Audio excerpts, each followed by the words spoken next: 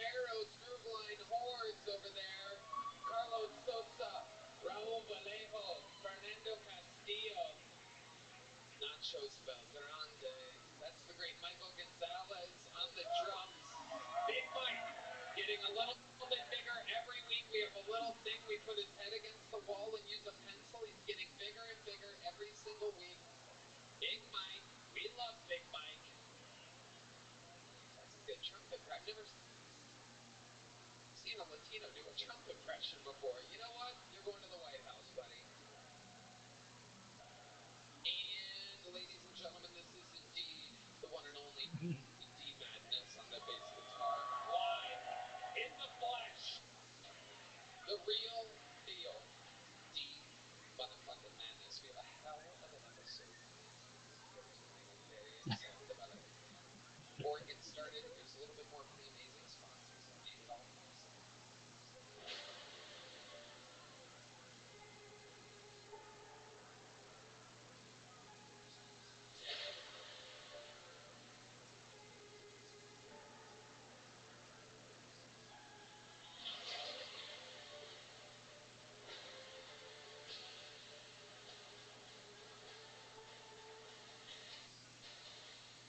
You guys ready to start tonight's fucking show?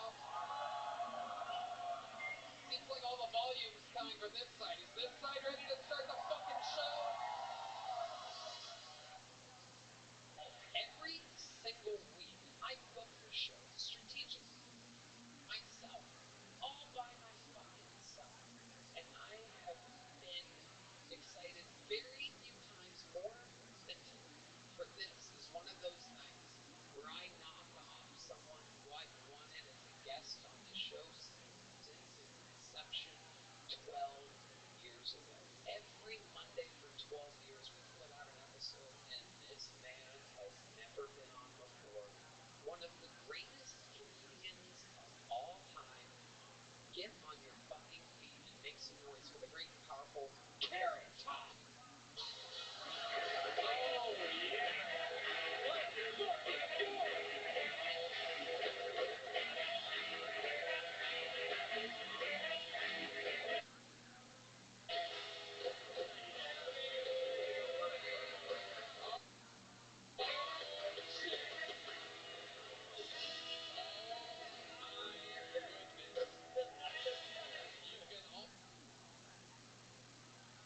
Nothing worse than an intro. This is the best guy in the world, and you eat shit.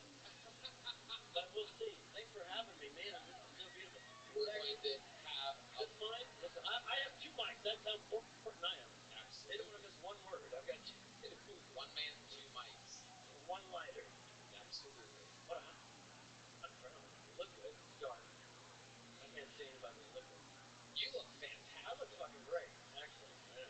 We were talking before the show. He's been working in Vegas for 30 years. He's been doing comedy for 40+ years. Now I'm Ladies and starting to gentlemen. look. Look at this Yeah. fucking guy. Yeah. Thank you. What's up? Thank you.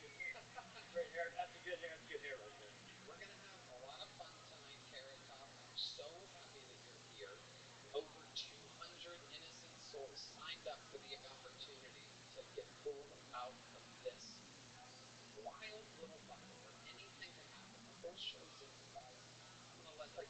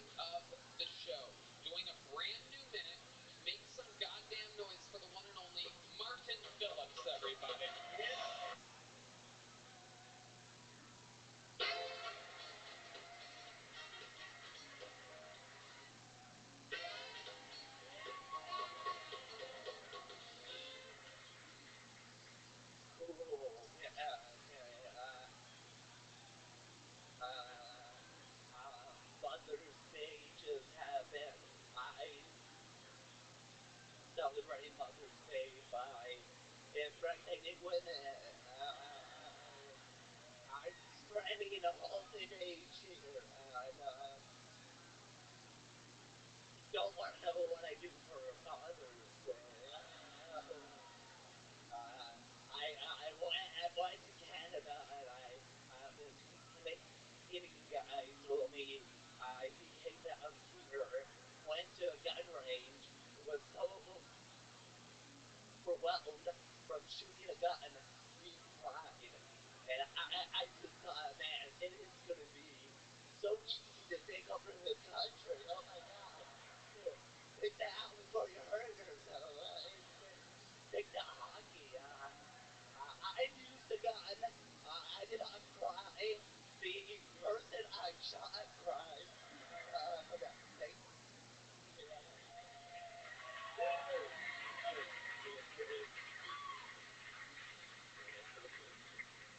yeah, You fucking nailed it. You killed it so hard. That's absolutely you're showing. yeah, Okay. unbelievable. Carrot top. It's funny. Oh, Yeah, really? yeah. I was saving it for a little funny. That's great. That's Waddles his ass out here. He just fucking crushes harder than almost 99% of some able-bodied people. Wow. Fair. Yeah, I'll take it. absolutely. Very rarely has anyone in his position. He's not like one of these guys that just is a one-note guy, like a real comedian. He just so happens to have cerebral palsy. His car's remarkable. Like we get it. We get it. We get it. Yeah. Clearly, you make your own. You paint your own Welcome. T-shirt. How are you? It's a cool shirt. Welcome. Who is this? I'm Rabbi Rothschild. How are you? Great, thank you. How'd you find out about me? Through through my friend Cool Cat. Cool Cat, how did you find out about me?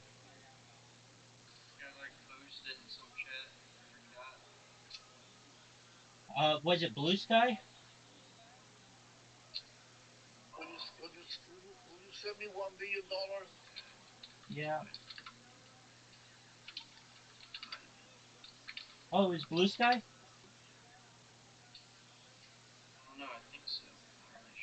Excellent. Do you mind if I tell you about myself?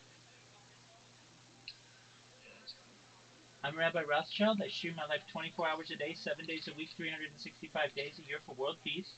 Cool Cat or Big Lumps, have you ever seen the movie The Truman Show or the television show Big Brother? Yes, many Excellent. times. Excellent. Oh, well, very cool. Well, that's what I do. I'm essentially on camera all the time. I do it for world peace. I don't want war anymore anywhere in the world. I've been doing so for more than 3.5 years, going back to the pandemic. We've seen the death of a queen, the birth of AI, the coronation of a king, and everything in between.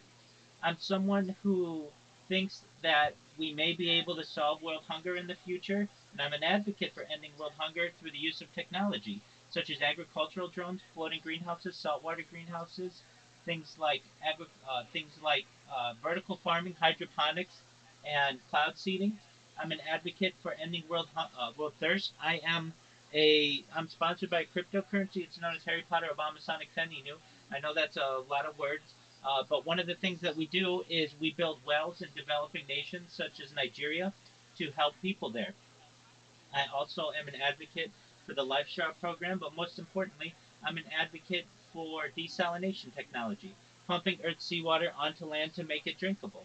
I talk about some other things that aren't normally discussed in society, things like anti-gravity, antimatter, faster than light, communication faster than light, travel, things like uh, alien disclosure and quantum computing, cryptocurrency, things like de-extinction technology. People don't know this, but the first successful de-extinction took place in 2003 with the Pyrenean ibex, which was a goat that was located in northern Spain, southern France. Fast forward to the year 2021, a company out of Dallas, Texas is founded known as Colossal Bioscientific. They've made it their goal that within the next 3 years or by 2028 to reintroduce the woolly mammoth into the Arctic Circle utilizing Asian elephants, which I just think is a mind blowing goal.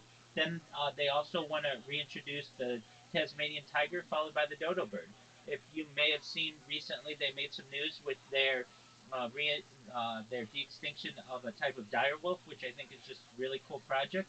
Uh, I talk about other things that may be of benefit to you. I know that Big Lump said that they want $2 million or something like that. Perhaps in the future, I may actually be able to make that happen.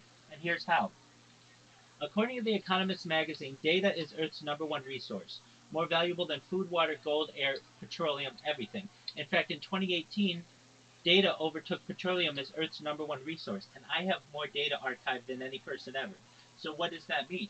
That means that Big Lumps and Cool Cat, I may be a very influential person someday, and if that happens, I'm gonna make all your dreams come true. And that's recorded. I am going to give you all the money that you need to be able to help your friends and your family, to be able to live life comfortably if you're not already, to have generational wealth if you don't already have it, and to be able to start charities of your own to be able to help the world, and philanthropic organizations to help humanity. I also want to help you, if you want, to be able to live longer. Now, this is all with your consent, but there's a type of technology known as life extension technology that may be of benefit to you. In the future, you may be able to afford oxygen therapy, human growth hormone, stem cells, cryonics, cryogenics, things like perhaps nootropics and ambrosia therapy, cold shock therapy, to be able to increase your average life expectancy that was previously about age 80 to age 100 or 120. But you may eventually say, Rabbi, I'm 120 years old and my body's starting to break down. What's the next plan? Again, this is with your consent. If you want to just die a normal age, you absolutely can.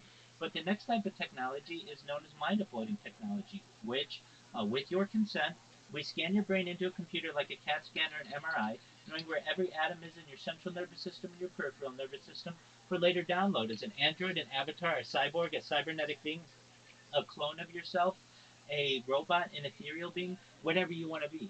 But essentially, what I'm saying to you, Big Lumps and Cool Cat, is that you may be able to experience digital immortality. What are your thoughts on everything that I just had to say? I love it. You are. You, I think you are the new. You are the new Jesus Christ. Oh, you're so Amen. sweet. Big Lumps, Listen. I love you. Are you? Are you? I, Listen. Are you? Listen. Are you? Are you? Are you? Are you? Are you? Are you? You were born in Israel? I was born in the United States, but I am Jewish and I am a rabbi. I pray every day. I daven every day. I say blessings on food. We light candles on Shabbat. I do my best to live as orthodox a life as possible while still streaming my life. Listen. I used to work for the Illuminati. I'm from the deep state government. Very cool, man.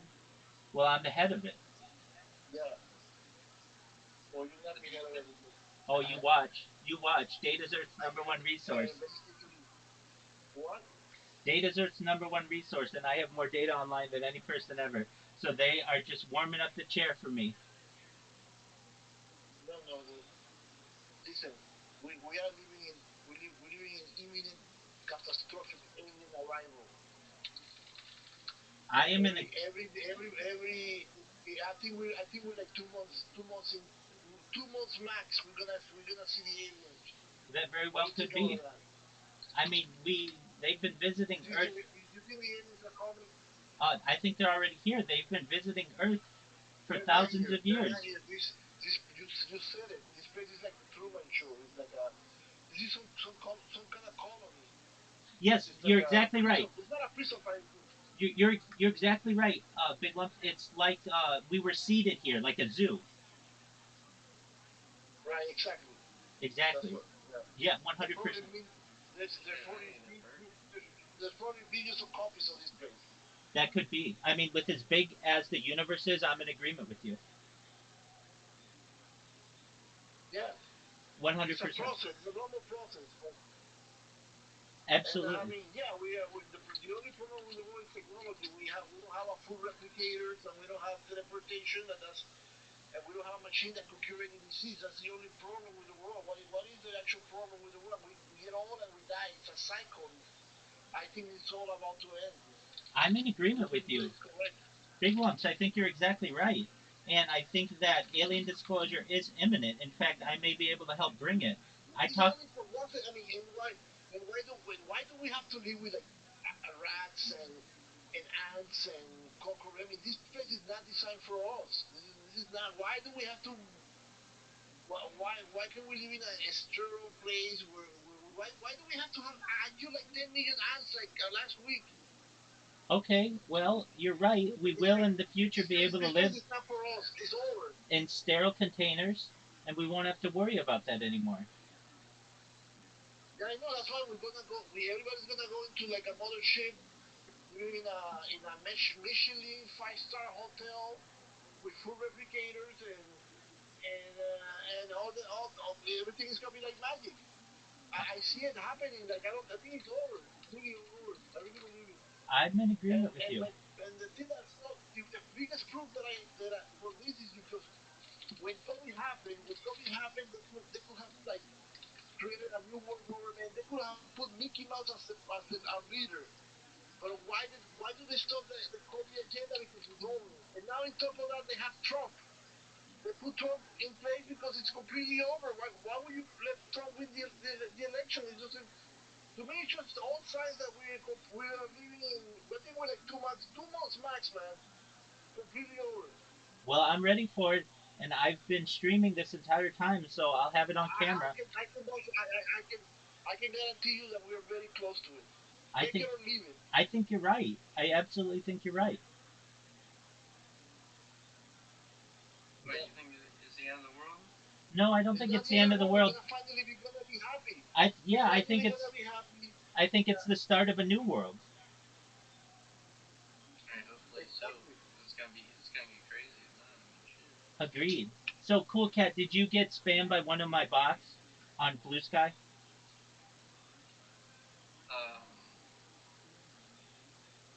No, I was just pasting him as a server. I just clicked on it.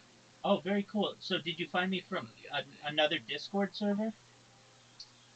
Yeah, this Discord base shit I just joined up. So, Okay, well, very we'll see cool. what does. Well, I'm just watching Kill Tony right now, enjoying life. Feel free to watch. It's a new, it's a premiere tonight. They've got Carrot Top on. They just started. So, do you know what Kill Tony is? UFOs. Have you seen a UFO before?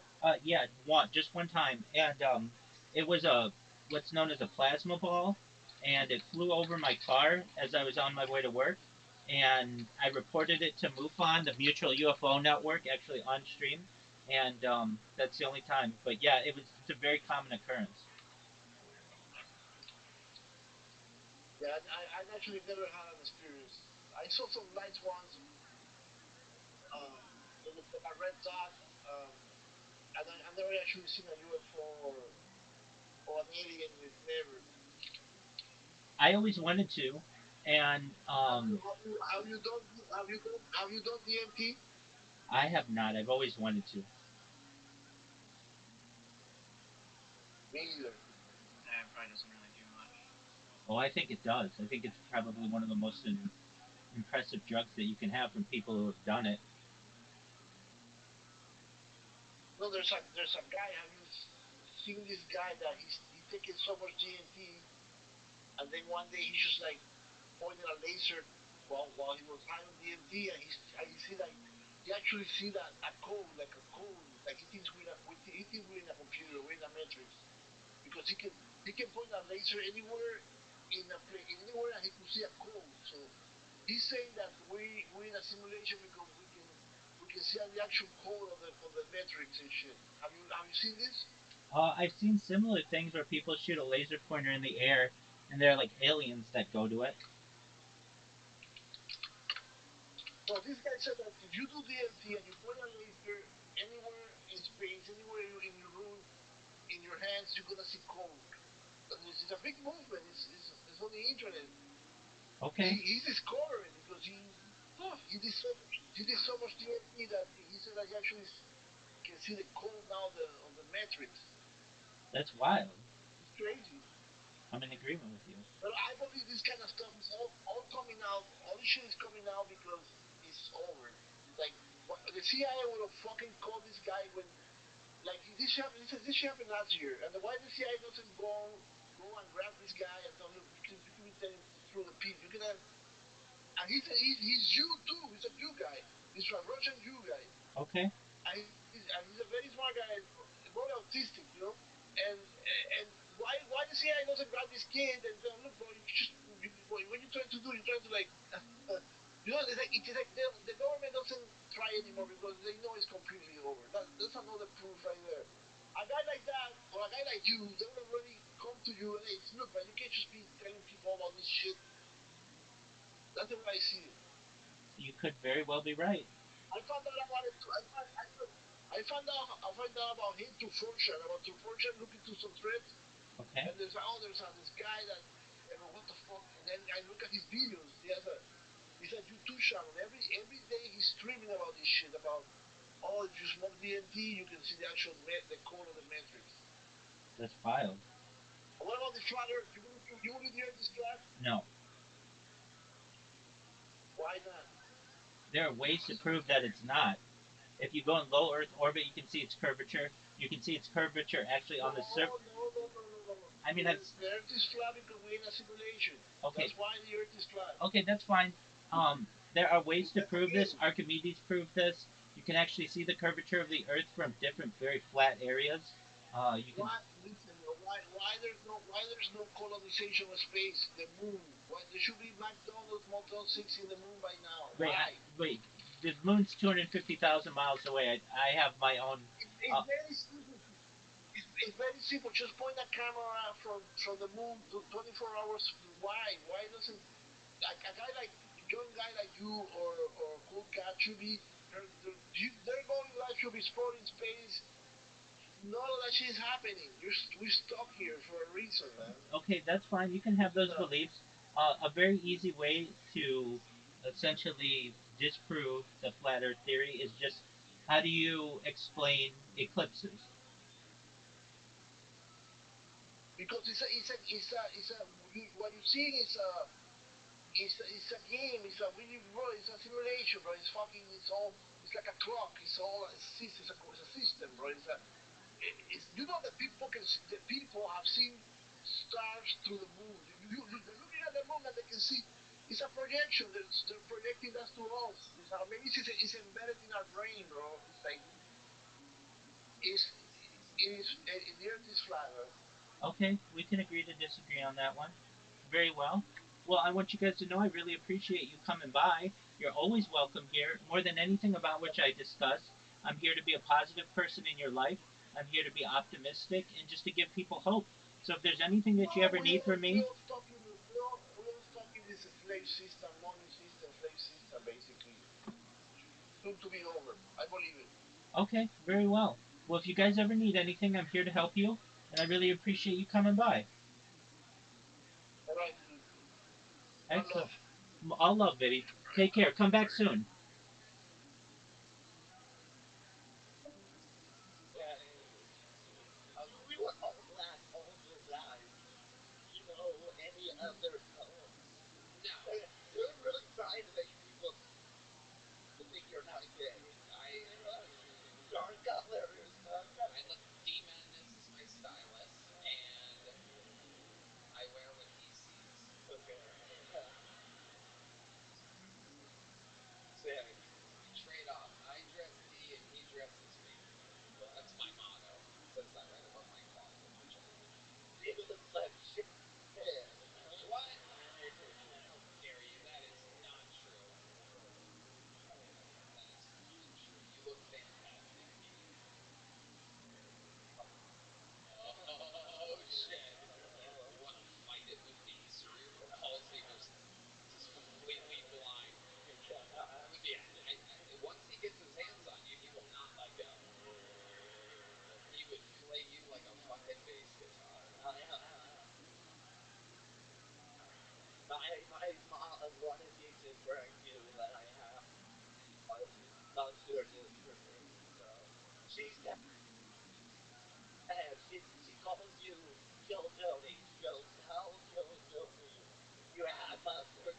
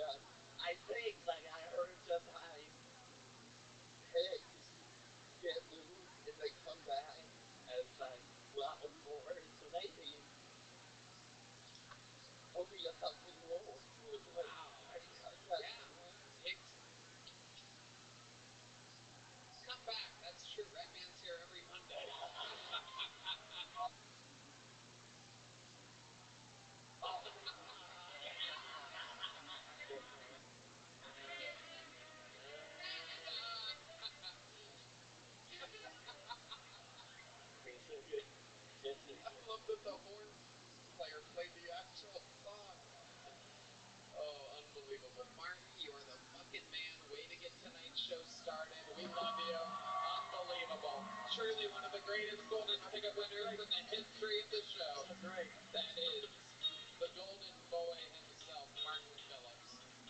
And this is the part where shit gets crazy, Carrot Top, because this is when we go to the buckets. We're gonna. He was funny after his set. Oh yeah.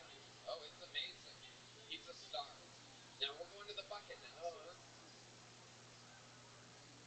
So we're meeting somebody. Oh, that They have no idea 5 minutes ago that they were going on stage. They're going up after Martin Phillips. Make some noise. This is Kyle Roberts, everyone. A minute uninterrupted from Kyle Roberts. Hello. I went to the dentist the other day. I found out that I still have a baby tooth. They did an X-ray. There's an adult tooth that's tapped in my gums. Hasn't come down yet. I also have a huge cock still in my stomach that hasn't dropped. So I'm hoping 2025 is my year. I don't know if anyone here likes a finger.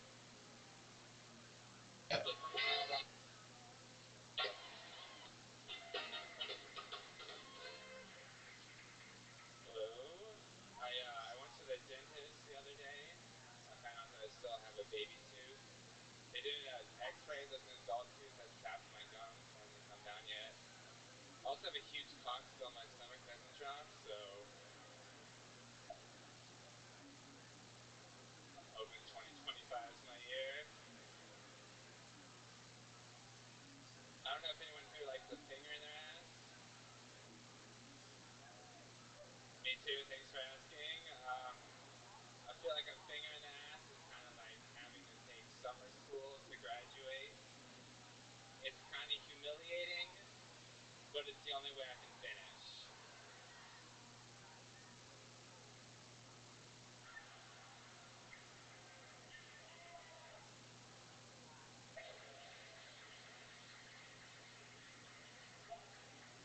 Not good at dirty talk. I realized that recently. I'm not good at dirty talk.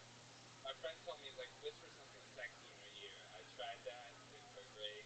I was like, Have you learned how to get a boner now?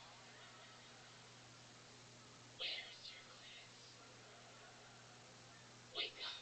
all right.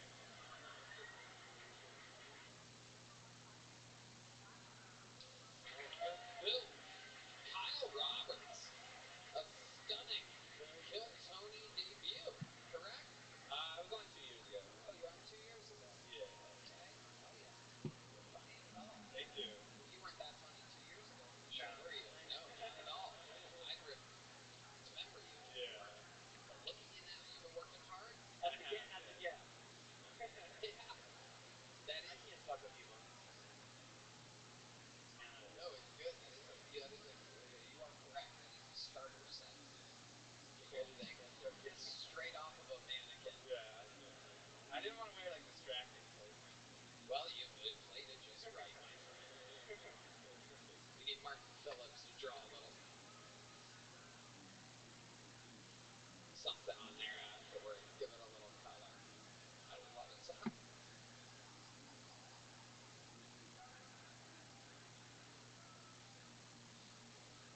how long have you been doing stand-up? 5 years now. 5 years. Where at? I started in Dallas. I moved here about almost 3 years ago. What do you do for work? I work at Chewy's Tex-Mex. Ooh, wow. The crowd goes wild. Chewy's Tex-Mex. You're a waiter there? I am, yeah. Okay. Doing good? Good. You work with a lot of chefs? Yeah, I work doubles. By the time working on a show, sometimes I order. Work mostly lunches? Do you make some menus? Yeah, I try to. Yeah. A lot of fun. We have some new items in the menu now. Tell us about the new items on the menu. We brought back pork. We haven't had pork in a while. We Pork? have a macho burrito that has guacamole inside and has green chili sauce on the outside. Oh my god. It's fucking amazing. Green chili rice is back. I work with a macho pork burrito every week. It's a red band. What? Oh, I hit your shoulder and pubes started flying up in the air. Look at that. Little souvenir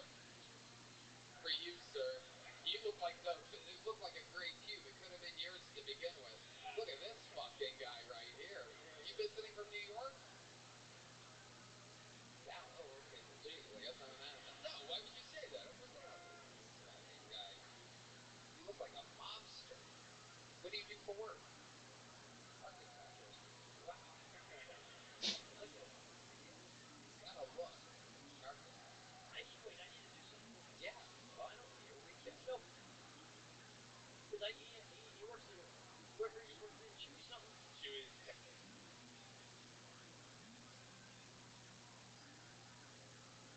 Tex-Mex. Yeah. Chewy Tex-Mex. I don't have a fucking. I only have a joke for sushi. Because when you eat sushi, you look like a real. Wow, look at that guy going with his chopsticks. I was hoping it was going to be. Now I can't turn it off. The kids in the sweatshop make this shit for me. I don't know. I don't know how to operate them. They build them. I come up with them and they build them. But look at that. That's just engineering fucking. Look at that shit. That is My dad worked at NASA. This is what I got from him. It's gonna be Every so, time I have. it's gonna be so funny in a half an hour when I ask somebody what they do for work and they're like, I work at a sushi restaurant. You're gonna fuck, I wasted it on the Mexican restaurant. I gotta find something Mexican. Yeah. Wait, I do have something. Hold on. Oh, I love this. All right, people misspell. This is so old. I forgot the joke. People misspell greens on Walmart almost all the time, right?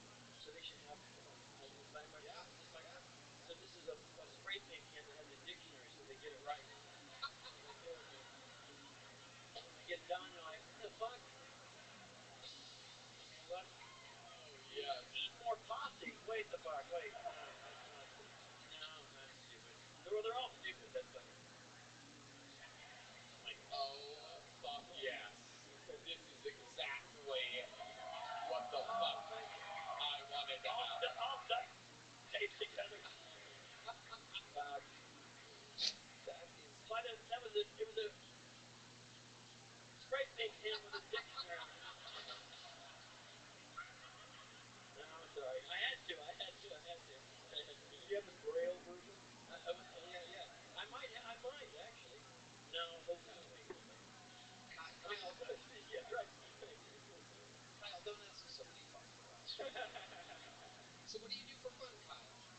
Well, I have a lovely girlfriend. We're about to move in. Ooh, about to move in. Have you lived with a girl before? Well, I've like stayed over at her apartment and house before that. Right, but you've never lived together. You've stayed over a girl's house. Yeah. How old are you, Kyle? How old am I? Yeah. I'm 31. 31. So this will be your first time living over with her. Yes. Do you have any weird habits that you're nervous about? Yeah, I don't. Uh, Any weird habits? well, she doesn't. I sometimes like scream before I pee. I don't know why, but yeah. Like not like a flex or anything. I'm just like like you know how people try.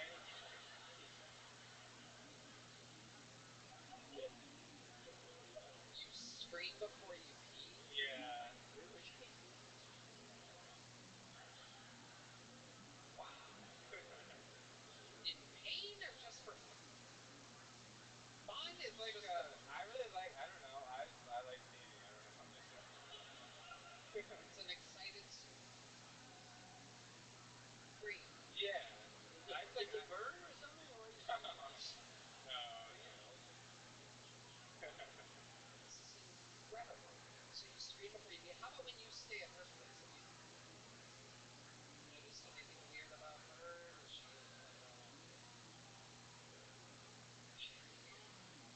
like anything Weird that what? stand out to you?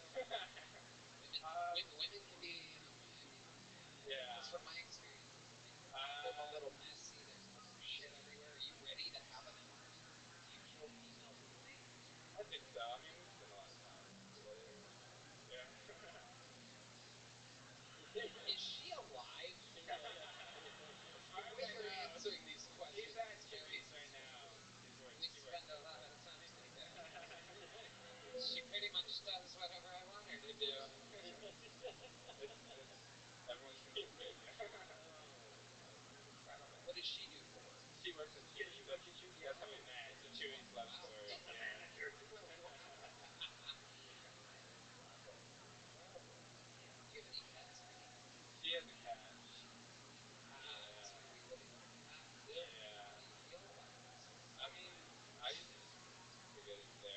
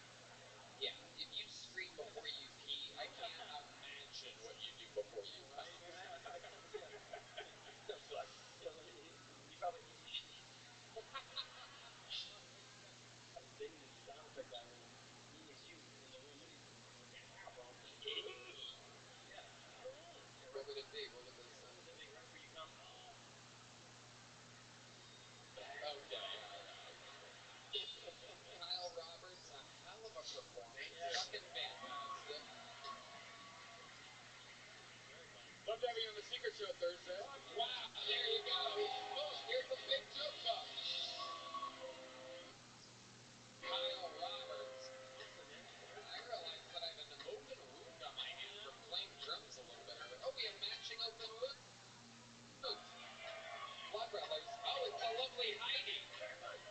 Oh my goodness. What a special treat. Sorry. Easy on the eyes. Hey y'all, this podcast is sponsored by Incogni.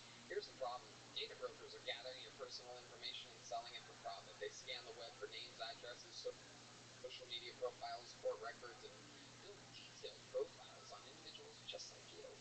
This data then ends up in the hands of scammers, which leads to spam, identity theft, and even loss of control over your own personal data. Sounds like a big problem, right? Well, not anymore, thanks to Incogni. Right, Dan? Incogni solves this problem by reaching out to data brokers on your behalf and requesting they remove your personal data. The whole process is automated. I love knowing that my personal info is safe with Incognito. It's really cool, Logan. Absolutely incredible. While you can ask these data brokers yourselves to delete your personal info, this process takes hundreds of hours to do manually. So let Incogni do it for you. Take your personal data back with Incogni. Use code KILLTONY and get 60% off an annual plan at incogni.com/KillTony. That's incogni.com/KillTony.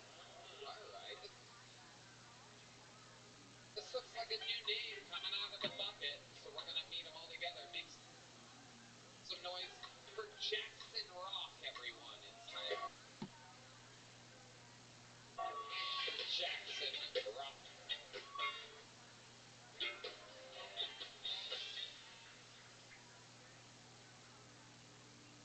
I love cougars, Word. and cougars love me. Word. Give it up for the cougars, y'all. Yeah. I love a woman who's not afraid to take away my Xbox.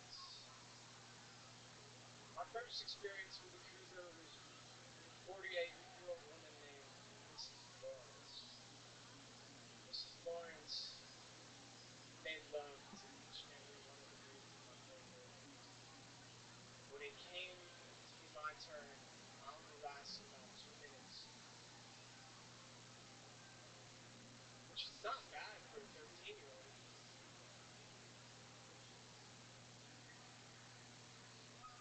When her son found out, he was so jealous. Now, I'm just going to say what's on everyone's mind. The homeless people in Austin, not all of them, but some of them, I would have sex with. Thank you. Okay. Wow, there is Jackson Rock with an absolutely frightening set. Pretty sure he admitted to about 2 or 3 felonies in 60 seconds there. Work for the government. He'll have to do that. Yeah.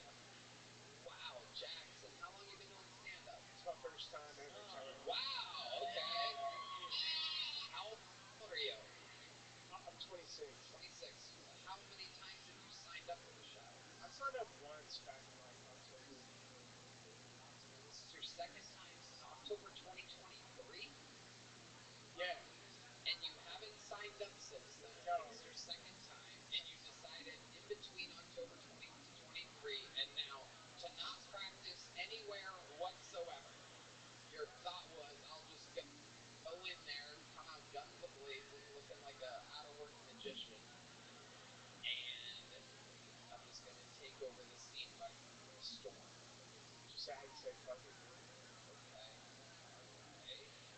What makes you think homeless people would want to have sex with you?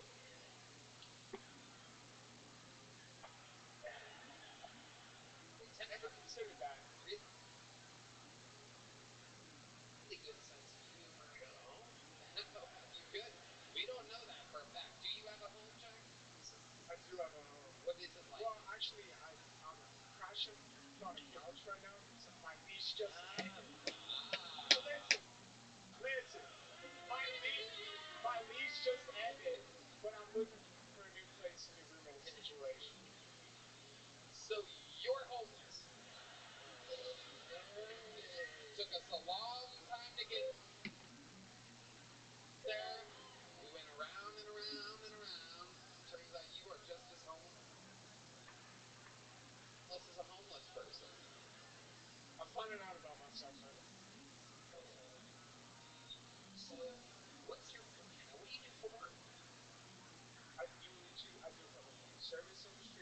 also do solo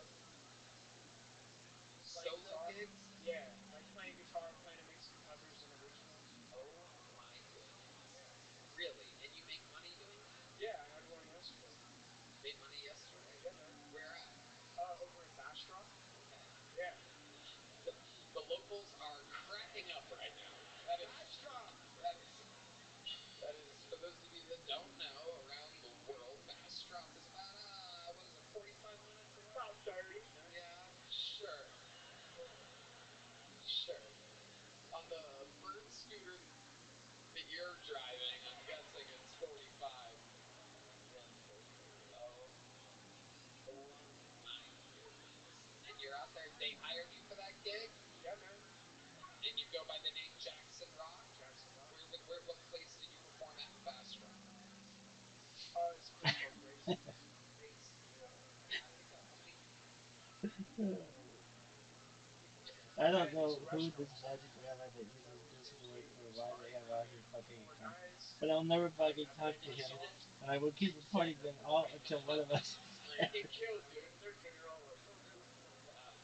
People are like, the worst Mother's Day restaurant meal I've ever had. That's what I say. Yeah, he's like, I'll be back on Father's Day.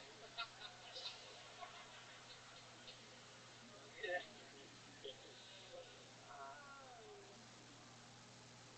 Well, then Jackson, what's your like best original? You think? What is the name of that? What's it about?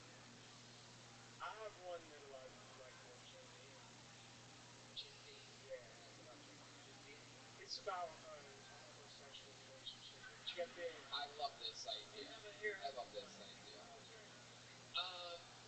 Sean Greenberg. I like Is there that. any?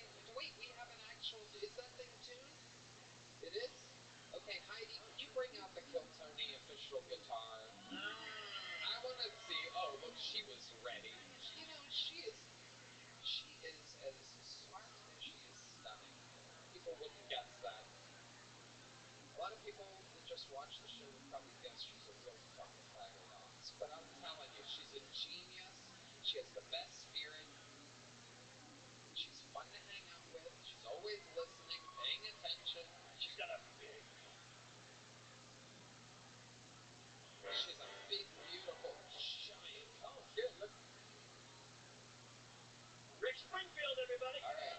So you're gonna sing it and you're gonna play it, right? And you're sure it's an original, right? Because we can't set up the YouTube algorithm music thing, or else we have to pay whoever the fuck actually wrote the song that you're doing. You got it? I got it. You nervous? It's just like playing at Gracie's in Bastrop, except there's just another few more million people watching. Give us a spotlight keynote, and here he is making his Kill Tony music debut with his hit song, all the way from Bastrop. This is Jackson Rock playing Jim Beam. There's a man who always treats me right. He holds my doors, he never snores, he helps me sleep at night. There's a man who changed my life the first time that he kissed my lips. He never bit, he's always in my dreams. His name is Jim Beam. He's always been a friend of me. I never seen him lying cheek. Roll the streets, we spend the night in jail. His name is Jim Beam. It's all been a friend of me. We'll take a flying cheek, try to pull the street. He always pays my bill and buys me weed. All right, Jackson Rock. I like that song. Turns out you're a fucking musician, Jackson. Solid ending. Yeah, That was great, man. absolutely. You're also gay, Jackson. I don't know if you noticed that. No, I'm not. Yeah, huh? And I No, would I'm know. not. I'm not. It's like a video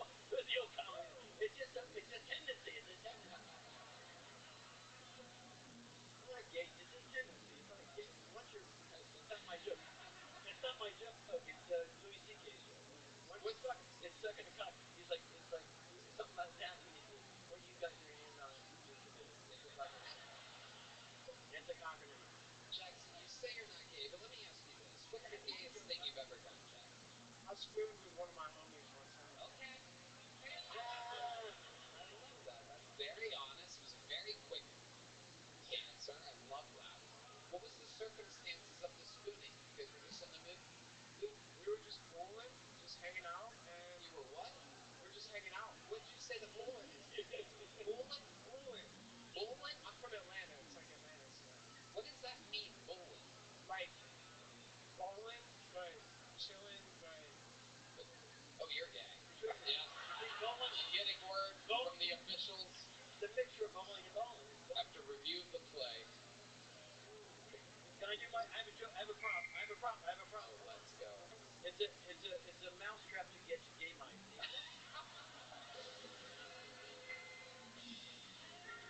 Classic.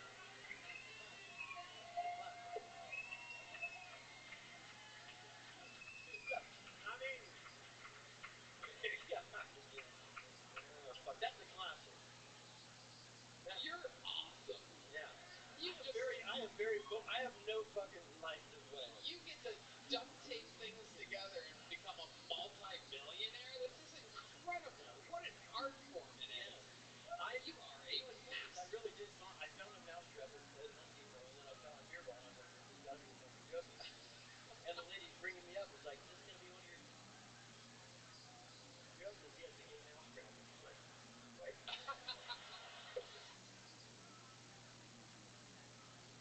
I'm just gonna fucking kill. It's gonna be great. Great on it. It's gonna be great. So fucking cool. This is awesome. It set me up though in a good way. Yeah, I love it.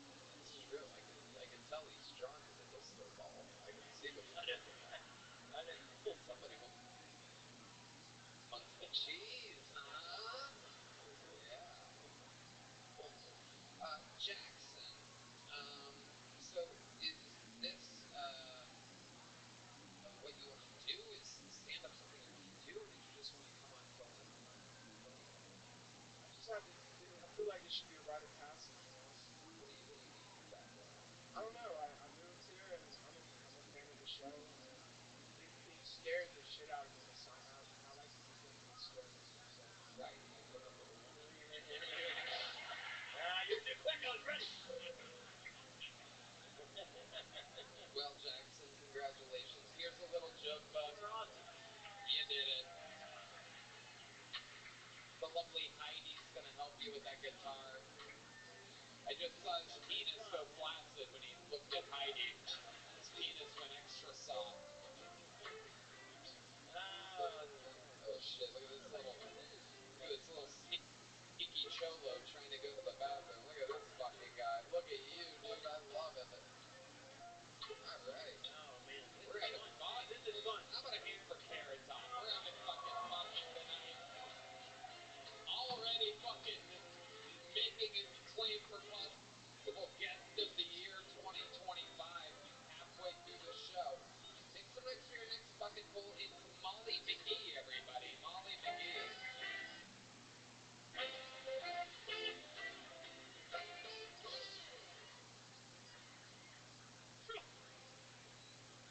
I'm new here. I recently escaped California. Is my son's genitals still intact? He said, Mommy, am I a boy or a girl? I said, Tyler, are you a boy? Yeah, boy. You a big sack of shit moving in circles. I will love my child no matter what. So if he's trans, I'm gonna say the same thing about his penis I say every time he wants to start a tongue. You're gonna have to keep it and take care of it till it's fully grown. Then you can decide if it's not cute anymore and you want to get rid of it. Cross the border. He's not trans though, he's just regular autistic.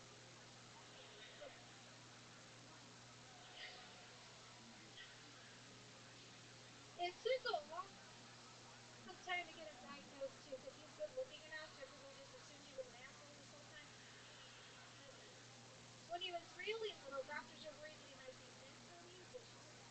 Yet they didn't call it that though. They called it starting to look like a toddler.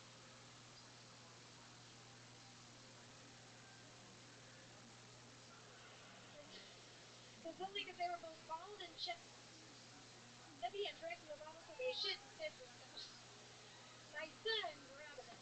Thank you. Wow. Molly McGee, welcome. That was a fantastic set. Oh, yeah. What did you say? We don't get to that part, guys. Let's fucking go.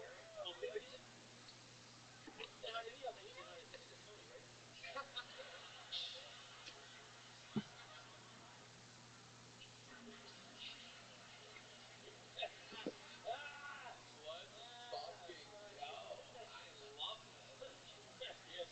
Molly McGee, this is an unbelievably great minute, I guess. I'm just surprised. We were at the sexist female comedian with AOS, especially the last month or so. Real talk. So your expectations were very low, and your stuff is topical. It seems.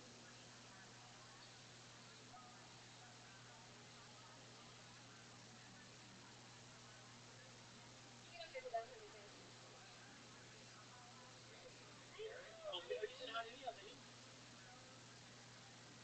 When he was really little, doctors are worried that he might be mentally. They didn't call it that though. They called it starting to look like a trauma. It was only because they were both bald and chubby and drank from the bottle, so they shouldn't differ. So my son grew out of it. Take your serve until it's fully grown. Then you can decide if it's not too much or you want to get rid of it. Of course not. He's not translated. He's just messing around 16.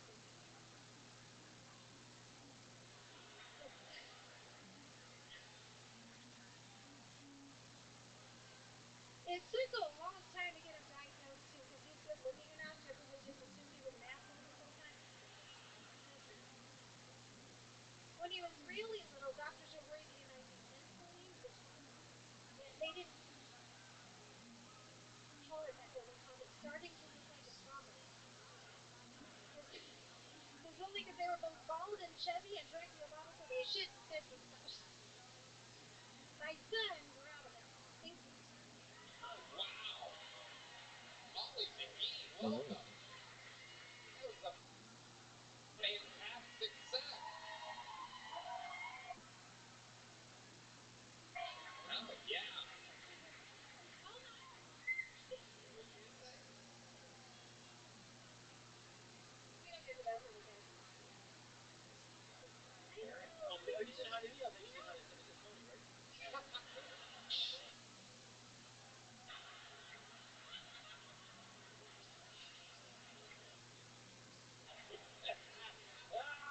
Let's fucking go. I love this. Molly McGee, this is an unbelievably great minute. I guess I'm just surprised. We were at the sexist female comedian with AOS, especially the last month or so. Real talk. So your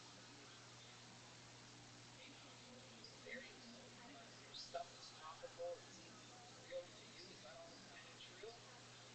Quality is okay.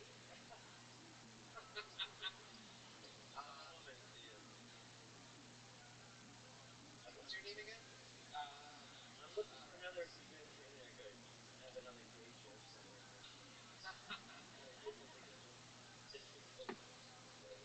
Sorry, do your intro. Molly, how long have you been doing stand-up?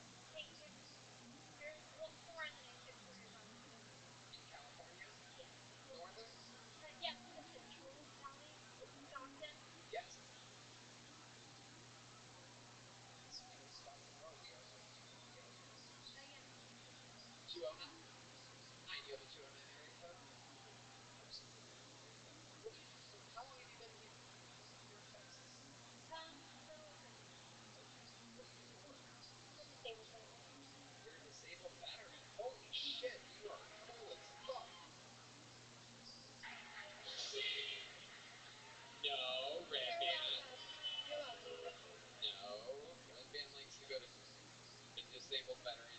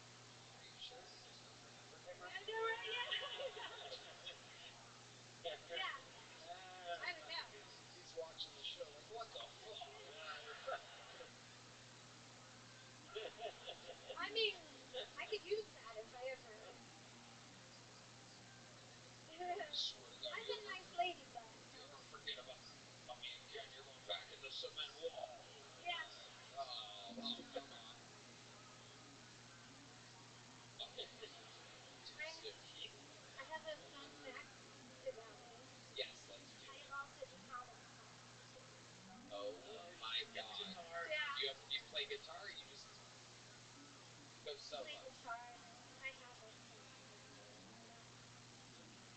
You brought a guitar? Heidi, oh my god. What a special fucking, what a special treat this is. How many times have you signed up for the show? Tons. Tons. Tons. Can you give me a ballpark? Since you I'd got say almost like 50. 10 or 15. I mean, I haven't had music before, so let's say Okay. You are let's correct. say That'll 10, work for pretty 15. much That does any. sound like a good number, I This guess. is your first time. You always bring the guitar when you sign up? Yes. Okay. I love to sing around. Do you have a name for your guitar? Amnesia Jenkins. All right. Well, this is. I want to bring it out of zombie possession. Just for your brain waves and the microphone cover.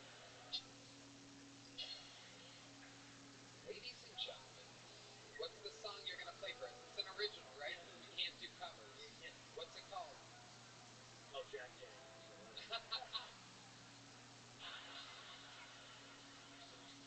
Because I'm he's that big, isn't it? Well, kind of important, but so I have an lazy eyelid,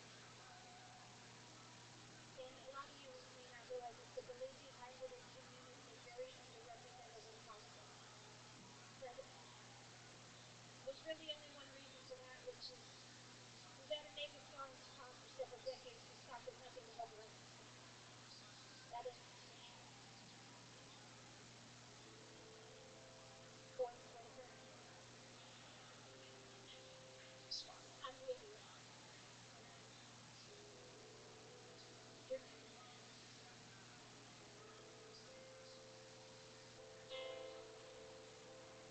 Forrest Whitaker. When I was a little girl, I used to get bullied for having a lazy eyelid. They called me Quasimodo, Sloth from Goonies, Rocky after the fight. And I used to cry the whole way home, but when I'd be happy, when I turn on the TV, there was an ambulance.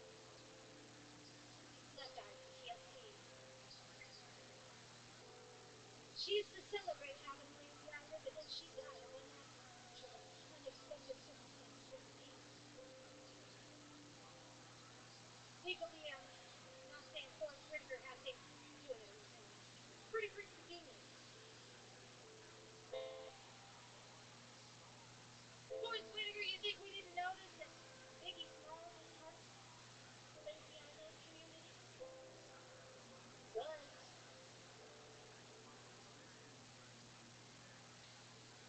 They never did find his killer, did they? It's almost as if the detective was so close to the case he couldn't see the forest through the trees. Happy then? You're too good at me. How many children won't be blessed anymore when you when you gone? How many lazy eyed stars will be born when you gone? When you gone?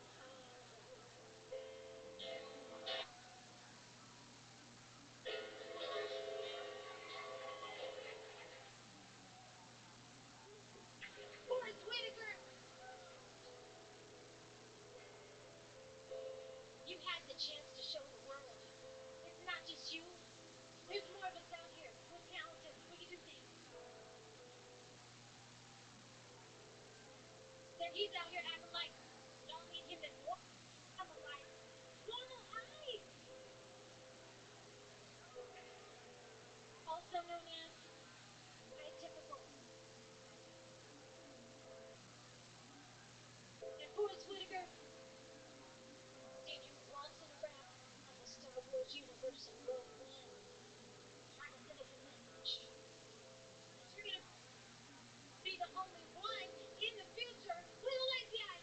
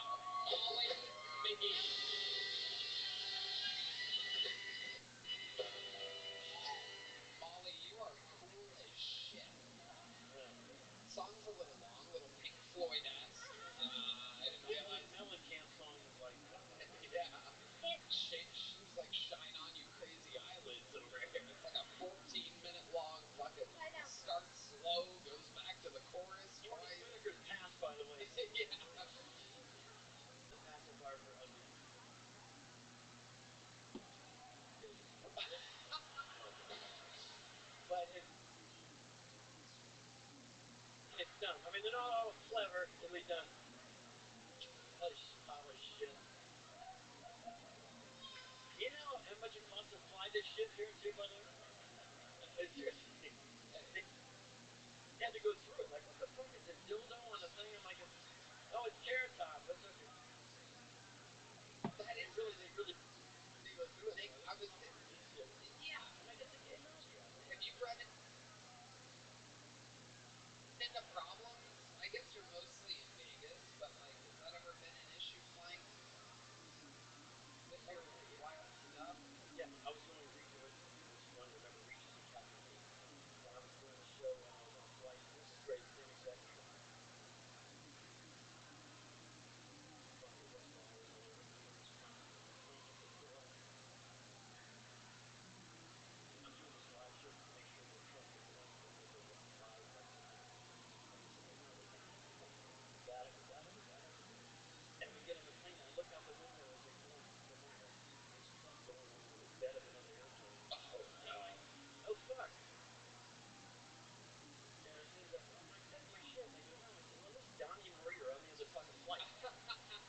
There's like a box full of fucking shit left, so they got us across.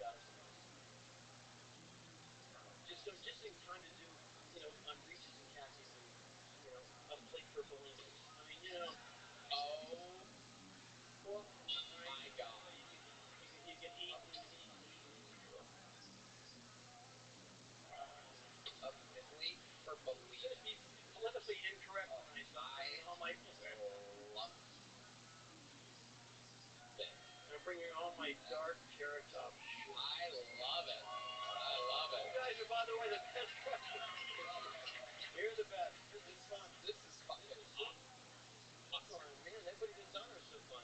Yeah, we're having you guys having fucking fun out there? The band is unbelievable. They're the shit. We're having a You're doing okay. The band, honestly. All right, let's get back to this bucket. We're gonna meet another comedian. Make some noise. 1 minute uninterrupted for Jordan Gilpin, everybody. All right, Jordan. Jordan!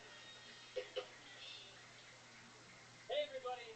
I know you're thinking, and yes, it's true. I do have bicycles on my wall in my living room with art decorations. Yes, I do. I recently took a 23andMe and found out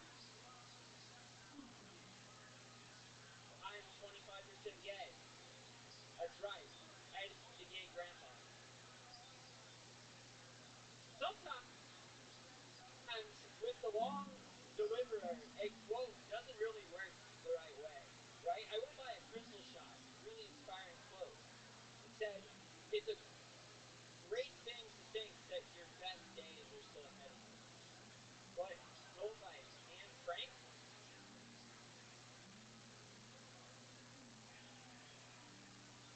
maybe they were talking about reincarnation. Guys, it's kind of weird. Family, yeah, that's right. They're crystals, right? They can see the future, but they can't Google the past. Yeah. My sister's in a thruple with my with my. I like that one guy thruple. Yeah, that's right. By the way, yeah. First day. First day. They gave Yeah, me yeah. So what do they have you doing? If you were hired as a cutter and you haven't gotten a cut for weeks yet, what do they have you doing? Yeah, so the first 2 weeks I was what they call the line position. So you talk to everybody in line and ask them what you want and you tally. Have you been there? Michael, relax over there. Can we keep him over here? Jesus Christ, what are you having your own side conversations? Yeah, where you're cracking up at the number thing. Relax over there. Yeah, so it's almost a glorified Chick-fil-A person. Yeah, because you're going down the line, you're like expectation manager, and so once you sell your 20 pounds of turkey for the day, nobody else can't guarantee turkey. So it's like somebody's got their heart set, waiting 3 hours in line. It's like, well, there is, so you got to try them on. So you got to sweet talk them out. Okay, so let's do a little thing. Let's do a little. Give me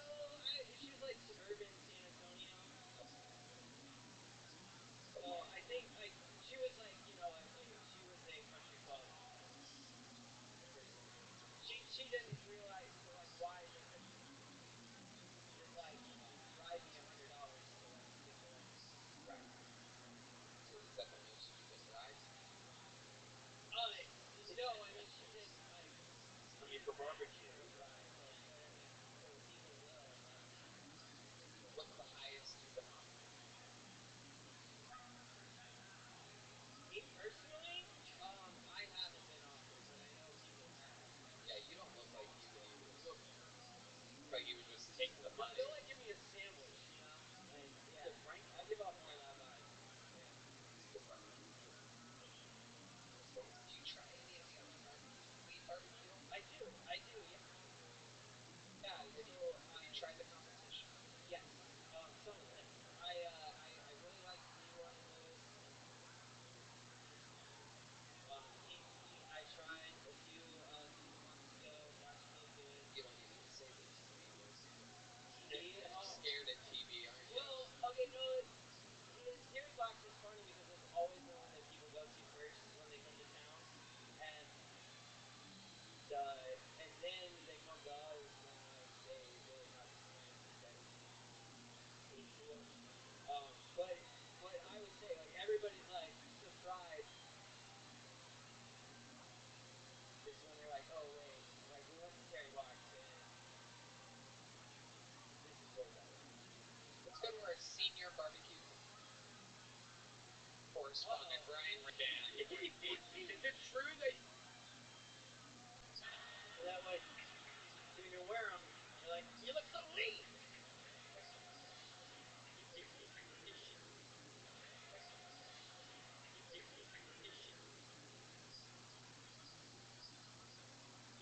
Fucking retarded, isn't it? I mean, I'm retarded. You can't say that word anymore. I'm gonna say it. this is the best? Show and tell with liquor. I love it. Hell yeah. All right, Jordan. Well, Good job, Jordan. fun time. Hell yeah. All right, Jordan. Well, Good job, Jordan. fun times, my friend. Good interview. Good insight into the barbecue world of Austin, Texas. There's a little Jumba. Thank y'all. There he goes, Jordan Gilpin, everybody. Right. And it's a perfect time to bring up one of the greatest regulars in the show's history, everyone. Ladies and gentlemen, a juggernaut, an absolute superstar flying through the cosmos at 1,000,000,000 miles an hour. I present to you truly, who I believe is the top young rising comedian in the world. Make some goddamn noise. This is a brand new.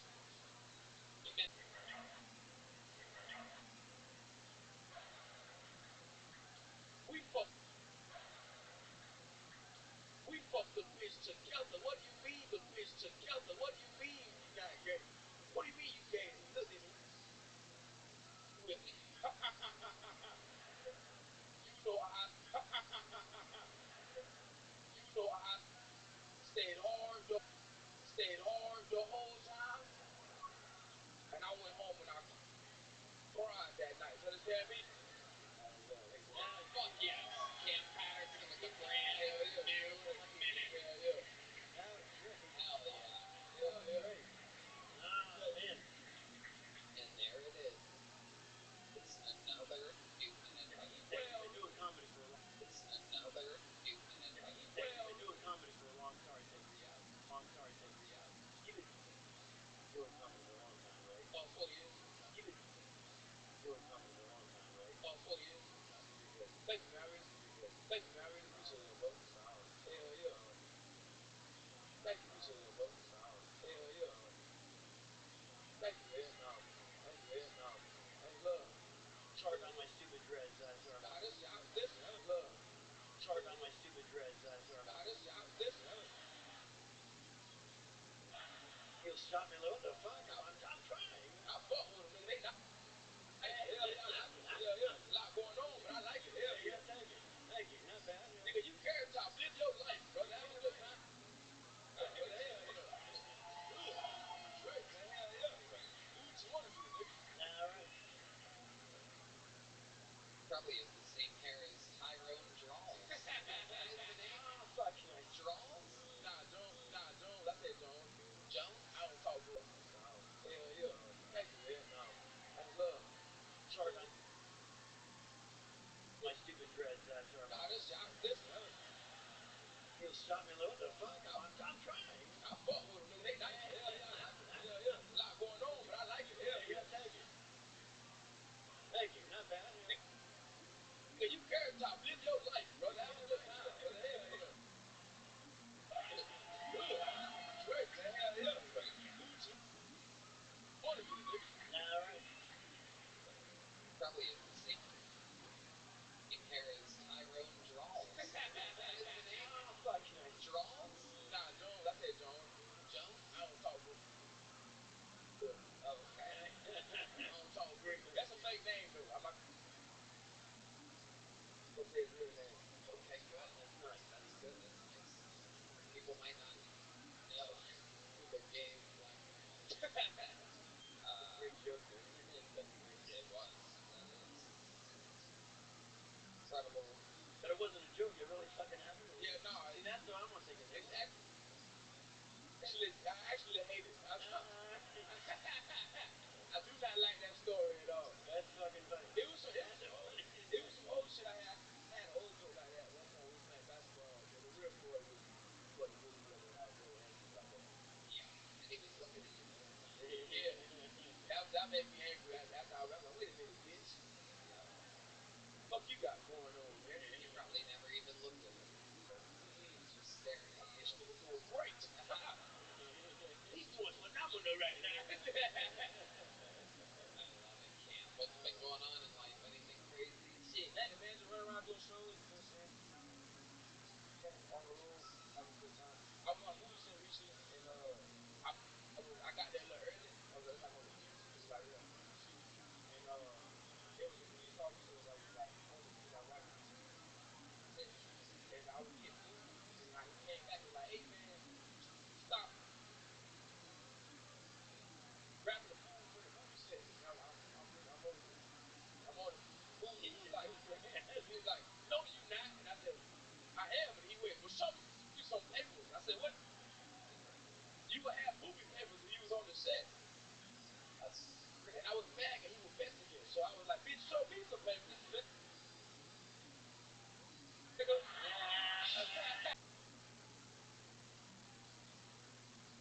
Cam, Really motherfucking. He is something else. There's never been anything like it. Someone like him writing and performing a new minute every week while putting it together. The long, long sets that he does. He's on the road and somehow kicking out a new minute every week on the show. This looks like a familiar name coming back out of the bucket for the first time in a while. Make some noise, a new minute from Jake Coulter, everyone. Jake Coulter.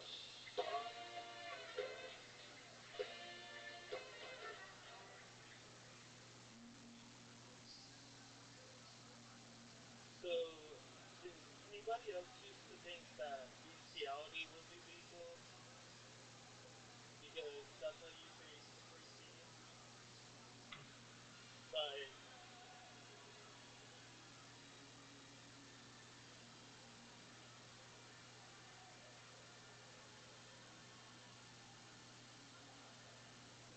Like, getting a dog pregnant creates werewolves. Getting a horse pregnant creates centaurs. Flushing your cum down the toilet. This is. You thought I was retarded. That's right. That's right. That's right. But in an unbelievable twist, you're not. What is your condition? I don't think I have one besides like social anxiety. Okay. Okay. I mean, like I can put my foot over my head. I don't know if that's a. You can put your foot over your head? Let's see. Yeah, I mean, we got it. Wow. Wow. That is incredible. Now do, wait, do both. Do both. Can you do both? Can you do both? No. No, no, no. All right. It's nothing then. Incredible.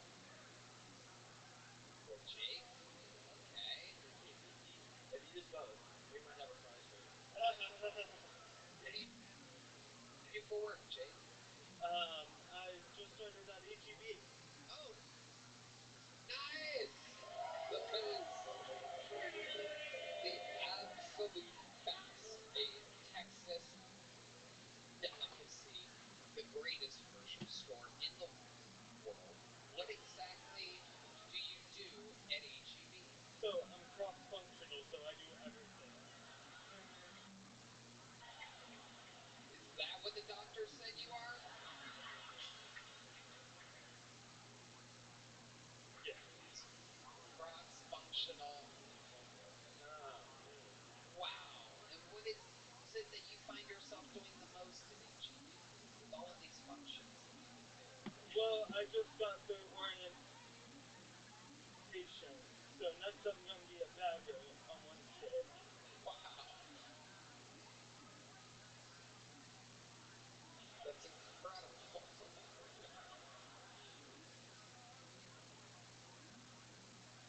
Red band. Why would you hit that? Only once. It was so perfect. You should hit it again. So they told you, wow. Otherwise, that's very memeable. I wonder if they have special music over in the tortilla reel. What do you think it sounds like over there?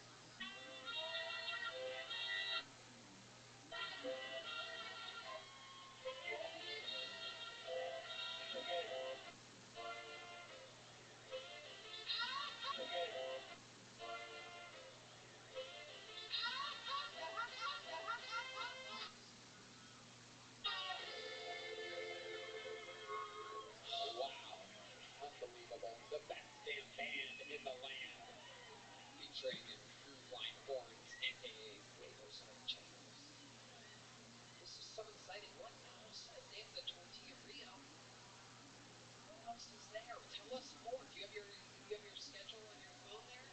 Yeah, it's in the bag. Let's get his phone unlocked. I need the lovely Heidi to unlock his phone. I want to know all the special sections of the HEB. I guess I could ask Red Band, but The tortilla place, they make their own tortillas every day. Fresh tortillas, the best tortillas in the city. HEB, for those of you listening to around the world, I know you're hearing the crowd go crazy. You've heard it come up before, but I mean, there really is no describing how unbelievably. I mean, it's beyond. It makes Whole Foods look like a goddamn fucking Goodwill. It is incredible. Have you been? You've been physically there. Let's pull up this training schedule. You're gonna get fired before you start. Yeah. Just to let you know. I'm just kidding. HEB loves us. We have a mutual relationship. We perform at the HEB Center every New Why am I Year's getting a text? What does it say? From him, I don't know. Okay. What do we got here? Can I look at it? It's very exciting. Ooh, welcome to training at HEB. LOL, Tuesday, no shifts. Wednesday, training. Thursday, no shifts. Friday, no shifts. You got no shifts. Oh, here we go. All right, here we go. Thursday, May 22nd. Shift start at 6 a.m. and work until 2:30 at the tortilla Rio. Friday off. Saturday off. Sunday, 9:15 to 4 p.m. Back. Wow. It starts big. The next week, no shifts whatsoever. That's pretty much it. You got it. Well, that's good service. Which is perfect because that's when this episode comes out, and it makes sense. It's like they already know. Right? Yeah.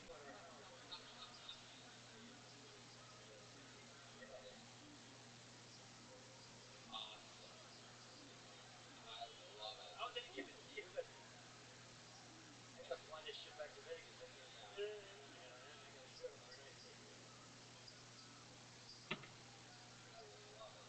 Jake, congratulations. You already have a big cookbook? Yes, sir. Yes, you do. So keep filling it up. There he goes, Jake Coulter, everyone.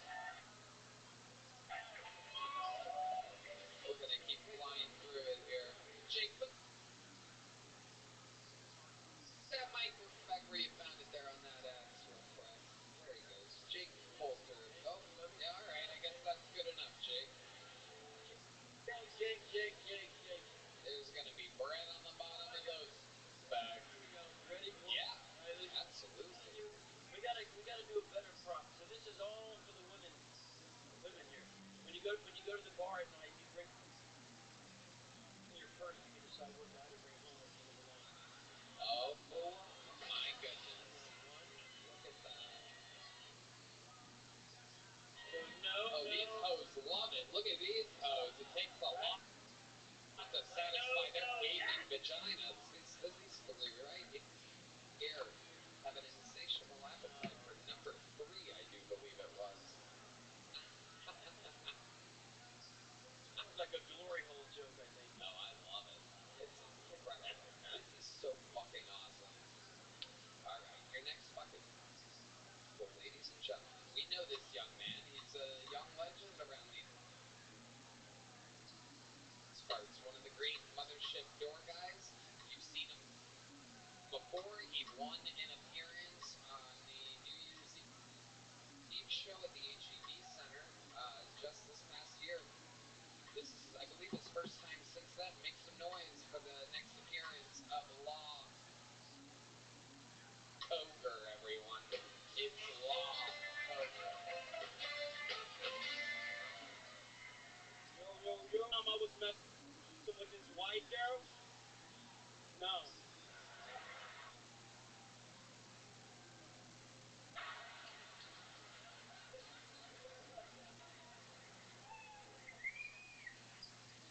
Yeah, one time I was messing with this white girl that wanted to say nigga during sex. No.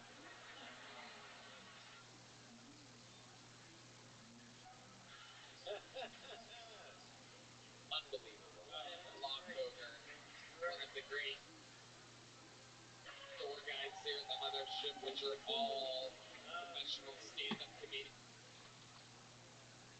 selected by the booker Adam Egan, doing a lot of spots every single week.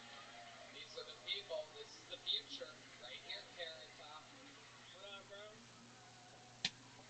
He's on a cruise? Yeah, here. My cruise fucking is not fun.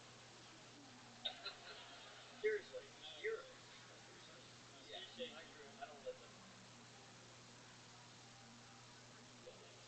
Let them look at you. Yeah, they're a lot.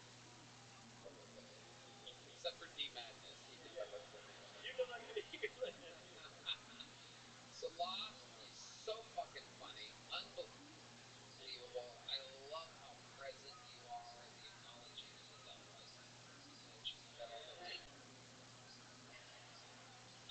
Law, what's it like being a short ass?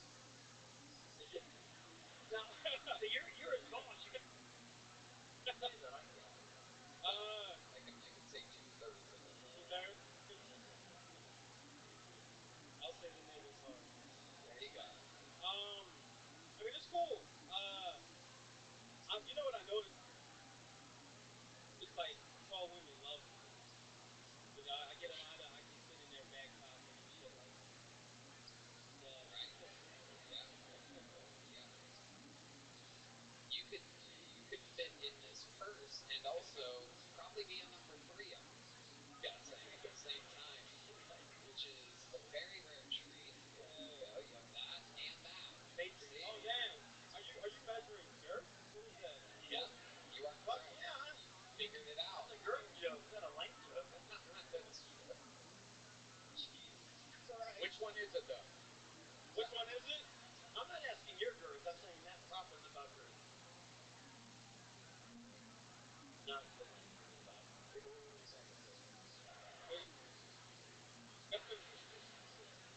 Okay. Which first lady you kiss first? They left early. Now that you're here, they're like, oh, you fucker.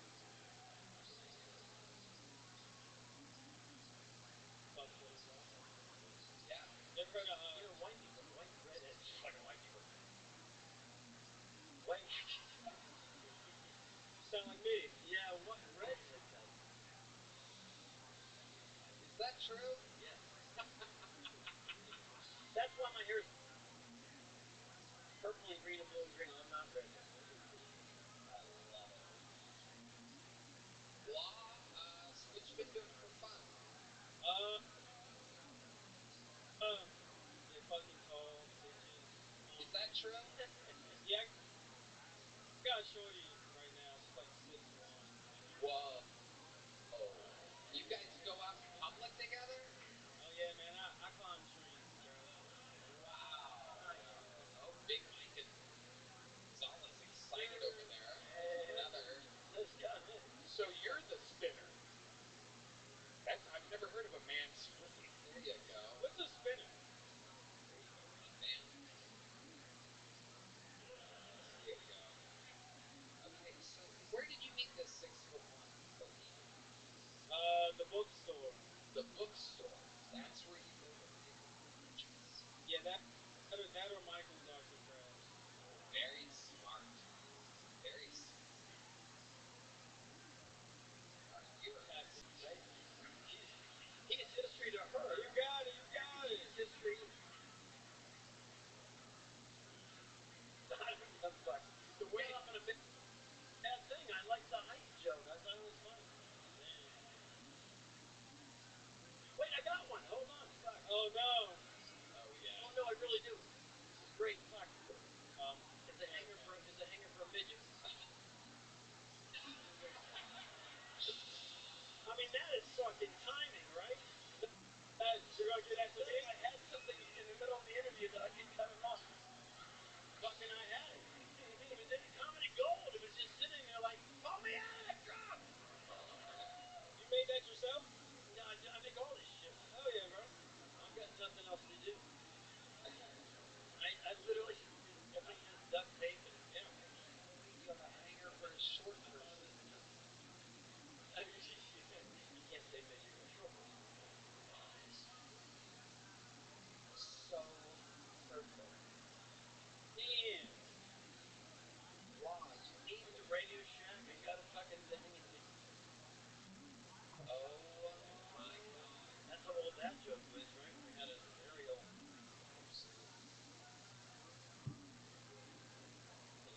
Law, anything else crazy we should know about you? Or moving on? Before he kills me. Yeah. Oh yeah. I've been doing this thing. Have you heard of it? It's called semen retention. Oh, what? Semen retention. It's like where you like choose not to ejaculate. Oh, I'm not into that. Yeah. You gotta hold it all in. You Yeah, I hold it don't like all in. ejaculate. It'd be called curdling, right? Like you curdle it. Yeah, what the Fucking You know all disgusting, this. Red Man. Settle down.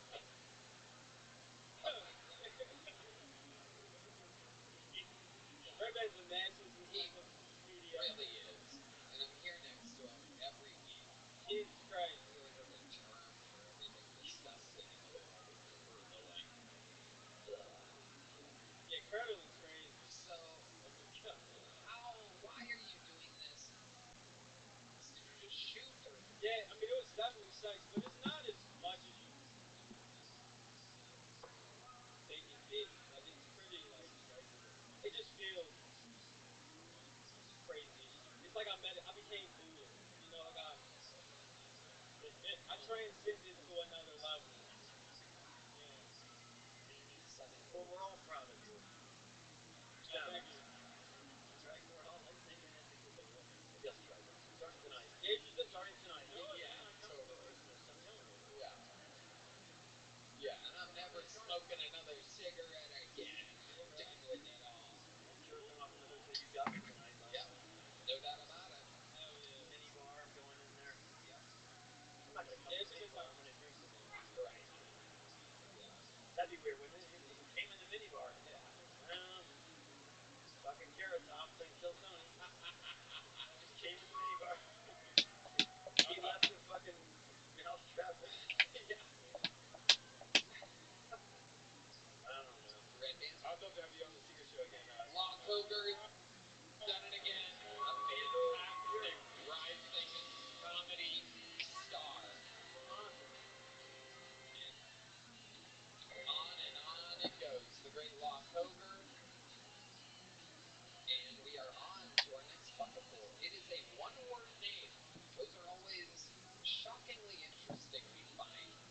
12 years of this show.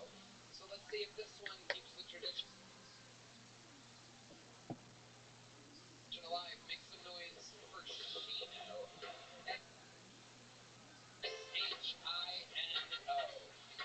Here's Shino, everybody.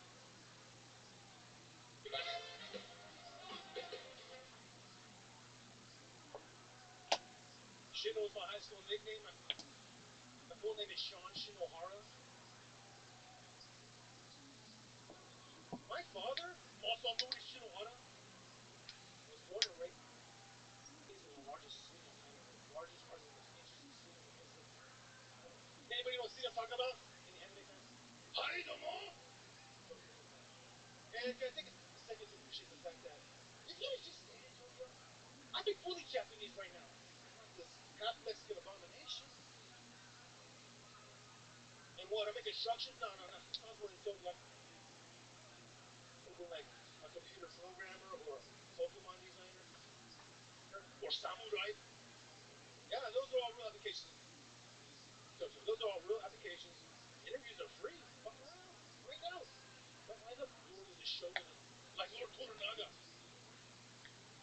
shogun fans. But now he didn't stay. He didn't stay. When he was 25 years old, he moved from the largest, arguably most interesting city on the face of the planet, right? To where, right? To Corpus Christi, Texas. Corpus Christi, Texas. You know what's in Corpus? You know what's in Corpus, son? A whole bunch of Mexicans. A whole slew of Mexicans, and eventually, right? Eventually, he knocked up some Mexican,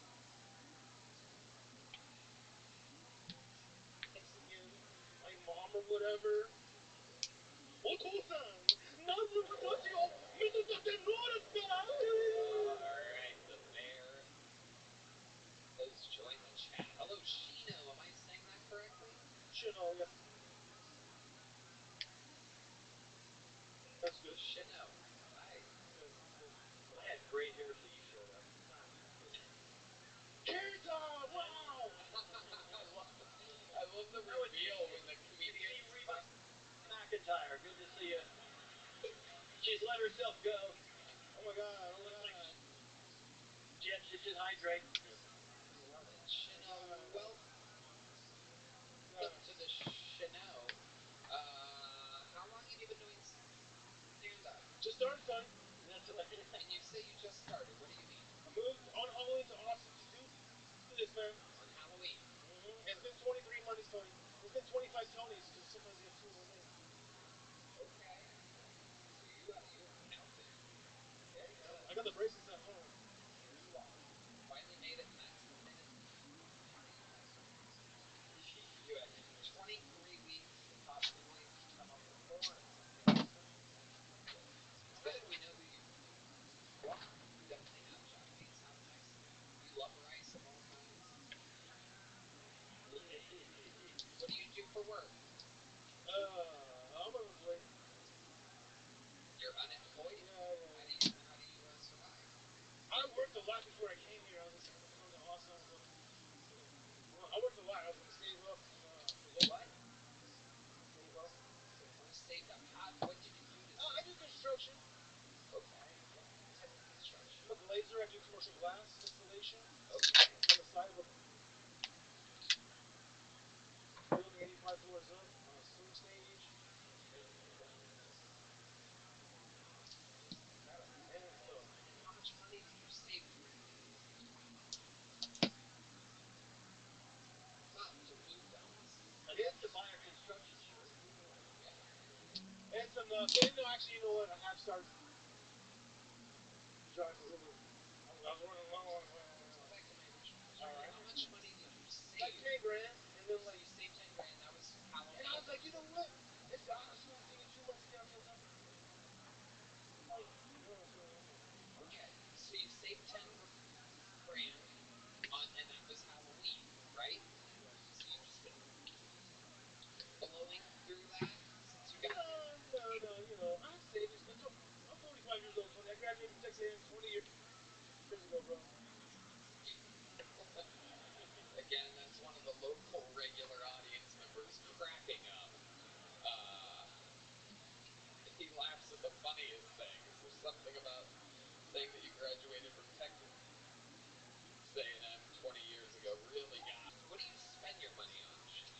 I don't spend money, man. What's your living situation? Okay, I moved here to an Airbnb, right? I rented the master bedroom and some bathroom, right? And then like after the first month, I was like, hey, bro, this is a long time for the first like till January, and then like it's been like And you're like Mondays, and I fuck was like, this. ah, You're like, this has been 2 months. I can't do it anymore. I can't do that. Dude, open mics are I open mics. I need an audience, Tony. Okay. You need jokes first, then the audience will come. Right? Oh. I wasn't funny. I wasn't funny. It is true. You're a little bit. You have your business a little out of order. I'm gonna give you a joke you can do. So when you go out, you have a what? Let's find a good one. There's not been a good one yet. So when you go out, you say, "So this is for redneck dancers. So your baby's name is Smokey." We're gonna watch the I don't know. We're gonna watch The Price is Right. So the kids. Oh fuck. If it's not working with them, oh shit. Lipstick face. You know, he actually has. He's half Japanese, half Mexican. So you have a little eating utensil. You have an eating utensil that we This can. is a thermometer holder, so you get the right one. You don't want your mom to give you the wrong one. We're getting to the bottom of his case, so Yeah. Check your temperature. I got the shitty one. it's getting real scary at the bottom of his trunk. You know the sad thing is I was drilling a fucking hole in this. Seriously, I'm backstage. What are you doing? I'm just drilling a hole in this fucking baby's asshole. But it's gonna be great. I'm telling you. This is so fucking awesome. Get to the bottom of the bucket. It's getting wacky down there.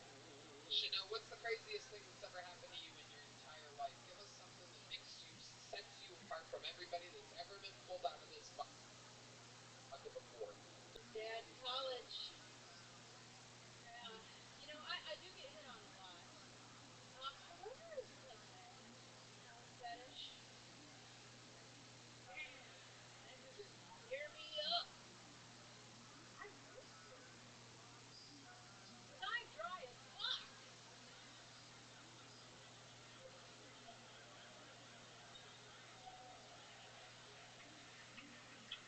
I you would have more pleasure rubbing your wiener on a cheese grater. I spread my knees, tumbleweeds roll out. Yeah. Last guy came up coughing, and you know, I they sent a canary into the cavern. He's dead. It's all dead inside. Fucking amazing, That Kimberly. was Thank fucking good. you. So good. Again, I don't want to seem like I'm hating on the women. It is so rare that we get a funny female bucket pull. I don't know if it's ever really happened before where we've had two hilarious women pulled out of the bucket. Oh, thank you. Very funny. Thank you. I know Molly too. That dry pussy just That was really great. caught us all off guard. Self-deprecating and perfectly put. I mean, I Welcome, don't think Miss anybody saw Aquarius. that. You've been missed. How you doing, girl? I've been busy with my best friend. She got married. I mean, not got married, but she got engaged yesterday. How'd it go? It went good. She got engaged. Excellent. She Okay. said yes. Was it a Yeah, surprise? we went to the what she called it or whatnot. And one of our people we haven't seen, we used to work with her and stuff like that. So she's happy for her. So I'm happy. I'm happy. Was she He surprised? seems like a nice young man. I finally got to meet him.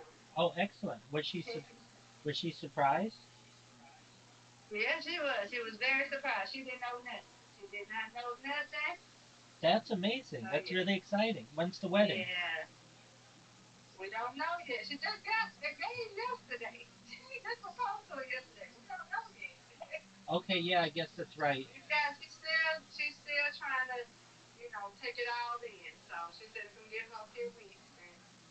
Give her a couple of weeks. You gotta get her a couple of weeks to let it let it sink in. Sure. That's Did all. did she really like him? Yeah, she does. She's been with him for what, a couple of years now. Yeah. Well, they live together, and so they live together. They live right it's behind me. They've been living in this apartment for like since August, so they've been living together for a minute. All right. Well, ma'am, you Yeah, have her an invitation. family loves him. His family loves her. So I got to meet his family and stuff like that. So yeah, they seem nice. So we got to wait now. All right. Are you going to be in the wedding? Most likely I am. Excellent. I'm her best friend. I know. She's my closest friend. All right. I better be. You better be. You have an invitation. Better be. And she said, of course. I said, yeah, I better be. If I don't, I'll be there. I better be. Better be. I'm motioning up real quick. So give me a minute, brother. I just got out the shower. Take your time.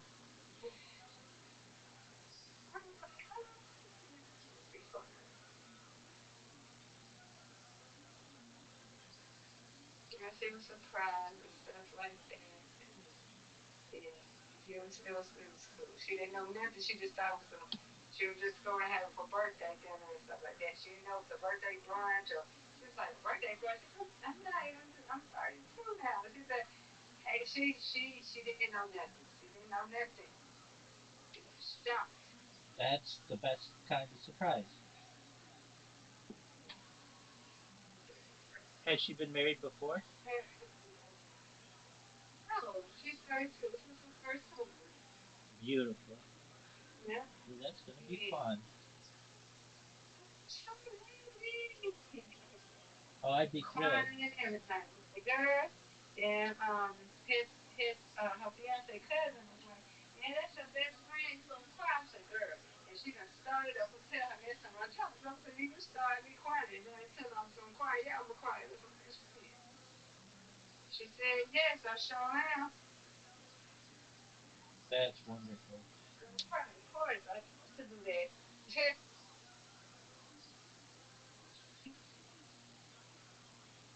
No baby no more. She a big girl now.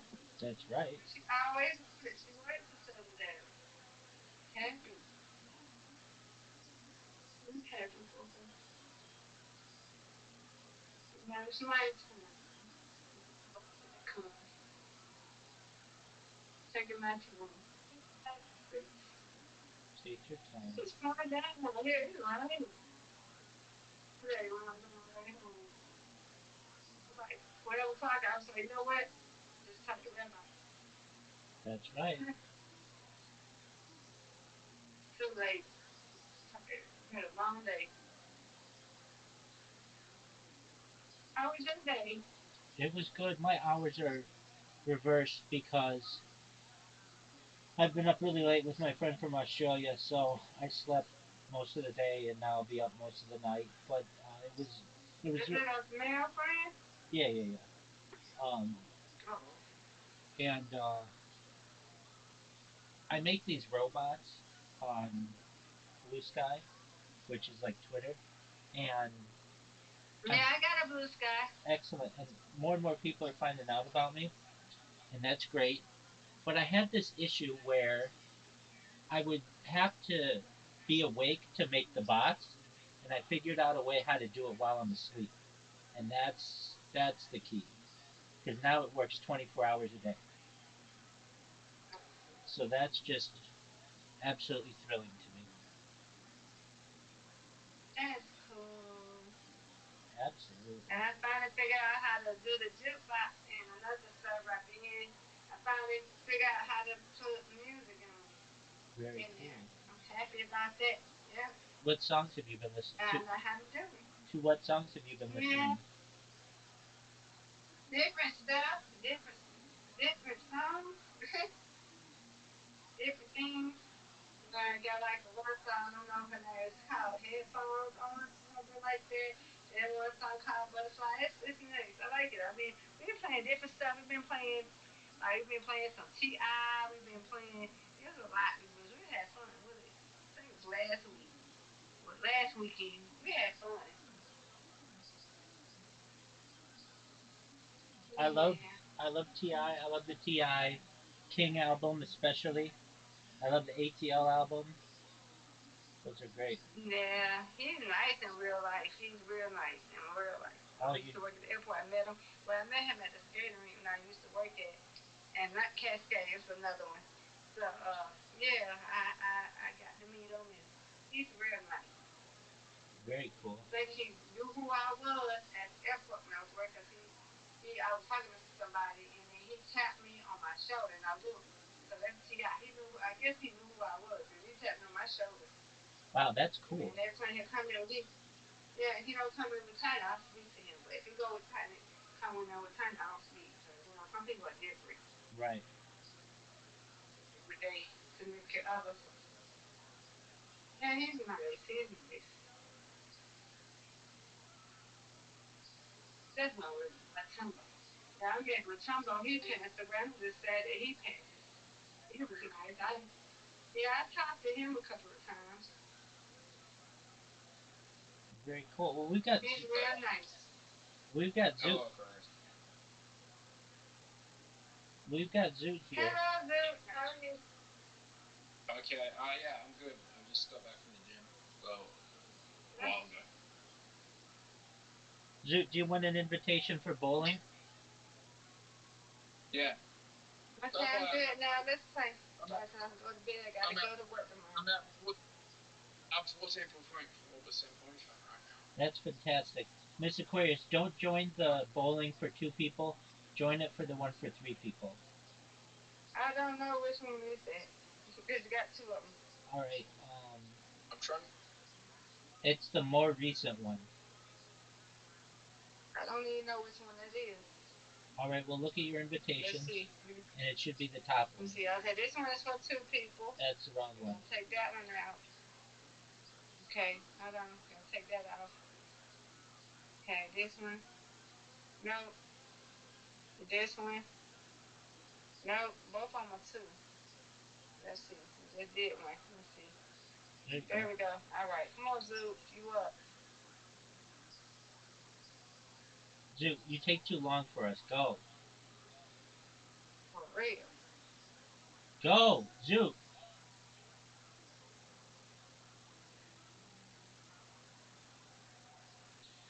Zoot, you have to understand, Miss Aquarius and I are important people. Nice spare.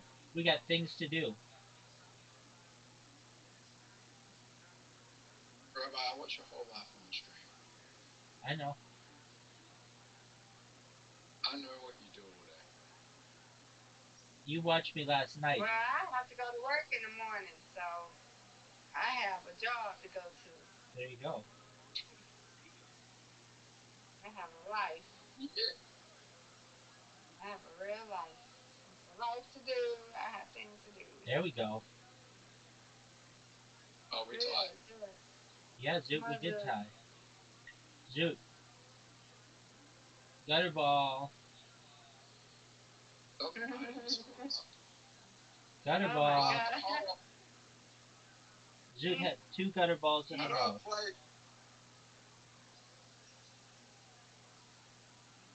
There you go, Miss Aquarius. Oh, Aquarius just fucking beat me in one shot. Doesn't surprise me. You got to know how to play. Nice spare, Miss Aquarius. Thank you. You're welcome. You and him may have to practice. How me and him, how I did it. Me and him practice I with Oh each boy. other. fucked. Yay, Wait, you strike. got Let's 3 points go. left? Yep. Mother.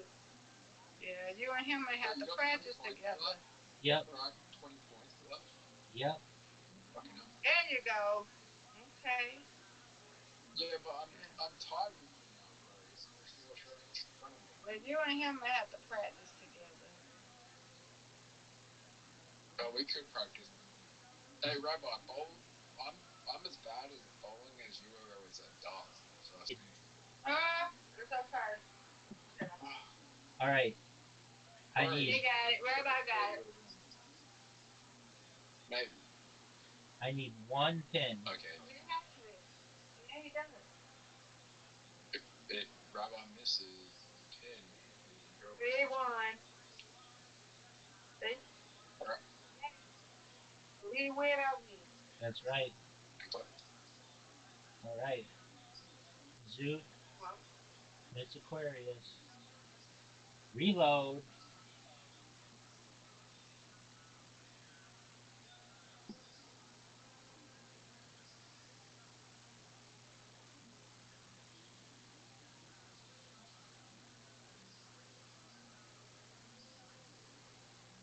Zoot, you got a total of 0. That was terrible. Are you using your foot?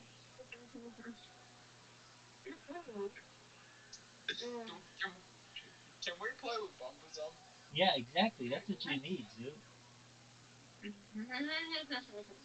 there a way you can turn bumpers on? No, I wish there were.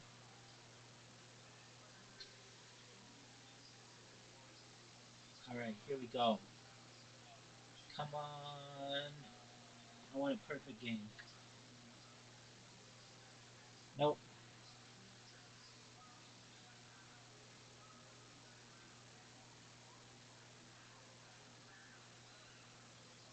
Boo.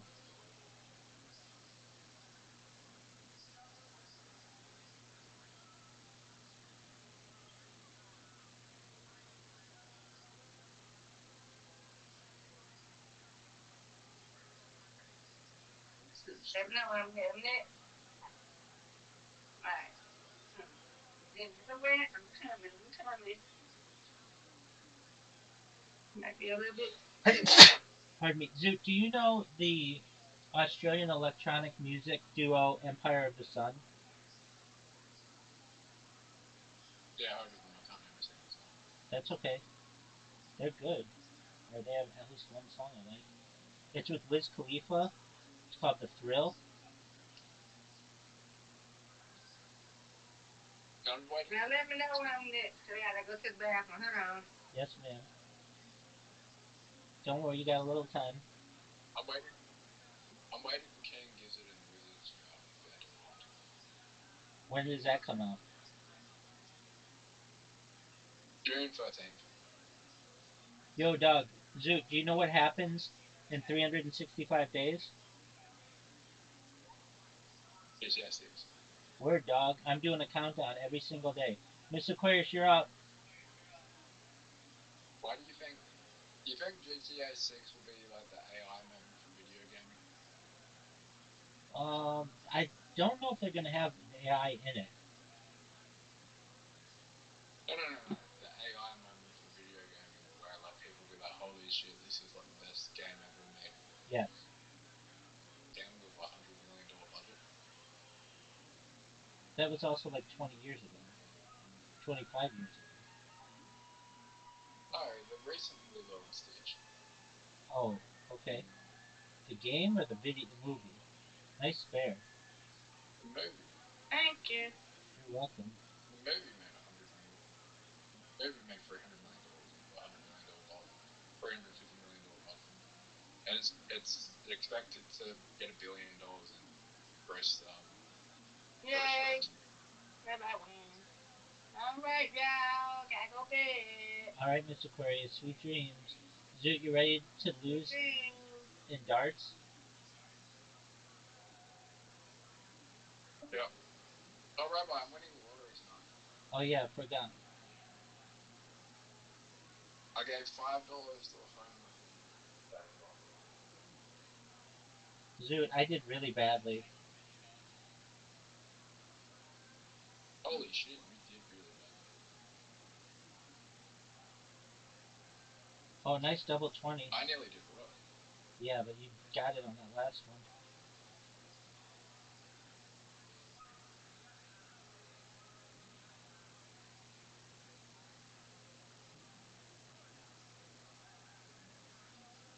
20.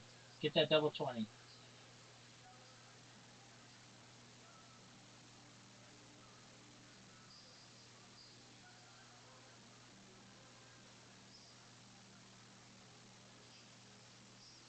What What a checkout. Wow. Zoot, got a 20. Checked out. Oh, we're going into a playoff right away. Oh, Zoot, just, I give up. He's excited.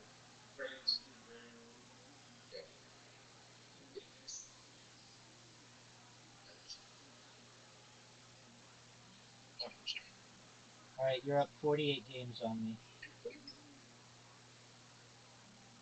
6 weeks. So on Thursday I'll be 6 weeks into gym and calorie deficit. Alright, And then in 2 weeks I'm gonna start bulking. triple 20.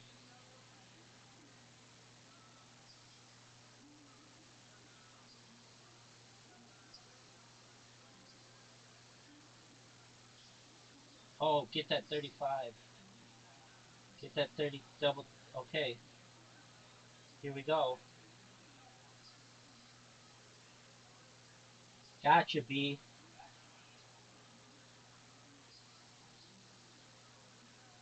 Eat it. You're at 47 games. But yeah, I can be. Rabbi, Yo, pimp.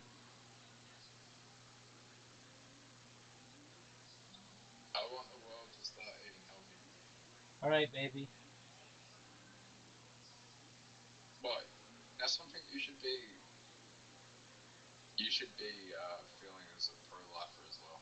Dude, I just had a perfect game. Oh, you did too. In a weird way. I had a double 20, a 25, and a triple 12. You weren't even trying to do that, right? No, I was not. Well, I tried to get the triple. Are you sick? I tried to get the triple 12. Fucking hell. That was wild shit, dog.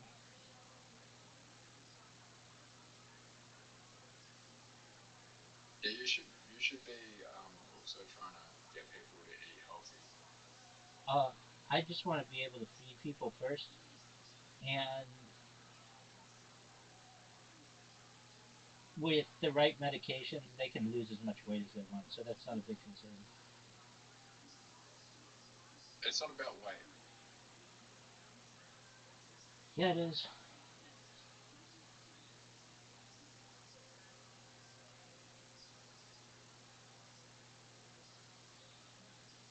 It's about having a healthy lifestyle to live longer. Okay.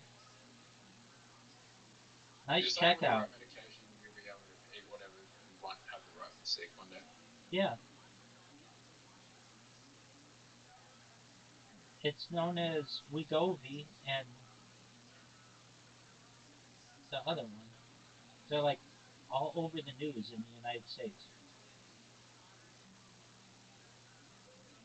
I don't know if I trust that. Okay, well, it's really big in Hollywood, dog.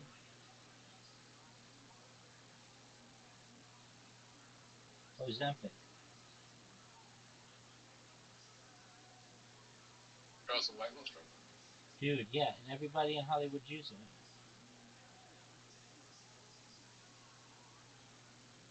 That's how I think your girlfriend lost her weight. Nah, For sure, dog.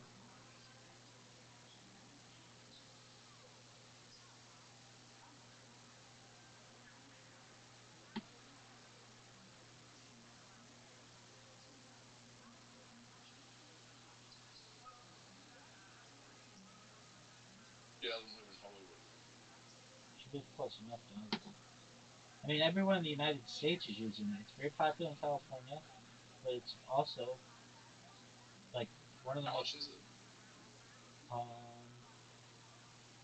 You can get it.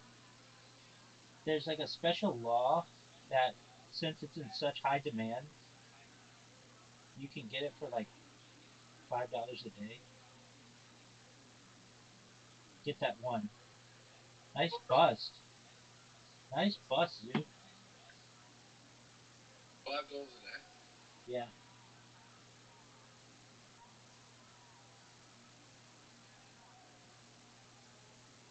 Do you need a subscription? Prescription? Um, yeah, but they make it really easy to get it, like over the phone.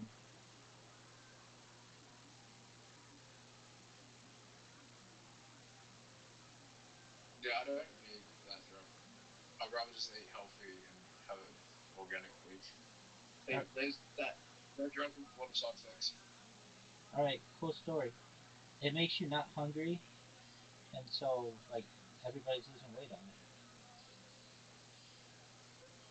I must hear an advertisement Yeah, for it. you could just, I must hear an advertisement or for it 15 times an hour. you could just eat, you could just eat no sugar and you'd not be hungry. Yeah, but this allows you to eat sugar.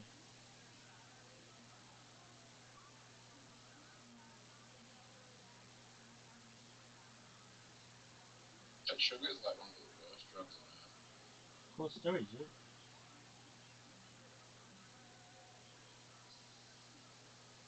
Oh, fuck that. Remember, we talked about it. We talked about it a couple of weeks ago. Like sugar didn't even exist. Like humans weren't even consuming sugar like 300 years ago. I know, dude. I'm the one who told you that.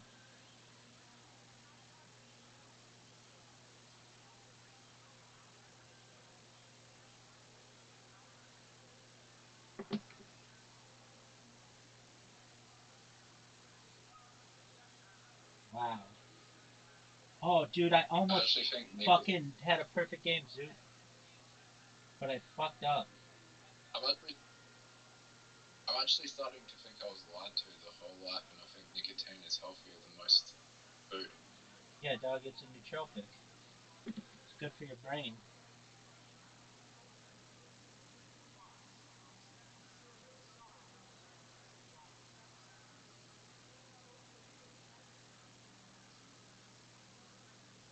Don't bust. Nice checkout.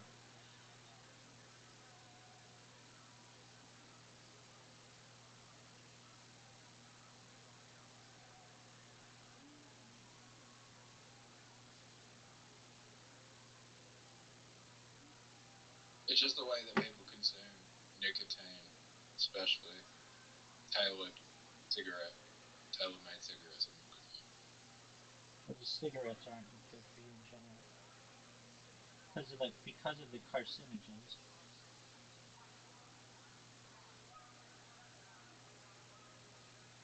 Dude, that was really good.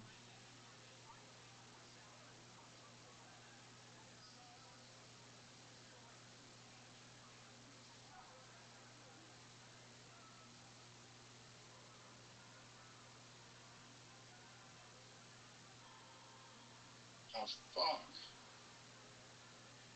Fuck!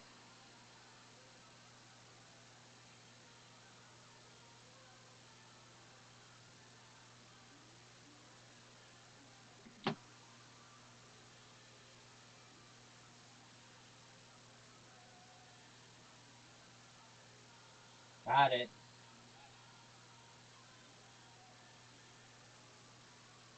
That's what I'm talking about, dude.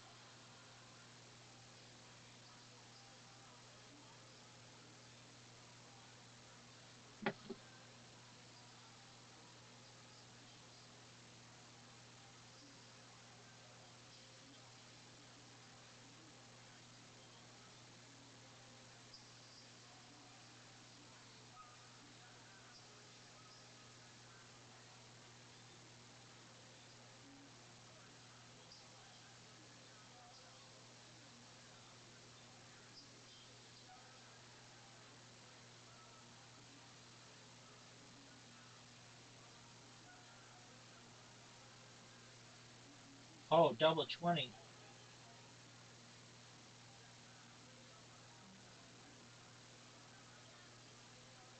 Fuck that bus, dude.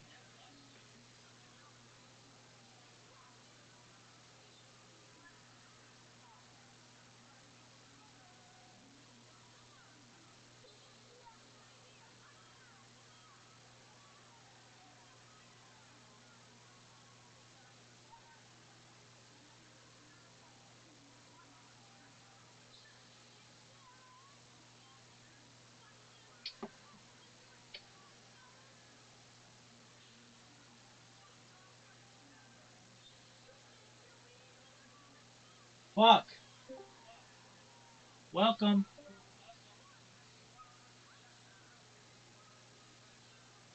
Dude, we've busted so many times.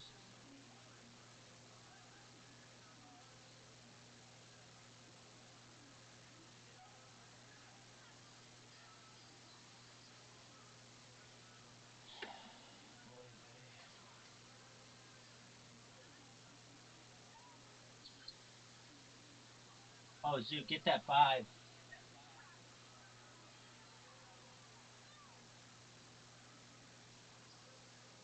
Doesn't matter. You're right, because I just got 0. 50 million. 50 million.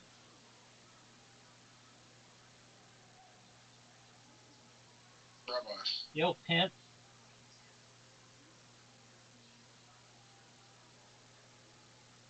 Dog, I was I've up always had this feeling. all night for you, and you didn't even come back yesterday.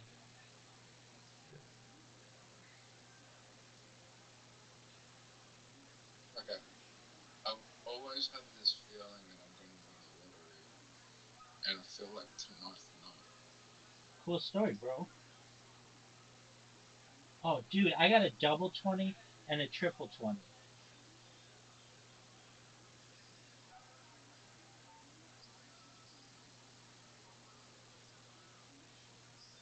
Nice checkout. I actually posted the combinations on Twitter, and when I win, everyone's going to be like, holy shit, I could have had those numbers tonight, but I missed it. Cool story, big dog.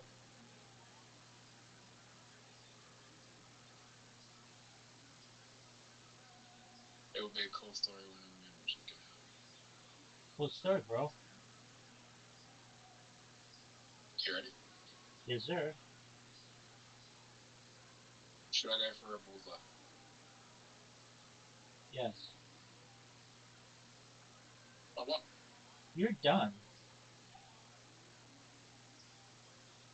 Wait, you're already on.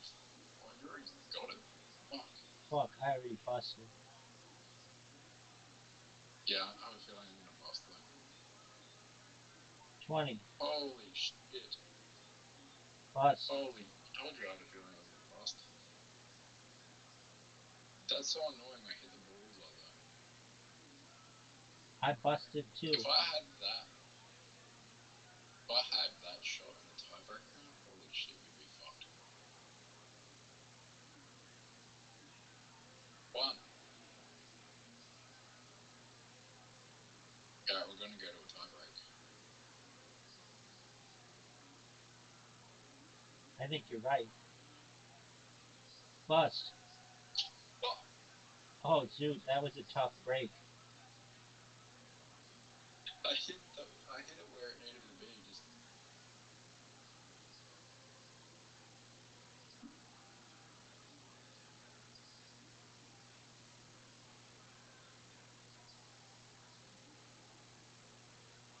Nice.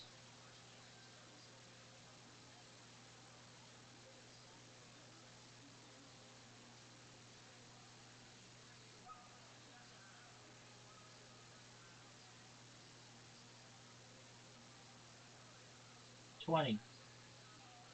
25.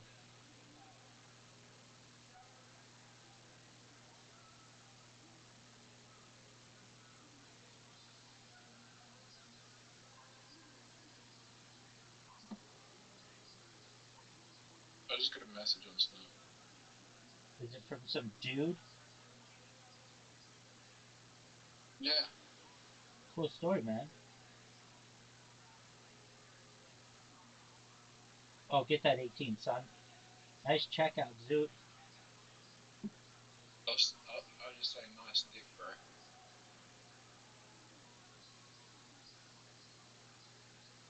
You got somebody, a dude who sent you a penis picture? Every day, bro. Ew. I love how you just said that. Oh, every day, bro. Like the comment occurred. You got to do that shot again now. Look how good this shot is, Zoot. Oh, baby girl. Fuck!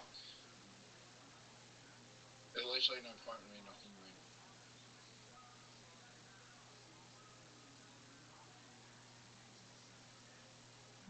If I were you, I would have knocked me in. No, because then I wouldn't have been able to do it. We're going to tie regardless of what I do. Regardless, we tied. What a good comeback So I do you had. know the percent? You What know a the percentage to do it in one shot? what a good comeback I have.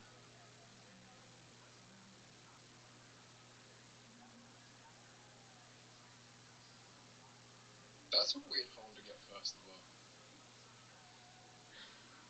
I think it's not that weird. Is there algorithm like there's certain holes in the algorithm that never go first and always go last? I'm in agreement with you on that. I don't know if Really? always go last, but never go first. Have you set like is there an algorithm to what holes get played and what don't? Yeah. There's some kind of deal. Like whenever we play, I just play random holes. But there's a way you can just play easy holes, and the easy holes don't have any black shit. They don't have top.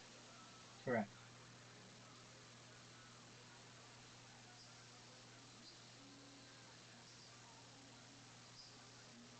I don't think there's such thing as an easy and hard hole. Oh, for sure, dog. Easy hole.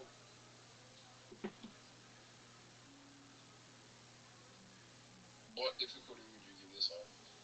Like a 5. I'm not good at it. I always get fucked up by the pink shit. Oh fuck. Oh fuck yeah, you fucked up your shot.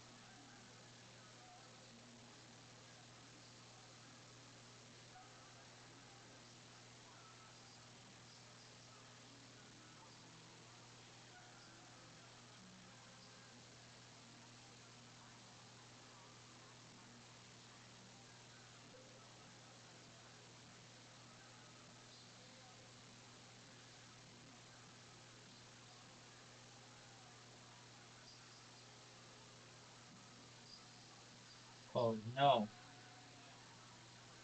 Painful.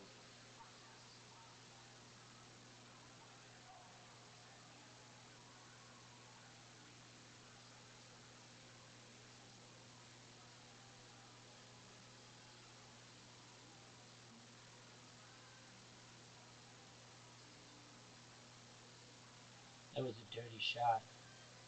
One of the sexiest shots you've ever seen, son.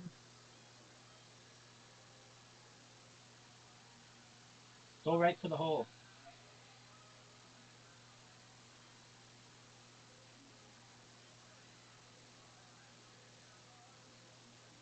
There you go. Too far to the right.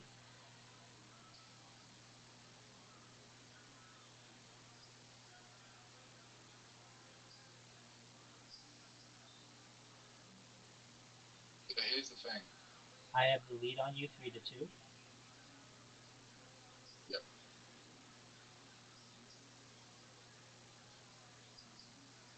This is a.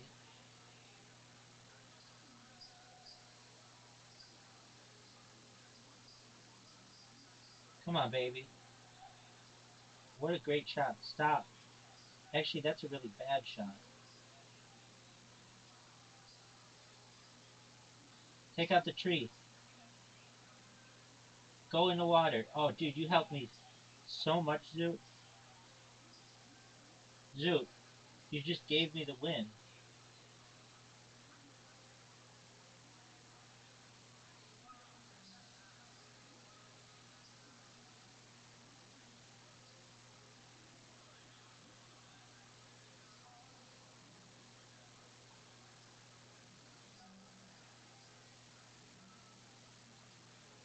gonna make this. Rabbi, No, do you think you're gonna get it in? no, I don't.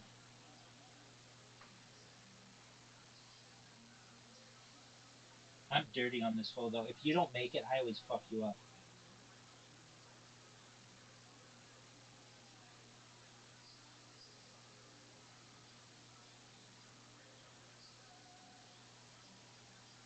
What are you gonna do to me?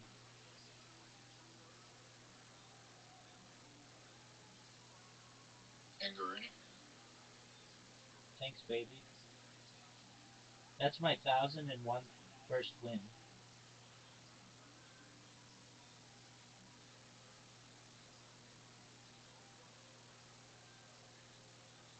That's one win in a row, pimp. So remember that time you had an invitation and you accepted it instead of looking at dick pics on Snapchat?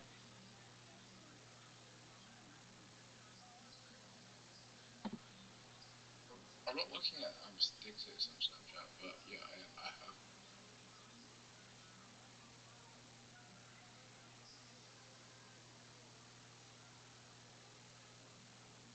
Look at this shot.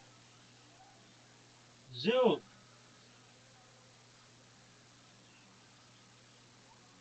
That was gorgeous.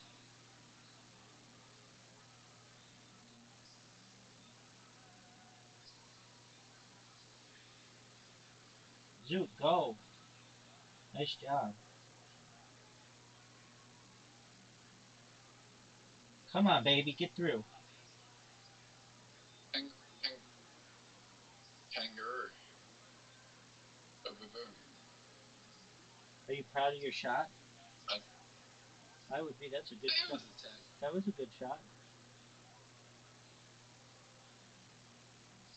Are you proud of your shot? Right now? Yep. For sure, dog. Do you see how good my shot is?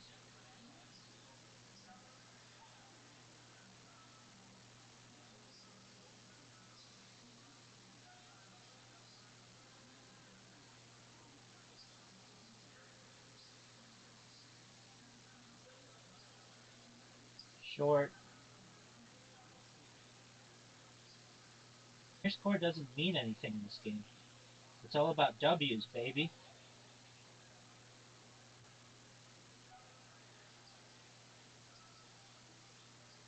That was the most annoying game I've ever seen anyone play.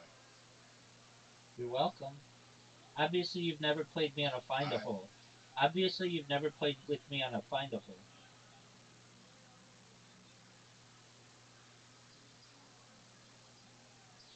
Wow, that's mean. I'm not going to send you dick pics on Snapchat. good. No, that's what you want. That's why you're on there. That's why you keep checking Snapchat. Zoot, you know this is my hole. You've never beaten me on this hole. And I've won like 50 times in a row we've played this hole. Dude, I got some of the hottest girls on Snapchat, bro. Dude, I stay away from it because there are underage people on it. Oh, they're not underage. You God don't no. you don't know that. Yeah, 100% do. No, you 100% don't. Maybe having conversations with the people and realizing that they're adults and knowing them for multiple years. Cool story, bro. You just lost. Zoot, did you know you just lost? Yep. All right, we're taking a break. Maybe doing video. We're taking a break after this game. Maybe doing video chats with them as well. Maybe yeah, I don't know.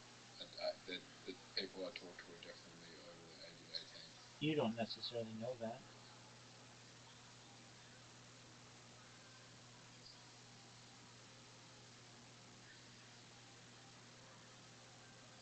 So I've known this girl for 5 years, so you're telling me that she's 17? Because I was talking to her when she was 12, even though she's like Got the maturity of a 30-year-old.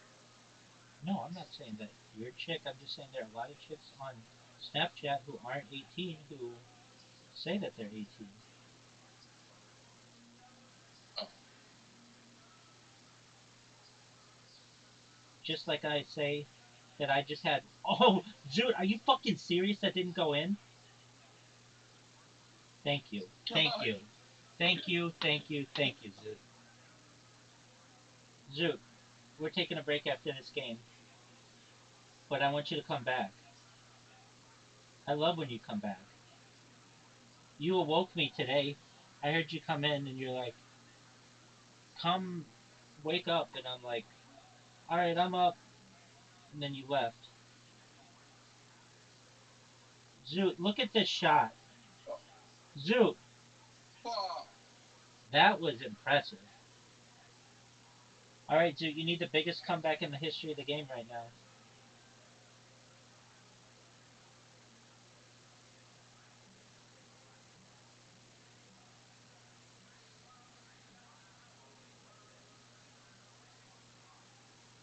Are you proud of your shot?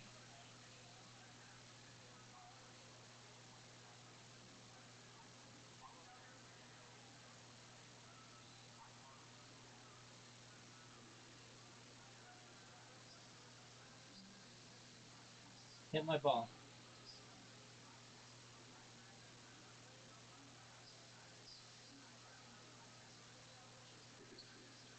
Did you just say biggest dick? Thanks, baby.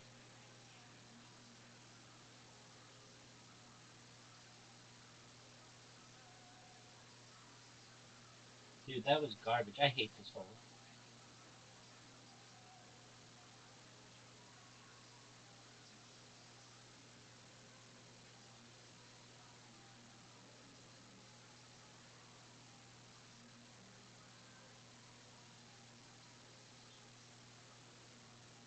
Are you fucking serious?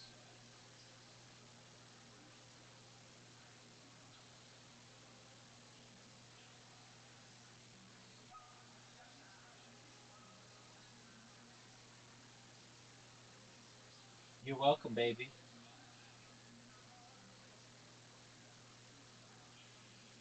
You have a large dick. Thanks, baby. I appreciate it. It's phenomenal, phenomenal insight on your part.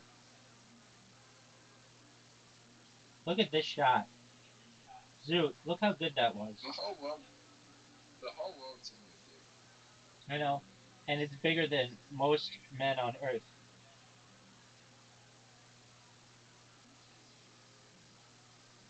It's average. Just ask LeBron, baby. And it's going to be bigger once I go viral. I'm going to pump it full. I took a picture of it, and she got her film developed. And his sister now, she went to Harvard Law School and is going to be a Supreme Court justice someday, perhaps. And she would have seen my penis.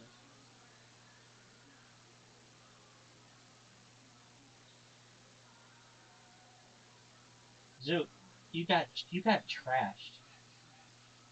Zoot, you got trashed. You need a break. Go take a break. Go count your body fat, and come back in an hour. I'm 67 kilos and 175.3 centimeters. That's an amazing story.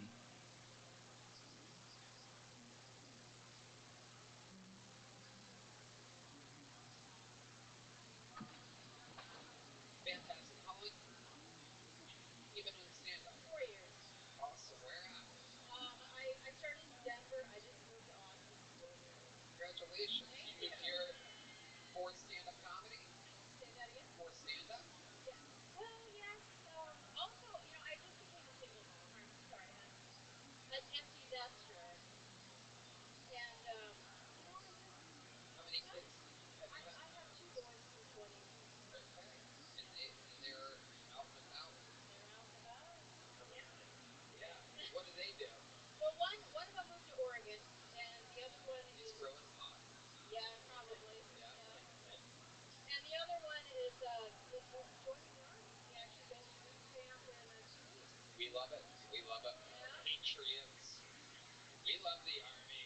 Yeah. We love our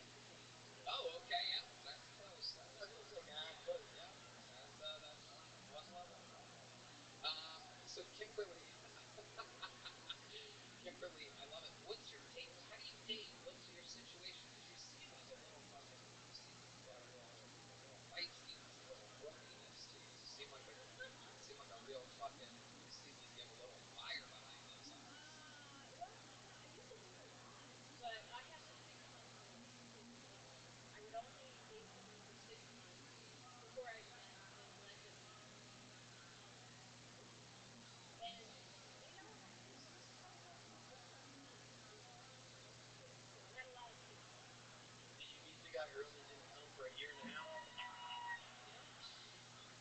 Right? I missed that. What was The guy that earlier said he didn't come for like a year. Oh yeah, like curdling. Yeah. Okay, right. So gross. So none of these guys that you've been with since the baby daddy, the baby Tatre, I guess we would say. Is that the right word? Yeah, good job.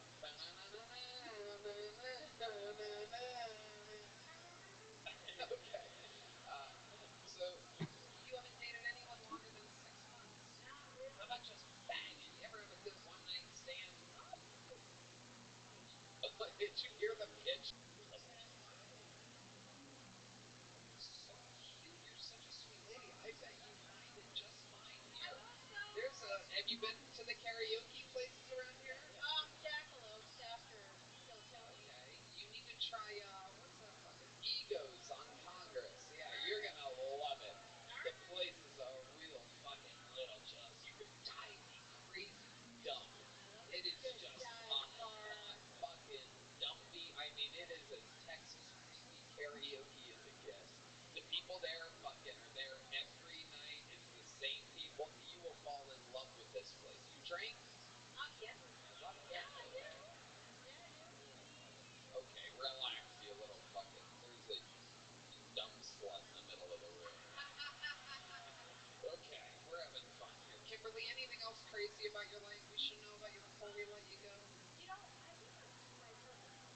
Oh, tell us more.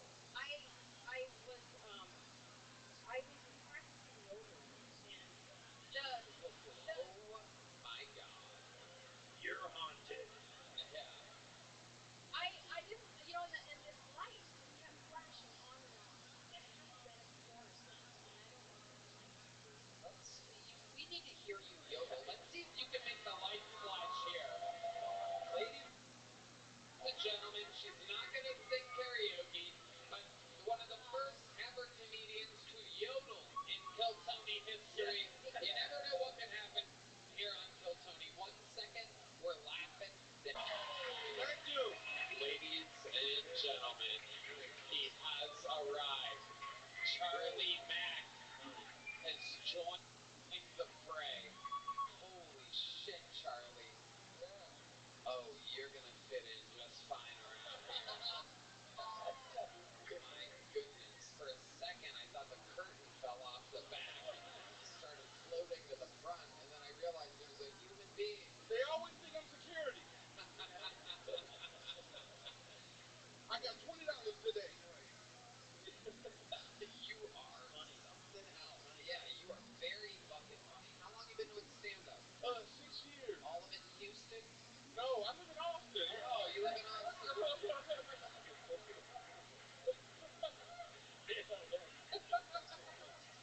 So how long have you lived in Atlanta? Atlanta. If you're gonna pick a black city, at least pick mine. I'm from Chicago. Yeah. All right.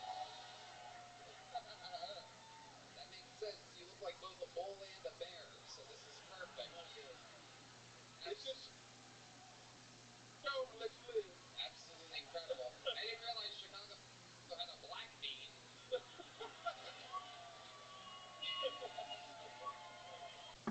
Y'all have a good night. No, just I don't know. I don't know. No, I have family in Dallas, Houston, and San Antonio, and this was the central hub. I'm like, I can see everybody from here. I love it. I love it. What do you do for work? Oh, I do fraud. I mean,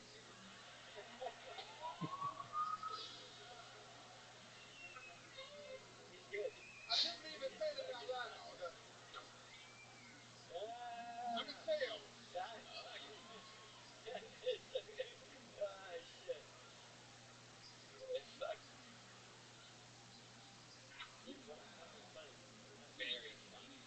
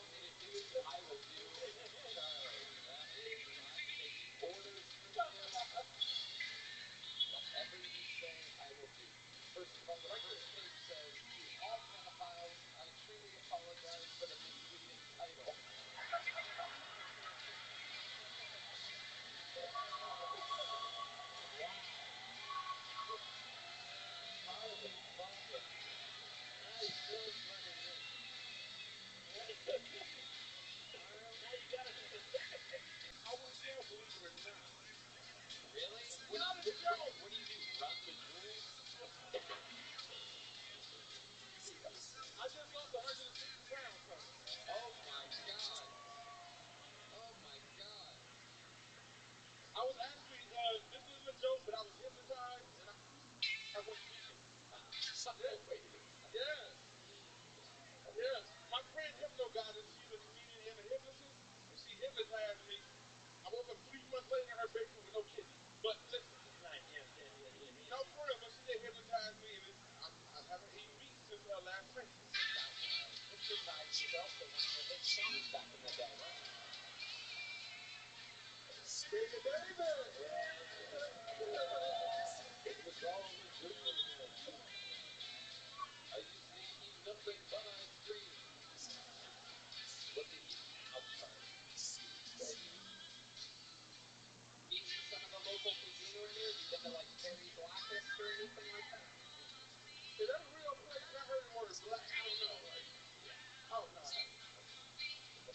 I make a lot of my own stuff. Really? Yeah, I just buy some. Oh, there we go. I love it. We love eating good around here.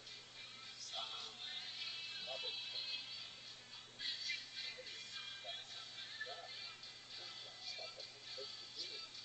We already have a David Rooster.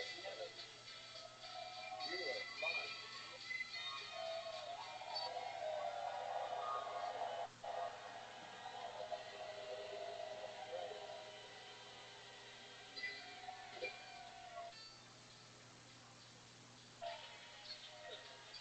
We'll just call it. You're a golden ticket winner. Congratulations. There you go.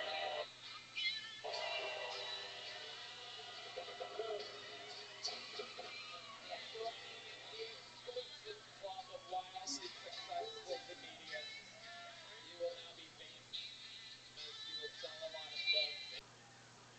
Hey, fat people here. Hey, fat people here.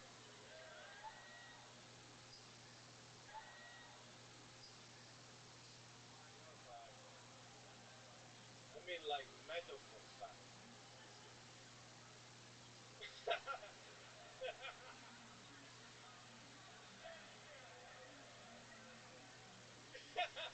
He was what he said.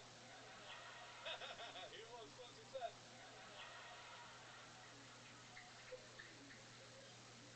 I have one fat fuck friend. His name is Matt. Fat fuck.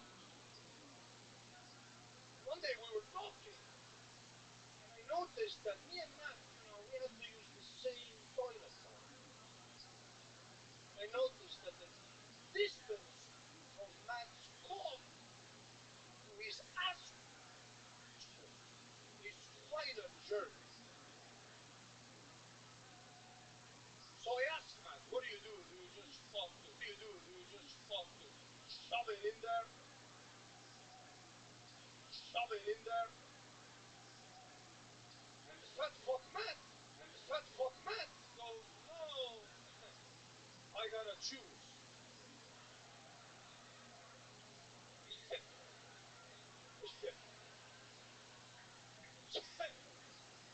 So I asked Matt, okay, so if you go poopy,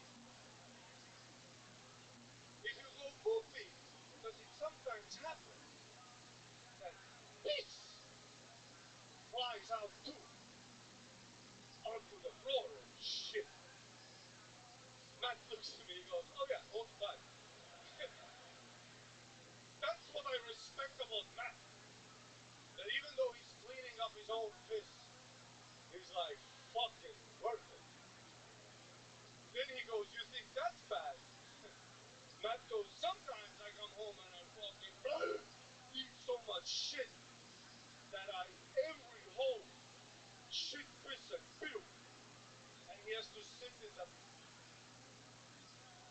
bathtub and just fool Coachella. Just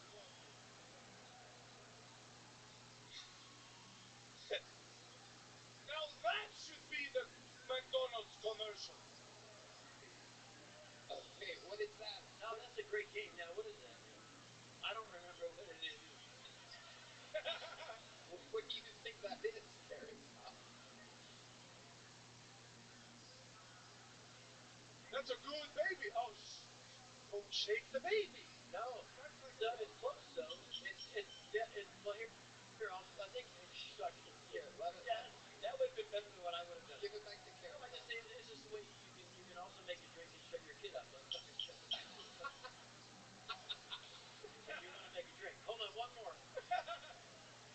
shake weight that has a piece of plexiglass machine that shoots off when you're doing it.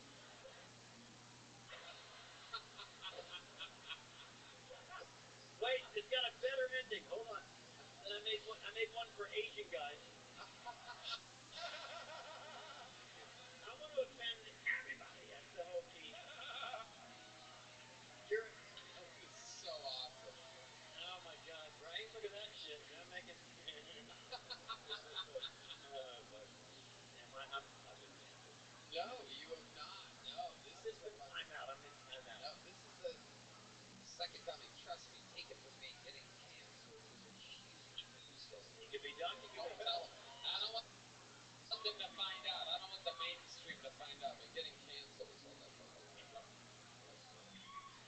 I should hope it should be canceled. I should be done. I should be done. Yeah.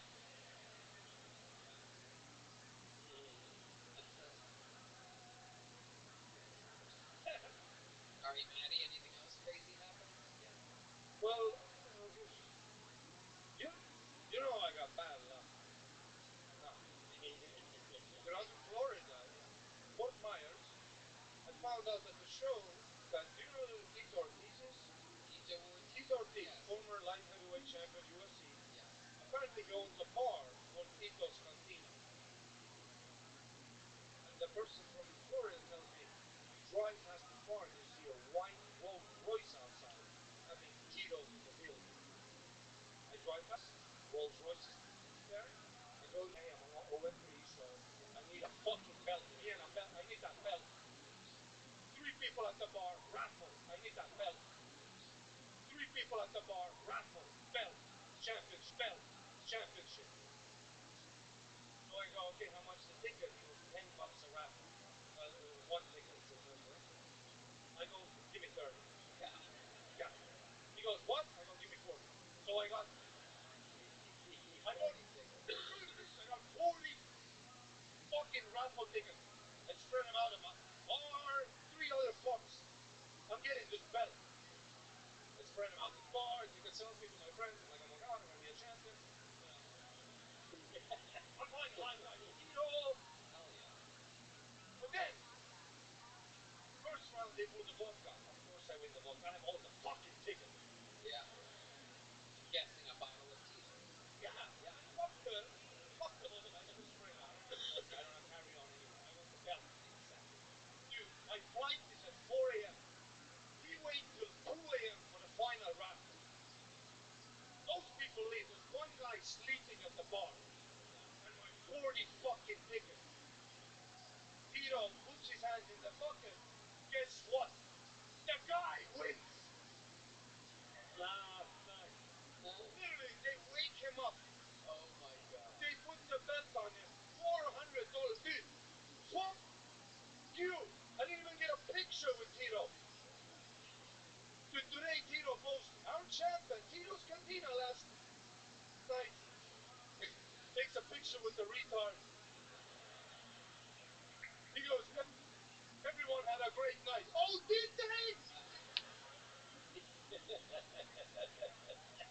Where's my fucking belt? I didn't even get a t-shirt. Look, this is me and my raffles. Yeah, this is us. This is me and my fucking raffles. We're gonna put it on the screen in the YouTube version. You can send those to Red Band. That is so fucking funny. Is it a scam? We have one belt they use every week. I bet. God. That's why the guy's sleeping. He's just chilling. He's just gotta be there. And they put the belt back up again. Oh my God! Look at that idiot. Oh my God. Yeah, dude, I would look. Dude, imagine. Oh, that would have been great. That would have been great. 42. Rogers drew over there.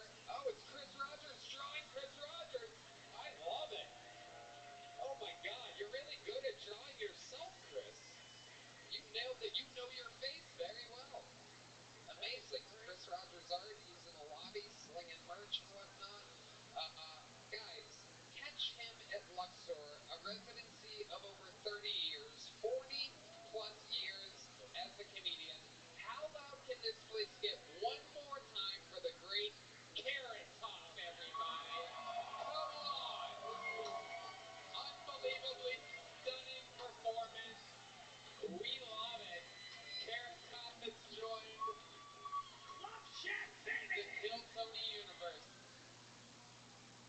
you to Talkspace, Shopify, Provis, and ZipRecruiter. What an unbelievable show. One more time, congratulations to Charlie Mack, another golden ticket winner, is joining our extraordinarily large family, and he's an extraordinarily large man. Red Band. Check out the Sunset Strip, ATX.com. Love you guys. We're doing a lot of stuff, people. Madison Square Garden. I'm doing stand-up there with the Killers of Kill Tony, a rare absolute super union where me and the superstars of the show doing stand-up together. And, of course, Madison Square Garden Night 2 in August. We have it both nights. One night of stand-up comedy where I headline with my new, unbelievably, I mean, I just have to say, it's so well written and so well performed, this new hour that I'm doing. And Kill Tony the next night, a new annual tradition, Madison Square Garden and Kill Tony coming together. I love you guys. Thank you all so much.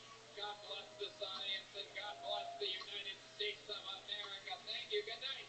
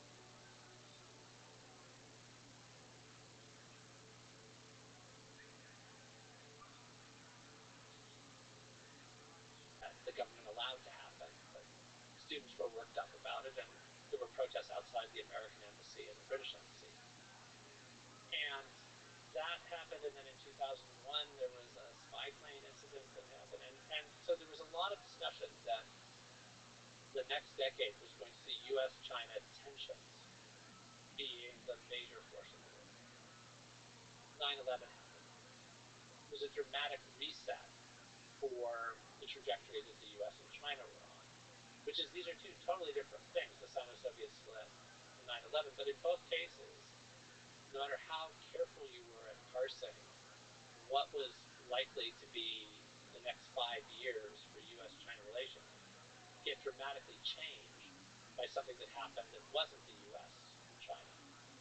And during the current situation, the trade war, I know that it will be very important that China can try to increase sales of consumer products to Europe. This is something that Europe's view about the United States is changing right now. These are all kinds of variables that are outside of simply Washington and Beijing as being the two actors. And sometimes Beijing can't control what's happening outside, and sometimes Washington can. And so I guess this is simply saying that when you're watching, or you're trying to keep the eye on the ball, it matters a lot what India's relationship to China and the United States is. So all of these are happening there. So I think that's it. That it's both tremendously important what's going on between China and the United States, but it's important to remember that they're not the only players in this dynamic. Also, on top of this, how much cultural will is there to sort of not surrender to bullying? How much of that is there? Like you said, the century of humiliation, both for Xi Jinping and the Chinese populace, a willingness to go through some short-term pain to not be humiliated. The story that's been intensively told about the past is something that provides the possibility for this to matter a lot. That it's something that's just so it's so much a part of the legitimating story of the Chinese Communist Party. And then you have to look at, are there things that are happening that aid the Chinese Communist Party's story? So the rise of what can seem like or is anti-Chinese sentiment within the United States can feed that propaganda story. And so certainly, during COVID, there was a way that if you're the Chinese Communist Party and you're saying we get a disproportionate amount of blame for whatever happens in the world, then if there were things you could point to in the foreign media or from foreign governments, then that helped you. So I think there is a setup here where certainly for Xi Jinping, I think the desire to not be seen weak is crucial. Sometimes I wonder how much of these leaders operate on pure ego, because politically and on a human level, they don't want to come off as losers in a standoff, versus coming to a economic win-win for both nations.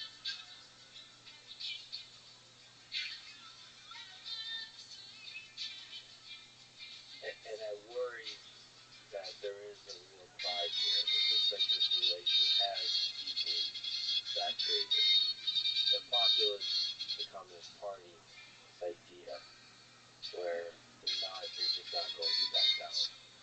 And that, I think, will cause tremendous pain in the short term for the United States, I think for China and the world, because it completely transforms the supply chain of everything. There is a global nature, there is a multilateral nature to all the economic partnerships that formed throughout the 21st century. And this kind of protectionist, nationalistic kind of ideology was in the face of all of that. And it's going to create a huge amount of pain for regular Americans. But also I worry that this increases, not decreases, the chance of a global war or conflict of different kinds. Do you see a hopeful possibility for resolution, for de-escalation? hard time to figure out what is the hopeful angles. I mean, I guess they're targeting you and this.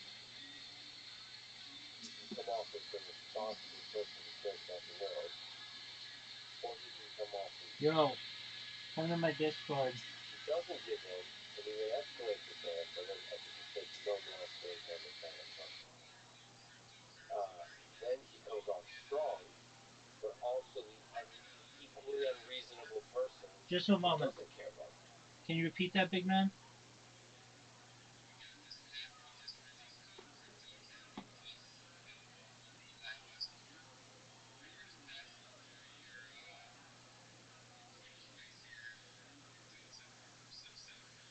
Absolutely. Please feel free. Post all you want about it. Yeah, I can. Just a moment.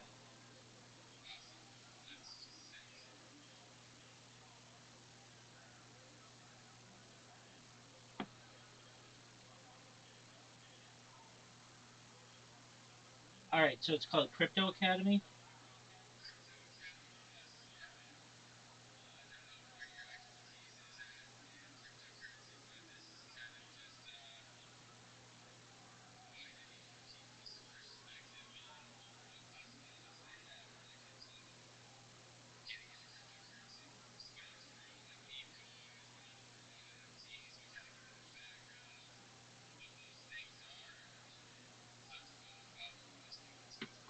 Doug, this is phenomenal.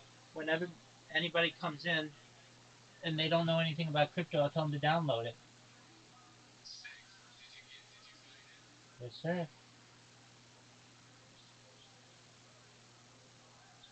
Yes, I did. It's really nice. I'm sponsored by a cryptocurrency. It's known as Harry Potter Obama Sonic 10 Inu. I've been live streaming in their Telegram for more than 2 years and live on YouTube for more than 3.5 years. I have more data online than any person in global history. It's like a real life Truman Show. Have you ever seen the Truman Show or the television show Big Brother? All right. Well, I'm live on 18 different YouTube streams simultaneously, 24 hours a day, 7 days a week, 365 days a year. I stream my life for world peace. You can find out anything that you want about me. I mean, I'm an open book. I basically talk about ending world hunger through the use of technology, such as agricultural drones, floating greenhouses, saltwater greenhouses, hydroponics, things like vertical farming and cloud seeding. I help end world thirst. Again, I'm sponsored by a cryptocurrency. It's worth about $100 million, and one thing that we do is we build wells in developing nations such as Nigeria. I'm also an advocate for the Life Share program, but most importantly, desalination technology, where we pump earth seawater onto land to make it drinkable. I'm a major advocate for crypto. I'm really well known in many different communities, but specifically Harry Potter Obama Sonic 10 Inu. The ticker's Bitcoin. Have you ever heard of it? Yeah. Yeah, it's a different one though. It's Harry Potter Obama Sonic 10 Inu. No, no, no, no. Harry Potter Obama Sonic 10 Inu. It's one of the most popular meme coins. It's been around for 2 years.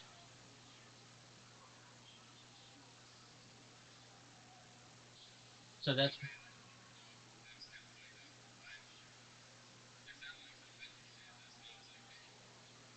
yeah, no, that does. Um, Make sure to post in the chat, and also you can pin to the top a link to your app.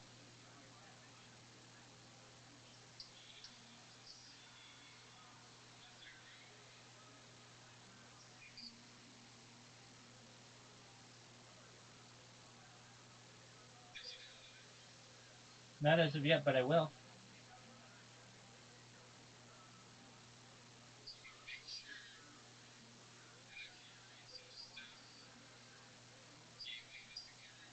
Most certainly.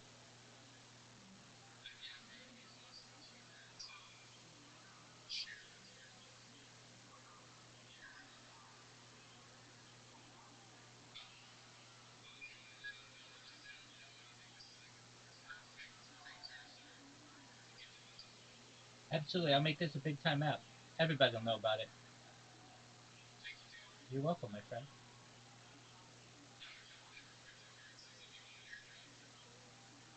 Um, I'm okay for now. I appreciate that. I really do, but uh, just as of right now, I'm certainly promoting cryptocurrency, but um, I'm not. I'm not even looking for airdrops right now. I appreciate it though.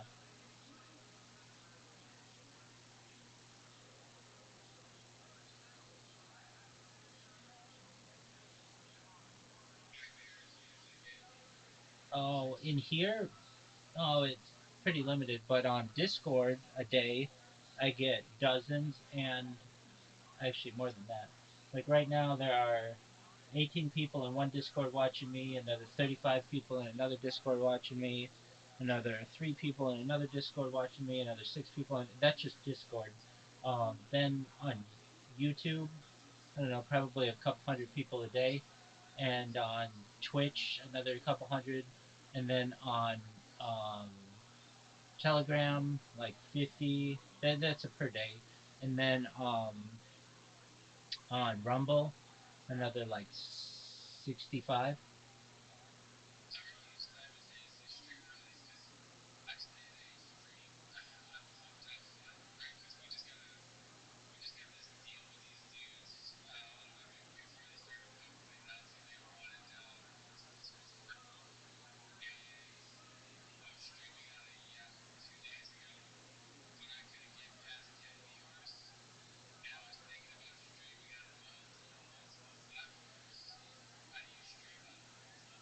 Certainly. So it depends on what kind of device you want to do it on. Do you want to do it on a computer or on a phone?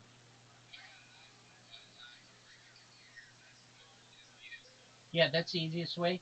So, do you know what OBS Studio is?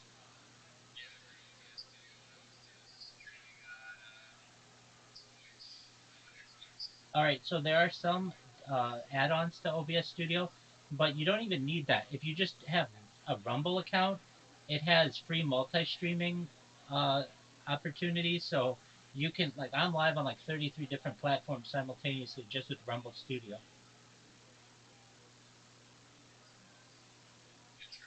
So you just create a Rumble account, and in the upper right corner, there's something called Rumble Studio, and you go in there, and you'll see that they have the ability to input what are called RTMP addresses. So basically, that's real-time messaging protocols. It, this sounds very technical, but it's not. You have one of these in a YouTube account. You have one in a Twitch account. You have one in a Twitter Premium account. Basically, all the different accounts, and you just take the keys and put them in. Um, and it's even easier for things like YouTube and Twitch and Twitter. You don't even need the keys. You just need to log in with your account. If you ever want help, feel free. I'll walk you through the process. If you ever need help, just let me know and I'll walk you through the process. I appreciate it. Do you have Discord? Oh, excellent. Dude, join my Discord. It's discord.me/rabbi, and you'll see all my whole setup. And you'll see I've got a link in there. You can see all my YouTube accounts simultaneously. I'll show you exactly what I do.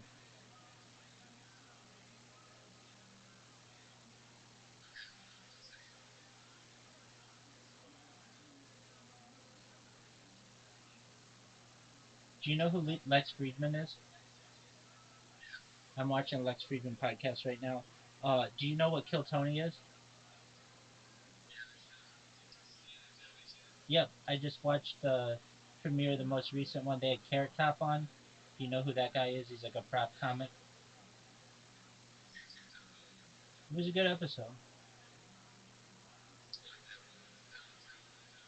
Dog, that's what got me hooked. That one was so funny. That one took the cake. When I saw that one, I was like, wow, this is a hilarious show.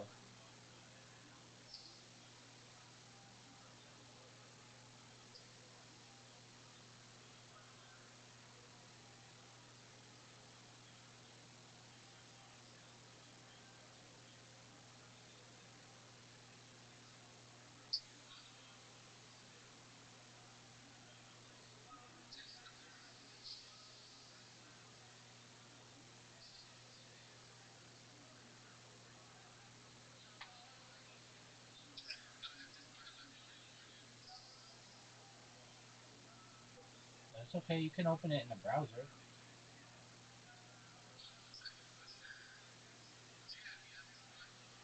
Yeah, sure. Just what's your username? Sure, just one moment.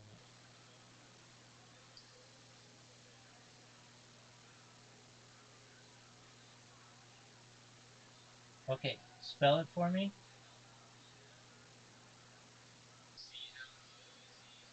Okay, okay.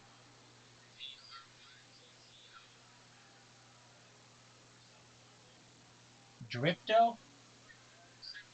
Oh, CRY. Okay, okay. So Cloudbox CRYPTO. Cloudbox Crypto. Excellent. I sent you a friend request.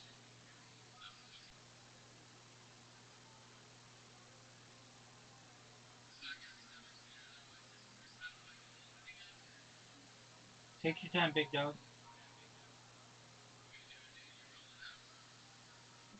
In Discord?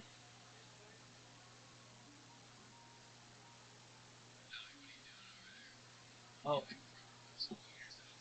um, I actually have friends in Australia, and they kept me up really late last night, so I slept late, and I'm creating robots on a platform known as Blue Sky. It's basically the Twitter alternative, and I spam people with my Discord link and get them in here.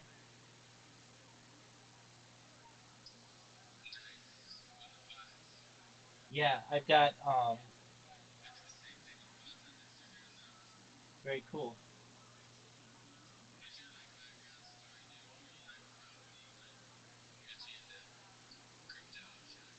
Yeah, well, California, and I originally bought Bitcoin to buy drugs from Amsterdam, to buy LSD specifically.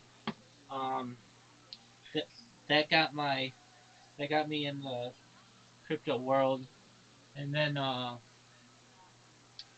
a certified project management professional and rabbi. So I've launched apps on the App Store and Google Play. I have over 1 million downloads to some of the apps that I've launched, and just overall, am someone who is interested in futurology and technology. Um, about 3.5 years ago, I started live streaming my life on the internet, like The Truman Show or Big Brother. And I know that the human data, and I have more data, specifically human data, archived on the internet than any person ever, which may make me a very influential and has my Discord link.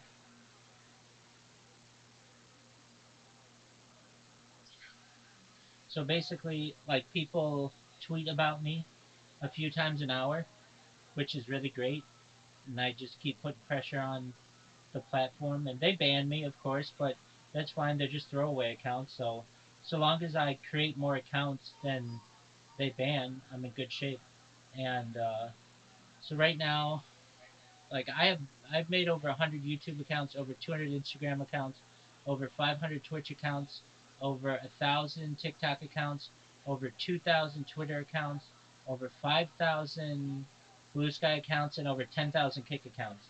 So I have more social media than any person ever. I've created more accounts than perhaps any person in global history, and I just use them to get out the word about my project.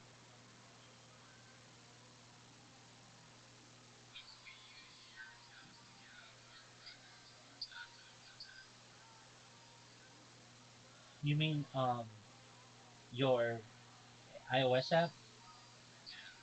Well, I mean, I can teach you what I do, and probably for like, I mean, I do it for free. I mean, I do it meaning like it doesn't cost me anything. But if you had the equipment, it wouldn't cost you anything either. I could teach you what I do. And basically, you would just have a bot or 100 of them, however many you want to make, and what you do is just say, please download our cryptocurrency app, and then your link to the app store, and then you do it for a day. Nobody will pay attention to you. You do it for 2 days. You might get a couple people who start to pay attention to you. Do it for 3 days, then a bunch of people pay attention to you, and then they remember you as the bot that is always promoting the iOS app.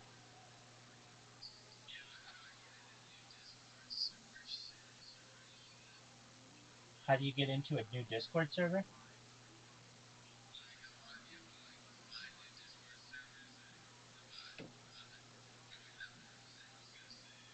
Oh yeah. So yeah, the best way to do that.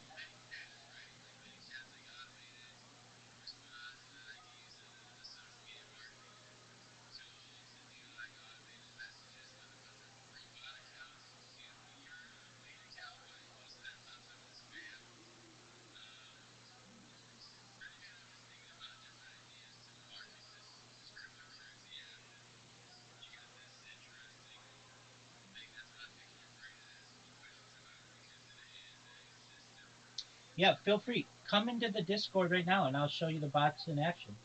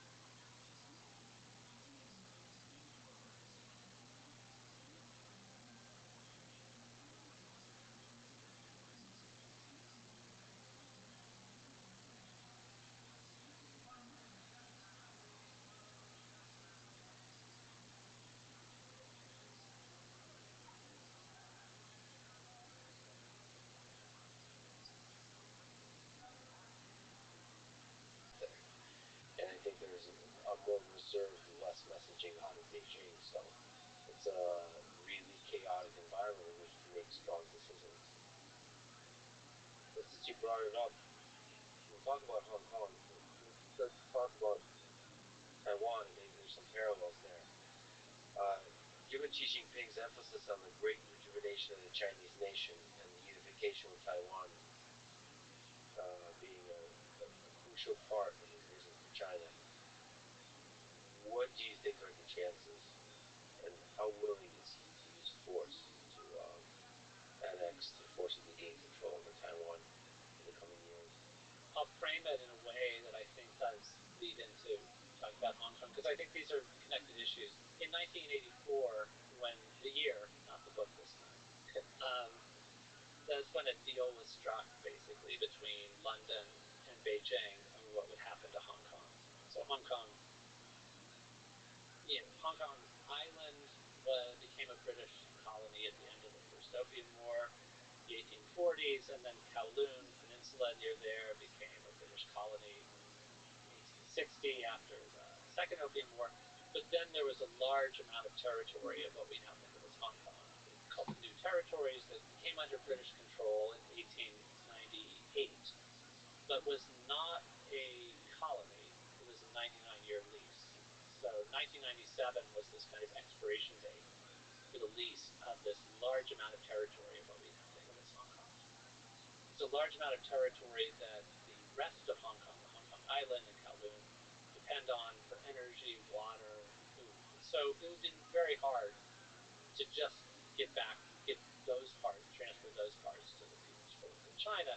So a deal needed to be struck of what would happen in 1997. And the deal was about transferring sovereignty of all of Hong Kong, all these parts, to the People's Republic of China. And I carefully say transfer sovereignty, not give it back to the People's Republic of China, because it never belonged to the People's Republic of China. It was part of the Qing Empire, which was a different country, a different state then. Anyway, but this needed to be transferred. And the deal that was struck was that the London side wanted to do something to protect what was going to happen to people there. And remember, this is not what usually happens to colonies. What about legal? What about cultural and other things? And things were written into what about legal? What about cultural and other things? And things were written into this deal, which would be over time, Hong Kong people would govern Hong Kong. But Beijing thought they would govern Hong Kong, but it would be a Hong Kong person who Beijing, the head role in choosing. But the reason why Taiwan is relevant to all this is in 1984, as they were discussing this, the Chinese Communist Party said, and we'll come up with this arrangement, and people in Taiwan should pay attention to it, because it could provide a model, and people in Taiwan should pay attention to it, because it could provide a model for what could happen with them being absorbed into the People's Republic of China. So the idea was, Beijing said, hey, people in Taiwan, watch what happens to Hong Kong after 1997 and think about it as a model for what could happen to you, saying, like, watch how smoothly it will go. Over time, people in Hong Kong started saying, well, wait, Beijing keeps sort of nibbling away at, chipping away at these things that make us separate. And especially after 2008.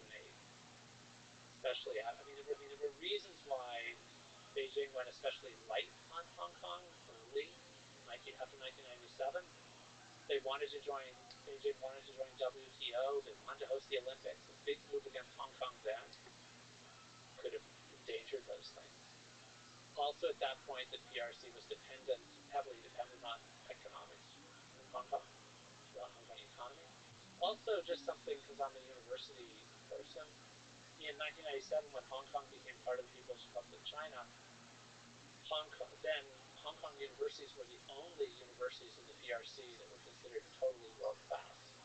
Hong Kong University and Chinese University of Hong Kong were highly rated institutions.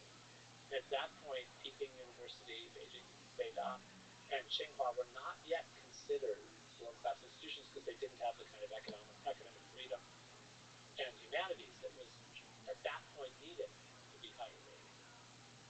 Over time, that difference started to go away because global ratings of universities stopped caring as much about academic freedom and things like that, and Beijing universities surpassed Hong Kong. So by the 2010s, when you started to have these protests in Hong Kong, pushing back against what was called mainlandization, sort of moving down, Hong Kong protesters in 2014 put up a banner at the time when Beijing was holding the line against Hong Kong people wanted to have real elections to choose the chief executive rather than a kind of one where there were elections but only people who Beijing approved of, basically, you could run. Hong Kong activists put up a banner saying, hey Taiwan, look at Hong Kong. Taiwan beware. Hong Kong's today could be Taiwan's tomorrow. So basically spinning the one country, two systems argument and saying, yeah, Taiwan, you should watch what happens here. So one way to think of Chinese leaders since Mao is that Mao and those after him wanted to make China bigger territorially than it had been, to try to reclaim land. Under Mao, Tibet, which had been not part of China, became part of the People's Republic of China. Mao offered something a little bit like one country, two systems to it. Isabel Hilton, who writes wonderfully about Tibet, has talked about the parallels with the Hong Kong system. And some Hong Kong activists saw parallels as well. Tibet was supposed to go its own way as part of the People's Republic of China in the 1950s, and then by 1959, the center got restless, tried to interfere more. Local people pushed back against it, and a workable, what seemed like it might work out somehow against all odds, explodes. The Dalai Lama goes into exile. Now, the Dalai Lama, who before that had thought maybe he and Mao could work together, that didn't work. Hong Kong, the new version of the experiment, happens.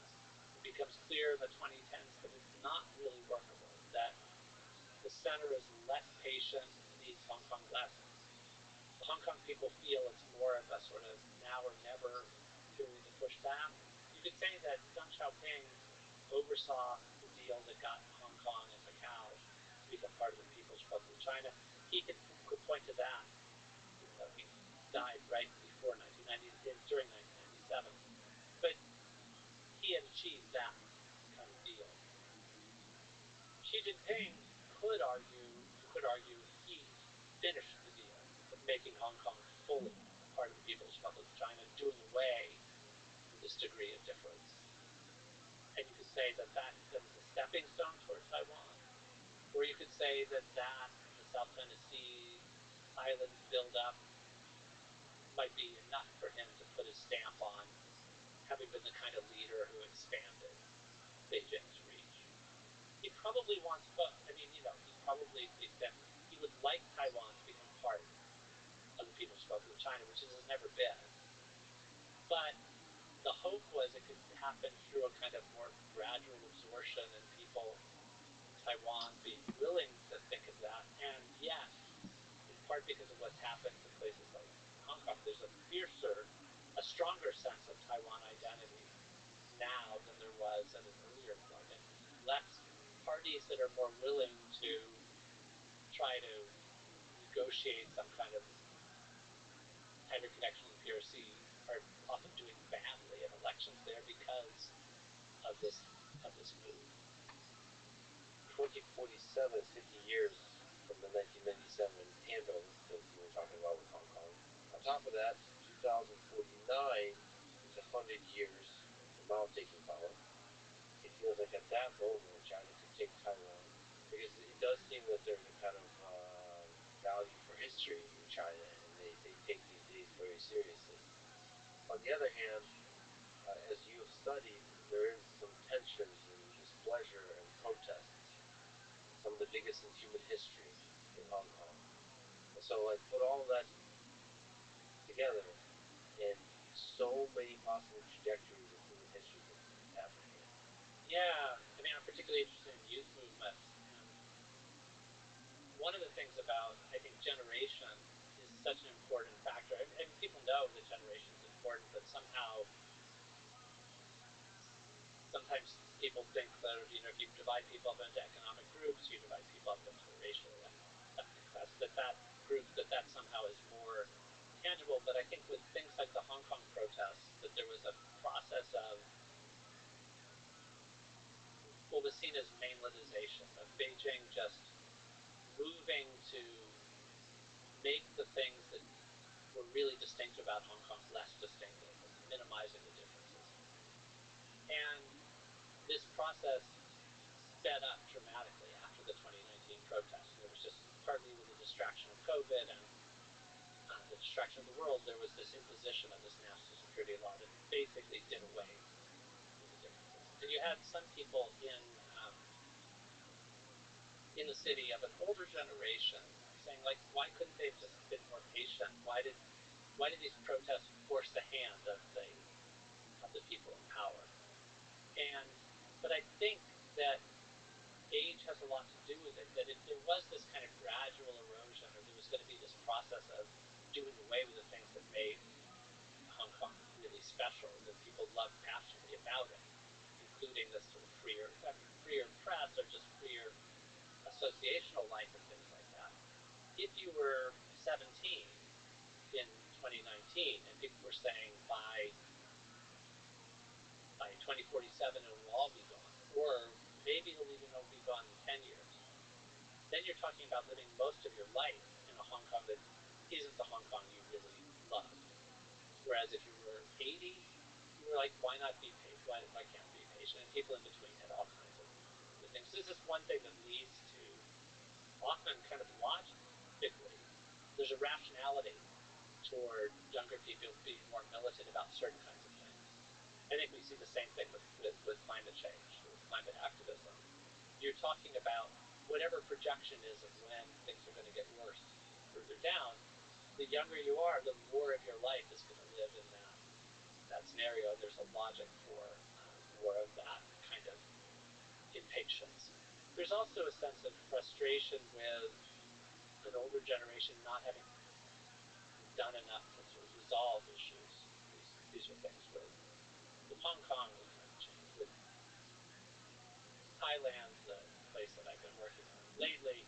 One of the slogans in 2020, when there was a push for democracy, was "Let it end with this generation," which again expressed this kind of sense of gradual solutions are fine, but we're carrying more of a burden of what we're going to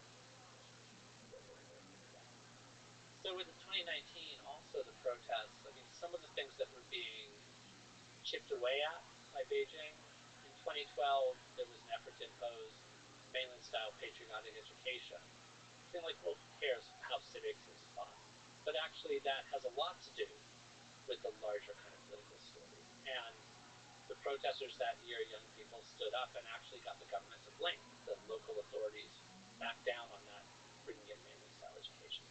2014, the protest was to try to get full voting rights for the chief executive. The government didn't blink on that. That was something where they held the line. It was big, colorful, exciting protest, but in the end it hit a dead end. 2019, there are even bigger protests, and at first it seemed like surprising what the issue was. The issue was an extradition law that would have people potentially who committed crimes in Hong Kong being tried for them if the mainland wanted them on the mainland. Now they're really different court systems. Hong Kong never had democracy under the British, but it did have a stronger rule of law and more independent courts that sometimes decided things that went the other way than what the government wanted. And the mainland doesn't have that kind of court system. 98, 99% conviction rate. In Hong Kong, if you're put on trial, if you're arrested even for before 2020, you were arrested even under a kind of politically related Welcome. charge. You were out on bail and giving How are you? with the press on the mainland. Go to sleep. Okay. How are you doing? Good. You don't sleep. All day, every day, baby. I'm amazing. Well, how many hours a day you sleep? Like 8. That's normal. I know.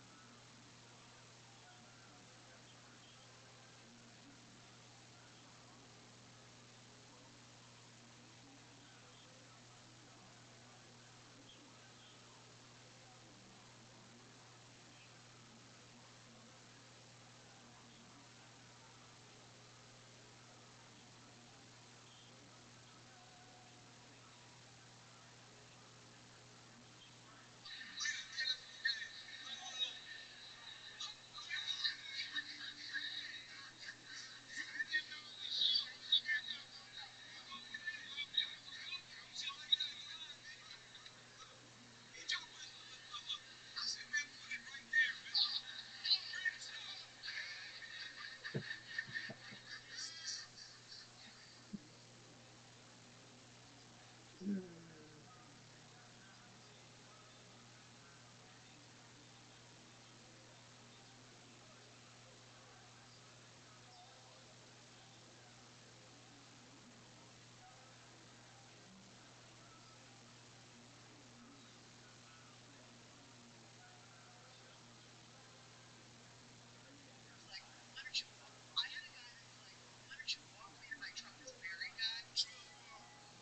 don't you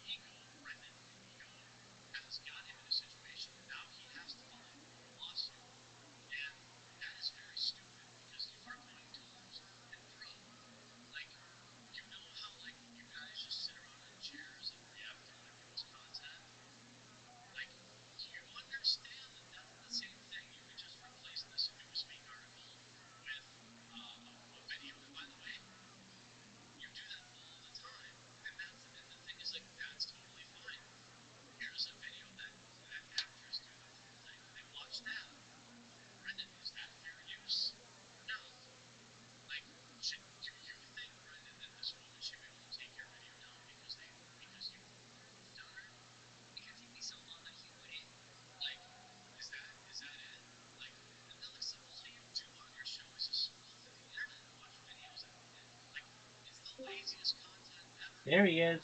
Got him down. All right, but like, you literally can't do this, Are dude. you ready to lose? Stop the lawsuit now. I'm telling you, as somebody who's been on YouTube for 20 years practically, this will end Dude, are you badly. ready to lose? It will look terrible. And Yeah. YouTubers Hey, that me Rabbi. are going to Yo, start pimp. covering, and people who are in your fandom now will look at this and see that I you're think I acting know like how a to end my clown. dry streak. Those play first of Get all. a hooker? Second of all, give her the stupid lawsuit, Sorry? Get a apologize, hooker? and move on with your life. People get to make fun I of mean, you that now. could work, Call but no. yourself a comedian. Well, act like it. Dude, did you join the Fighter and the Kids subreddit? Yeah, I did. Totally. Excellent. Alright, how you gonna end your dry streak?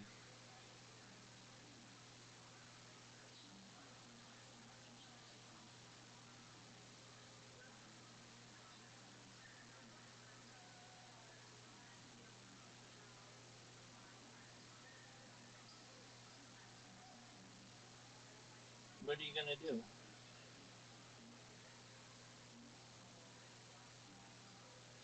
Dude, I fucking hate this hole. How about you get your shit together, bro? Just travel.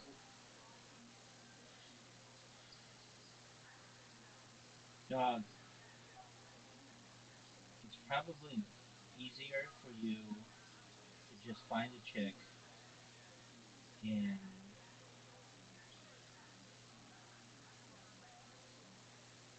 your area. Why? Dude, you haven't done anything that I've told you to do. So I don't really feel sorry for you. Remember what I told you to do? Tell me what I told you to do. Read the game. That's correct. And what else did I tell you to do?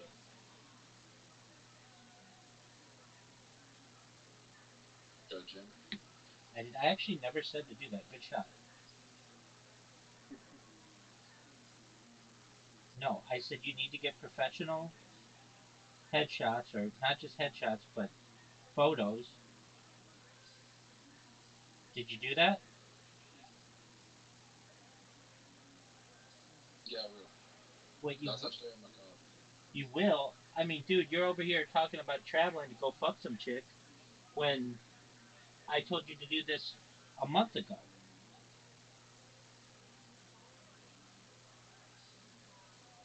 What did you just do? Where'd your ball go? It's in the tar. Did you try to knock me in the tar? No? Yeah, you did.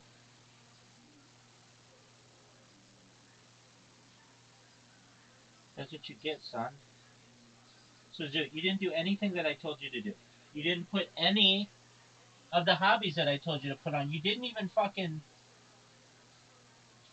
get on any more social media apps. So, you're going to be just as dry in another place as you are wherever the fuck you are because you're not doing what I told you to do. You said that you have to get. I told you like a month ago, or maybe more than a month ago, you need professional pictures. You're like, that's a good idea. And then you never got them. You fucking went to the gym 18 fucking days in a row or whatever, but didn't get professional pictures. Nobody gives a shit about your. Well, I'm working. Nobody gives a shit about your body mass index if you look like garbage in your pictures. Okay.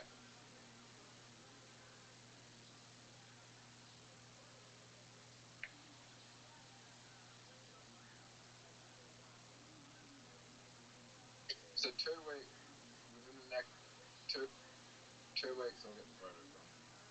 All right, I mean, you could get them done in the next 3 days. I don't know why 2 weeks is your deal, but okay. Because I'll hit my goal by 2 weeks. Dog, quit with your bullshit, man. Your goal has nothing to do with it.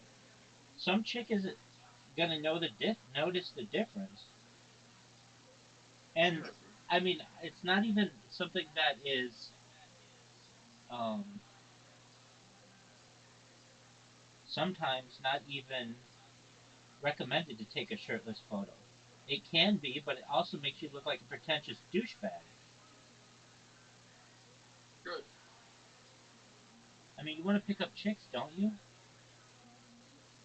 Yeah. All right, well, you don't want to look like a douchebag.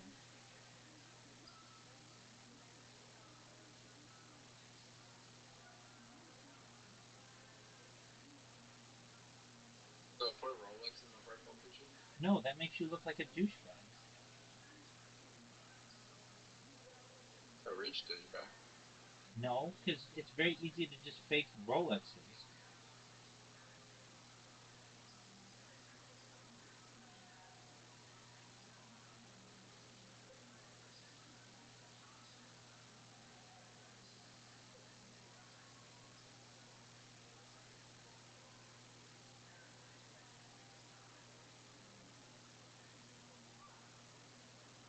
Oh, fuck. Zoo, what kind of pictures did I say that you needed to take? Professional pictures. Not necessarily. There were some different kinds that I said.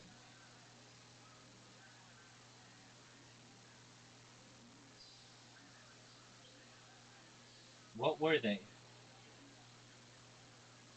Rabbi, I'm so distracted right now.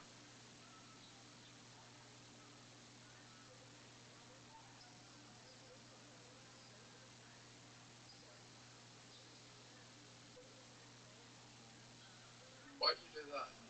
Because you did it to me. Holy shit! I was nearly the most genius shit I've ever seen. I know, that would have been amazing.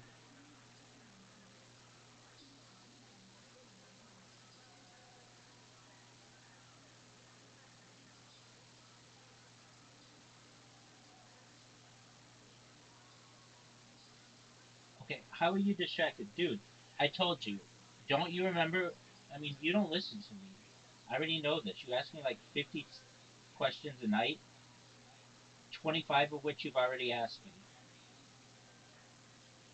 Which is fine. I mean, it's whatever. It keeps me entertained. I told you you needed to Alright, you take. ready to go in order? Are It, you ready to go in order? yeah, go for it, man. I mean, look at the scoreboard. It doesn't really matter. That was an incredible shot. Not really.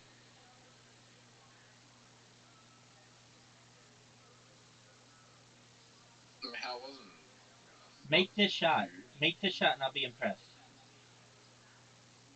Fuck! It's a hard shot to make. I mean, it's not. It's a hard shot to get past my ball. Zoot. Hey, Rabbi, you ready? Zoot, scoreboard.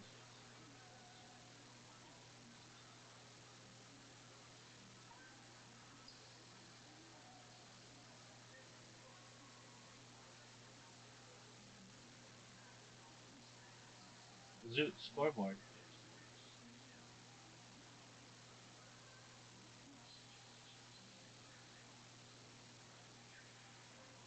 What kind of pictures did I tell you to take? Headshots. No, not an actor. Told me to take headshots of my interest. Headshots of your what? Interest. Yeah, but not headshots. Headshots are of your head. I mean, like one, like you should have 5 pictures. Maybe one headshot, one of you doing some kind of activity that's an action activity, one of you, if you can, with an animal. I don't know if this is the best idea, but sometimes they say to have one with your family or friends. I mean, do you have friends? Yeah. All right, so ask a friend, hey, I'm like gonna try to get serious on dating websites. Is there any way that, or just use an old picture that you have of you? But I mean, that's not always the best. Rabbi, I need to make money as well. All right, well then make money.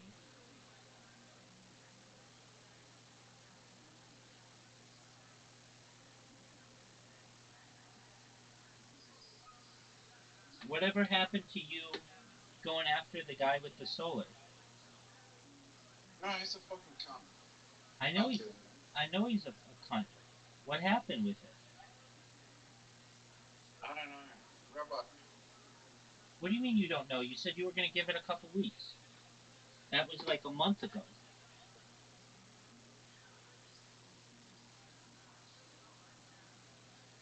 it's taking too long.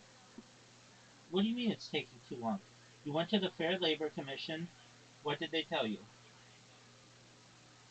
To have to fucking report, and it's gonna take like 6 months.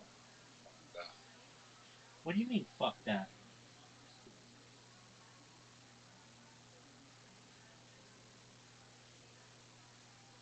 Zoot, like you said, it's the principle Wait of a them. sec. It's the principle. Wait a sec, Rabbi. I'm gonna take a break off this game. Okay.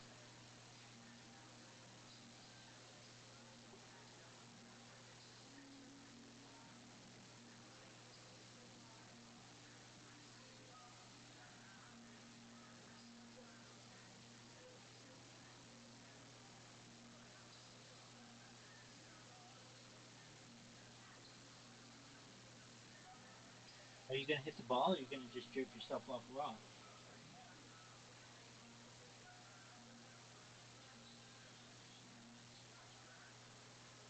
Everyone has dirt.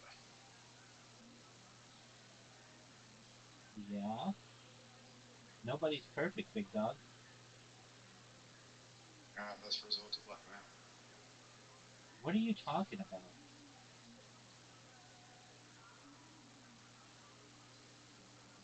Did you win the lottery?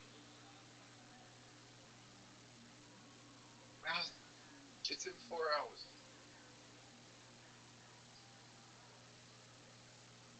5 hours.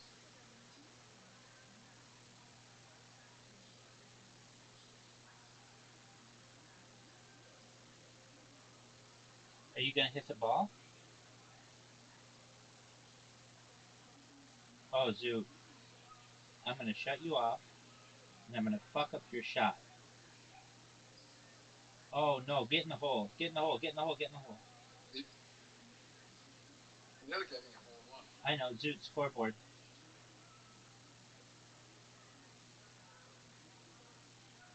Yeah, I'm only one shot behind you. Just watch me turn it on.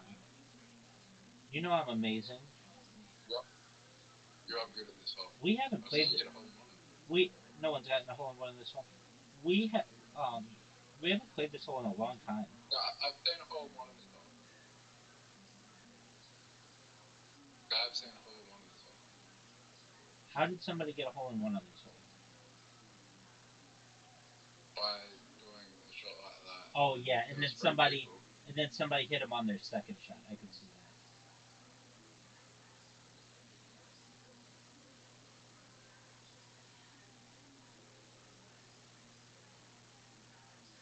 But you can't do it with two people.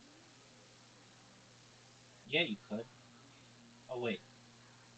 Uh, yeah, you could. You need someone to knock out the tree. Oh yeah, you could. Holy shit.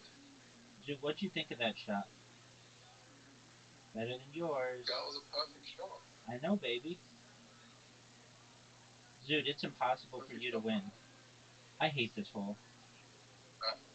Remember, I'm taking a break off. Oh, I know.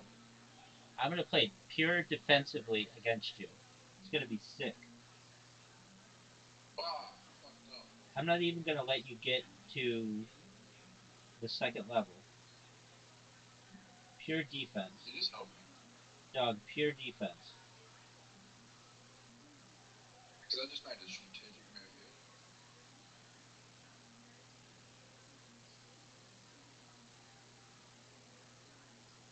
You just help me. It missed. How did I help you, Zoo? You're not even gonna make it in that second level, like I just said.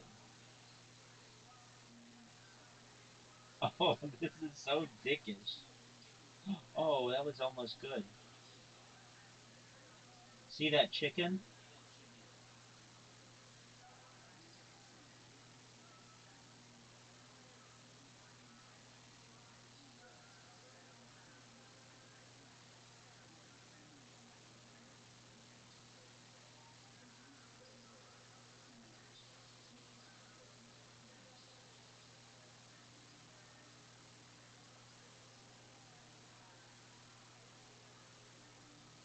All right, enjoy your break.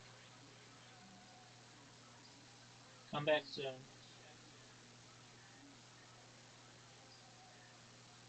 Hey, you've been playing with other people. Have you? No, you haven't. No, you haven't. Maybe a little. Not really. You played with some people. Not this week. Okay. Go take your break. Alright, let's go. Alright, let's go. Dude, So, dude, take your break.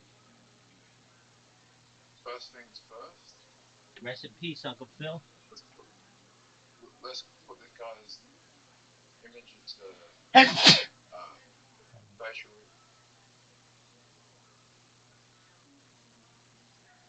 I've lost all my fucking cunt. I hate this cunt.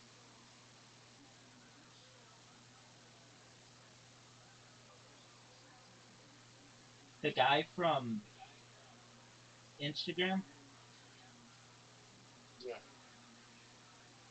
All right. So why don't you just make a bunch of Instagram accounts and say, "You stole my money. You need to pay me." Yeah, look, he is.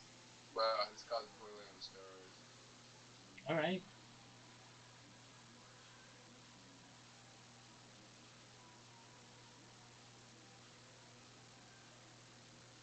He's on steroids and he doesn't even look good. All right, dog. Why don't you fucking create a bunch of Instagram accounts and then tell him to pay you?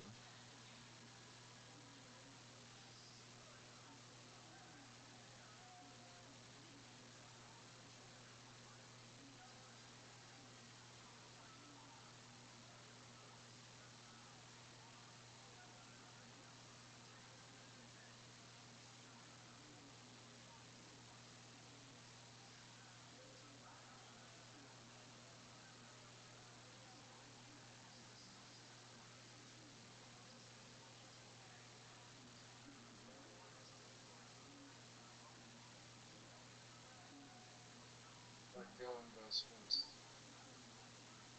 Dude, Fuck! what's fucked? Every fucking shit coin I buy just goes to zero lately. All right, dude. Why don't you just create a bunch of of Instagram accounts and then just post on his shit?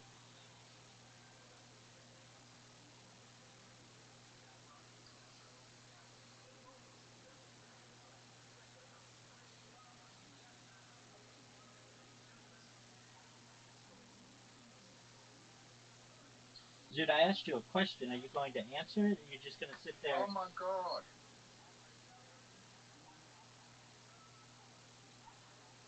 What, big dog? Because that's not gonna pay me. Alright, we'll figure it out. Anyway. Fuck, you know. Rabbi, I had to make money. I know it. You can get $2,400 out of this guy. Oh yeah, but more than that. All right, but you need the $2,400.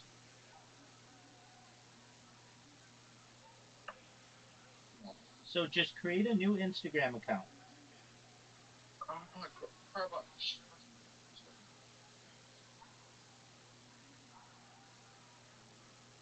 We are in an.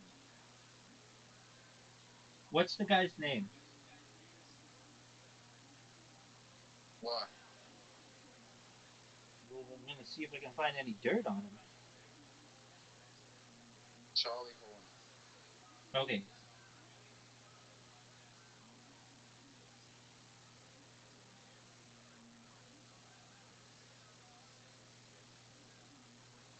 No, Christian Horn, sorry.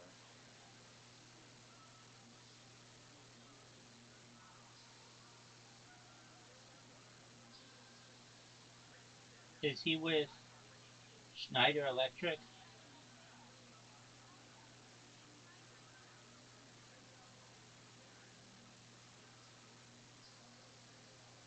No.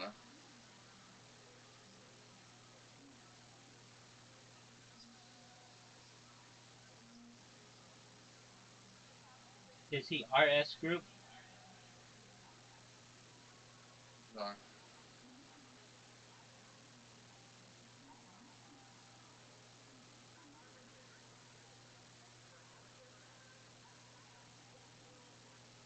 Christian. Christian following. Not solo. And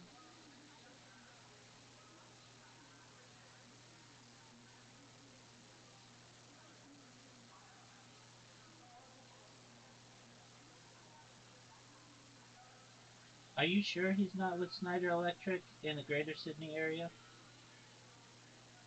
no.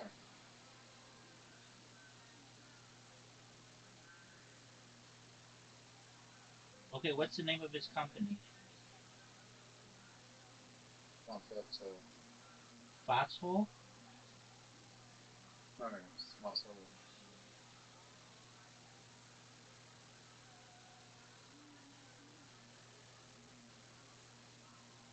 I mean, what did the labor board say?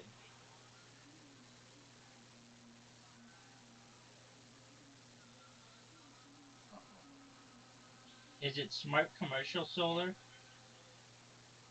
no, it's not solo. Gun.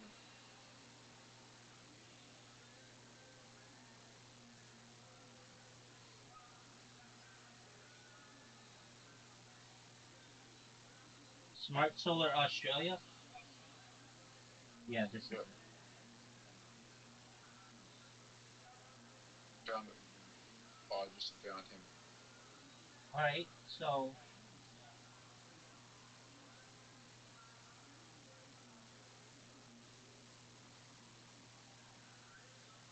have you contacted him and called him directly? Yeah, And what did he say? You weren't an employee or he just hung up on you? yeah, it was one employee. Okay, and but I mean you have text messages that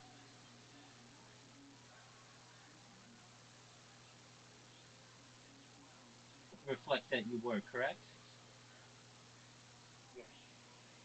Okay, so then send him the text messages and explain to him that you were an employee and that you want your $2,400.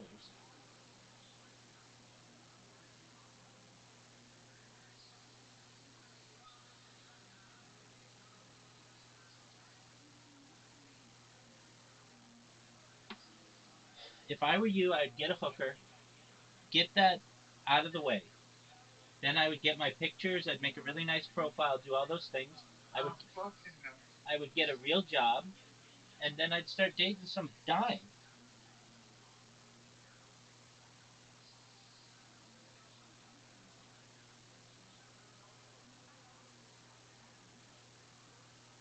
Dude, Australian chicks are so hot.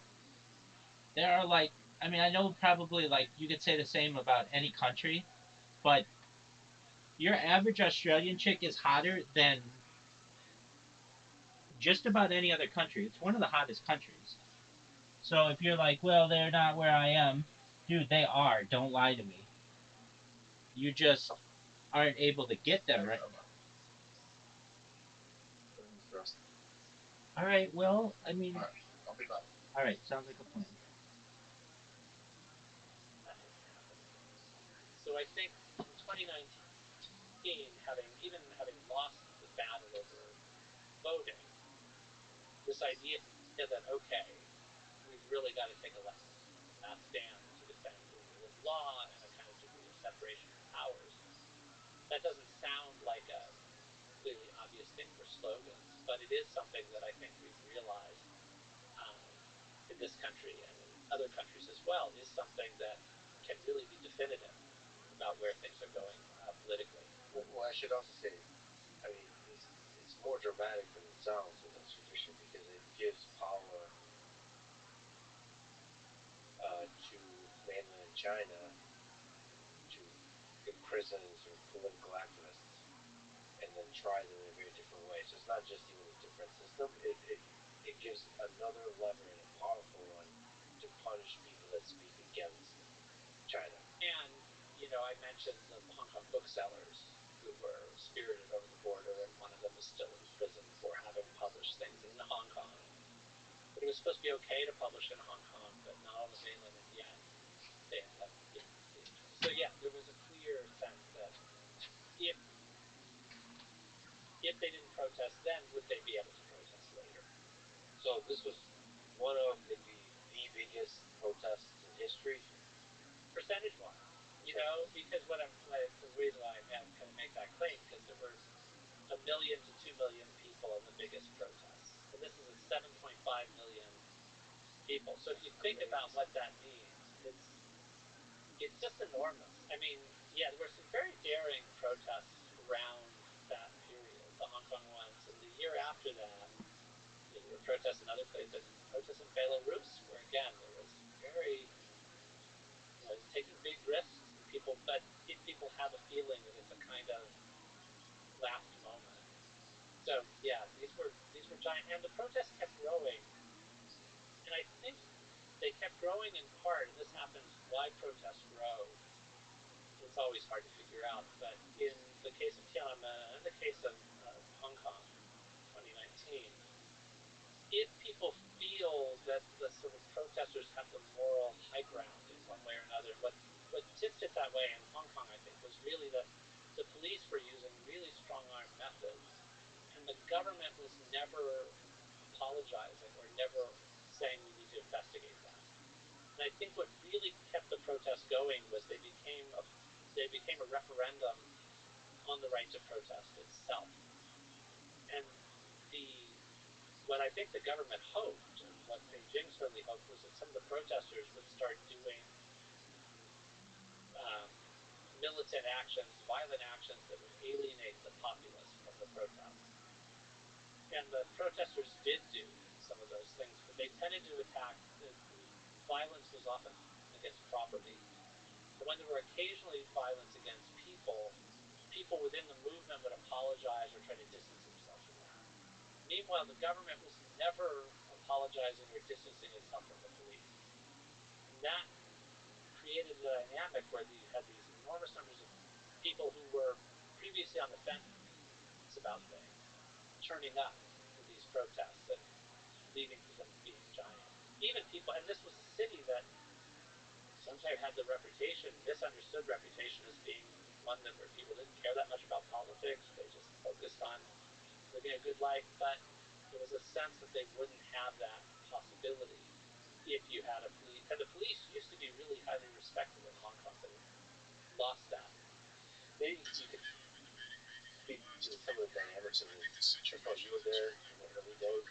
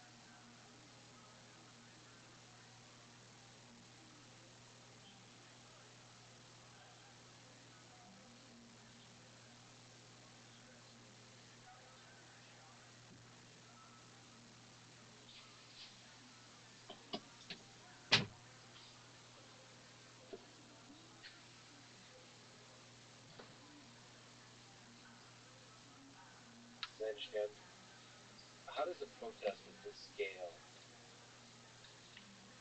explode as it did? Like, it starts with small groups of students, the youth. Like, maybe you could speak to in general from all the studying of youth protests. How does maybe anger, maybe ideological optimism, maybe the desire for revolution and for better times amongst a small group of students, how does that become a movement? And how does that become a gigantic protest? So protests, well, one of the things that some of the most impressive books I've been reading about other places have been emphasizing is that protests are often preceded by other protests that may seem like dead ends, but actually provide people with the kind of skills and scripts and repertoires to then carry out things on a larger scale after that. So you often get, we get captivated by a moment that seems to come out of nowhere, but it often doesn't. It's been, the ground has been laid by, it can be by an earlier generation that passes on the stories about it, or it can be just a few years before. And sometimes the new generation will say, look at what they did, that was exciting, but we want to put our mark on things by generation. So there were these 1986 protests that sort of fizzled out that helped lay the groundwork for the 1989 ones. In Hong Kong, there were the 2012 and 2014 ones that laid the groundwork for 2019. Some of the times it was the same activists out on the streets again, but sometimes it was a younger generation that said, yeah, okay, but that failed, so what can we do differently? And we see this in cases in the US, and we see it around the world, of this kind of the percolating of things that happen, sometimes in conversations that continue, that happen. And sometimes, failures can seem like dead ends, but over a long period of time, we see them as succeeding. And it can seem irrational. It can seem irrational to try to do something after the last 3 times people have tried to do it have failed. But then occasionally, history shows that the 3rd time or the 5th time or the 20th time actually does succeed. There's enough countervailing, in Eastern Europe, you would say, like in 1956, there was a rising, it was crushed. In 68, there was a rising, it was crushed.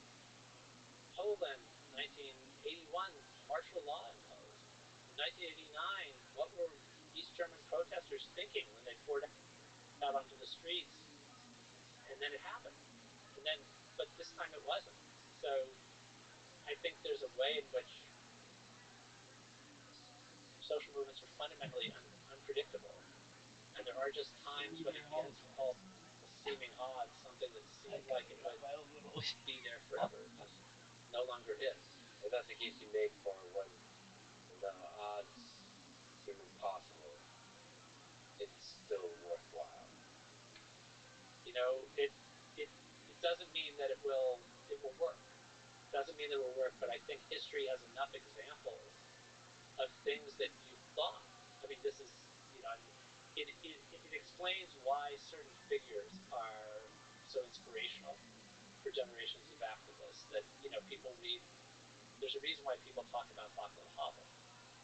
Whereas if Václav Havel had died in 1988, people would have said, oh, maybe he was a great writer, but his political project, he didn't live to see. But then he lives to 89 and becomes, against all expectations. So Rebecca Solnit, who's got a new book, No Straight Road Takes You There, Essays for Uneven Terrain. And she's talking about taking a longer view of some struggles that achieve things after the point when people might have imagined that they had run into dead ends.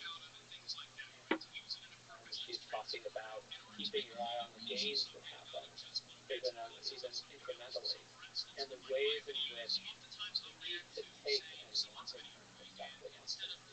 And I think, it's a strange thing because there's also often an impatience in movements of people wanting kind of immediate results. But the story of looking at situations I mentioned in Eastern Europe and Central Europe, but Taiwan was a right wing dictatorship under sort of a version of martial law for decades, and at each stage it would seem that people struggling to change it were on a quixotic, impossible kind of mission. I mean, South Korea was in a similar situation.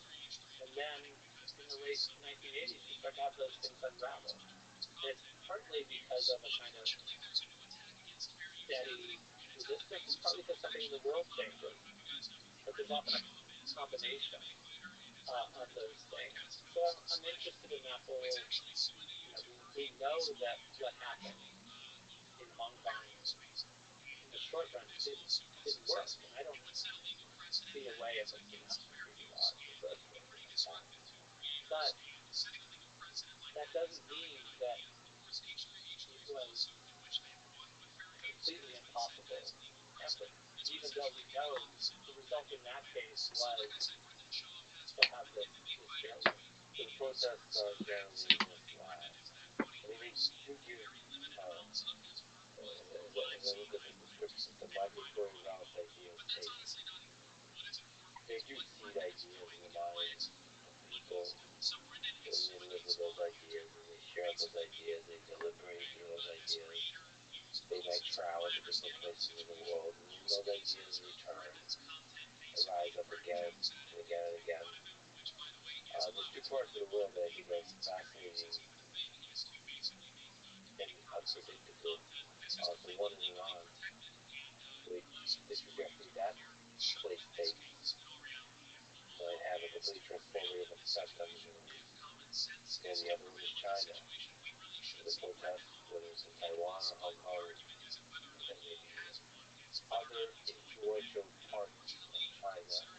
Those ideas percolating up and up again might have a completely transformative effect on the world. So maybe this is another case where, so the Chinese Communist Party, leaders in the Chinese Communist Party, they do know about history, they care about history. And one history they know is the Chinese Communist Party was almost destroyed in 1927. I mean, it was, if you were taking odds on what are the chances that this ragtag sort of group that's being pursued by Chiang Kai-shek to try to destroy it, and yet over time they somehow managed to ride it out and eventually come to power. There's an awareness of the ways in which the seemingly impossible can happen. It doesn't mean it will. I mean, this is why I think, and one of the really kind of tragic or heart-wrenching things is you can have situations in which movements that seem to be pursuing an impossible end result, they achieve that result. And then after another period, the country goes into another really difficult period, or it seems that the successes are being rolled back. And my new book, The Alliance book, that I've just written, dedicated to two people who lived through a variety of these things.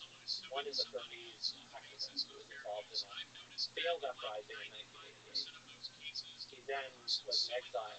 He didn't know whether he could ever see brothers who he loved back in Burma. And then something magical kind of changed. And in 2010s, it seemed that there was a kind of democratization.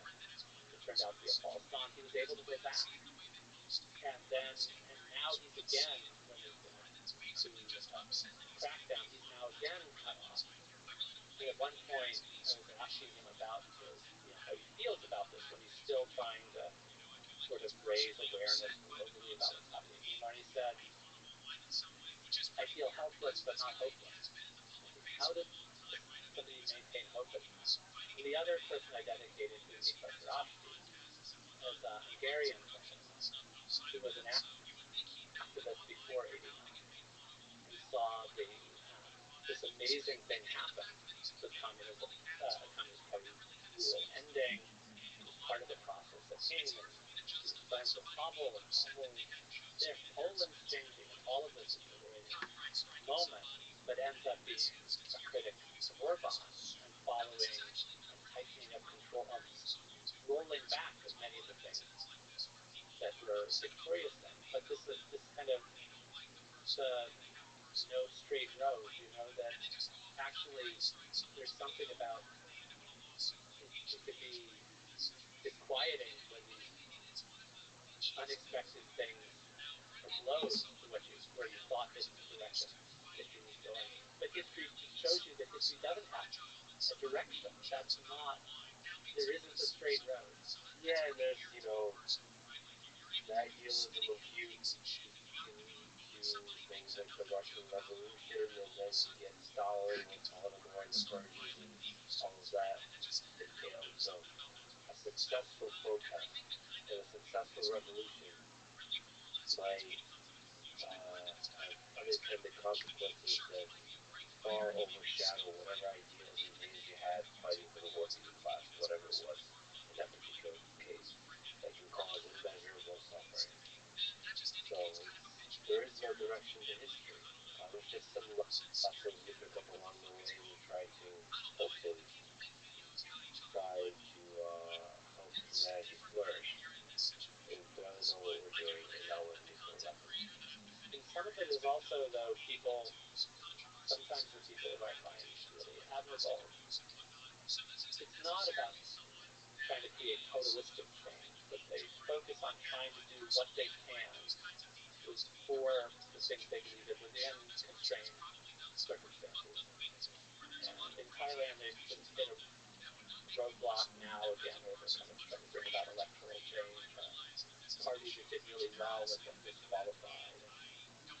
So the experts I know are focusing on local efforts to improve a neighborhood, to keep a neighborhood from suffering from a kind of unthinking gentrification. They're thinking small. They're thinking sometimes about what can we do to improve the life of people within. For instance, how can we build?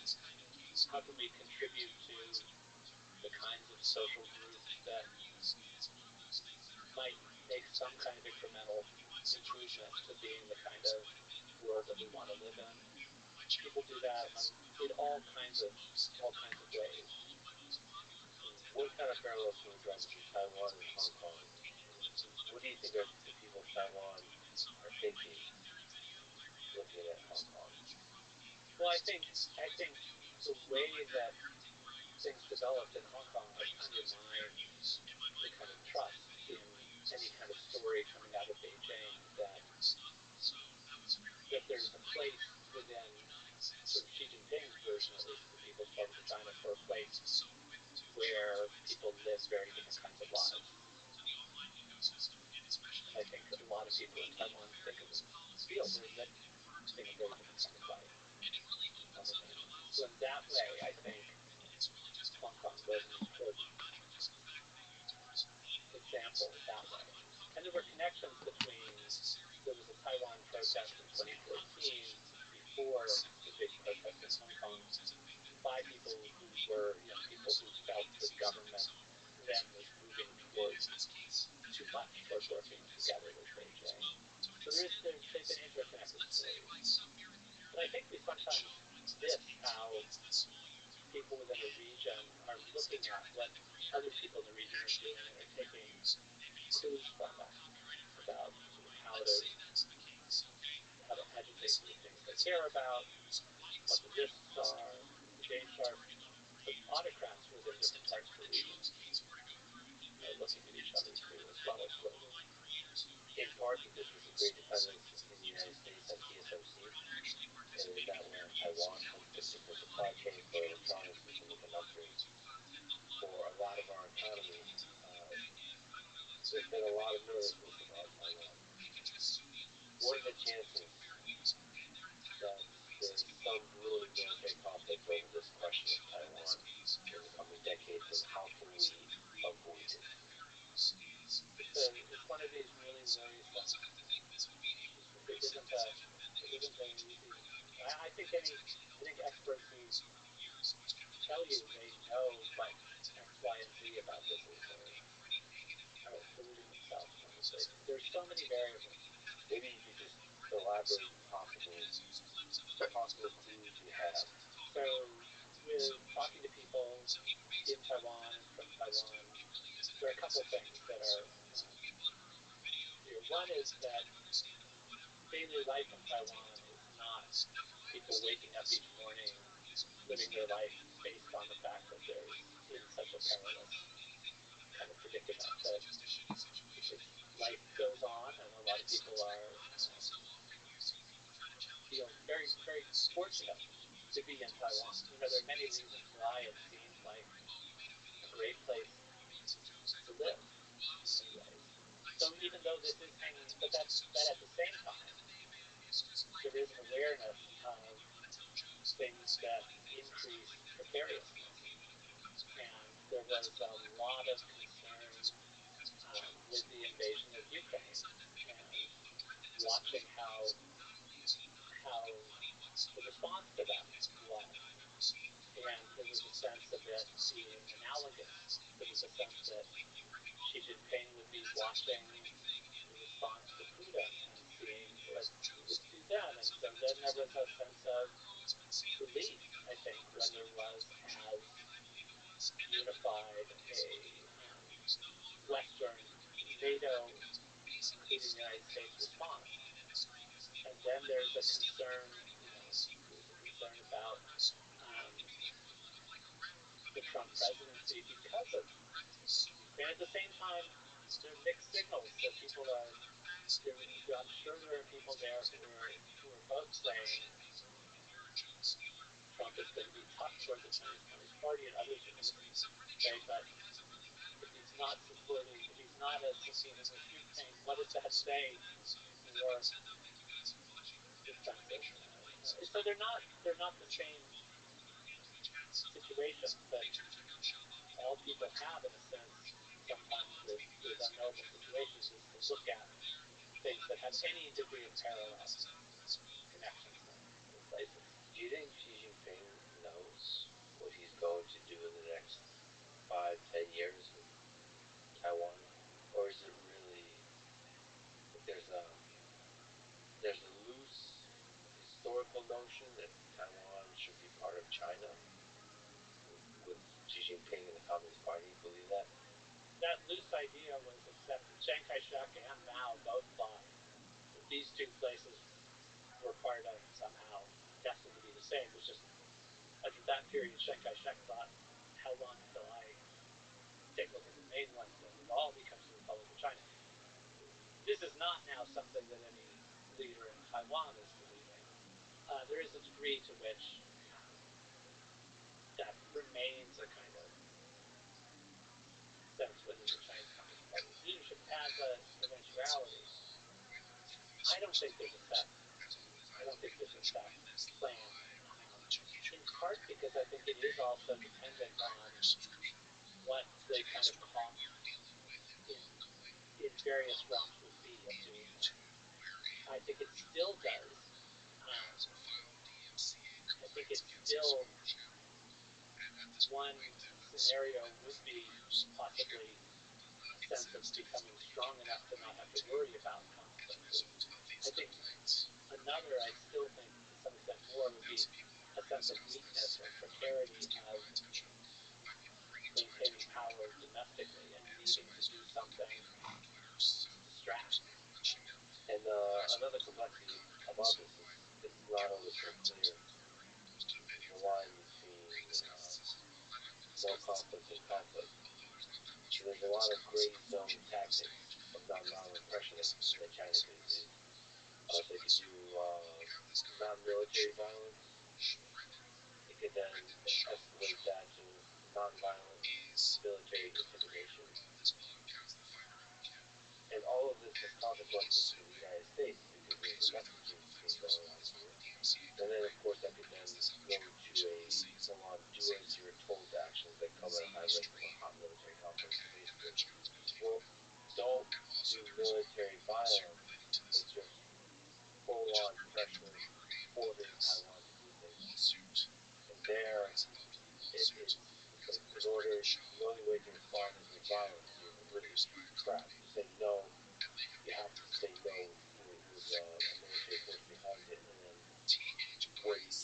at every step in this, it's such an unstable, non-linear dynamical system where anything could just, unintended consequences can happen, and it could just escalate in a matter of days, if not hours. And so, like, this is where they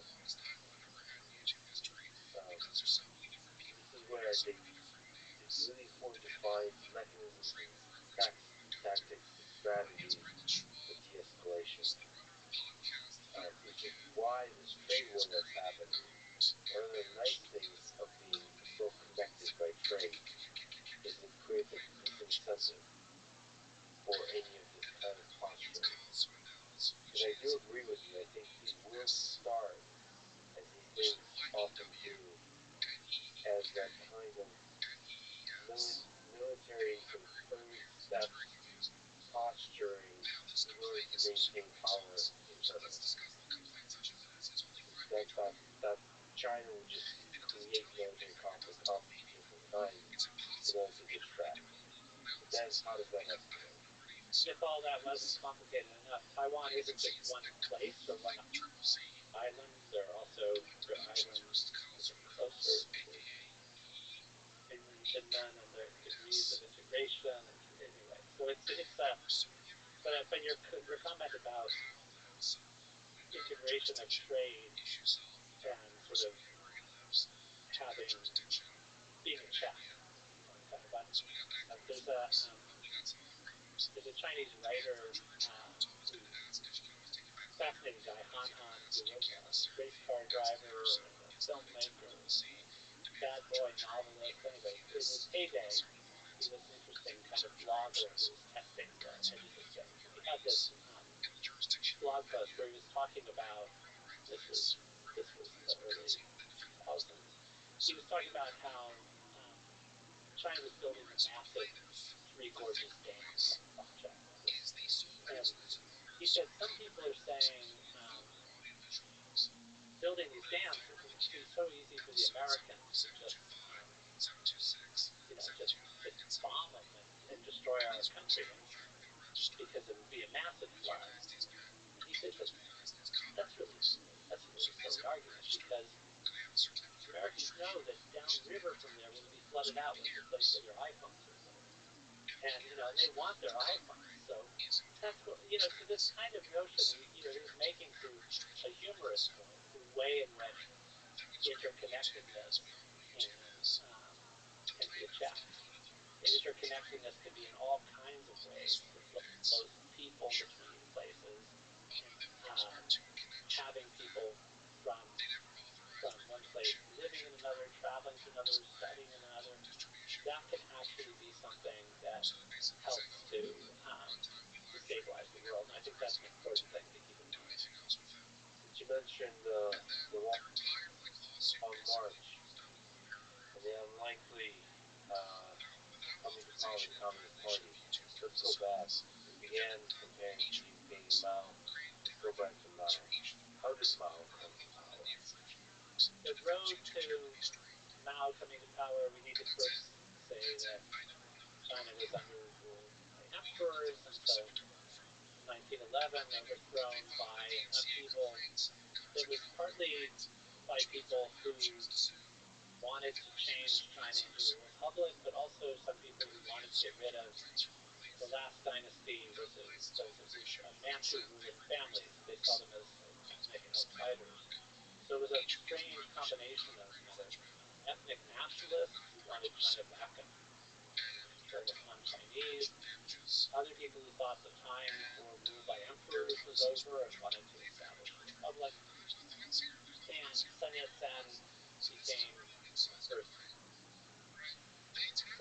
provisional president of this newly formed Republic of China, but then he got nudged out of power by a military strongman. And then there was a period where the country was really divided. The Republic of China didn't have a strong government, but there were then two groups.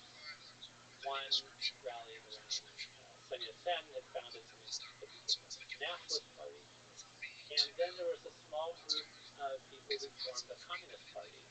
Mao was one of them. These were intellectuals who were part of the fourth movement of 1919, they were inspired by Marxist ideas, but they were also just inspired by the Russian Revolution.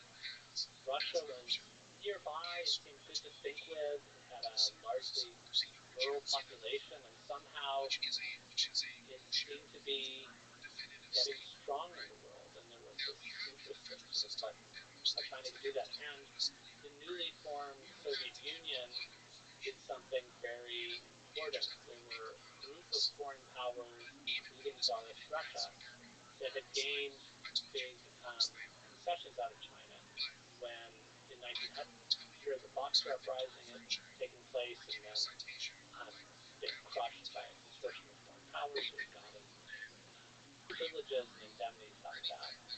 And the newly formed Soviet Union renounced those, said, that was the old order, that was imperialism. And so Marx's ideas were attractive to some Chinese thinkers, but Lenin was very attractive in this combination of anti-imperialism and his notion of a vanguard party leading a country forward. So there was a small communist party, a bigger nationalist party. They were involved in these protests against warlords and against imperialism.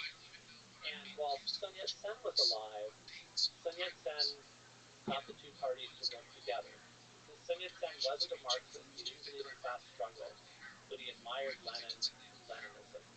And so he said that actually the Communist Party and the Nationalist Party may have had different views of the path forward for China, but they agreed on who the enemies were. The enemies were the warlords who were keeping China weak and too willing to compromise with Japan, and foreign imperialism. So China needed to get rid of the warlords and become a stronger country, and then they could sort it out what road to take. Sun Yat-sen dies in 1925, and his successor, Chiang Kai-shek, is initially keeps the alliance going with the Communist Party, but in 1927 he turns against the communists and starts to carry out a purge against the communist methods. Who's the head of the nationalists? He's the head of the nationalists, and he has some very different. He's a kind of culturally more conservative figure. But what's important part about this is there are some members of the Chinese Communist Party who accept the basic ideas of Marxism, of revolution comes from the cities. But Mao has this idea that actually he's partly loves this idea of peasant rebellions in China's past as driving history forward, and he starts writing about how, well, maybe in China's case, actually the peasantry, farmers can be a radical force. And so the Communist Party is on the run, it's being pushed around because the nationalists are trying to exterminate them, but eventually, and the nationalists and the communists ally again after Japan invades China in the 1930s. They form what's called a Second United Front. But during this period, Mao is emerging as taking leadership in the Chinese Communist Party, and his idea of a different kind of vision of communist revolution that has the revolutionary vanguards somehow being the peasantry. After World War II, after the two parties have brokered a truce that sort of worked together against Japan, there's a civil war between the nationalists and the communists, and against all odds, the Communist Party wins. The Communist Party gets support from the Soviet Union, the nationalists get support from the United States, even though neither of them are quite doing things the way that their backer would like them to. But there also is a way in which and this is something I think the Communist Party leaders remember, there's a feeling that the Nationalist Party doesn't really believe its own rhetoric, that in fact all it cares about is having power, that it's internally corrupt. Chiang Kai-shek himself isn't viewed as sort of personally corrupt, but family members, there's an idea that there's just a small band of people that are benefiting, and there's a kind of disgust with the leader, with the nationalists. The nationalists end up in retreat. in Taiwan. That's why Taiwan then becomes the Republic of China. There's an uprising there that Chiang Kai-shek people, the nationalist repress, and it starts being from the late 1940s on this long period of martial law on Taiwan, and there becomes then this period where the mainland's under the control led by Leninist party, believes in one-party rule, and believes that it was a very bad period in Chinese history when China was unable to stand up to imperialism. Taiwan's controlled by a Leninist party that believes in one-party rule, limits on participation, believes that the bad time when China was being bullied by imperialists. What distinguishes Chiang Kai-shek? Chiang Kai-shek has a personality cult. Mao has a personality cult. They have a lot in common, but one clear thing that makes them different is Chiang Kai-shek says that what's wrong with the Communist Party is they've abandoned Chinese traditional values of Confucianism. Mao says that on the nationalists, what's really bad is they are still wedded to these traditional Chinese values of Confucianism. So cycling back to where it began with Mao and Xi, you could actually say Xi Jinping in some ways is like living out the dreams that Chiang Kai-shek had of one-party rule and also kind of celebrating Confucianism. Yeah, there's elements. You spoke about the elements of Chiang Kai-shek and Mao that Xi Jinping kind of combined. You also mentioned an interesting, we had 100 hours to talk about. There's another interesting side of but similarity that you talk about where Xi Jinping's wife is out there, a known entity, a part of his public image, and same was the case with Chiang Kai-shek. Yes, and both of them, right, they had high-profile lives who were sort of celebrity figures and made a good impression globally and were more like kind of first ladies. But both Chiang Kai-shek and Xi Jinping oversaw a period of emphasizing more traditional patriarchal values in China.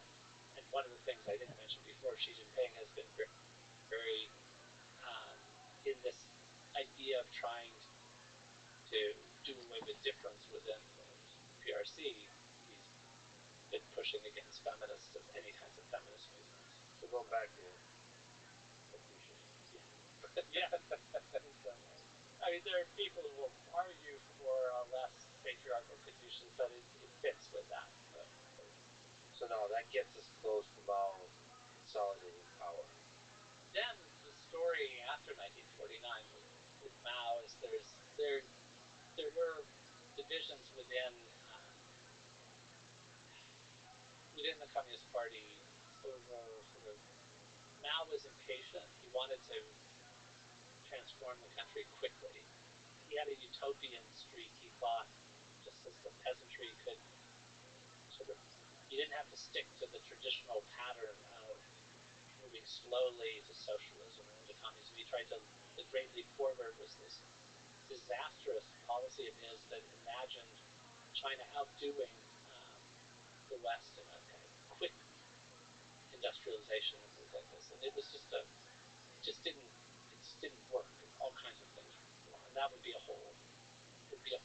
we'd need a whole other session to do the Great Leap Forward and the Cultural Revolution. But one of the simple ways to think about it is Mao made these kind of disastrous moves and then was partially sidelined and then wanted to get back power.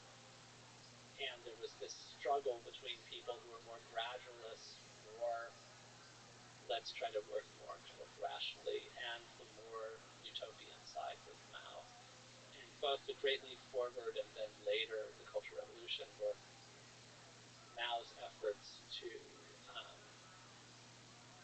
do things dramatically, even at the risk of chaos, even at the risk of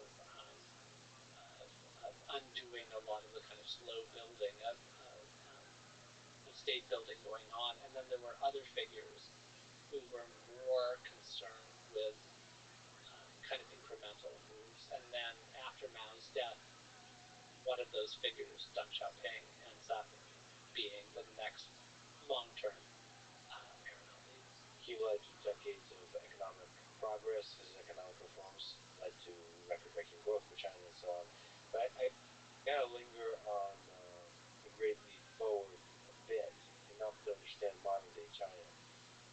So, as people know, if you follow the show, I talked about in other episodes, the Great Leap Forward, this agricultural collectivization and rapid attempt to industrialize has killed 30 to 45 million people.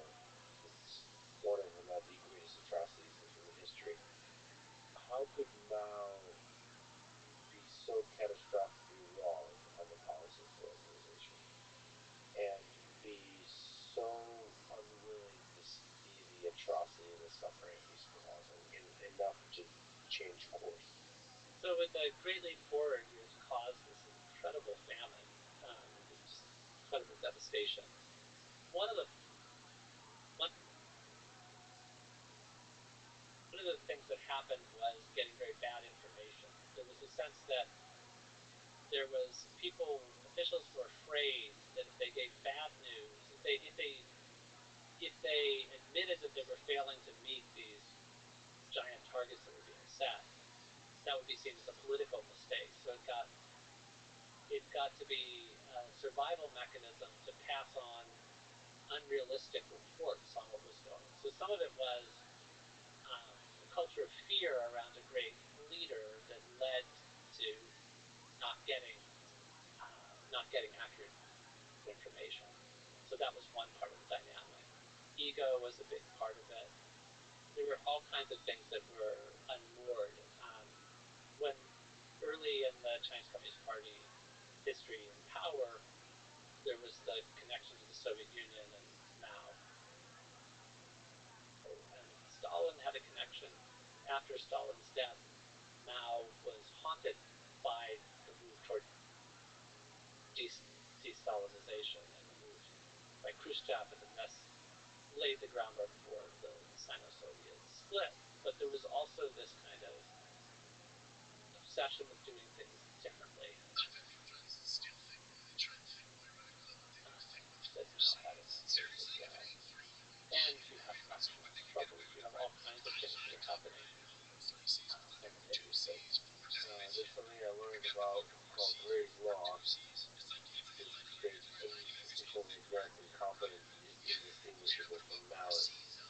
So I would say when 30 to 45 million people die, it doesn't really matter what the explanation is.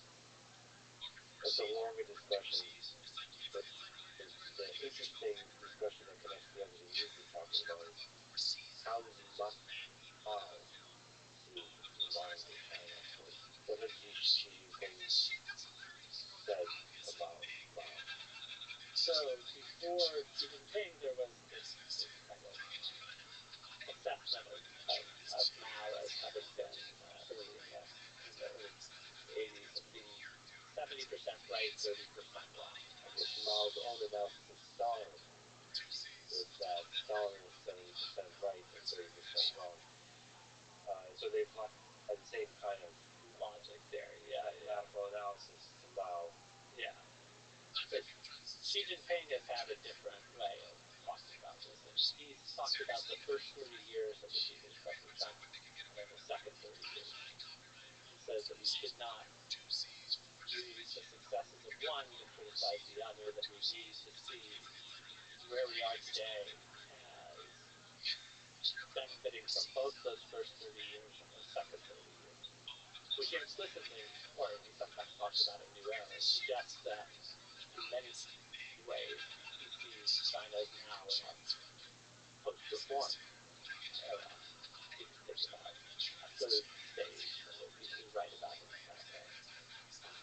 And so he clearly, there's always been a way of trying to separate out the kind of Mao of the periods when things were not going horribly. And I think Xi Jinping would think that Mao, having managed to fight the Korean War to a standstill, which is how things are how the history of that period is described in the PRC. It said, look, you had so many different forces of the more developed world fighting on one side, and that war did not end in a defeat for North Korea and for the Chinese side. So yeah, Xi Jinping, I think, wants to be seen as an inheritor of Mao, continuer of one side of the Mao legacy, but clearly circling back to where we began, not the Mao who liked to stir things up, not the Mao who believed in mobilizing youth on the streets, not the Mao who let things get out of control, but the Mao who was responsible for strengthening the nation. Can I ask you about the 1953 speech? Can you just watch it real quick? This particular speech is about, in 1953, at the end of the Korean War, saying China will not surrender. Let's actually just listen to it. The speech reads, as to how long this war will last, we're not the ones who can decide. It used to depend on President Truman. It will depend on President Eisenhower, or whoever will become the next U.S. president. It's up to them. But no matter how long this war is going to last, we will never yield.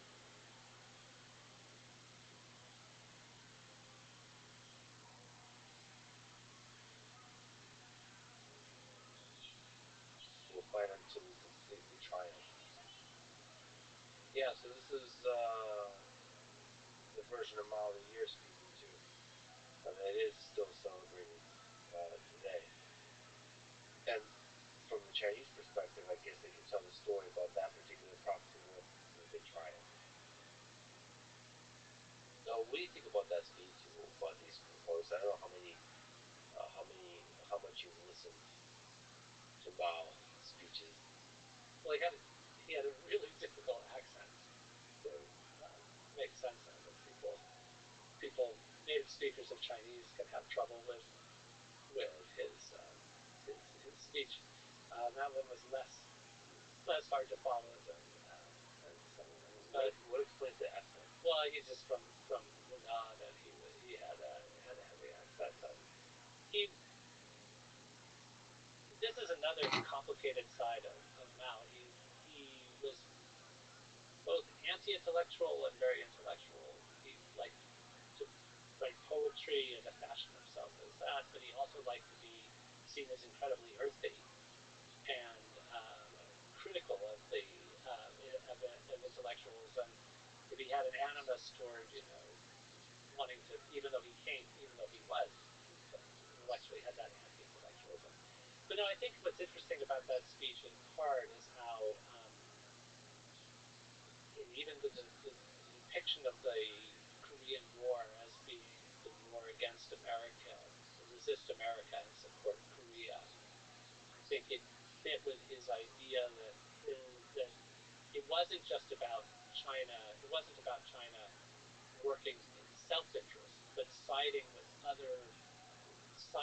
the underdog countries against the hegemonic ones, and that was another part of Mao's desire to see China as representing the kind of third world and a sort of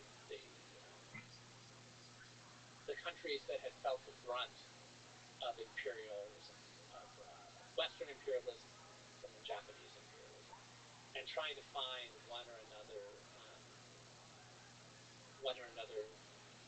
country's imperialism to focus on. At that point, he was focusing on America, which is something that can have particular resonances now. Mao could alternate. At certain points, he thought there should be an alliance where he said that China should be able to work with Japan, because he said it at one point. He said, "Well, without Japanese imperialism, the Communist Party wouldn't have risen. We wouldn't have had this ability to unite the people." We have seen in the post-Mao period some leaders playing on sort of anti-Japanese sentiment because of the history of Japanese aggression, or there can be anti-American sentiment because of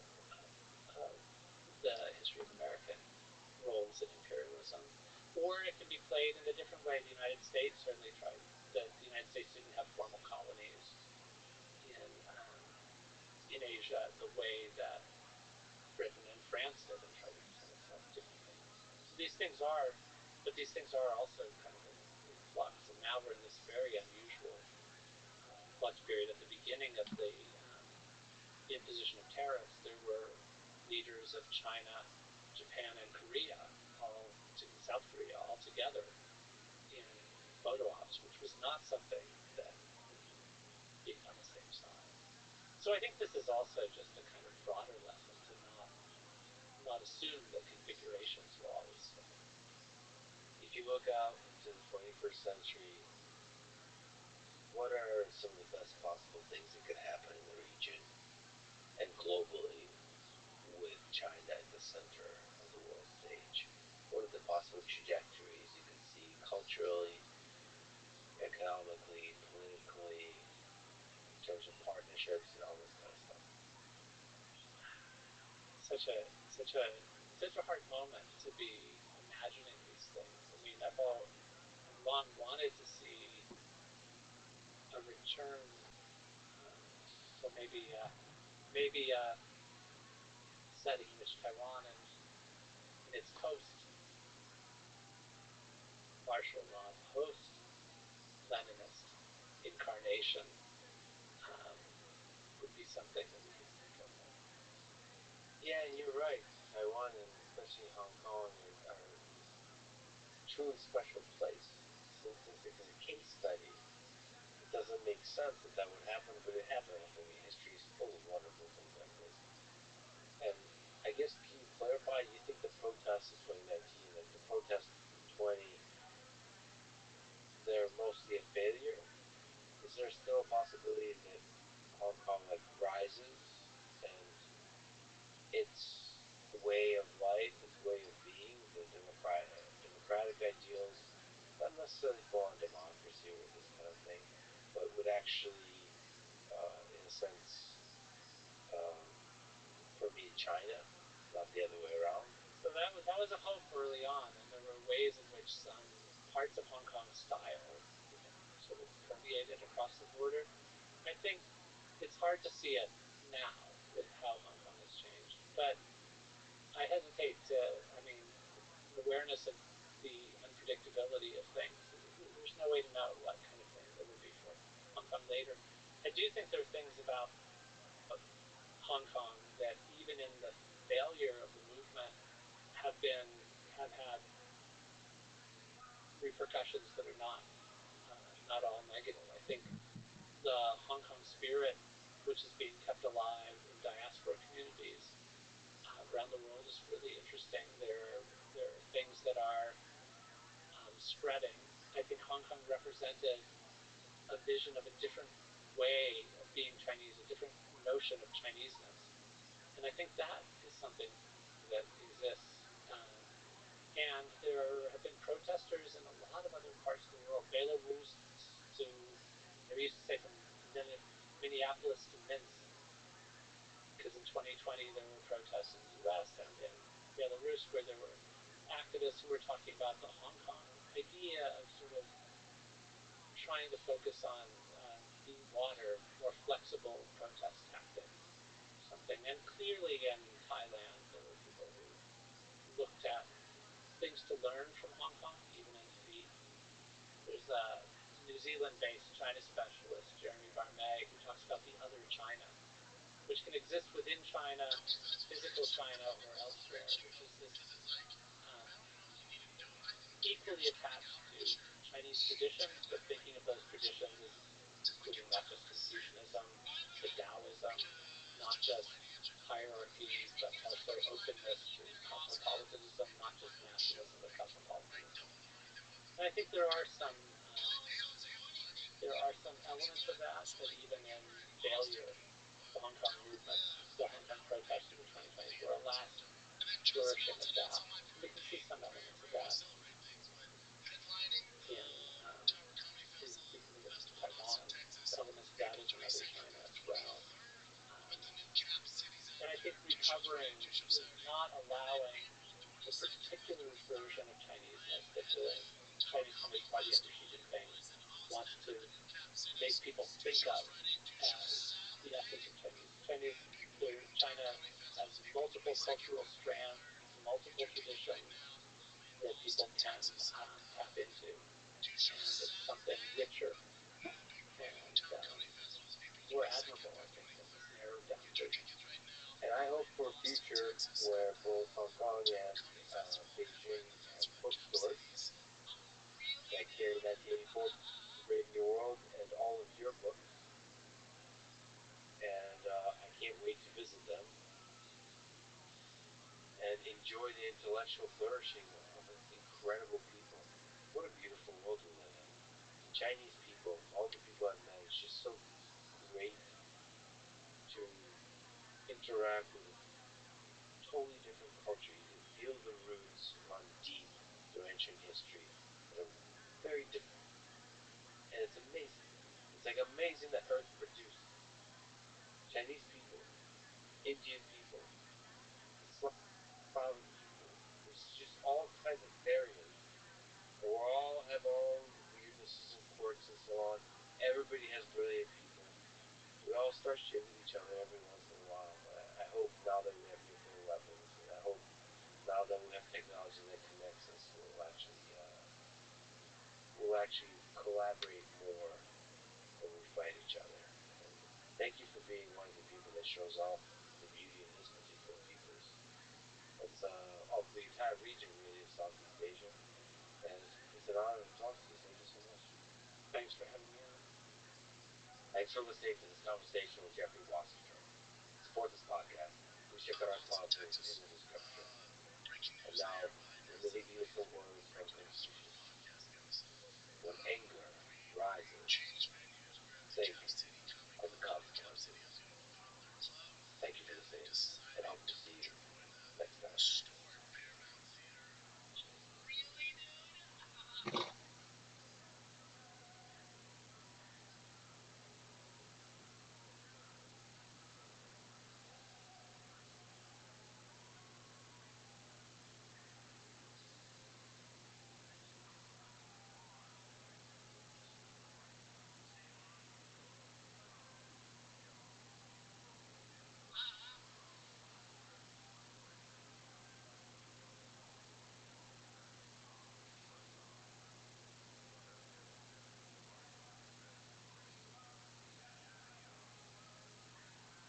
I read the script in December. January, Josh Arnett, Marley Shelton come down, fly Frank in. We're shooting for 10 hours in the green screen. We shoot that opening sequence. Incredible. The visual look, we've never seen that. I want to just take this and make it move.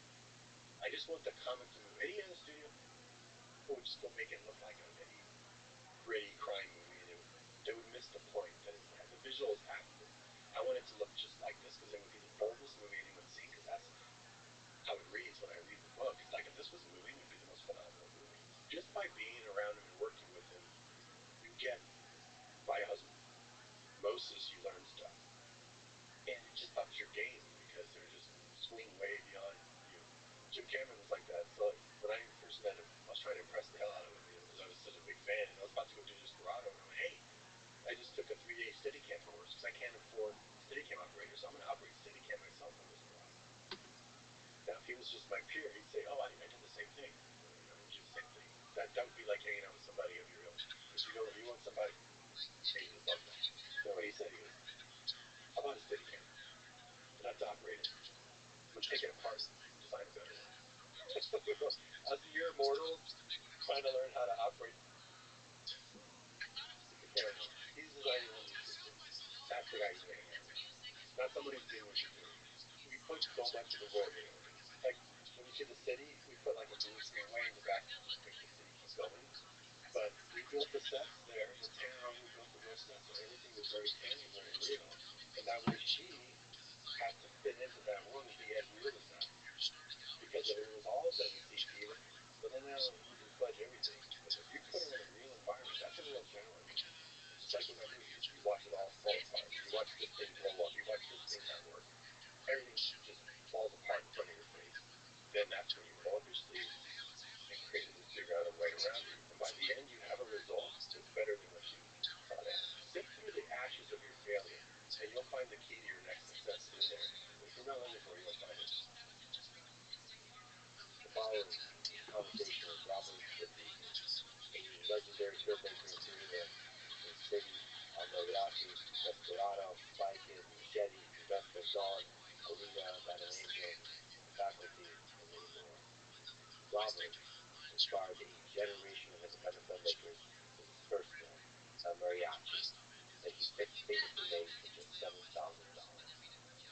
film in many stints. He was not only the director, he was also the writer, producer, cinematographer, editor, visual effects supervisor, sound designer, composer, basically the full stack of filmmaking.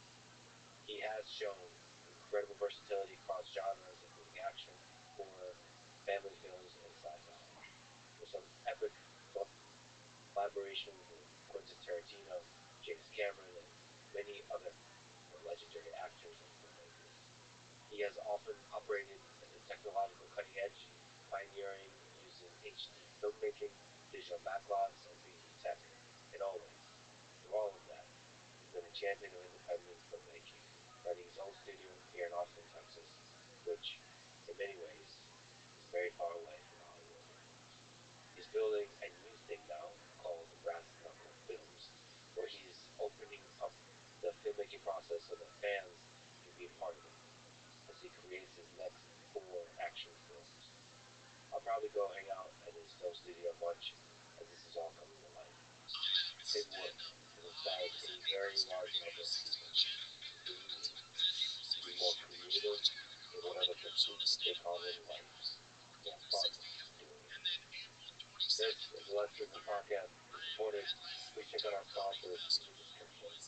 And now, dear friends, here's Robert Rodriguez. Has there been a time when there was like one take, and you only have one take to get it right? All the times where you're just like, or just you know how long it'll take you to have to do it. But then you know what you gotta just work with it. You gotta get like that. But if you say ignore it, we'll shoot it in slow motion so the last was a little longer because it's supposed to be. So I told the actors, I know how big this fireball's gonna be, but just walk really fast and just look real determined and just keep walking. Don't stop and turn around because you might get your eyebrows singed. So they take off and boom, it goes, and it's slow motion. It looks great, right? I was showing it to Jim Cameron before it came out, and his hand went up. Look, you've never seen that before. 6 months later, Dust Till Dawn came out. So I liked how much it looked so much that in Dust Till Dawn, I did it again. Those movies came out within 6 months of each other. That's why it turned into a thing, because people saw it. And so I thought, how about for the opening, George Clooney and Quentin walking out of the gas station. And we have the whole place just blowing up, and they just keep talking like it's not happening. You know, like take it another step further, so I'm not just doing the same thing. Okay, that one is like, okay, you're going to walk out, and it's all in one take. So we only can do one take.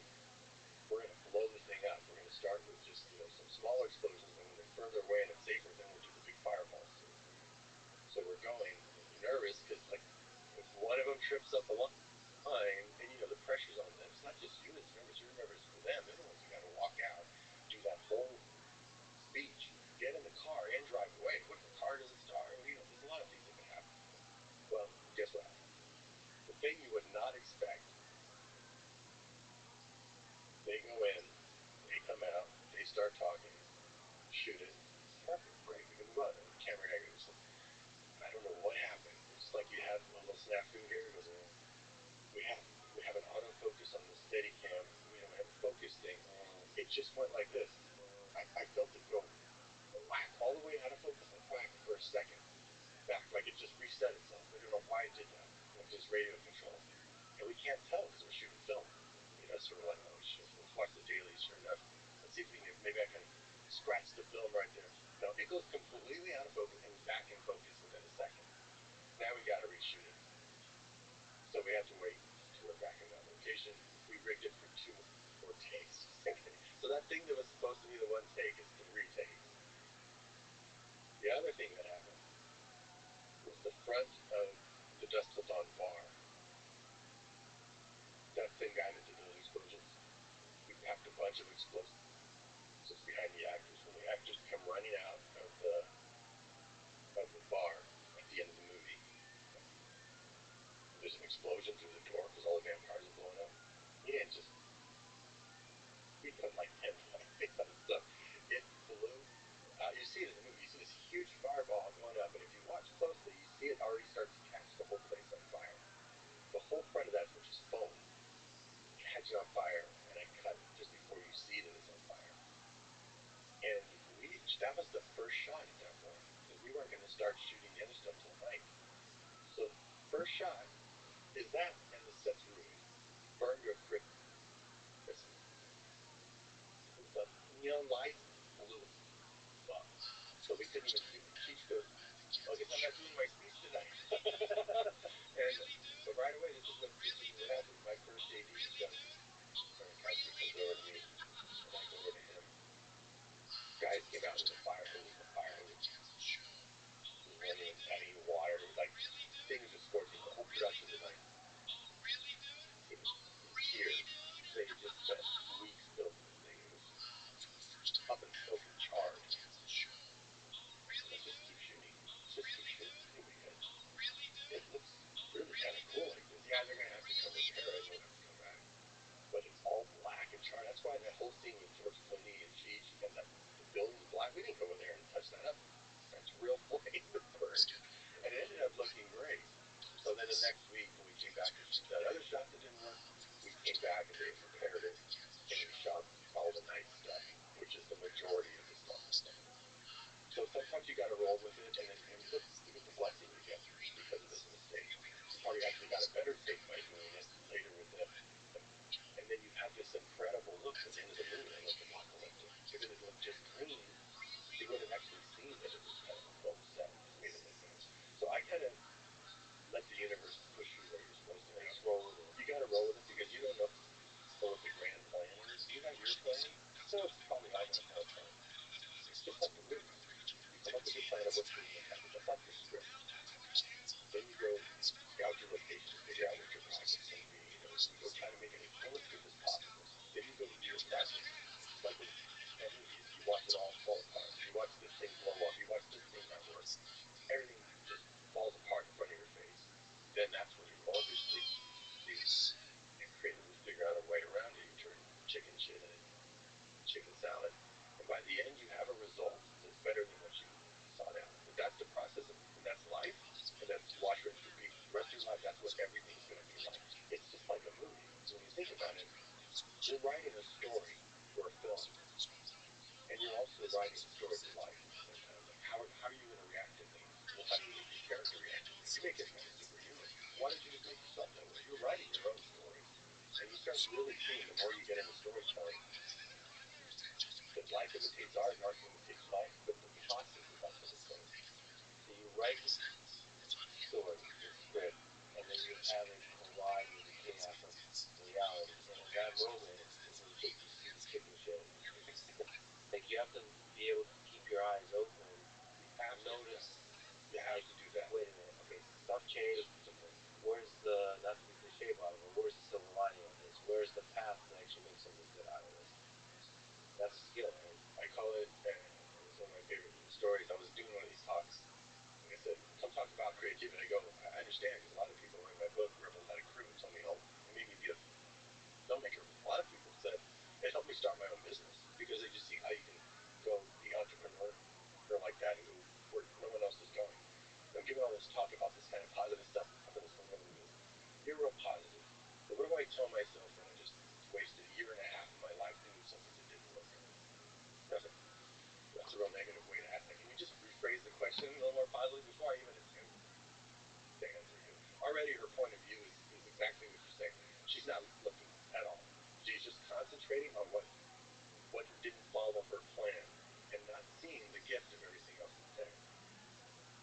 So she goes, very reluctant. It was so perfect. I wish we had filmed it. She goes, I learned a good lesson the hard way. And I said, that still sucks. And I say, when you follow your instinct, like if you follow your own instinct to go start a business or go make this movie, it wasn't someone saying, go over there and you'll make $1 million. It was your instinct, and you failed. Sometimes the only way across the river is to slip on the first 2 rocks. You fail, you have to really sift through, like the silver lining, I call it, sift through the ashes of your failure, and you'll find the key to your next success is in there. But if you're not looking for it, you don't find it. I'm going to tell you one that I tell 4-room story. I said, I made a movie called 4-Room. I didn't make any money, right? But Quentin asked me, hey, do you want to make a movie with me and 2 other filmmakers? It's an anthology. It's on New Year's Eve. It's in a hotel tell you have to use the bellhop. We're not going to know when each other's making. When we make it, we put it together. My hand went up right away, just instinctually. Okay, that's like, okay, I'll do that. I'll go make that movie. Now, should I ask the audience? I like to throw it to the audience and her. Should I have not raised my hand that quick? Shouldn't I have done a little studying first? Or should I just go blind instinct?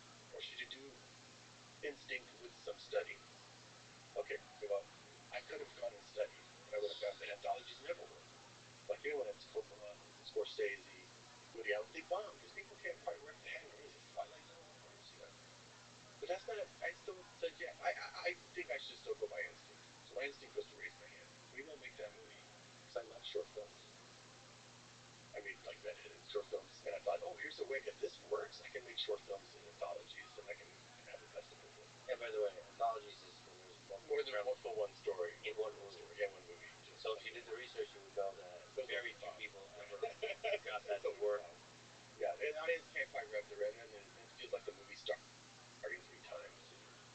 So I make that movie. It bombs. Now, I could feel real bad about that, but if you really think about it, you go, well, why did I sign up for it? Did I raise my hand because I thought it was going to go be this big financial success? No, I did it to work with my friends, to do something creative, to try something. But that's still not good enough. I need to really sift through the ashes. If I look into the ashes of that failure, I find 2 keys to my biggest successes in there. While I was on the set, they said it has to be New Year's. So I thought, I'm just going to do like that. I'm going to have 2 little kids that are running around in this room. And we have to use the bellhop as a babysitter. Well, it's New Year's. Let's dress everybody in tuxedos because it's New Year's. They're all going to go out. The parents leave without. When I saw Antonio and his wife, I thought, wow, they look like a really cool international spy couple. What if they were spies? And these 2 little kids, one of them keeps falling asleep on the set. He's so young. They barely tie their shoes. They don't know parents are spies. They have to go see. Okay, there's 5 of those movies now, right? The other one was, I really love making short films. I really want this anthology thing to work. What if it's 3 stories? I'm a 3-act director, not 4. Same director, not 4 different directors. I'm going to try it again. Why on earth would I try it again? Well, because I'd already done one and figured out how I could do better in that Sin City. Those are by far 2 of my biggest successes that came directly from that failure. So I always say, follow your instinct. If it doesn't work, just go. Sometimes the only way across the river is to slip on the first 2 rocks. So where's the key in that? It's the ashes of the failure. Because if I had an instinct, that means I was on the right track. I didn't get the results I want. That's because the result might be something way bigger that I don't have the vision for, and the universe is pushing me that way. By the way, a lot of people that look back at 4 rooms see a lot of creative genius in there. You say flop. Yeah, flop financially. Financially. Yeah. There's so many ways to measure it. Totally. Don't get me.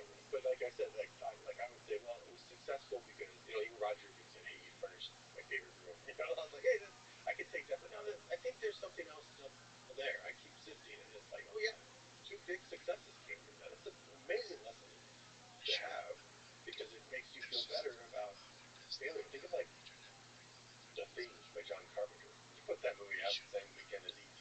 That thing bombed. Critics were calling it pornography, for all the weird special effects, and audiences didn't go either. And he thought he made a great movie. So, it makes you question your instincts. Well, 10 years later, it turns out, oh, it's a classic. So sometimes it takes the audience a while. So if you have some kind of failure on something new, don't let it knock you down. Just go, maybe in 10 years they'll think it's great. I'm just going to commit to making a body of work. A body of work. Some will succeed, some will overperform, some will underperform. It's not your job. You just want to be a creative person. Just create. I can tell you, just create. Stop thinking about movie for movie and worrying so much about each one. The project to project, if you're a business person, just commit to making a body of work like an artist would do. You don't know what the masterpieces are going to be. Which, someone's going to come and say, "Oh, that one was bomb." There is some really creative stuff in there, and it's not for you to decide. You just go and do it. Sometimes I think it takes some time to process the failure to make sense of it. Like, at least for me, don't rush making sense of what didn't work. What lessons do I take from it? How do I sift through the ashes? You said, yeah. Like, it takes time. You have to sleep on it. Sometimes it's right there, and then sometimes you come back, revisit it a year later, because you might not have had some information you have now that makes you look at it a lot differently. Like when I just did the audiobook for Rebel Without a Crew. Yeah, thank you for that, by the way. I hadn't read it since I wrote it. Yeah. So I didn't remember a lot of the details. And you actually voiced Benji. I voiced it, so I was reading it real time. Yeah, I highly recommend people to read comments. You add additional comments to it. It's great. Most of the time I'm laughing. Yeah. I can't believe how crazy that story is. I forgot a lot of details in. When you're younger, you know, when you're 21, 22, 6 months feels like 6 years. I didn't realize how short that window was until I reread it and how impossible this guy is. Like, you see some places where a setup falls in my lap and it pays off immediately in a big way, like magic over and over again. It's clear I don't know what I'm doing. It's clear the universe is just pushing me places. So you can't fight it. Because I remember I was really disappointed. And it says in the diary, I'm really bummed that I go home that Christmas not having sold it to the Spanish home video market, which was my goal. I walked home penniless, and I was like, Merry Christmas. You're like a freaking failure. Good thing I didn't sell it then. You know, with time you look back and you go, wow. I got an agent the next month. He wasn't even going to help me sell it. He said, oh, we can get 20,000 for it. Take it. I chased those people down for those contracts, Spanish market, for months. And they never answered me back. And then Columbia ended up buying it for like 10 times as much. And they released it and did a sequel and then another sequel. If you look back in time, good thing I didn't get my way. My way has this verbiage, and it needed to do that, which you would never know. You don't know that going through. So just, if you don't have the answer right away, or even in 10 years, so maybe 20, don't let anything slow you down. Just keep plowing forward, committing to making your thing happen. Don't get shook up by something that you might not have an answer for. Yeah, every aspect of your business is inspiring. We'll talk about it. Let's go to the beginning. Sure, there's a few technical things that are fascinating about your beginning. You started making films when you were very young. You had Lino, it's a great camera, and you were editing in VCR. You see, I've met a lot of filmmakers who, you know, they start a certain way, but then they finish another way. They get to be big filmmakers and all that. I still do it that way. Like, I like doing things that way. I have a new company called Brass Knuckle Films, where the audience can actually participate by investing being invested in these movies that are done the same way. They're action films like we did with Mariachi, but 10 to 30 million. It doesn't take a lot of money to start $1 billion franchise. You know, like John Wick only cost $20 million for the first one. The second one was 40. The third one was 80. The fourth one was 100 because the audience kept growing and growing. By the way, you say you got 20 million, like it costs a lot of money. That's for an action film. Yeah, that's right. But also, we should say that on Mariachi, the film on which the book Rebel Without a Crew is $7,000. So let's put it all in context. But yeah, you're gonna hire bigger actors. You can get a big actor like Keanu Reeves for $20 million. You know, and Jess Jim is a looking camera. You know, like Terminator cost $5 million. I wish we had less than $5 million for that. So you can start $1 billion franchise using these methods. And the audience investing, they get to make money. And what I'm going to say now about how I started, you see that DNA of how I give out, you know, I want people to know how I did things with Rebel Without a Crew or with these methods that I started with. You see, that's how we kept going. Hollywood spends way too much. And when you can make stuff for less, your profit margin is much better. So when I first started, I didn't have any money. So I still played like I had money. So I had Super 8. My dad had a Super 8 camera, but I couldn't afford it. I shot 2 rolls that you have to buy the film, shoot 2 minutes. I shot 2 rolls of that. It's another same amount of money that it cost to buy it, whatever that was, $12 or whatever, to develop it. You get it, there's no sound. Most of the shit's out of focus. You know, but then my dad, who sold cookware, had a VCR, one of the first VCRs, home VCRs for the market, that he would play his sales tapes to his cell phone. And it came with a camera attached, like this cable you got coming out. Imagine if that had to go into your VCR for you to even see what it's shooting. Old camera, manual focus, manual iris, and 12-foot cable. And I would start making movies with that instead. Now I have for $8, I have a 2-hour erasable tape, sound and picture. So I got into digital basically really early. I was doing, which was really frowned continued to be all the way to when I was using it for real in the early 2000s before everyone realized, oh, that's the future. Yeah, that's fascinating because you were rebel in that way too, using digital. Yeah, well, because you have the means and the democratizing of that. The elite didn't like that. You could just go make a movie like that. But I started practicing, and it's much easier to practice when it doesn't cost any money. Like if you want to be a rock star, right? If you want to learn how to play guitar really well, you're not going to just jump on stage and suddenly be able to play. You have to practice until your fingers bleed. Well, the same with movies. You got to keep telling stories and put them together, and you just can't afford that on film. Nobody can. A 2-minute roll costs as much as a 2-hour tape. So I was doing all these movies. First, I was just cutting camera. That VCR, that old VCR, had a really great pause button that they stopped making. That when you hit pause, it stopped right there, and it stopped with a clean cut. It didn't have all this color bars like the later ones had. So that was and it had an audio dub feature where you could add another second soundtrack to it. So if I have people talking, I could hit audio dub and add sound effects. So I could have 2 tracks on the same one. So that was my filmmaking kit for a while until I needed to start doing real editing. And my dad bought a second VCR for his business because I stole his other one. And I found that if I hooked them together, I could play on one and use that pause button on the second. And this was the limitation. This is what taught me how to edit in my head. Is that if I shot a bunch of footage, I needed to shoot very little footage so I could find it. Sometimes you shoot out of order. So when I cut it, I have to cut in linear order. Because if you push pause, it's a nice clean cut, but it only holds for 5 minutes. You have 5 minutes before the machine shuts off. So you got to find your next shot within 5 minutes and do that. Otherwise, if you have to start the machine over, it would add all these color bars and it would be all screwed up. So I have to sit there and not move for like all day while I cut, knowing what the next shot was. And once I had it cut, I would then add some sound effects to it. Remember, it had the audio dub function. But now if I want to add music, I take that tape, which has 2 tracks now, into the first deck and put it into the VCR again, one generation of loss. But I have a little cassette tape player with the music, and I do a Y splitter, so I can add the music and you're right, just like that. That's like being resourceful with what you have. And I made award-winning short films that way on video. There were some festivals that would allow video, not many, but they would always win. And they were always funny is I stumbled upon Spy Kids that way. Like I wanted to make these action movies in my backyard. So when you're a teenager, you don't know anybody who's going to be your action star. And if you just bring your high school buddies, they just look like high school kids. So I used my little brother and sister, some 10. They're both they're just sitting around watching cartoons anyway, and I made them the action stars just to like learn. And I found those things would be a winning formula. They win every festival I sent them to.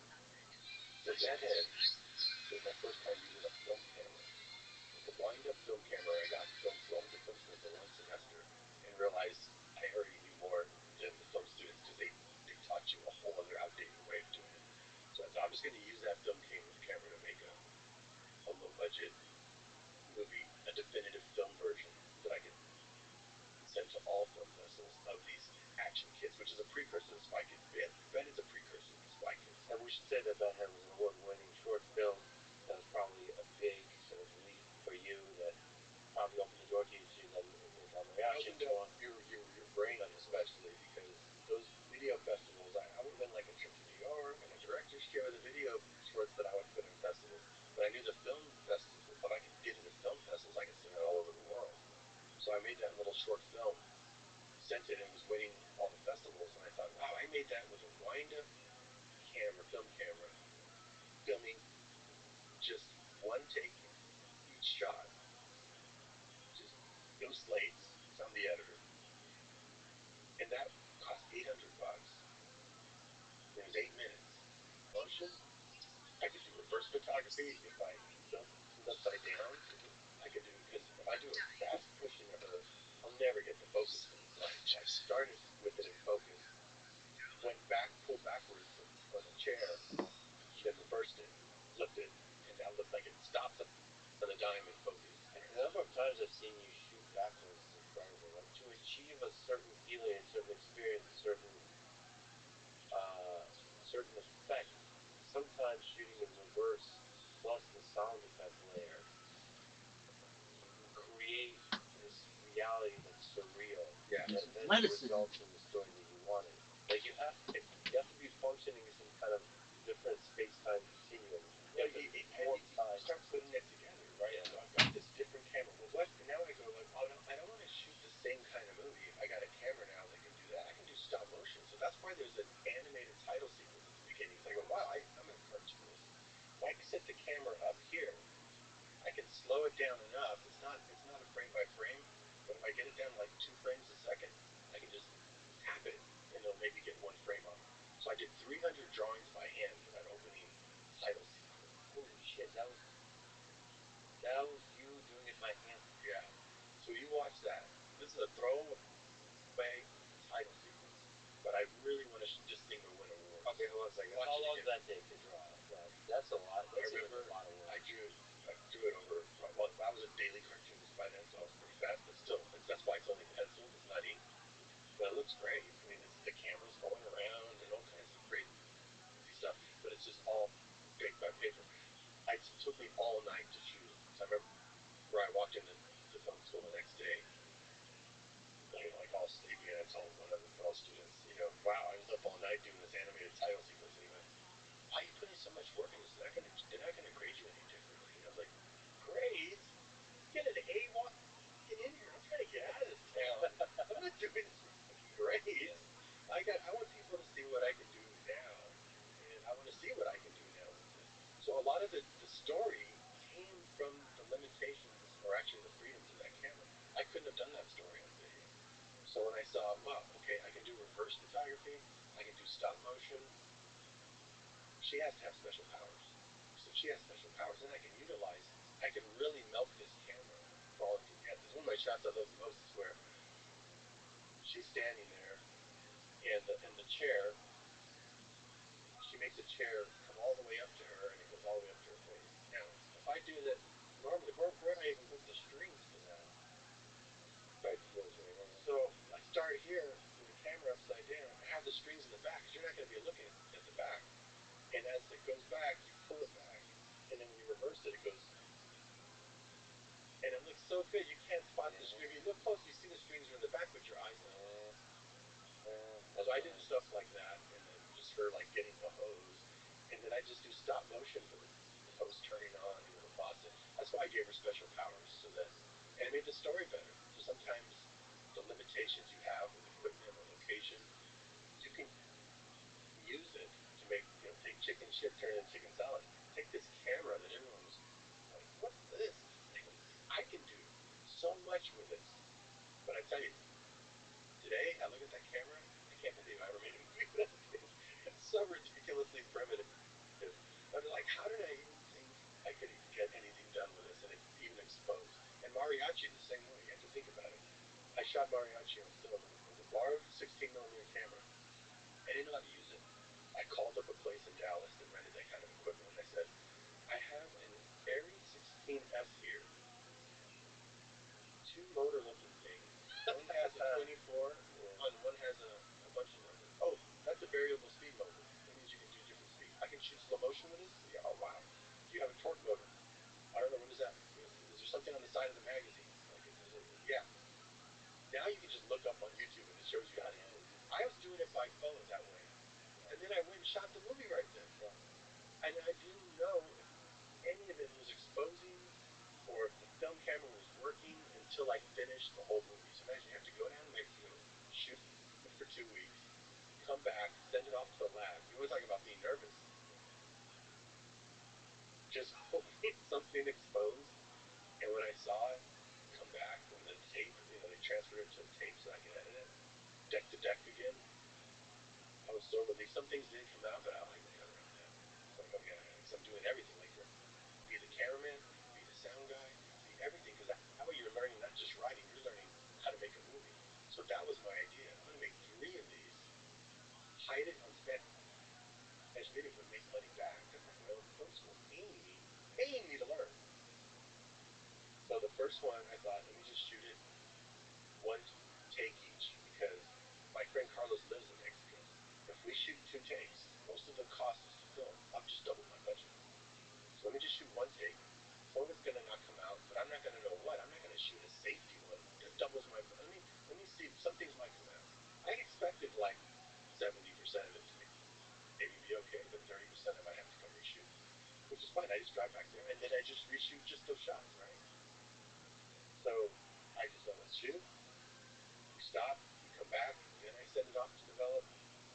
because we're shooting 2 weeks consecutively to get film shipped back and forth from Mexico to see if it came out. You just couldn't do it. I just had to, double down on it and do it. One take everything. I remember one time I was telling an actor, man, I told you to run through that shot, and you hold on, let me do it. No, one take, dude. Just think about it next time. Do what I say. I didn't think anyone was going to see it. So and because you don't think anyone's going to see it, you end up doing something remarkable, which is, well, I'm just going to make something for myself. Because if I was making a movie that was going to go to Sundance, I would have been competitive. I would have thought, okay, I got to get serious. But because I made this movie that was just entertaining myself, like Bedhead, it entertained audiences. So that naivete is really important when you're starting out, or at any point in your life. Be naive about what things are, and just do something for yourself. That taught me a very valuable lesson. I didn't want anybody to see it. I just thought, one take, one take. When I got back home, a bunch of stuff didn't come out, but I'm like, I'm not going back to Mexico. I'll figure out a way to edit around it, make the movie shorter, and that's just going to be the movie for me. And then that's the one that won Sundance. That was your first feature film. That's when you made the $7,000. Especially with Carlos as the star of the movie. Yeah. Everything one take, and I highly recommend people go back and watch that movie. It's an incredible movie. It's fun. It's an action film. It moves really fast. The story is really interesting. So the script is really interesting. All the actors, you can tell, they all kind of stepped up and played their own. They weren't roles. actors. Yes, that's right. Friends of ours. Which is why, and because, and this is the magic of not having a crew. They didn't feel like they were making a movie. It's like this, we're just here. Yeah. Me with my one camera. In fact, the gal, Carl said, I had this one girl, I forgot she's in town. Maybe she would work. We tried to get a soap star. She quit, backed out. So we got this gal over. She goes, I don't know how to act. And I said, here, let's watch. I want to show you some Mexican TV. The telenovela was on. You see someone, all over acting. I said, that's acting. I don't want you to do that. I want you to just talk like you're talking. Wait. That the love interest, the woman in that, is that who you're talking about? That's what you're talking about. She's amazing. She's amazing because I got video from her. I said, I want you to just do this one line. Pretend like you're just talking to your boyfriend. And I showed her the video. That was cool because I couldn't show her the film because we have to develop it. But I showed her a video test of herself doing it, and she saw herself doing it, and she suddenly had the confidence. We went through her closet. This red dress you can wear, and everyone just brought their own clothes. She really had like a sexuality, a tension, like a romantic tension that was real. It was an issue. It was in part a great love story. As ridiculous as it is to say. Yeah. And part like a dramatic love story. Yeah, the idea was that I thought guitar player. Originally what I wanted to do was like Road Warrior. I said I want a guy with a guitar case full of weapons, going from town to town like Road Warrior. I don't have enough money for the first one to do that. That'll be the second movie I do. How about we do a Genesis story? How he became that guy. So let's do Mad Max, basically. How he becomes that guy. So maybe he is a guitar player. So you start writing it out. I'm going to show you my writing method. I write on index cards, and I carry one of these, a little packet of index cards. I keep one always in my bag. And I smile when I run across it because I go, I made $1 million. It's like this is key to your next success cards. So, when you go see a therapist, you're not going to them for the answers. You're going to them for the questions. You got the answers inside, but you don't have the questions. A lot of times we ask ourselves very unempowering questions, like, why am I such a loser? I can think of 10 answers right now. But if you go, what 3 things can I do today that will not just change my life, but everyone around me? Take steps to that. Take out your cards, start writing them down. You won't come up with 3. You'll come up with 15. I'm like, wow, because you're asking yourself, and you'll see them. So when I was doing that movie, I thought, okay, he's a guitar player, for real. And he gets mixed up with the guy with the case.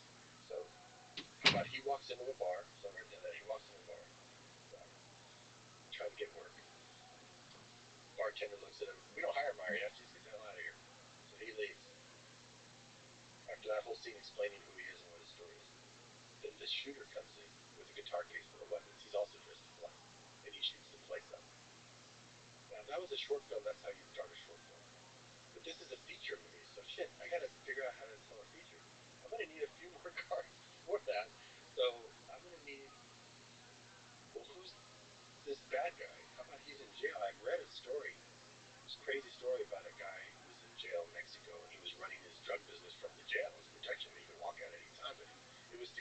cops be his enforcers, basically. So introduce that guy. He's in jail making phone calls, and someone puts a hit on him. So we have action right away. There's a hit on him. He kills those guys because it's his operation. He's not in jail. All the cops are working for him. And he tells that guy on the phone, the main bad guy, I'm going to come to town. I'm going to kill all your guys. I'm going to come kill you. So then he gets in his truck, and you see them bring him a guitar case full of weapons. Passes the mariachi on the way to town, and now it's his story. The baton gets turned to mariachi. Mariachi's doing a voiceover, easy to shoot. We can do the voice later. You don't have to sync sound. There was even a scene when he walks into town where we saw these coconuts, a guy cutting coconuts. Wait, what is going on over there? So we filmed the guy giving him a coconut with a straw in it, and he walks out. I'm like, shit, man, you forgot to pay the guy. Well, let's shoot that. No, that's one take. I'll just put in the voiceover that they give away free coconuts. And for years, people in other countries would go, they really give away free coconuts? Like, no, it's just because we forgot to show Wayne in his little happy accident. So now, look, you're already building a movie. So now he goes in the bar. Now he's mixed up. The bad guy says, find the guy with the guitar case full of weapons. Then he goes and meets the girl. So you just start, your movie, visually, you can start seeing your movie. And I've used this for business things. I've used this for ideas, for manifesting stuff. It's really, are you doing this alone usually? Or are you creating? It's coming, and it comes so fast. It's like free association. Maybe I have Andy. Oh, I know I want his hand shot. He's going to get his hand shot because he's a musician, and those ballads are always really tragic. So the girl has to die. The girl has to die because if it's going to be a tragic song for his songbook, each movie should be like a tragedy. That's going to be over here. Now you got the ending, and then your brain starts filling in the rest because you're asking yourself these prompt questions that you already have answers for from a past life, from a vision you had that you don't even know are there. This prompts it. It's kind of a puzzle that you're figuring out. What happens if you get stuck? Like this doesn't make sense. Like some aspects of the structure doesn't make sense. You know, all there. You won't. Yeah, you just start writing in the 1, 2, 2. Yeah. Like, okay, I know at some point she's going to betray him, or he's going to think she is. She betrays him. Okay, that's in the middle. The other ones will come. Yeah, those are all like crossroads in the story. Doesn't that, like, how do you know she has to die? Can you change your mind about that? I can, yeah. But for now, I feel like if I really want the story's telling me now what it is. I didn't know it was going to make a Genesis story. I wanted to do the Road Warrior guy. But the Road Warrior, he lost his family. So really, to propel him to become a guy who has a guitar case full of weapons, he has to lose everything. So that he needs a ghost. So this is a Genesis story of a character. Well, Bruce Wayne lost his parents. You could say, well, does his parents have to die? Well, no, but it's not going to propel him like it's not going to drive him like that thing. So it's just coming to me. So this is my other trick. This is the main thing you got to learn about. If you take any away, this isn't me doing it. I totally believe it because when you start doing this, you go, where are these answers coming from? I'm asking the right question, but why? How come the answers just keep coming like this? I believe because I do so many different jobs. I've learned this over years. Back when I was in 2002, I was like, how is it that I'm the production designer, composer? I don't even know how to read or write music, and I'm writing orchestral scores, and I'm doing the editing, and I'm doing the cinematography. I've been trained for these. I never went to school for these specifically. It must be something about creativity. So I went on Amazon, 2002, to look up creative books. Anything that has creativity in the title, I just ordered it. And I've got a bunch of books on creativity. And I was reading them through. One of them was like really speaking to me. Yeah, that's it. That's the process. And then it says gels and mediums. And I'm like, oh, this is a book specifically about painting. But it applies to music, editing, cinematography, writing. It's all the same. So that's when I realized that creativity is 90% of any of those jobs. The technical part of setting up the cameras, of writing a script in format, or reading or writing music, that's 10% of that. How many musicians, don't read or write music and they're fantastic? Because 90% what they do is creative. Now, I believe that same person, even if they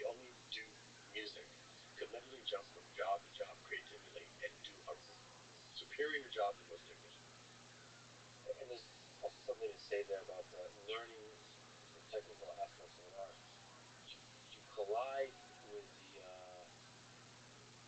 the experts.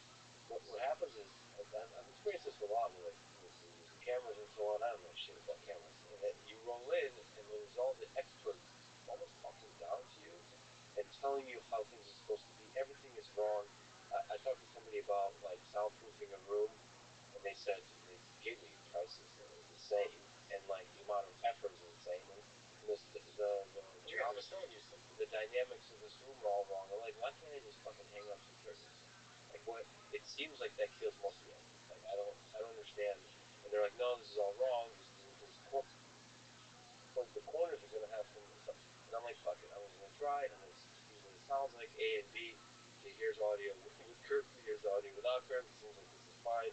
And move on to the next thing. Because I think that when you say creativity, some of that is being a rebel, like not listening to the experts. Yeah, you're going on your creativity, which is what is that? It's like do you consider yourself a creative person? I think you play guitar. Yeah, guitar, piano, I play piano. Would you call yourself a creative person?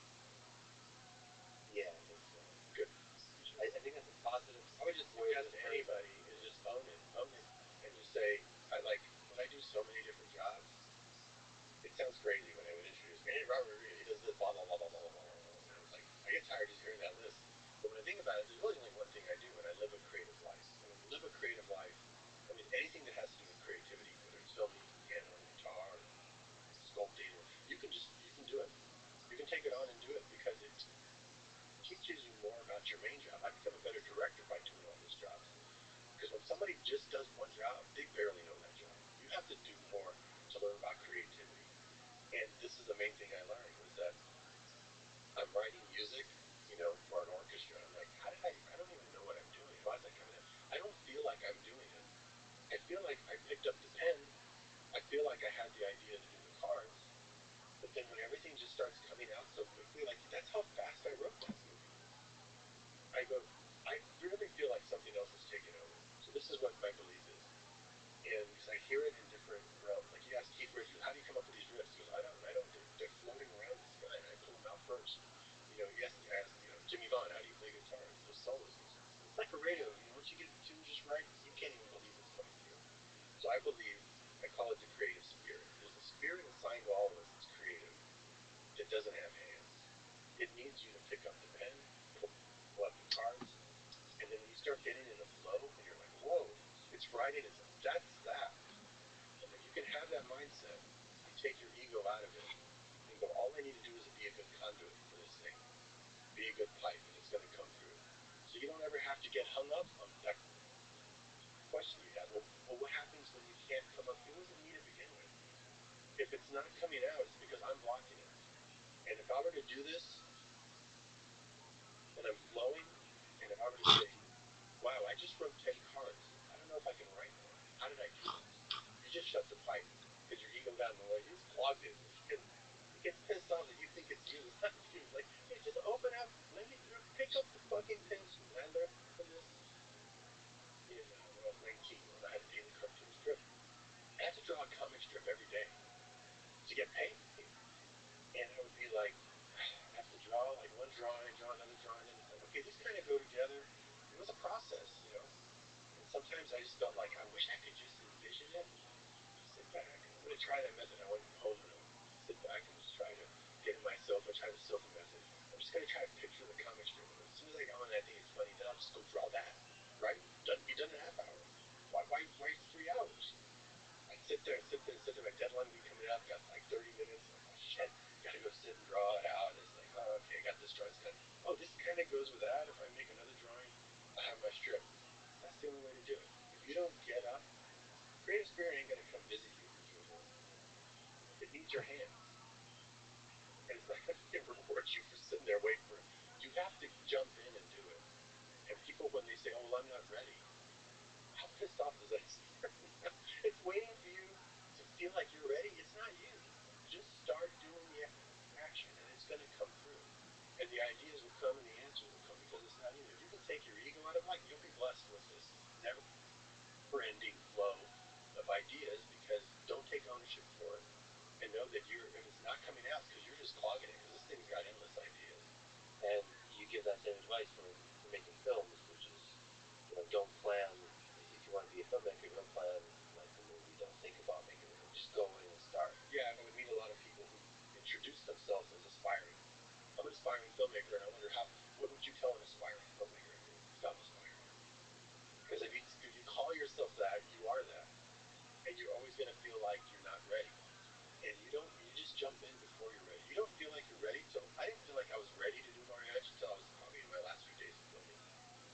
ready as you went. You didn't know how all that stuff. I couldn't have figured all that out in advance. When my kids worked with me on a project that we did some by the end, they realized they did an interview with my son. After just 2 weeks of doing one of those projects, you're a different person. Suddenly waxing philosophical about the creative process and going, I never knew how my dad did mariachi until we did this project together. And I realized he didn't know either. He didn't know how he was going to do it. He figured it out day by day. And every challenge that got thrown at him, he had to figure it out. And that's the biggest lesson. Most people never start. And that's the biggest thing. Don't wait till you're ready, or that'll be on your tombstone. Here lies so-and-so. He was never ready, and you don't want to be that guy. Jump in. No, it's not you. You just got to be the hands. And that relieves a lot of pressure from you. Because then you don't have to ever have to do anything. No, you just have to be the hands. He talked through some of the hats, some of the many hats he wore with the El Mariachi. That's an interesting case study, and you've done the same thing over and over in completely different, innovative ways in all the films. But El Mariachi is such a radical leap for you. That was crazy. That thing fell together with Scott Speed, rubber band, because of the camera. I thought You directed, you did cinematography, you did the sound.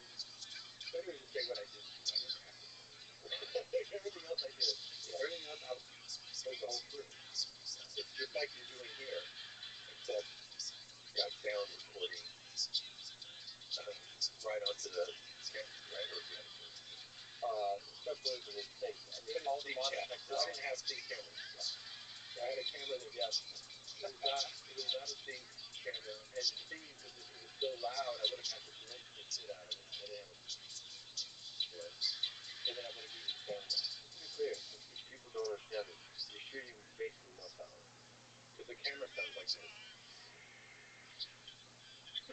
Like, it sounds like all your money is going away, first of all. So I would go like this. Action. Start running. And I'd shoot my edit. Yep, I was still running. Like I'm only using this part. There's no slates. There's no that. There's guys holding up their fingers at the beginning of rolling. This is real stuff for just a few frames, so I know which reel it is. And then that 10 minutes of film is just one shot after another.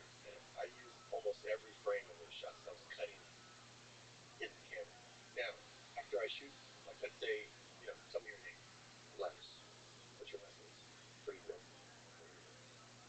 Austin, Texas. I would do the whole scene, then I would get the sound, bring the mic in close like that. Say it again. Lex. Friedman. Austin, Texas. That'll probably sing. Now, if you were going on and on, there's a place where it go out of sync. I hate rubbery lips. So I would cut away to the dog, or to the knife, or to the girl, and then I'd cut back when you're back in sync. Because these were non-actors. They say everything the same way each time. They would say their lines just like they weren't performing it to where they didn't remember how they performed it. They were just talking in their own rhythm. So a lot of the times, anytime you see anyone on camera talking, they're in sync with themselves. And as soon as it cuts away, they're out of sync. And it created this really fast cutting style that I probably would have had on such a low budget movie.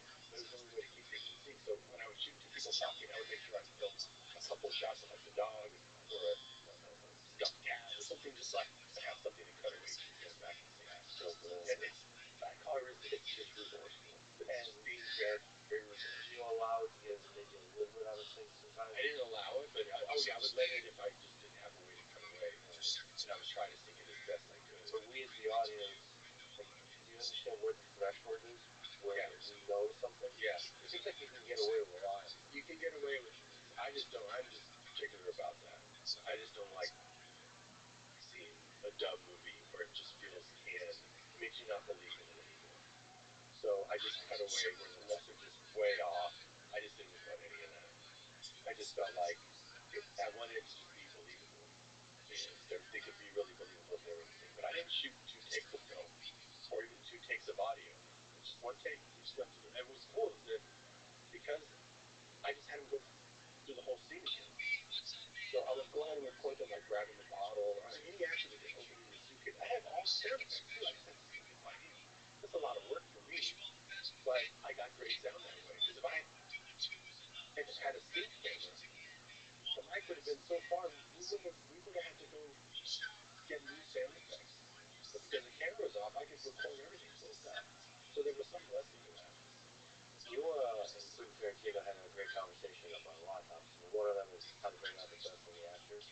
What in that I'm already asking, how do you bring out the best in these non-actors, and then maybe what's the thread that connects to your future work too? What really helped those non-actors was that they just looked across and see filming. They didn't feel like they're being too natural. So like the guy who played the bad guy, I met him in the research hospital where I was told my body was science. He was my mate, and I said, dude, you look kind of like Rutger Hauer. You saw the movie?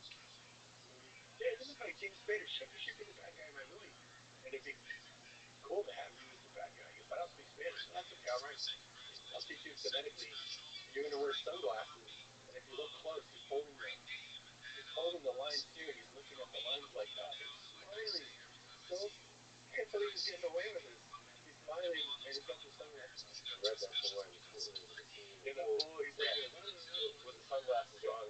Oh man! But he was doing it phonetically, and I tell you what, he was so great, that guy, right?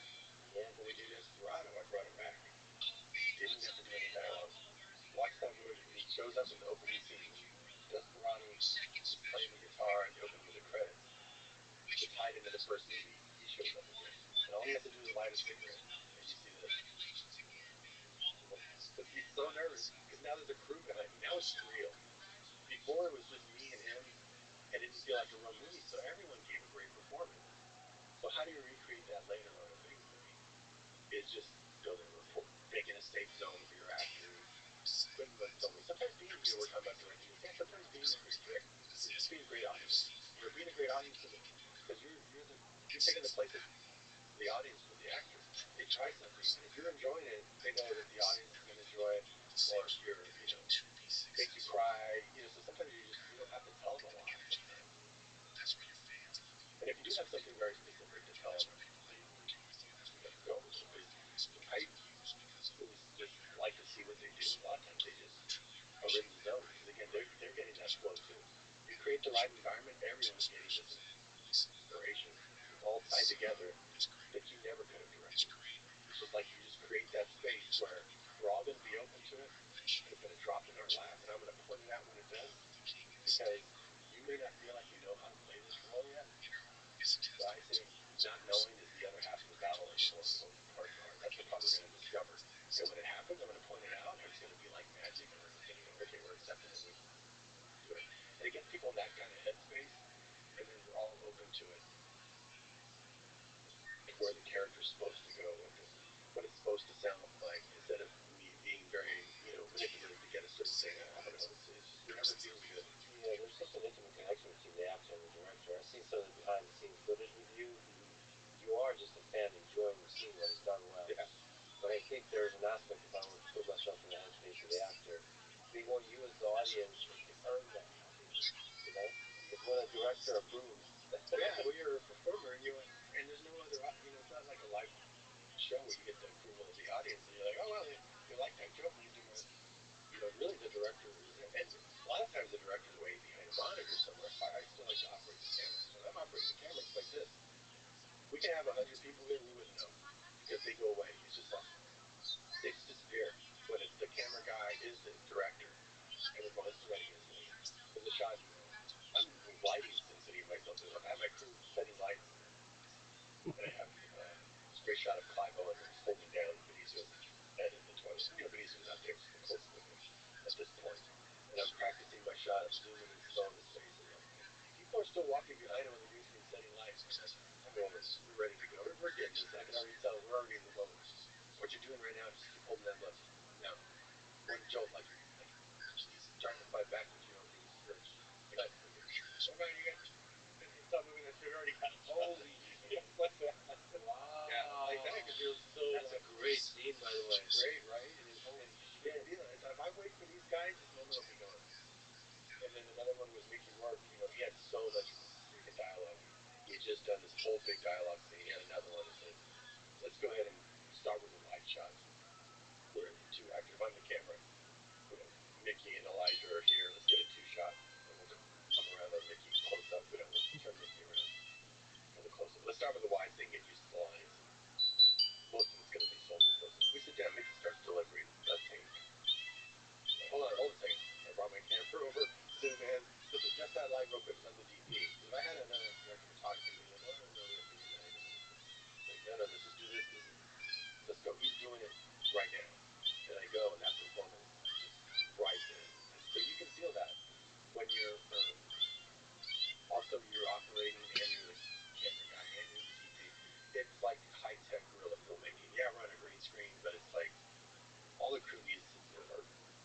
marching orders. Just put a light back there, hitting them harder. Like this is a 5K, make that a 10K. It's got to be stronger. They don't need to know that I'm going to make that a lamppost. They just need marching orders for the moment. So I can just kind of tell people, do this, and that. And then I know what I can accomplish with the actor, and then everything else falls into place later because I'm going to put all of them later.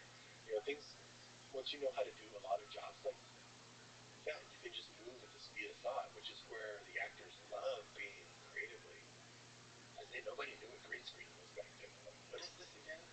So I explained to them, well, it's kind of like doing theater, but instead of a black curtain behind you with a prop, it'll be a green curtain, and you might just have a cup or just a steering wheel, but it's just you and the other actors, just like this. Everything else will be painted in later. We're just talking. We're locked in. We stay locked in. We'll look great when there's rain coming down and we're on a ship later. But it comes down to this, right? The more it was so fun. But to this day, you try to be close to the action, connected with the actors. It's like a dance. You end up, like, remember on Dusk Till Dawn, Michael Parks in the opening scene talking about two guys that are running around killing people just before he gets shot. And they said, I start doing the slow zoom. I remember this take 8. Start doing the slow zoom on it. And I'm like, oh, I get all the way up to where it stops zooming when he finishes that speech. Because there's no set way, and I don't know how he's going to say it. But you're just locked almost telepathically. It has these deliveries. There's no edit. You're just going, yeah, they killed 4 guys.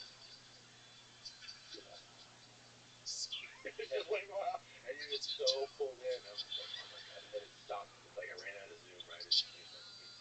So how can a director, there's a lot of great directors that stay in Yeah, it's all, they just trust that whatever they get from their crew, they just respect it, just like you would get a take. There's so much But I like that intimate connection because I could not be behind a monitor, even if I had communication with my cameraman. Okay, now start zooming back. You're not gonna know. You have to feel it. You have to be in there. It's like a dance. It's like trying to do a dance with a partner across the room. It's like no, you got to be there up close, feeling the energy, and it's the creative spirits whispering to your boat.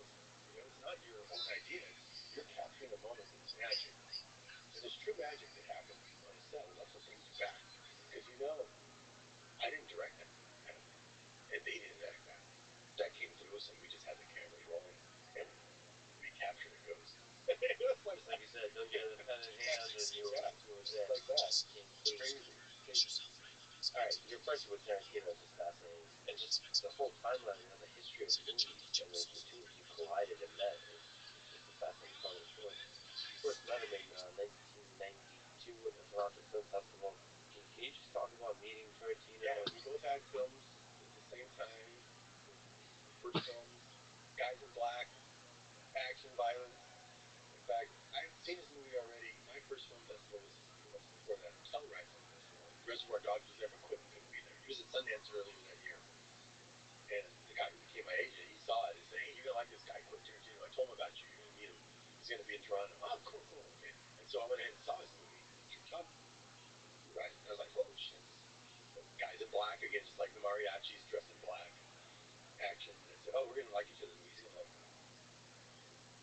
So then in Toronto we met, and we met first because I knew I was going to be doing a panel discussion with him. They asked us to do a panel discussion about violence in movies in the 90s, even though it was only 92. So we were on a panel together, and that's where I met him. And he's like, hey, Robert, you saw me recently? And I was like, yeah, I saw your movie. Oh, were you going to come to my screening? Okay, I'm going to come see you. So he became the mariachi, and I videotaped the audience reactions because they were insane reactions to it. But I have the first screening, he saw a mariachi sitting next to me, laughing, he's laughing and everything. The best audience. I have this recording of the first time he said that. Oh, no, really? Yeah, because I taped it. He's so loud, he was right next to me. Well, just like you, he probably was more than used to. Man. He watches, he just loves movies. He loves movies. In fact, the next time I heard him laugh that way was at the premiere for Kill Bill. We're watching Kill Bill, and he's laughing like it's somebody else's movie. He still enjoys the movie. He loves what the actors do. It's like that's the kind of energy you really love. But I tell you what happened. very shy and have to go talk. I'm sure Brian Field's like didn't have a orator or anything, just have to go do it. I thought, well, man, I'm gonna have to introduce my film and talk about it afterwards. I'm afraid of that. What am I gonna do? I've never talked in front of more than 5 people before. So I went to see this other movie, and it was good. And I was watching it, and then the director comes up at the end. He goes, "Yeah, well, that was my movie, and yeah, here's what I heard." I'm like, "Oh, man, I don't like the movie anymore. This guy's kind of a dick." So I cannot do that. I'm gonna have to go be who they imagine made that movie. So I wrote out my whole intro. It was like a 20-minute intro. Because no one had ever heard of anybody making a movie for no money, much less without a crew, much less. The way I did it was just very new. Nobody knew it was possible. So my whole intro was like, you'll see the Columbia logo slapped in front. Probably cost more than the whole movie. And then I go through, this is how I made it with a wheelchair for Dolly, a turtle. I rode around things I had. I mentioned the turtle, the pitbull, the bus, the ranch, all that stuff, right? So that when they see the movie, in fact, my wife was really hot. At Sundance, people were laughing so much at your intro, they just wanted to hear a story like Crystal Valley. I heard someone actually say, I'm going to vote for the movie. They hadn't even seen the movie. Just because the story was so good, they wanted that movie to be great. And when they see the turtle, big cheers. When they see the pit bull, big cheers. When they see the school bus, cheers. But then when they see how he used it, he slams into it and falls in it, they fucking lose their mind because they know how I put it together. They know that the rubber bands and the popsicle sticks, I already set it up. And so that's why that the audience, I just take the reaction. They're so with it. The context is so key. Like you can watch mariachi and go, hey, this looks like a $7,000. But if you know the story behind it, suddenly, I was curious. I hadn't seen it in a long time. I was watching it for the 20th anniversary. We did a screening. The first few shots come up, and I'm like, oh yeah, well, it looks like a $7,000 movie. And then it keeps going, and as soon as once we're in the jail cell and the shooting's happening, and I realized, oh my god, we had these blanks that could only fire one shot and we jammed. So I had to show it going, use the sound effects, cut to the other guy, cut back, have another one go. I had to do these editing tricks to make it look like, and then repeat a few frames. So it looks like a machine gun. All this stuff that I'm sweating as I'm watching it going, I can't believe I made this movie with that freaking camera. I don't know how I did. I couldn't even see. I'm there with this long lens pulling my dang focus. When I finally had to do a real movie, I was operating the camera on my first real movie with a crew. I get the camera, and a guy comes over and he focuses for me. He goes, that's your job, you focus? You know, I had to do my own focusing on all that. It's so hard. You're trying to focus on a guy while you're filming and he doesn't know where you are. And it's just, I couldn't believe how much easier it is when you have a crew. It's extremely valuable to know that the pain of that, the spectral creativity that's allowed within that is the focusing. Yeah. Like how folks get it fucked up on older cameras, on newer cameras, what are the different artifacts that come off, just to know the battlefield. In order to be a great general, you have to know how to be a soldier on the battlefield. Yeah. It's good to know all that stuff. But, it's like, at the end of the day, you could shoot something a phone. If you have a great story, no one's going to even notice. I mean, oh, you shot that on a phone. Sometimes people get caught up on, what kind of camera should I have? It's like, it's not the camera. That's just a tool. It's a pen. That's just like, yeah, you can have different paintbrushes, but you can go, I'm gonna limit my palette. I'm only gonna use a fan brush and a detail brush. I'm gonna make it pretty. You think that painting's gonna suffer? No. It's gonna take on an identity that you wouldn't have had if you had it. So sometimes the limitations help you because when you can do anything, they can be crippling. But I knew I could only use those things for mariachi. It's like, all right, well, it's very simple now. Let me show you how cheap it was. Like, I did not spend on anything. So when you see me walking around with a guitar case, it's a shitty cardboard one, like I got from home. I had to get a heavier one to put the guns in. So we borrowed one, but it had this material ripped off the top, so you could see the wood. It's just the wood on top, so it didn't match the other one because it wasn't all black. And I was too cheap to paint it black. I didn't want to spend money on paint. So you see that cardboard case, he puts it down, and when he goes to open it, I cut to the other one. Once the wood is watch case. You'll see it open. Now it's a completely different case with a gun. And when he goes to cut it, when he closes it, it cuts to the other one. And he goes, "Oh, that's how I did that whole movie." Again, it was a practice film. I don't want to waste any money on it. I don't know if it's going to be in it. I won't be able to make $5. Yeah, but you're one of the few great directors where both the movie's genius and the process of making it is creative genius. It's like fun to watch both. You know both. You know what I believe, Right. It's like From somewhere else. I have to say, it's just that thing was freaking. I didn't get in its way. Is basically what helped. And people say that, don't get in your own way.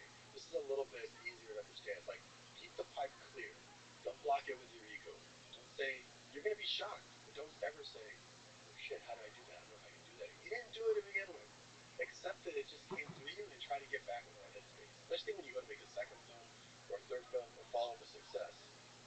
That's when artists get really crippled because sometimes they start to come going around as an artist, going like, "Oh shit, now it's my second film.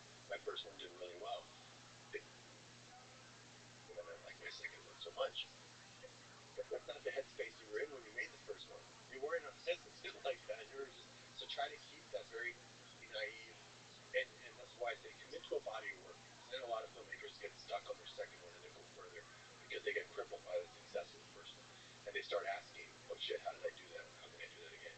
And you get deeper and deeper in a hole you can't get out of. I think you've spoken about that filmmakers, especially early on in their journey, critics and the audience can destroy them. Meaning, like, it creates too much bombardment, too much, just wear them down to where they're almost scared to be creative. Can you just speak to that, how to ignore the critic? I'll tell you something, man. My best advice I ever got early on was so fortunate from an unlikely place.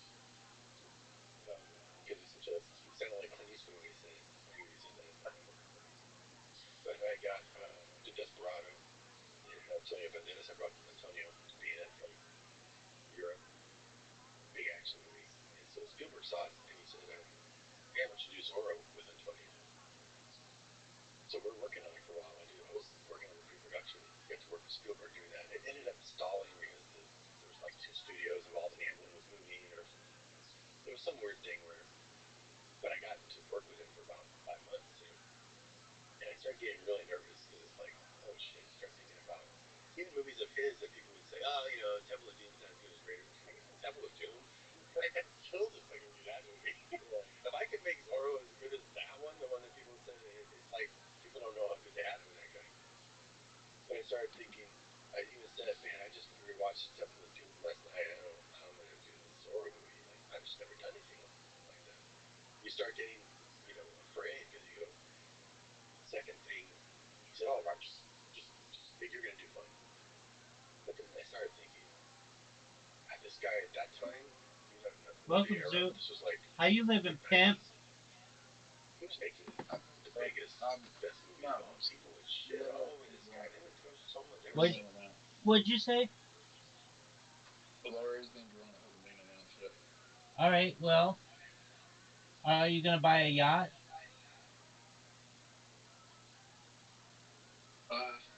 Yeah. All right. Zoot, are you ready to lose? Alright. I'm serious, Zoot. Are you ready to Lose lose? what? Are you ready to lose? Lose what? Everything. I don't really lose. Zoot, you are up an unknown amount on me. Zoot, are you gonna accept your invite? Or are you gonna continue to jerk yourself off raw? I want to lose this one. That's one. Okay, I'll look at the show. Not necessarily. Okay, Oh, that was amazing. You almost had a perfect game. That Doug, you almost had a was perfect game. That was fucking phenomenal. Yeah, I would rather have yours. I don't know about that.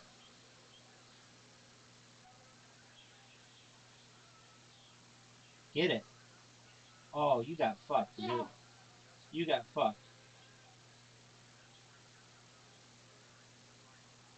Oh, that was bad. Oh, I gave you a chance to come back, Zoot. Beautiful. You got it. You got it. Nice checkout.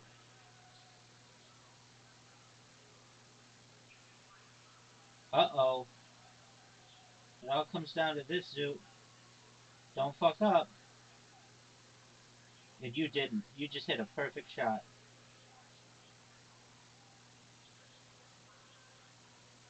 I won like I'm going to win the lottery. Zoot, are you sure you won the lottery?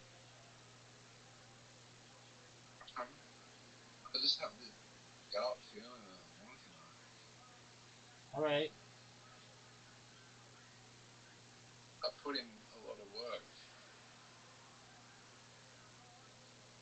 In the lottery? Yeah. How do you put in a lot of work in a lottery? You do good things. Oh, like getting your ass kicked in every mini game that we play? Oh, No, Zoot. you give money to a homeless guy. Oh, okay, so you should win because of that? Oh, Zoot, Yeah. that was terrible. Zoot, I Think fucked about it. up. I fucked up, Zoot. How many people? How many people have given money to a homeless guy to have bought a lottery ticket? Probably like at least 10,000. Globally? Really? Globally, yeah. Okay. Get it, Zoot. That's what I'm talking about, son. Boy, you're playing like a G.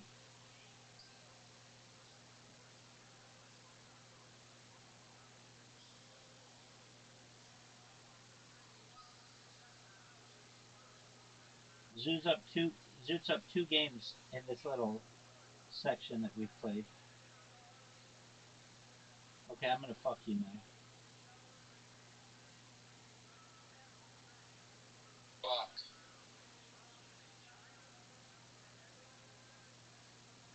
I went for it. I don't know if I should have, but I did.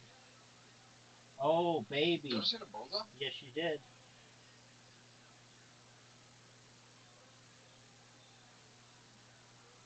Get it. Fuck. That was good. No, it wasn't. Oh, no.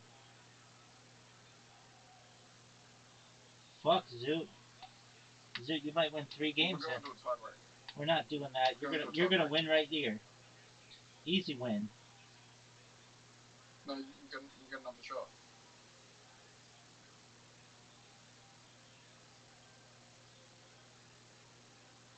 Told you we're going to tiebreak.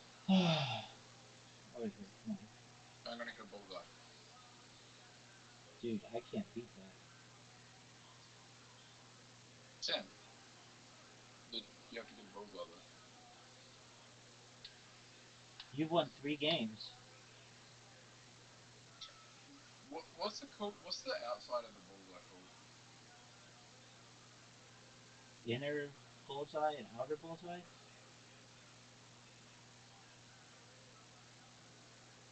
Holy shit, you can win.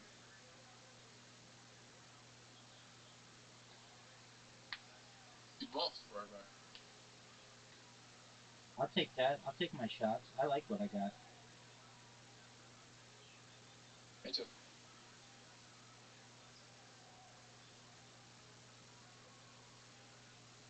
Dude, fuck this bus shit, dog. You know that sucks. Get it, Zoot. Get it. Oh, you busted as well.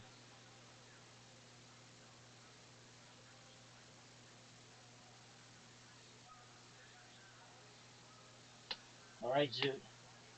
Pressure's on. What are you gonna do? Got it. 3 games to 1. 1 game to 3.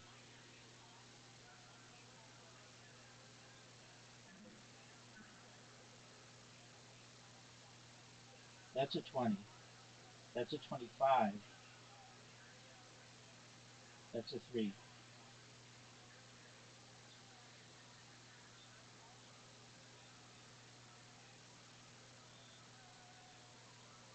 I'll take it. Just a quick 60. Don't fuck up. That's 5. That's 20. Get the double 14. Double 14. You went for it.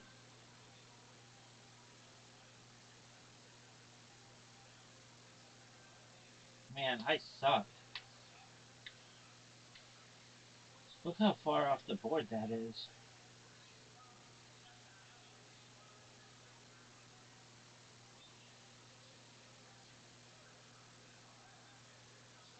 Zoot! I knew that wasn't going to be good, dude.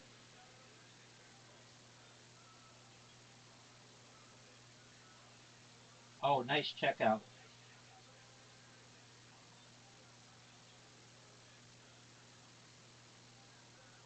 Zoot. 4-1. Have you been practicing? I know you haven't. Yep. No, you haven't.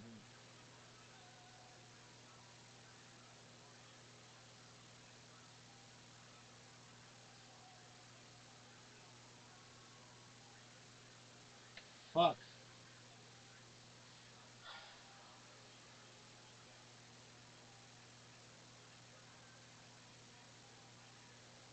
Triple 20.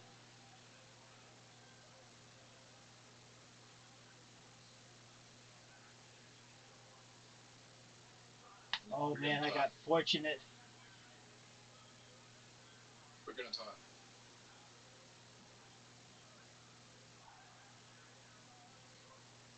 Fuck. 4-2. How did I fuck up the easiest shot?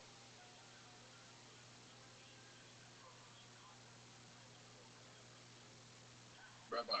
Yo, We pimp. want double 20, double 20, triple 20, and a 1.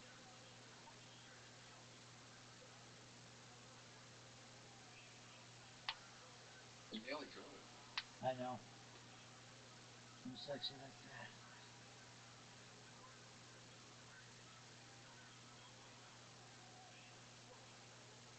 I'm gonna put you away right here.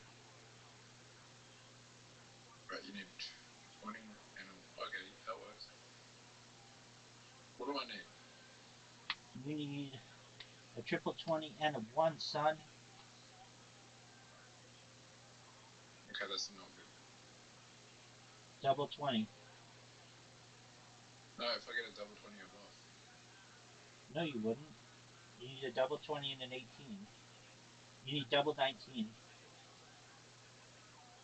Alright. Right. I think it's 4-3. I'm about to approach my 100th game. My 100th win. The lottery is announcing.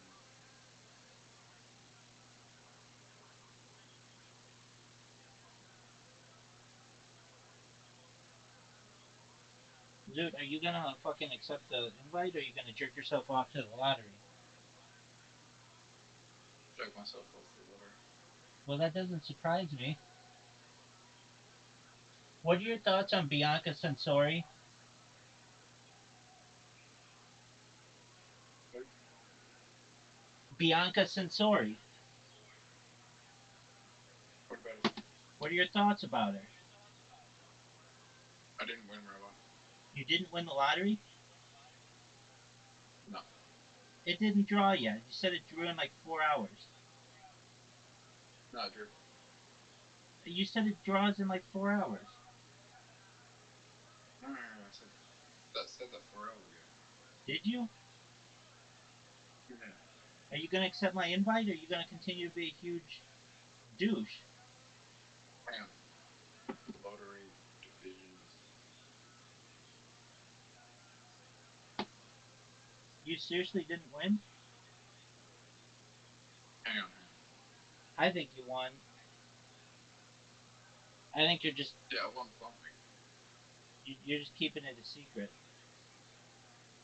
Dude, are you gonna accept my invitation?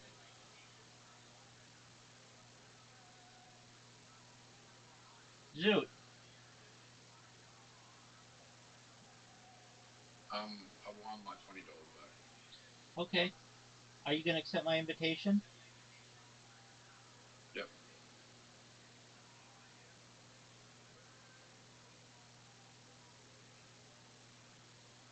fucking 86 points, Zoot. Triple 20 right off the bat.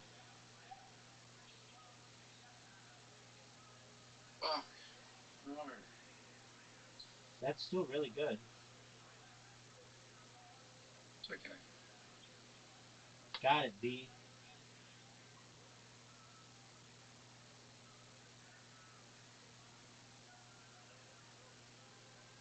Nice checkout.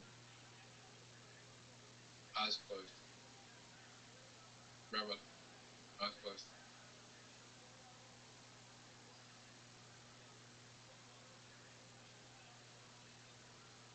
Fuck you, man. 5-3. You got me by 2.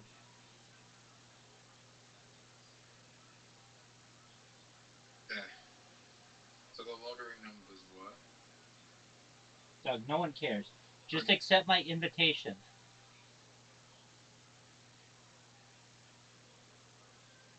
It was 12, 16, 24. Zoot, no one gives a flying fuck at all. Literally. Even Australians don't care. Accept my fucking invitation. Come on. I'm trying to travel this quick and go. Excellent point, but I don't think money will be. If we're gonna go win a lottery, win a real lottery. What do you mean? Like one that doesn't have some bullshit currency. $50 million is $30 million in US dollars. I'll take it.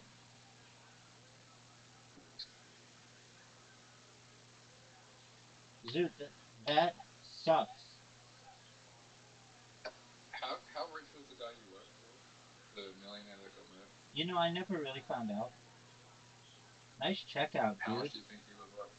Um, like $10 million. Yeah,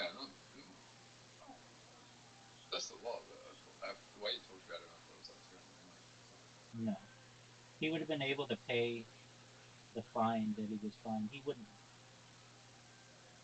No, I mean he could have been worth probably anywhere between 10 and 20 million, probably. But knowing him, I'd peg it more to about 10. What did he get fined for? Uh, the app that we built, they changed the law on how it could operate in 2020, and he continued to operate it. What year did he get? What year did he get murdered? 2023, dude, you're up like 6-3, maybe more than that. Do you know why he was murdered? Yeah, it's fuck. I busted, man.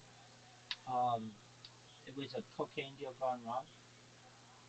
Or I shouldn't even say that. He just overdosed on cocaine. Not even cocaine, just cocaine with fentanyl. Dude, you fucked me.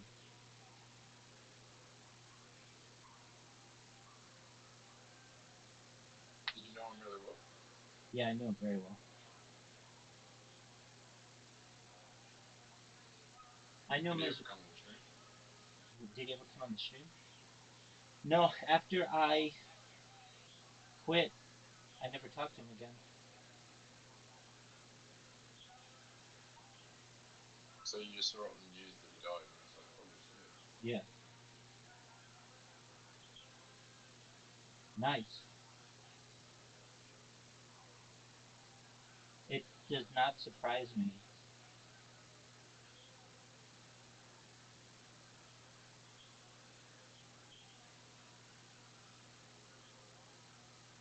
But kind of. I know someone that they were on meth, and they were trying to get. They were running from the police, and they didn't want to get detected by helicopters, so um they were a car thief, and they on meth stole a car and tried to hide in the water, in a creek, And it got so that they wouldn't get cold? seen by the helicopter. And it got that cold? Yep. It got that cold that it froze them? No, they died. They were on meth. It was a cold night. Oh, fuck yeah. Well, that sucks.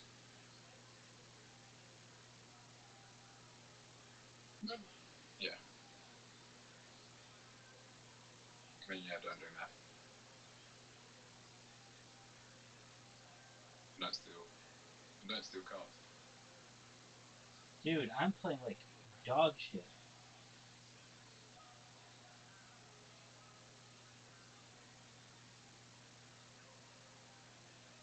Did you really think you were going to win the lottery?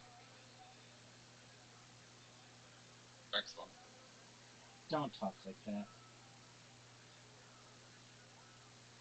Do you remember that time I invited you, and then you just sat there and jerked yourself off raw? I'm wondering if anyone won this lottery. No, they didn't. They told me.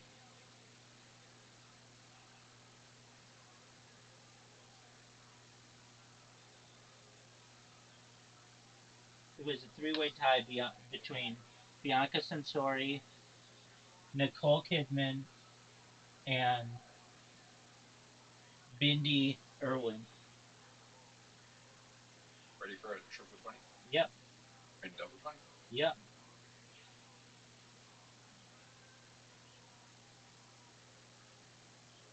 I have a feeling that you're going to win.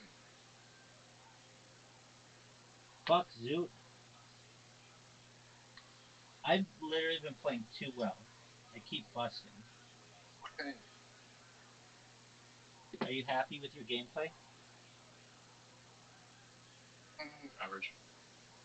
Dude, you're back up to being up. I need my 100th victory, then I'm gonna quit. Don't give me a sec.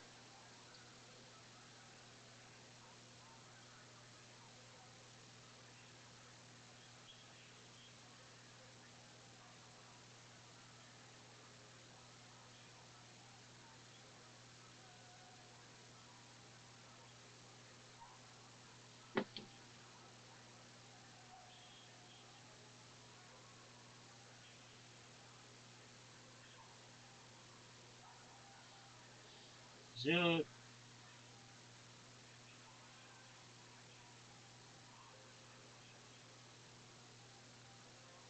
Three. 20. 20. That's pretty good.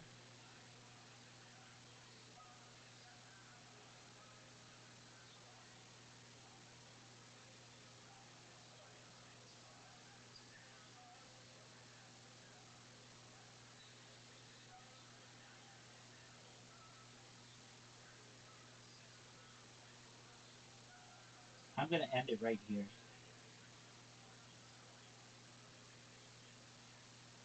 Psych.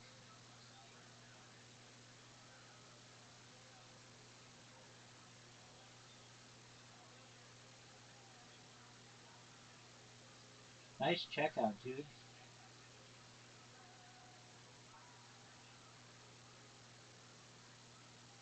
Zoot, you played these bullseyes so well. Don't fuck up this time.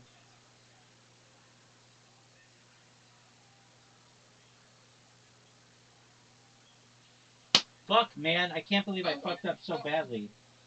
How the fuck did you have a wash off this? Zoot, I need a break. Yeah, I need a break also.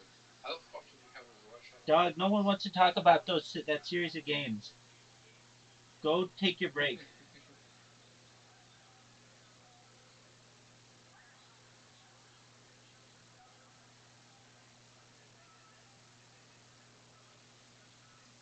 So jealous. Press, audience, everyone just like hits at him, just throwing rocks at him for everything.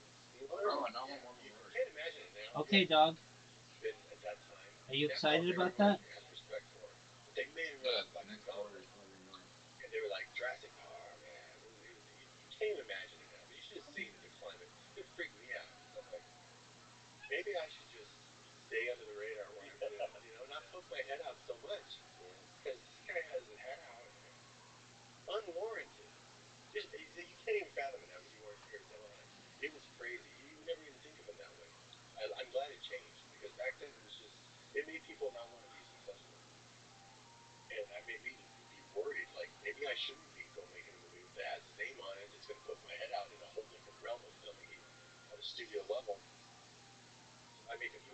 great movie. You're going to make a great movie. He's making great movies. He's getting this dog shit.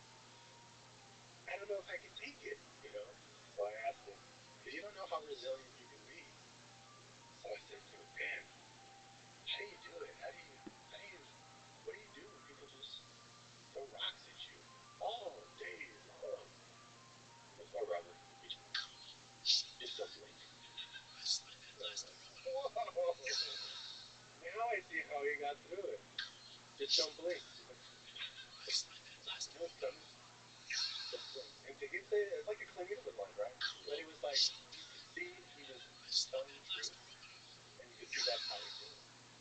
He just avoided all criticism by just not blinking. It's like it's designed to make you blink, and you're just not going to blink because you're committing to a body of work. He just is cranking out movies. Whatever he feels like doing, he does. And that was like the most powerful, and it never bothered me again. I just like always kept that in mind. I tell that to my actors. I tell people that story has traveled. I even had some little actors who were like trying to get us. I said, remember, tell you a couple of things. Some people have told me, you're never as good as people say you are. And you're never as bad either. George Clooney told me. So remember that. And then the second one, feel first, don't blink. Don't blink. So there has to be a kind of vision for yourself of what you're reaching for, what you're trying to do. Again, yeah, sort of like, I think if you told me what would be my vision for the future, just committing to a body of work, which I just kept doing. Like, that's about as far as you can see. Do you have a sense, do you have a vision of the body of work you'll make in the next 20 years? Like, yeah, or is it just I did. Like, I wasn't sure, because you don't always know. You might not have the vision yet because you don't have the information. Yeah. So you just commit to a body of work. You'll start figuring out more reasons to keep doing that body of work. So when I turned 50, I was like, I guess I could just keep making movies. I mean, I guess it's been good for me. So I guess I could just make more. I kind of done that already, but it's always fun and things to do. I guess I could make, but it wasn't a lot of drive, right? It's like, well, I guess I could just keep doing the podcast. You know, it's not as much as I can't wait to keep doing the other. But I didn't know how to get to that point. So I decided, you know what, I got to this job so early. I was in the early 20s. I bet there's some other job out there that exists that I don't even know about. I don't know other jobs. So I looked up, you wouldn't believe it, but I literally bought jobs for dummies. Nice. It was just, I didn't even know what, I spoke to each job to get on there. Turn the page, oh yeah, I don't want that job, I don't want that job. Going through. And it gets to filmmaking. There's a little icon beside each job. This icon is a guy like me. So you know, you look it up, but it says, this is the best job. You get to just be creative with your friends, sit back, watch the money roll in across the desk. That's it. But 99% of film students don't get these jobs. So give up that dream. So I was like, oh, I got the best job. But then I started working with my kids and had a TV show called Rebel Without a Crew, based on that, right? I found filmmakers that only made a short film. They hadn't made a feature. I picked this diverse group of filmmakers, gave them $7,000, and we documented them making a feature in 2 weeks, like I did. You can bring one person, like I had Carlos Grana, the producer and star of Mariachi. Bring one person. You can be your cameraman, you can be your sound guy, whatever. But it's only that for the shoot, and you got to do the whole thing. And I saw those guys. By the time they're like, I don't know how we're gonna make this movie. By the first week of shooting, they're already talking about their next feature. They became so confident because their idea of what impossible is drops really quick when you get anyone interested in unlocking their creativity, not even just filmmaking, I highly recommend that show. And I highly recommend the kind of the follow-on show, which is what you did, Red 11. Yeah, so that's the one I did. So then it came time for me to do one. So I made a movie called Red 11 based on my experiences in the medical hospital. But I'll turn it into a sci-fi thriller just to use that so that I can use like somebody getting stabbed in the eye. So I can still have more elements to show how you can do camera tricks and stuff with no money. And in the old days, make it for less than $7,000, which I think were like $5,000. But many, you know, had a lot of actors I wanted to pay. But the movie itself, you can make it for nothing. But I brought my son aboard as my number one, who hadn't been working with me in a while. He wrote Truck Boy Lava Girl when he was 7, but then he hadn't really been out working on my crew. So he didn't know how to operate the sound equipment, the separate sound system and all that. I didn't show him until the day of filming because I knew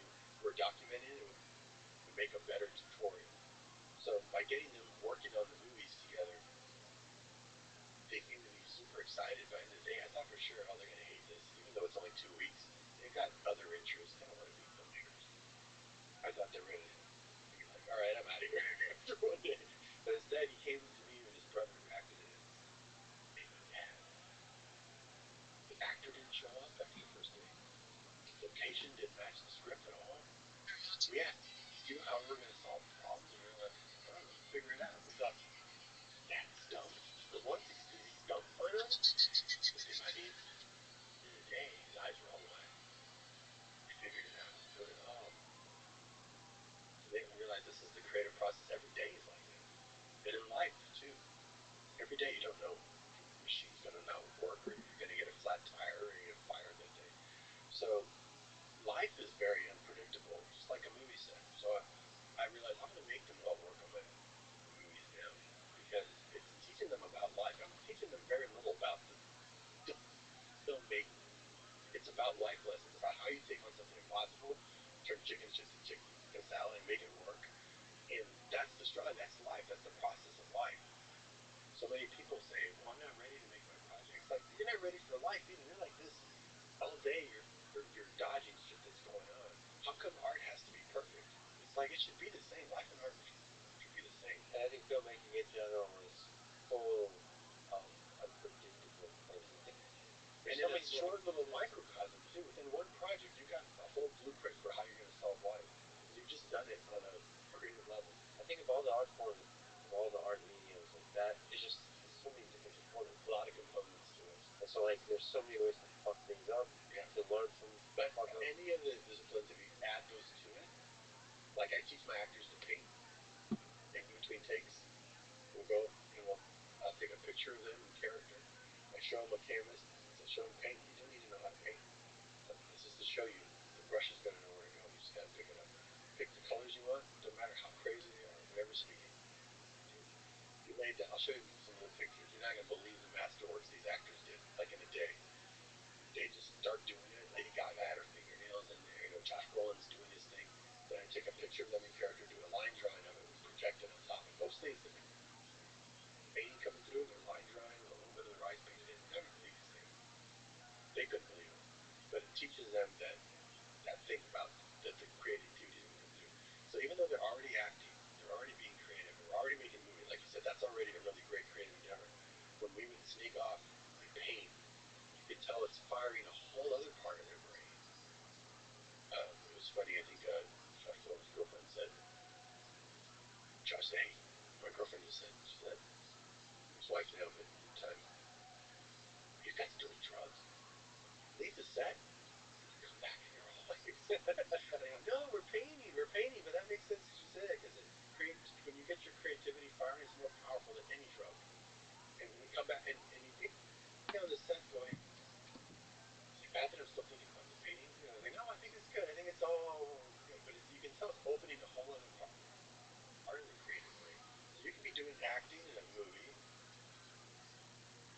and the painting's still going to tell. It's just how much untapped potential your creative brain has. So the more you can do, the more you're firing off. And it was so cool. Like I remember going to Justin Gordon-Levitt was painting. We came in, and the table was like this. And they said, we have a problem. You want them to throw the cards out, the playing cards out, but it's so slick they go sliding off the table. And we both look at it. We both got the solution at the same time. Oh, just have them throw them. Where do they go? And then we'll place them. And then digitally, it's even better that it looks like he gets it perfectly laid out to show what a card shark is. But that's what we have to do, because we're not going to. We'll be here all day. We're trying to get.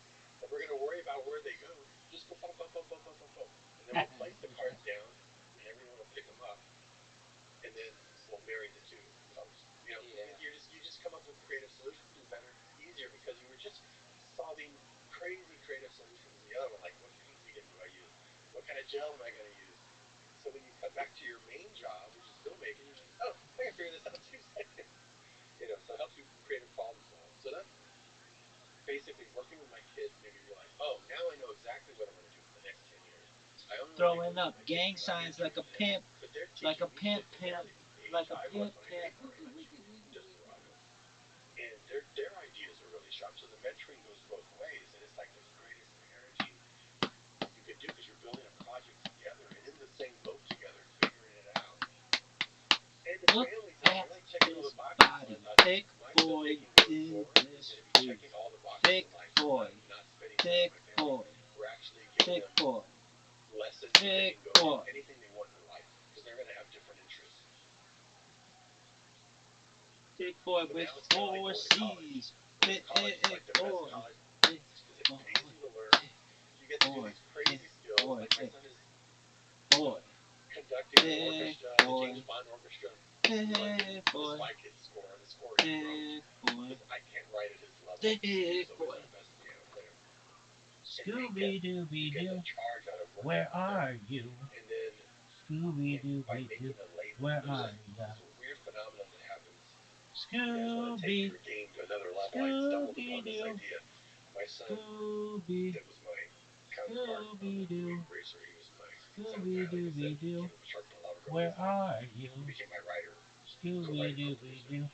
He'd come to me and Where say, I are want to ya? do VR. Scooby. I said, oh, let me show you, as an example of creativity and manifesting this, let me show you how it works. Let's make a company. We'll make a company called Double R. Double Where R are Productions, because you? we all have double R. Scooby All the Dooby kids. If Doo. anyone ever wants to do Where anything, we can use are our ya? company. So let's make a logo. How to make Scooby. t-shirts and notepads and stuff. Scooby Once Doo. you have a company, you now have to make things for that company. Just like the advice I gave to people, stop aspiring, make a business card that says writer, director, cinematographer, editor, because then now you have to conform to that identity. So now if I create a label Comfy like Double R, physicist we're going to whipping come up dick with ideas. like We'll it's call up going PR out of companies style. and say, hey, we have a Whipping dick company, like it's PR going company. out of style. Would you like us to make you a film? Whipping dick like it's going out of style. Yeah, they gave us a budget. Whipping dick like it's They going out gave of us a style. budget. Oh, We whipping dick like shot it's us like going out of style. action movies. Oh, whipping dick like it is going Michelle out of style. Rodriguez and Wiggy, Rodriguez, we wiggy, created wiggy, an action wiggy. movie with them. Oh, wiggy, wiggy, Killer. wiggy. They made us a big Double R logo, animated logo. Scooby, Scooby Doo. Later that year, we did Red 11, same Scooby, logo. That movie went to Scooby Doo. Directors Fortnight in Scooby Cannes. Dooby Doo. Festivals Where were paying are us you? to come talk at them. Scooby Guess what? We're Dooby doing Doo. the cards. Where are Putting you? the cards out. Scooby He's an appetite for. Doo. You ask Netflix Where right now, are what do you need? you? He's an appetite for. Scooby Doo. You ask Netflix Where right now, are what do you need you? more of? He'll say Scooby action, action, Doo. action. We Where don't have are enough action. you? The last regime didn't leave us enough action. Don't Scooby. pay a premium for an action film that we can make at a lower cost. A $20 million action film is very cheap. Scooby Doo. Studios don't know Scooby how to make Dooby it Doo. that cheap. That's Oh, why where they'll pay are for an ya? independent to go do it. Scooby Right now, that Dooby pays to be Dooby independent. There's a Doo. lot of studios that can't even greenlight anything because things are so expensive. Scooby. They don't want to lose their ass making Scooby Doo. action films.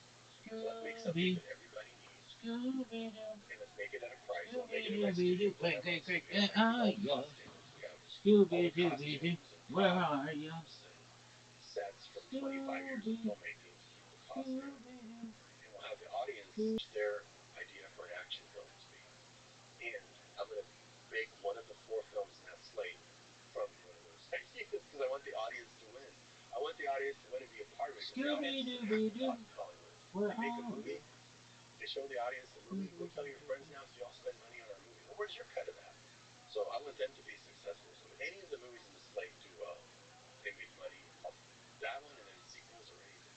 But they're all going to do well because everyone needs an action movie and we're going to keep the cost down. And actually, Scooby Dooby Doo. just to focus Where on are action, you? you create a lot of epic Scooby action Dooby films. Doo. Where What are makes ya? for a great action film? It comes down to Scooby. the character. Like if you think about what are the best action Scooby. films, what are your favorite films? Like Scooby Doo. Die Hard. Scooby He's a cop, so he's still Doo. capable, but he's Where not are Superman. you?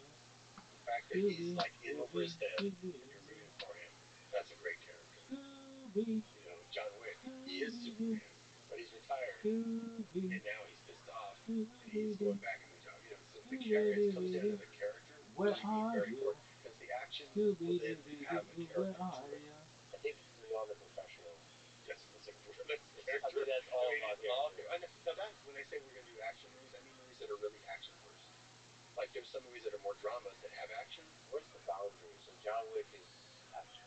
That's more action, but it has character, but it's action driven. What about like Predator?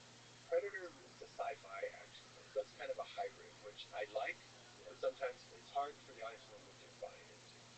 Like they focused a lot on the action in the trailer, you know, and then they felt there was some otherworldly thing that you were in. But it's a great movie. So Die Hard is a good example. That was a good example where I can think of right off where there's a character that really made the difference. And then everyone repeated that. You know, for a while it was like under superhero type character in an extraordinary circumstance. Like that's now his daughter's taken, right? And then there's ordinary people, like the Terminator. That's a great character. Not the Terminator, he's a villain. But Sarah Connor, who is a waitress, doesn't think her life's going anywhere, and she finds out she's the mother of the guy who's going to save the human race. And she's got to train him. Suddenly she has to become someone else. Those are cool movies because it's a genesis of a character. And you see a character go from waitress to revolution hero. So that's awesome. Yeah. What about mob movies? I mean, some of them are like Godfather is really not about action. Not an action movie. Drama that has some action. Right. I mean, John Wick is a mob film in some sense. Big Talents. I mean, there's a lot of dynamic action, but that's really not action film. That's really a character. Like, great. It's amazing. And it feels like action by the way he does it. It's just like that. It's like fast-paced, fast-talking movie. Like Escape from New York is one of my favorites since I was a kid. Because every movie, you'll notice this now that I tell you, even like a romantic comedy, there's a timeline. Every movie has to have like a ticking clock. So the audience knows this story's not just going to take over a period of years. But suddenly someone in the movie run 20 or 30 minutes and will say, we've got to go find the groom before the wedding this weekend. It'll be just like that. Escape from New York has the best example of a ticking time clock. He's literally got bombs in his neck, and he's got a watch that shows him. He's constantly clocking it how little time he has, and he gets you so like, oh my God, is he going to make it? Yeah, that's like the best use of that. And no one's ever topped that ticking time clock. All the other ones seem artificial in comparison. Aliens, we got to get off this planet now because this whole thing's going to blow up. There's a timeline. It's already urgent, but now there's a timeline. That's exhausting. Let's go back to bed. What are you? What are you?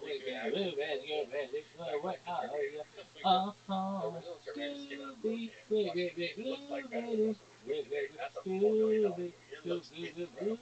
You see every beat of sweat. Where are you? Scooby, where are you? Scooby, Scooby Doo, Scooby, Scooby, Scooby Doo, what, Scooby Doo, where are you? Scooby Doo, where are you? Love story there that he put into Titanic, Scooby, to Avatar. Scooby Doo, What, Scooby, what, Scooby Doo, what, Scooby Doo, where are you? Scooby Doo, where are you? Scooby, Scooby Doo, Scooby, Scooby Doo, Scooby Doo, where are you? Scooby Doo. Everybody love PQ. Everybody love PQ. Everybody love TQ. Everybody love. Everybody love. Everybody love TQ. Everybody love. Everybody love. Everybody would love TQ. But then the girl's really good. Everybody love. Oh shit! Everybody love. Everybody would love TQ. Hey, hey, hey. Everybody loves. Everybody loves. Everybody would love TQ. I see with her face. Everybody would love. I have a line in Spike Everybody would Kids love. too. Start thinking create stuff. Everybody would love Start thinking. TQ. I wonder if that's how our creator is.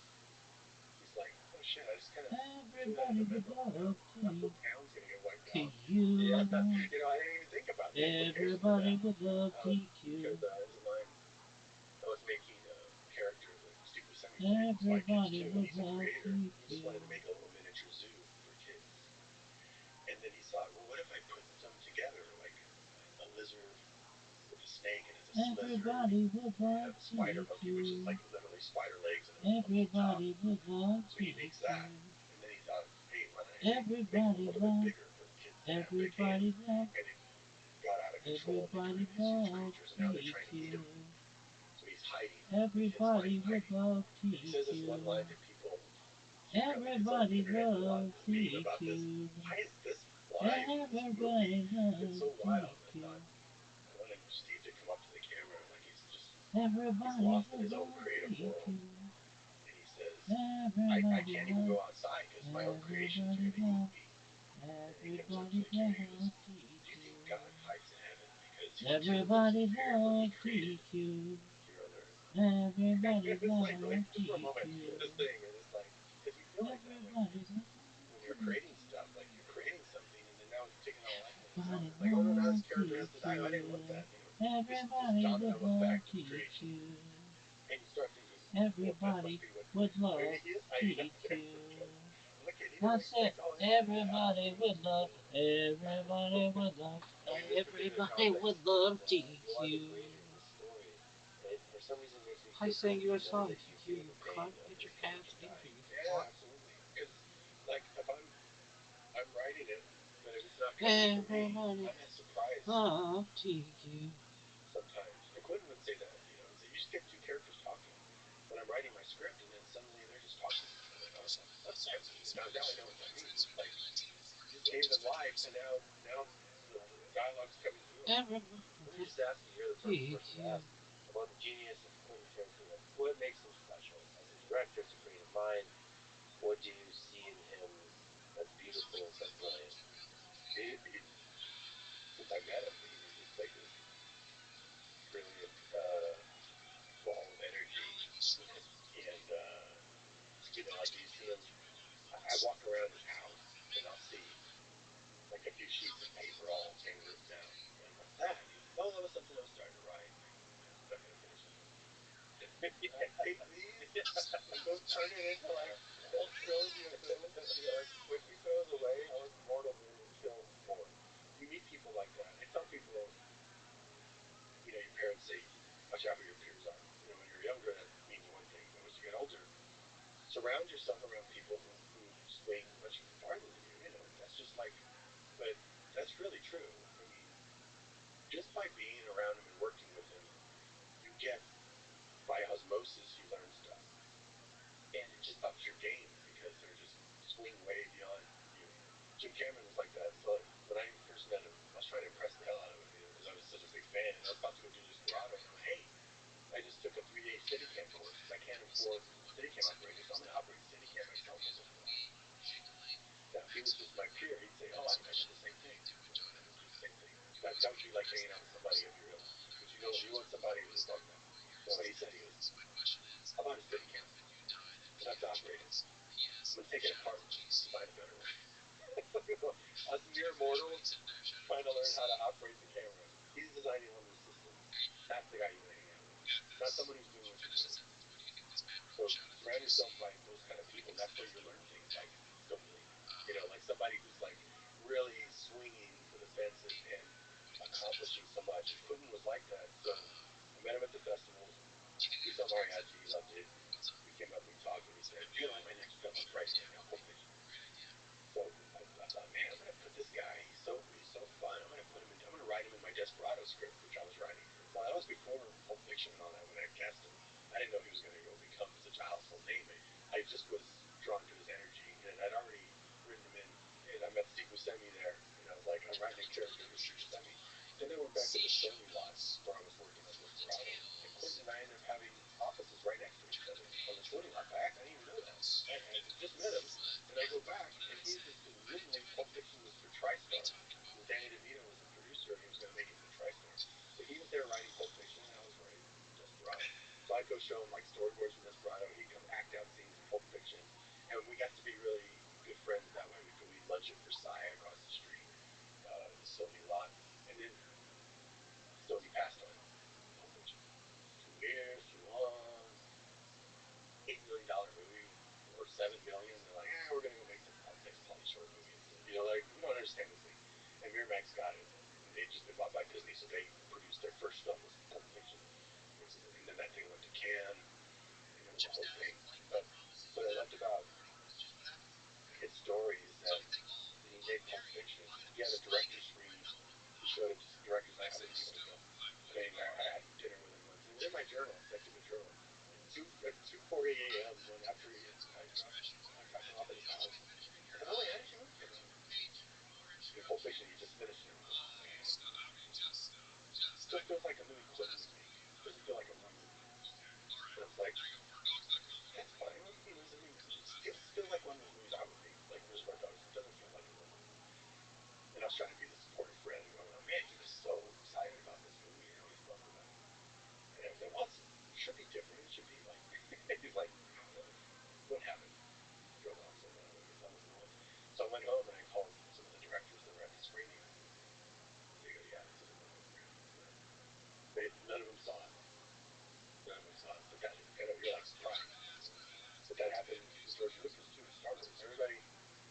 movie was like, poor George.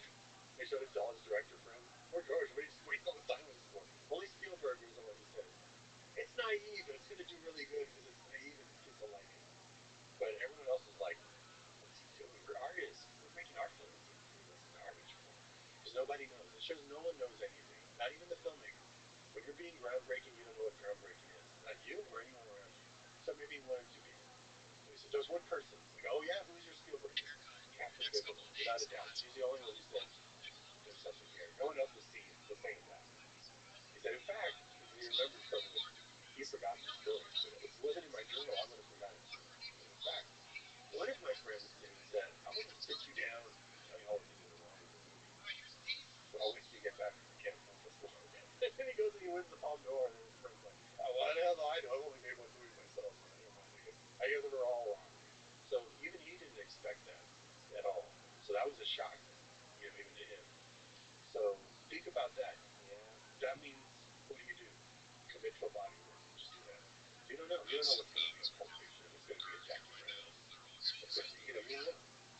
They like to think they know, but they don't know either. They feel it. Like I asked Jim Cameron, I said, do you see your movies really clearly? Like, can you see it like with hyper focus? And it seems like that. He goes, it's like really far. It's out of focus. But you work on it. Starts coming.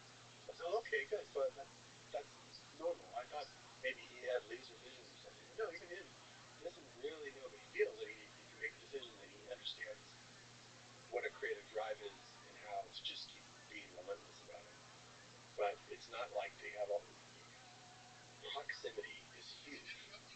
Proximity will change your life. Just for me, just being around those guys, they didn't teach me, hey, let me teach you how to make a movie. Just being next to them, being in their world, just ups your game. And you're able to do things you weren't able to do. And you get ideas you didn't get before. I'll show you one of my paintings.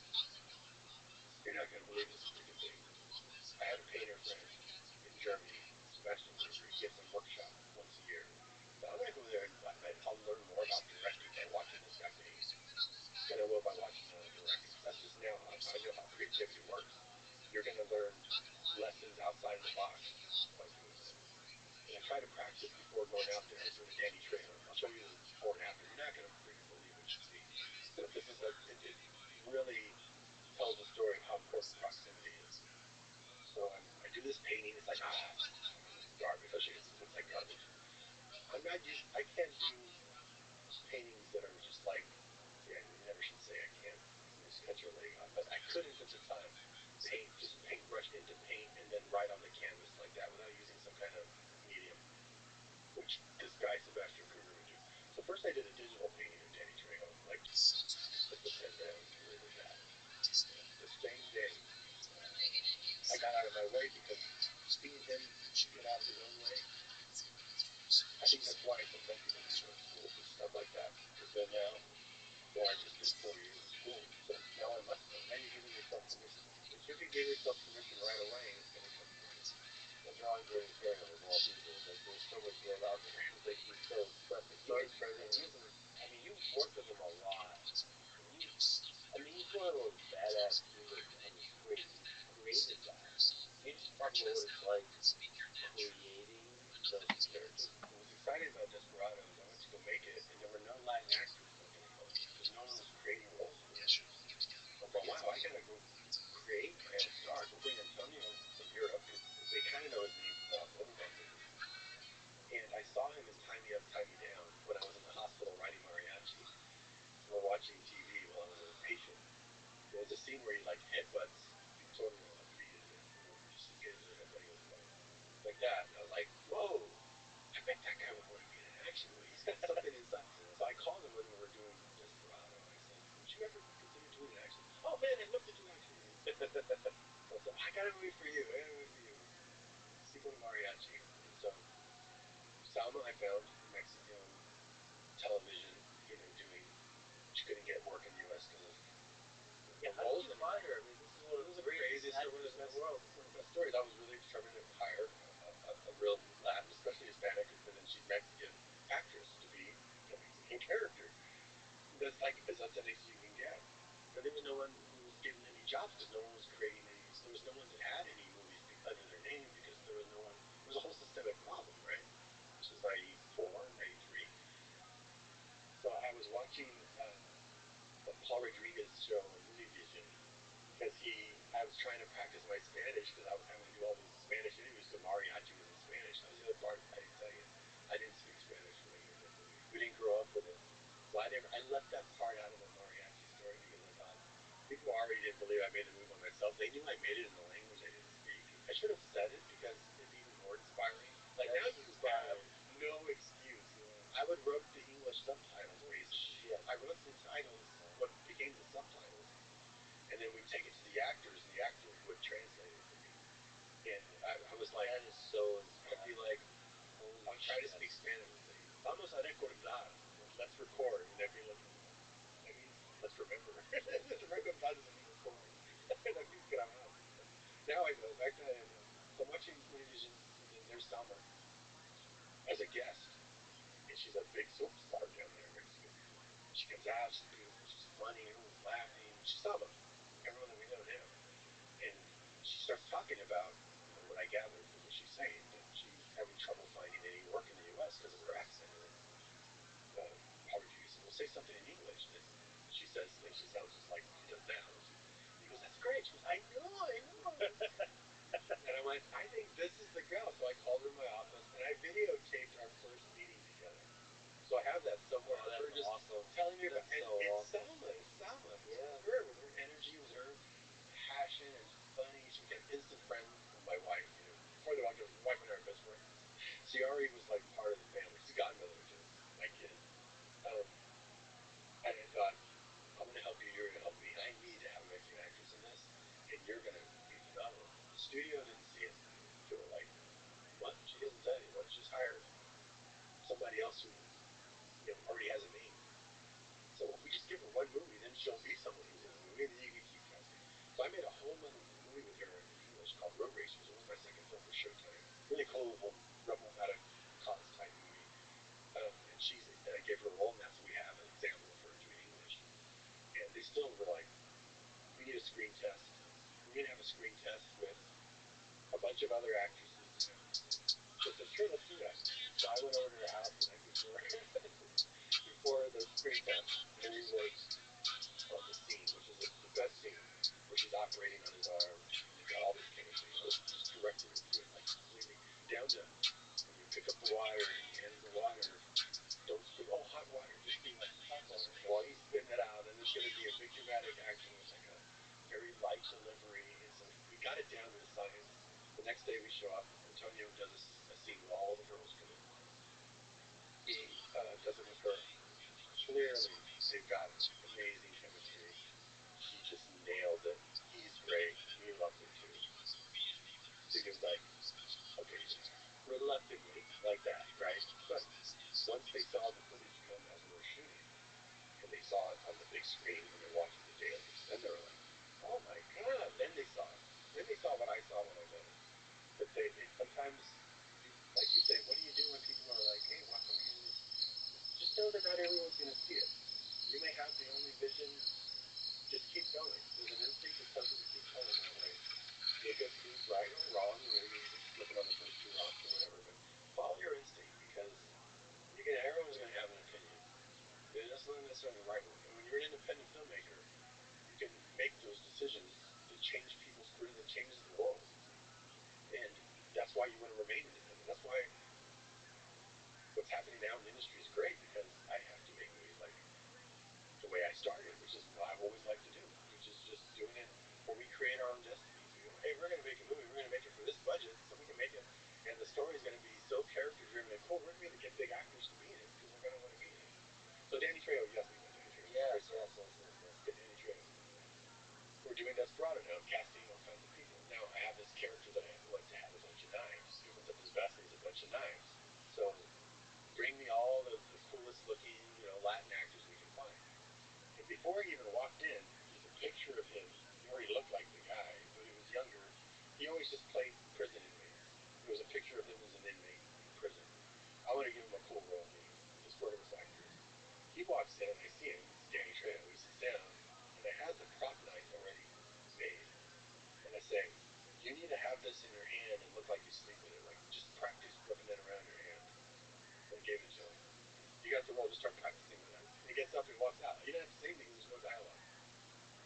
We get to the set. He kept saying, "Coach, give me a line, give me a line." It's like, no, no, you're such a nice guy. You're gonna blow the whole mystique. I want this guy to feel like the most evil, scary guy of all. And you're such a nice guy. I didn't let him talk for about so long. But one thing I noticed was that the town we shot in, it's Mexican town, which is the same town I shot Mariachi. We went back there because I wanted to pay back to the city. So we had this big movie there. And they didn't really know what filming to do with European movies. Salma hadn't come to the set yet. But they saw Danny Trejo there in his vest, looking like a Mexican icon. They would go like this. Everyone thought he was a star. And I just know magnetism when I see it. I'm like, this guy's got something. So I went to him and I said, I got a movie we're going to do someday. This is 94. We didn't make this movie for 15 years. Machete. You're going to be Machete. I had an idea for Machete. It wasn't the same story. I'd seen a story. Actually, Mariachi there, I got to remember some of his funny stories. Hey, look at this story. The U.S. DEA and FBI sometimes would hire a Mexican federale to come do a job for 25 grand that they didn't want to get their own guys killed on. I said, that's Machete. The guy that they pay. But he's not doing it for the money. Turns out he has to get this guy that escaped Mexico. And that's the twist. So that was the original story. And I said, we're going to do this someday. And we talked about it for years and never did it. Never got around to doing it. So when I did Spy Kids, I put him in Spy Kids and I said, hey, pay tribute to that character we never got to make, and you'll be Uncle Machete. He's a gadget guy, but he's got a mysterious past. But then a few years later, Quentin and I were doing Grindhouse. And he'd already done Dust Till Dawn with me. You know, I was building my own Latin star system. Salma showed up in a bunch of my movies. Cheech shows up in every movie. Danny shows up in. I brought Cheech out of retirement and put him in my movie. I needed to create my own Latin star system with all my scripts because when you write in your own voice, you're going to write probably somebody that's Latin.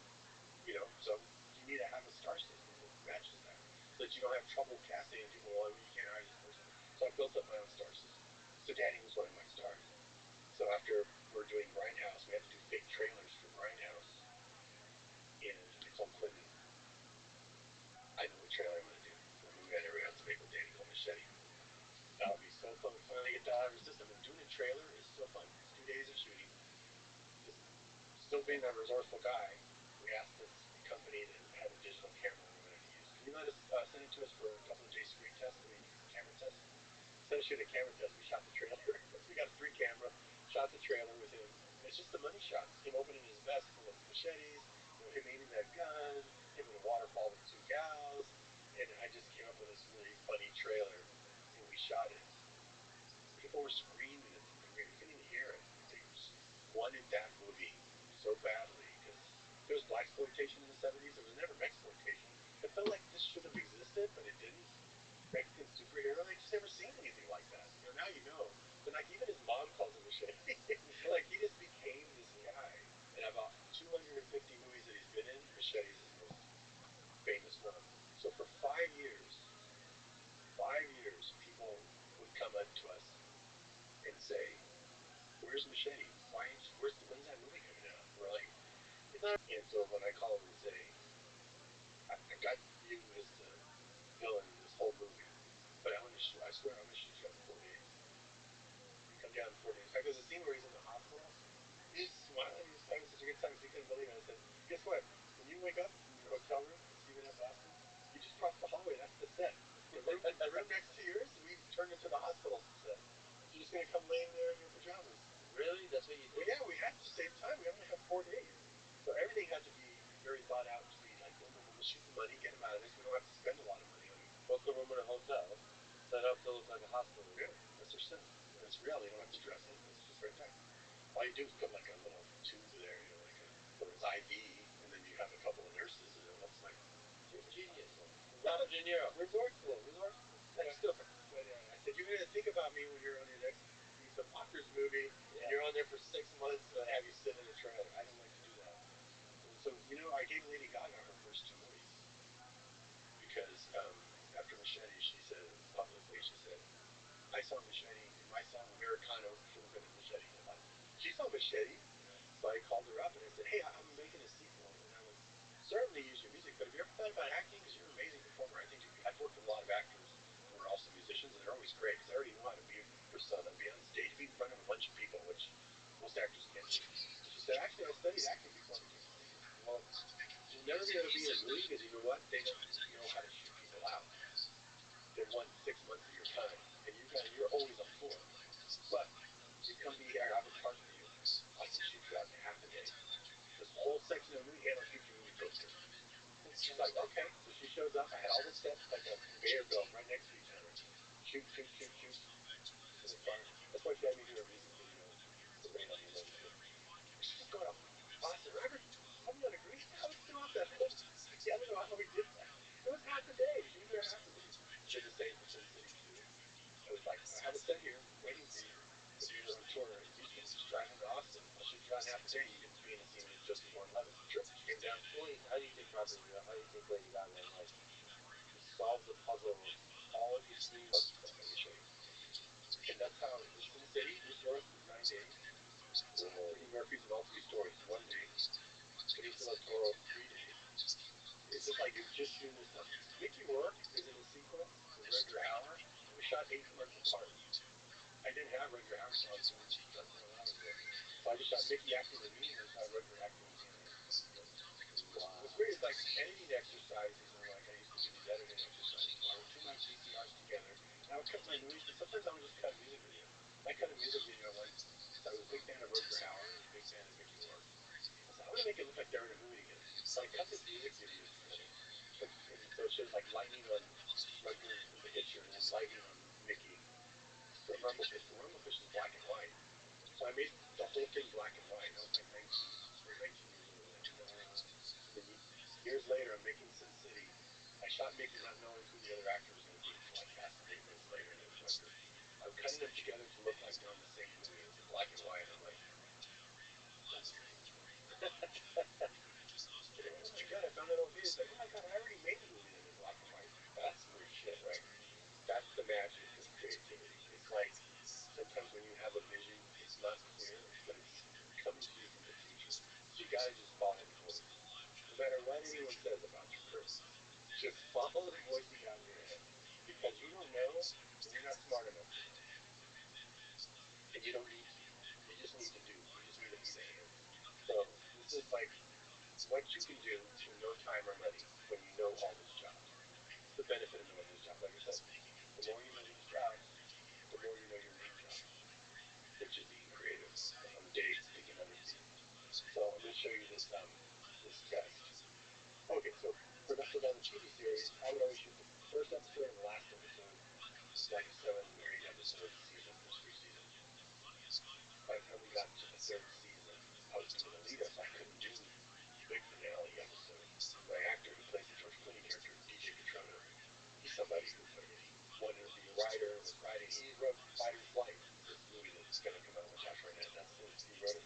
After doing this, he was like, man, hearing you talk, you know what? This is what I love about it. When you inspire people, the feedback loop inspires you back. Man, hearing you talk, the Red 11, and the cars, and I've got a script that's partially written. I'm just going to go crank it out in 3D. I'm going to cut off the phone in 3D. I'm going to finish that thing in 3 days. And he came back and said, I finished the script. And I read it and I go, what? You read it in 3 days? He goes, well, I wrote some of it before, but I just kept thinking I wasn't ready. And then you told me the thing about not being ready. You said that really resonated. I wrote and I finished it in 3 days. Man, I'm going to do that. I'm going to go do the DJ with it. I call it DJ with it. I have a bunch of half-baked ideas that I'm just going to go turn off the phone and finish the thing in 3 days. And I'll fix it later, but 3 days it's going to be pure hype. It's just going to be from groove because he's going to be picking up the notes. So anyway, he came to me with this idea. Oh man, I was hoping you'd do the last episode of Dusk Till Dawn. I have this great idea. It's a scene, we're in a zombie town, western town. We have these guns where you have to pull the trigger, the hammer back before you can fire. So I thought, what if I have a gun that's empty? And I got bullets in the hand. It's all thinking zombies. The bullets go flying. I jump and I catch all the bullets and shoot the guy before I hit the ground. Okay, that's kind of a real cool, like, Desperado type thing, but dude, this is a 7-day shoot for these episodes. Every one of the crew will have a different idea. Like, that guy will put you in wires, because you have to do all that action, or the DP isn't even operating the camera. The director doesn't know how to shoot. He's not operating the camera. Your editors in the room somewhere.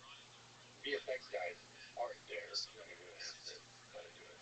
But I am my own VFX guy. I came up with how to do all the shots in Sin City almost by game of time.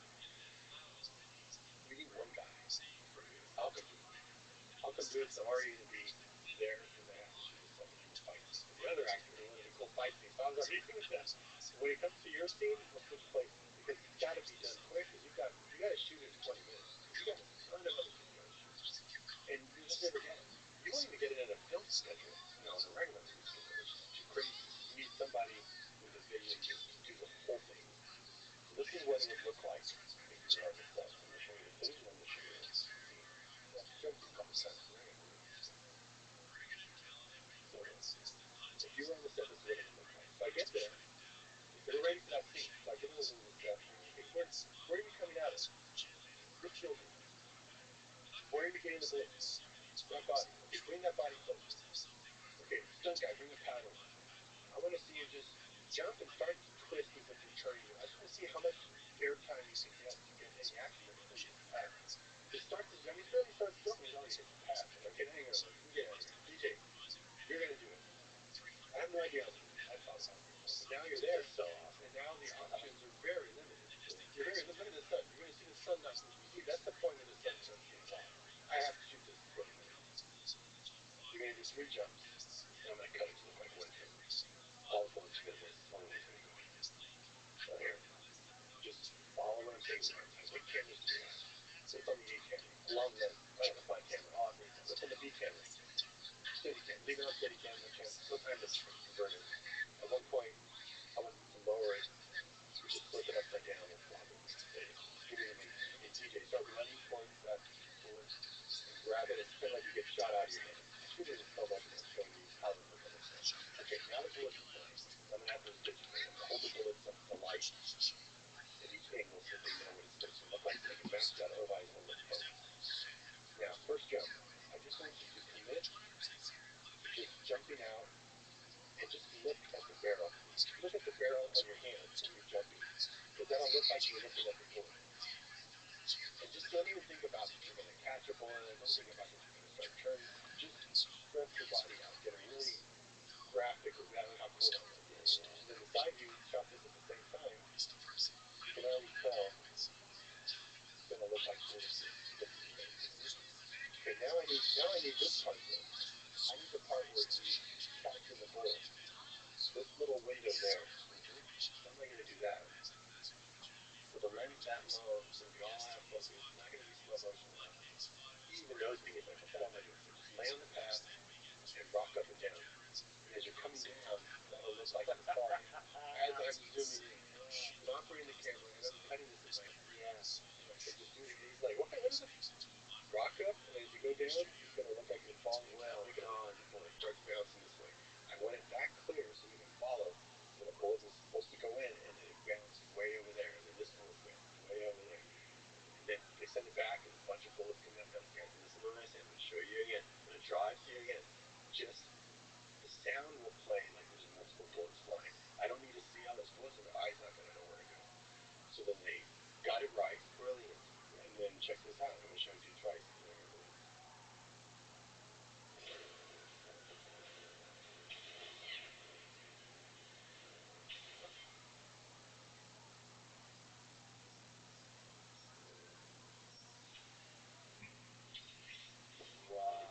Changes direction. Wow.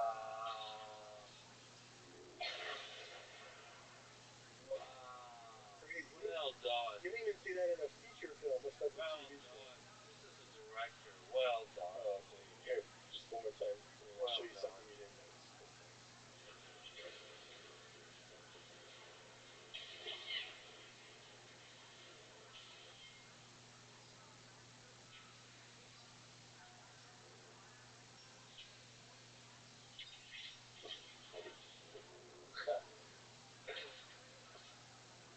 That's amazing. Just those decisions coming together perfectly. Really well done. And like this, you got minutes.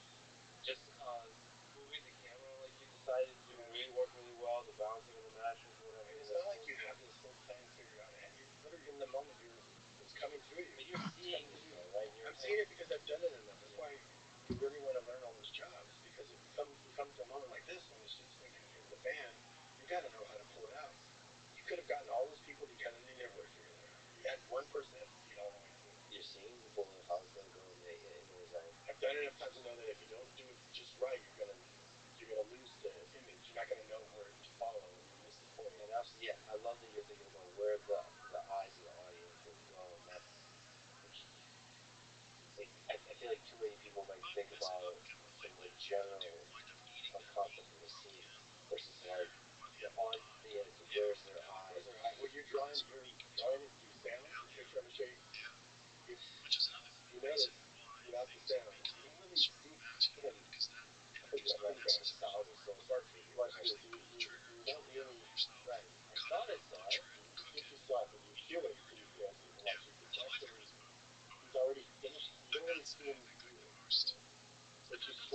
on the compass with the sound is over there. And it wasn't even like you hit this ground. What? Five, six, seven. You didn't notice it because I didn't play it. Because you don't hear it. Maybe you don't see it, but you hear sound. You hear it in your mind, right? So take that out now with the sound on. And you'll see both those parts play completely differently. This is embarrassing.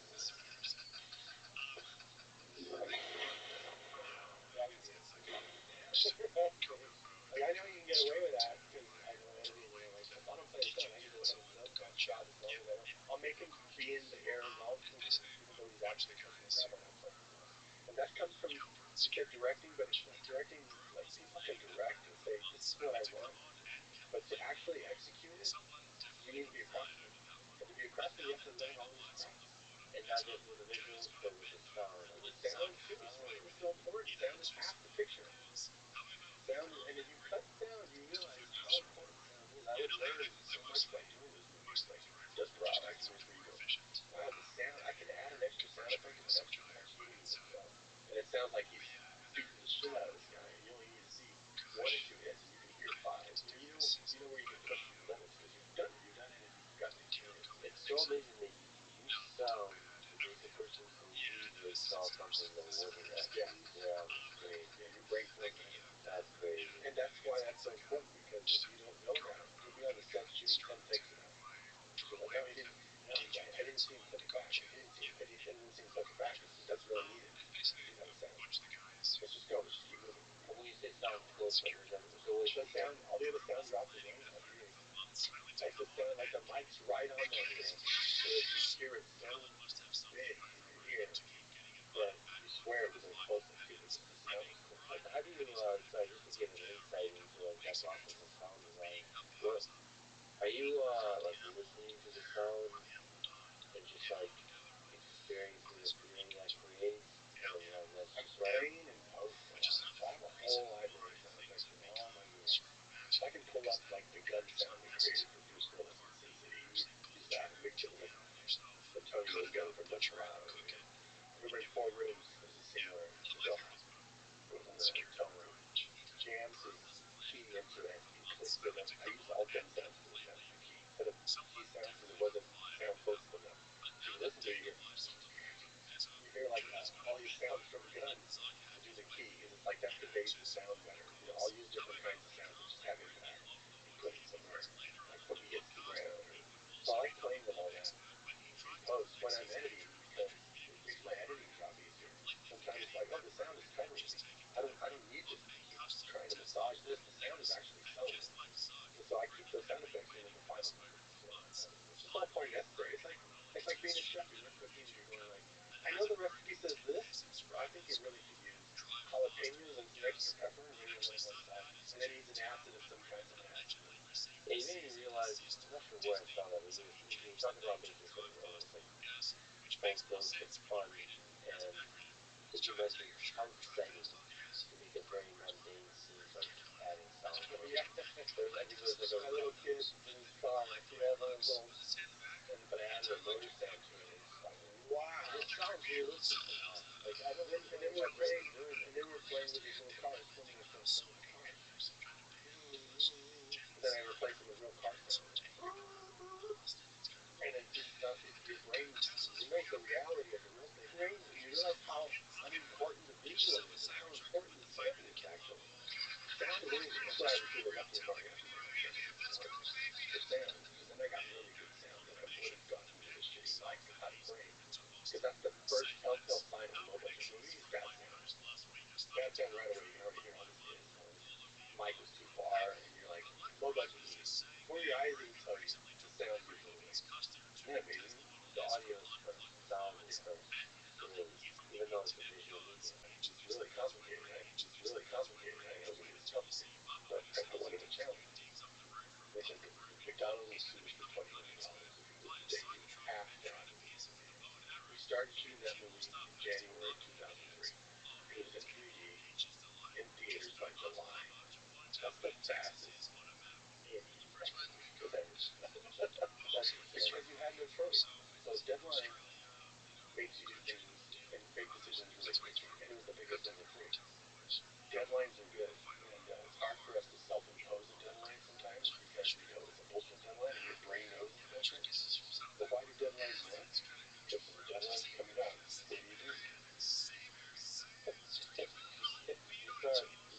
put the pen to the paper and start just flowing. You have no choice. You have to get out of the way and open the pipe. And it just comes out. And you're shocked. You're like, oh my God, I can do everything in life. No, you don't have to. But if you just learn how to open that pipe earlier, you wouldn't be interrupted. But you have to get out of your way. If you're dead on the level you have to come up with. So many people are going to come up with all these extra great ideas at the last minute.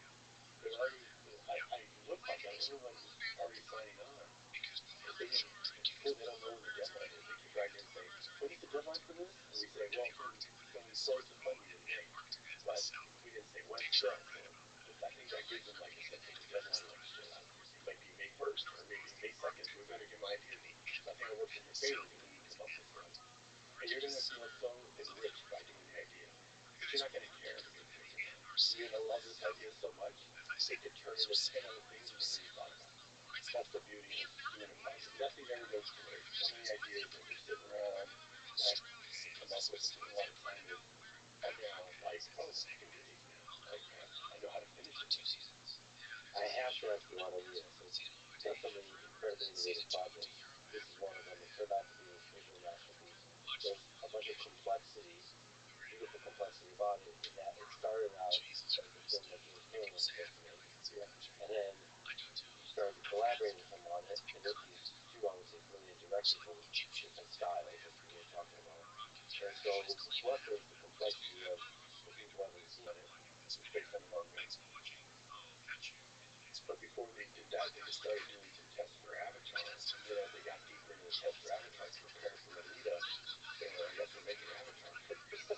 So Alita got kind of pushed to the side, and they ended up doing it, which ended up becoming such a journey to make that movie, to get the technology to build it, to make it. So I remember visiting him on the set. I mean, I've known him so long. I was on the set of Titanic. That's how long I've been around this guy. I was on the set of Titanic. I was on the set with Sarah Connor and Arnold Schwarzenegger and Eddie Furlong for the 3D ride he made from Universal a few years later. So, I mean, I feel like I've been around him a lot of his career, and to be able to visit the set, of Avatar, I remember him showing me, like, artwork they did, very photorealistic, and he goes, curious to see how photoreal it'll be when we're finally done with this process, because you don't get to see it till it's almost done. And I'm like, wow, he's just shooting blind. He's really, talk about me shooting mariachi, not seeing the footage. He's making this whole movie not even knowing what the end result's going to look like at all. Because you're not going to know till you get there. And when you get there, if you don't like it, there's not a lot you can do. So I just seen him do that and have that success really made it easier for me to do Alita. Because then it's like, okay, we don't know. Again, we don't need to know. We know we'll get there. We don't know how we're going to do it. We're going to start. And anything that I've come up with in this movie, in his team, because he had all his writing people working on it, he had them all working on it too. I do a fast version of his process, because it's a lot of live action. Avatar's mostly CG. I have live action sets. You have to come to my studio, because I still have the whole Alita city in my back lot. Well, here, the Throne Maker Studio? Yeah. That's where it was? Yeah, it was shot here. So when you go see my city, I built it very resourceful. This is weird. It looks just like but it's in my backyard. I'm like, it looks better than the Tower of Mariachi. Yeah. 90,000, the largest standing set in the country. Because sets are always mowed down for the next movie. But I just kept it there. So we should shoot it all the time from Mexico, South America, Europe, wherever. It's 7 streets. And we added digitally above it. The ceilings are 20 feet high. You gotta come see. You won't believe it. It's here. It's unbelievable. Where is it north of Boston? It's where the old airport was. It's like on 51st Street. It's like really close to town. You gotta come see. You're not gonna believe it. All my props, all my stuff. So people who are, investigating grass and up with, that's why they say it's the Willy Wonka movie, because they're gonna get to come check out all that stuff and be in proximity and see, oh, like me with that painter. It's not a trick. He's just doing it. Then you realize you can do it too. But we thought, let's shoot mostly live action, and we'll just replace her. But we still have to figure her out. You have to cast the right actress. And when I saw Rosa Salazar, she was just amazing. She made me cry in audition the first time. I was like, oh my God, this person has something. We can capture even a fourth of her facial expression. It'll bring so much life. And they got it 1-to-1. And it really helped Jim on the next Avatar and Weta, because they got to try out a bunch of things. That's why Avatar, the second Avatar, Way of Water, looks so much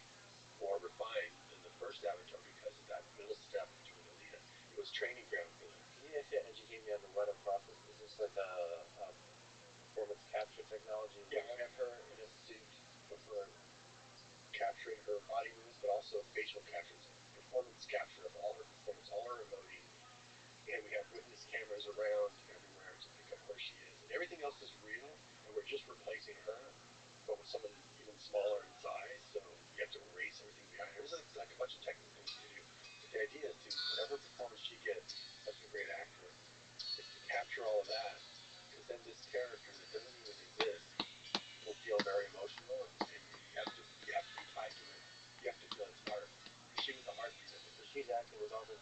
Acting with all that, but it just disappears. She's not even there. We don't know she's just here. It's like that. She just becomes here. What were some interesting, unique, challenging things about you directing her performance in this kind of world? I just knew she had to be her. It was going to be so easy with her. She's just so great. Everything was just so real, and everything was like that character. She becomes that character who's seeing this world for the first time. No special effects will help with that, but the performance is there. So it's all about getting the performance and casting the right actors. That's why you get Christoph Waltz there, you get Jennifer Connelly, and these actors are all on set. Mahershala Ali, you've got an amazing cast of people. But that's really the heart of it. The technology kind of goes away. How hard is it to get the actors to have when like the full world is not around you? We put so much of the world around you. Like when you see the city, we put like a blue screenway in the back to just make the city keep going. But we built the sets there in the town. We built the real stuff, so everything was very tangible and real. And that way she has to fit into that world and be as real as that. Because if it was all done in CG, well then we can fudge everything. But if you put her in a real environment, that's a real challenge. And they're really up to an Avatar, because that whole place is created in Avatar. You could get away with a lot. They wanted to commit to that kind of detail. The next Avatar, twice it feels like completely there. It's just stunning. And you get there by having something to work on like this to take the technology to the next level. So it was cool to be able to help, really just to be helpful to him in his process and not just distracting him. And also he liked that his artist had something else to work on besides just Avatar. To just work on something, different to freshen up the perspective on things and methodology. And so yeah, that was a really exciting movie to work on.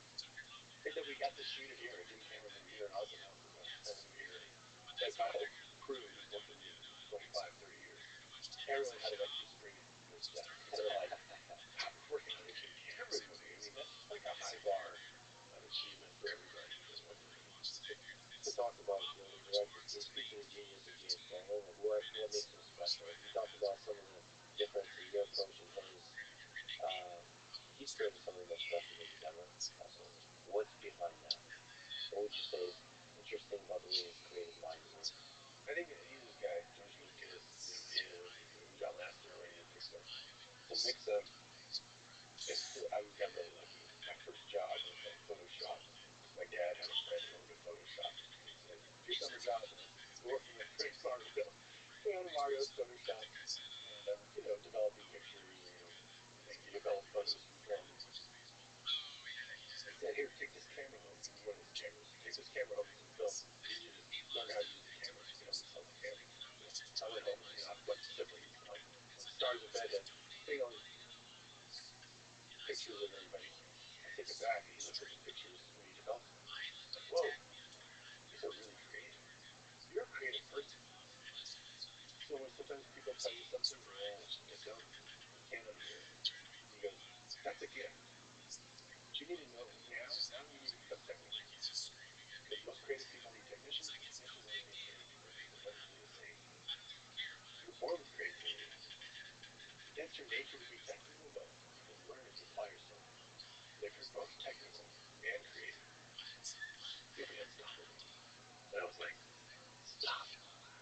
So here, I want you to learn film photography, like anything. I want you to learn this technical part of it. So that's why I didn't take a crew very much, because I knew if I'm just a creative person and I need a crew to go actually technically make the movie, all movies need such a crew.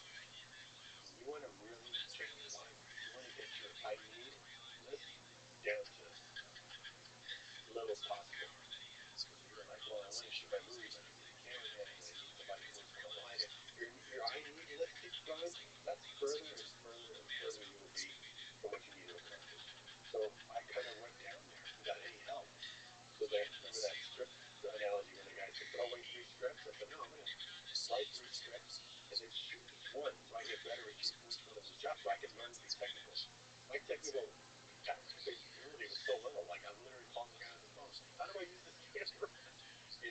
how little I knew about it, but I knew by doing the job I learned.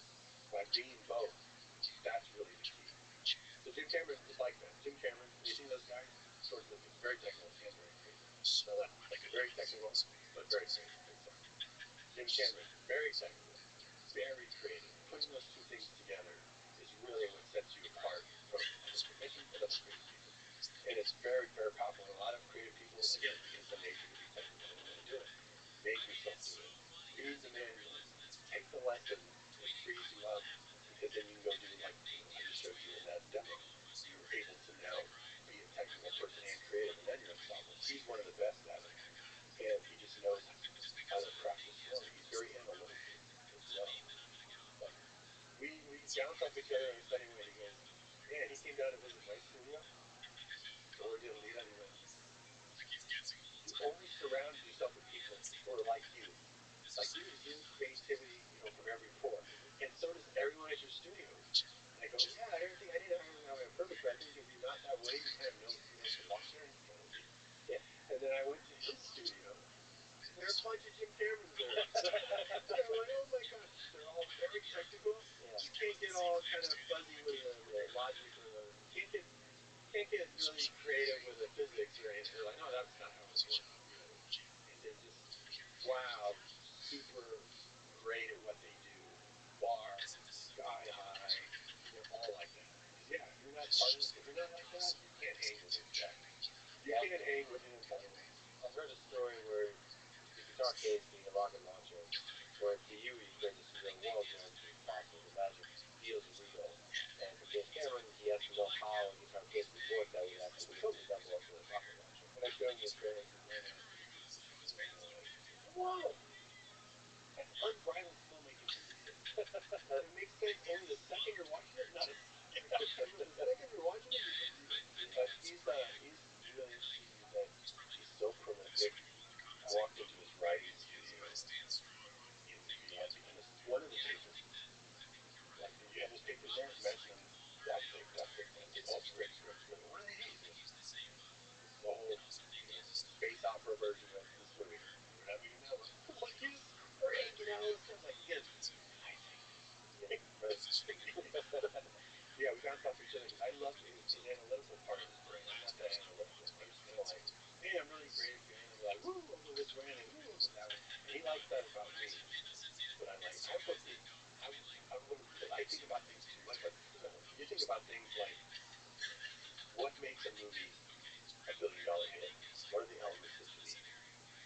And I'm going to analyze that, and I'm going to make sure my movie does that. I mean, he engineers a submarine that can break the web record. He engineers a movie that can break the web record. He has that engineering mind, but the creative part, that's very rare. So that's very rare, and he's capitalized on that. He has his submarine model, like his favorite in his desk, showing that he broke the world record before it was built. And just seeing it, and knowing he would have kids and stuff, and his wife, and like, aren't you afraid of going down there with, something could happen? No. Wonderful. So I designed this thing. Yeah, if it was any other bozo, I'd be afraid. But he designed this thing. That kind of confidence, that's it. He just knows if some other bozo designed this thing, people, I would be afraid. Total confidence. And he did it. The confidence of extreme confidence. Just to get you, like, excited about how creative this stuff is. And just a lot of it. The only movie on the Sony lot being edited digitally. Not only was I editing it on a computer, I was editing in my house. Which in 1994 was just unheard of. So I'm there in my house, the community cuts in LA. So at first I told the studio, I want to edit Desperado myself. It's important that I edit it. No, you can't. Go ahead. I never had a director edit his own movie. It's like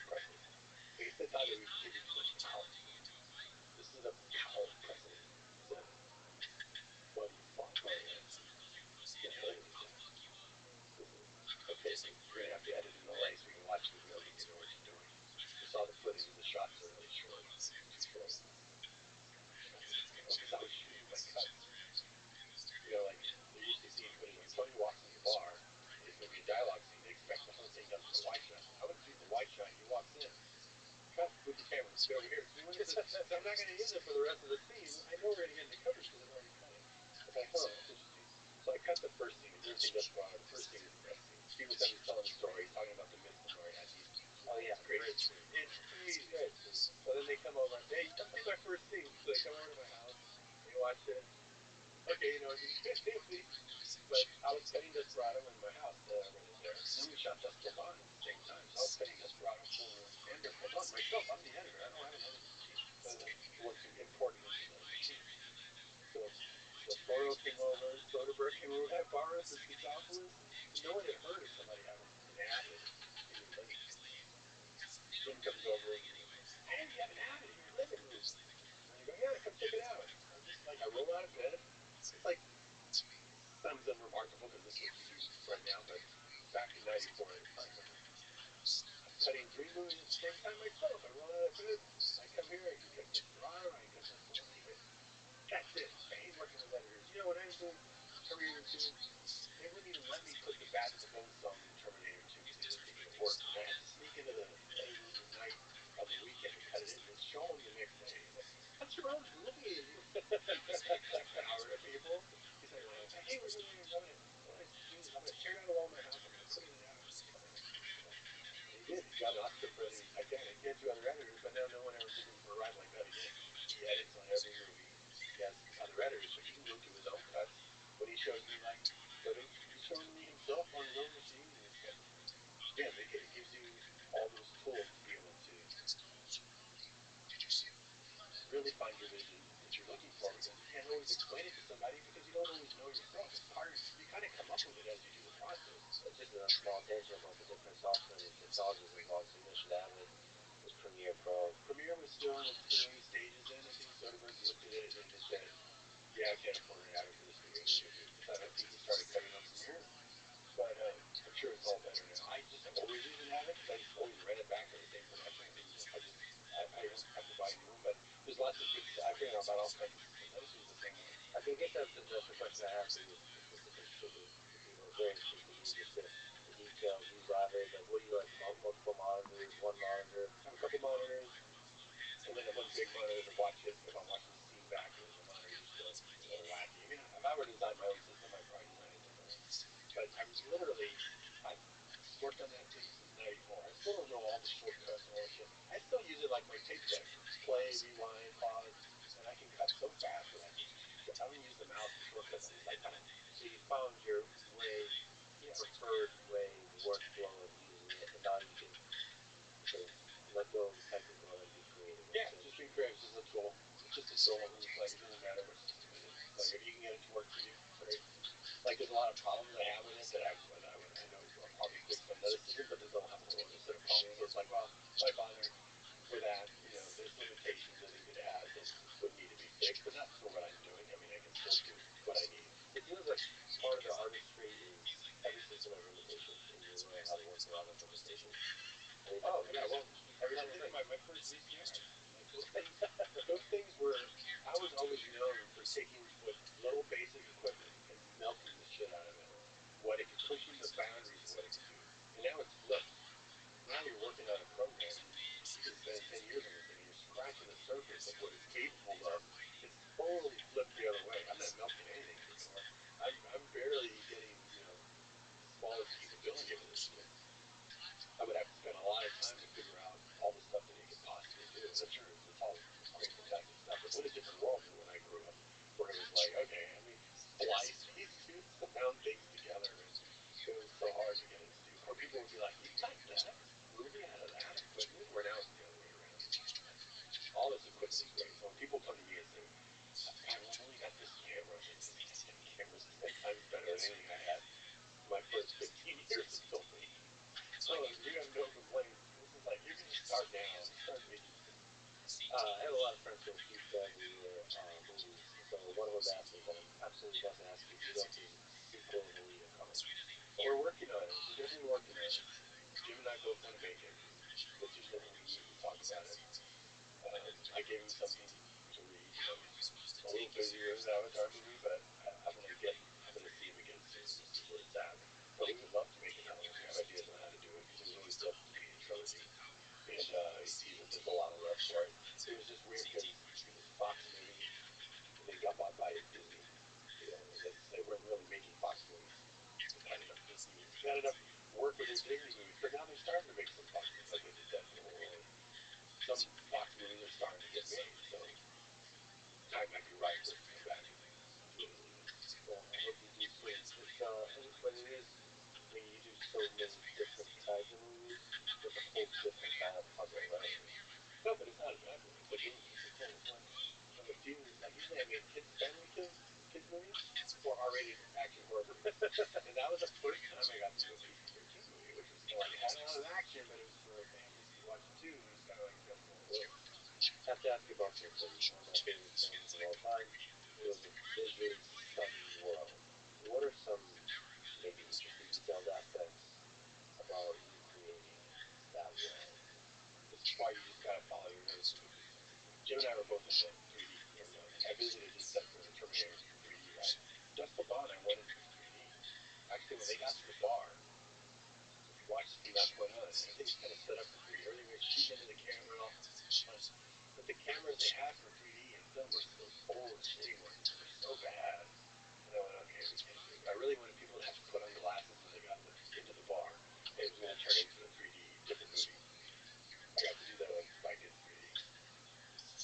So when I did Spy Kids 3D, I thought, oh, well, if I get Jim's cameras that he's done for these underwater 3D, documentaries, I can make the first digital 3D film for theaters. And so I did, and it seemed like the easiest way was to utilize that when you put on the glasses when you go into a game world. So it was a green screen. We shot all the action on green screen for all the game stuff, and we did a lot of 3D stuff coming in kids' faces. My 3D is not like the kind you have in theaters. It's very polite. Mine's like theme park 3D. Kids don't do it like that. Trying to grab. That's why it was such a big hit. Nobody does 3D that way. So I wanted that. I wanted to only people's lives. So you remember to go, okay, this is why. Wasn't I wondering why? And when I went to go make my next movie, this is how crazy this was. We shot Spy Kids 3D. Remember I told you how fast they came out. That was in the summer of 2003. 2 months later, Once Upon a Time in Mexico came out. 2 number 1 movies. Both were finishing trilogies of mine. Dude. And each one starred Antonio, Danny Trejo. When I was editing those at the same time, you're like, well, one movie they're killing people, the other ones are like with the kids going like, hey, family. So it was really, fun. It was fun to. It's easier to do very different things than to do like 2 action movies and 2 family movies at the same time. But I was like, okay, what's my next movie gonna be? Oh shit, how crazy is this? Okay, so Antonio is on the set. I'm gonna shoot him out in half a day for Spy Kids 3D because he's only in the last scene on the green screen. Shoot him till lunch.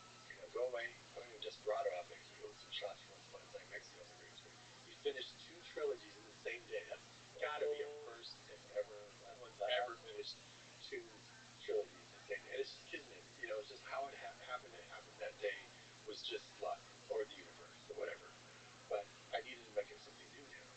So I was looking through my bookshelves of inspiration, and I picked up my Sin City books, which I've had. I used to be a cartoonist, and I always loved how he drew them. Every time I'd see a different edition, I'd buy it, go home, and go, oh, I already have this. I got like 3 copies of this already. And we just always grabbed me by the throat. And then I liked that he was a writer-director in a way, because he not just wrote the comic, but he drew it too. A lot of times it's a different writer, a different comic artist. He's like a real, like a kinship. This is someone who writes and directs the whole thing. But I was looking at it, and I went, oh shit, I know how to do this now. I just did it on the green screen. If I shoot this on green screen, the actors on green screen, I can make the backgrounds look just like this, and I can contrast up the actors, and I can get this very graphic look, which sometimes for a window it's just a white box. So it's even got a sliding scale for budget. If I run out of money, just put the actors in black and white, just put like a white dot behind them for a street light, and then it looks just like the book. So I want to bring the book to life. So I'll show you how fast we go from development and Troublemaker. It was October. Once Upon a Time in Mexico would come out. I was like, oh shit, I know how to do this now in Sin City. I'm going to do a test. I went to my green screen here in my studio. You'll see my green screen where I shot all the movies. And I shot, my sister, myself, it's black and white. Looks just like the comic, but it's me.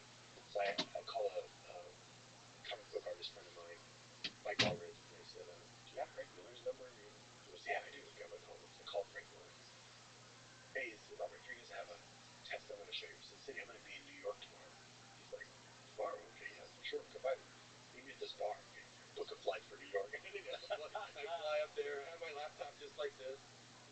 That's good. I go to the bar, I show him what looks like an image from his comic, and it starts moving.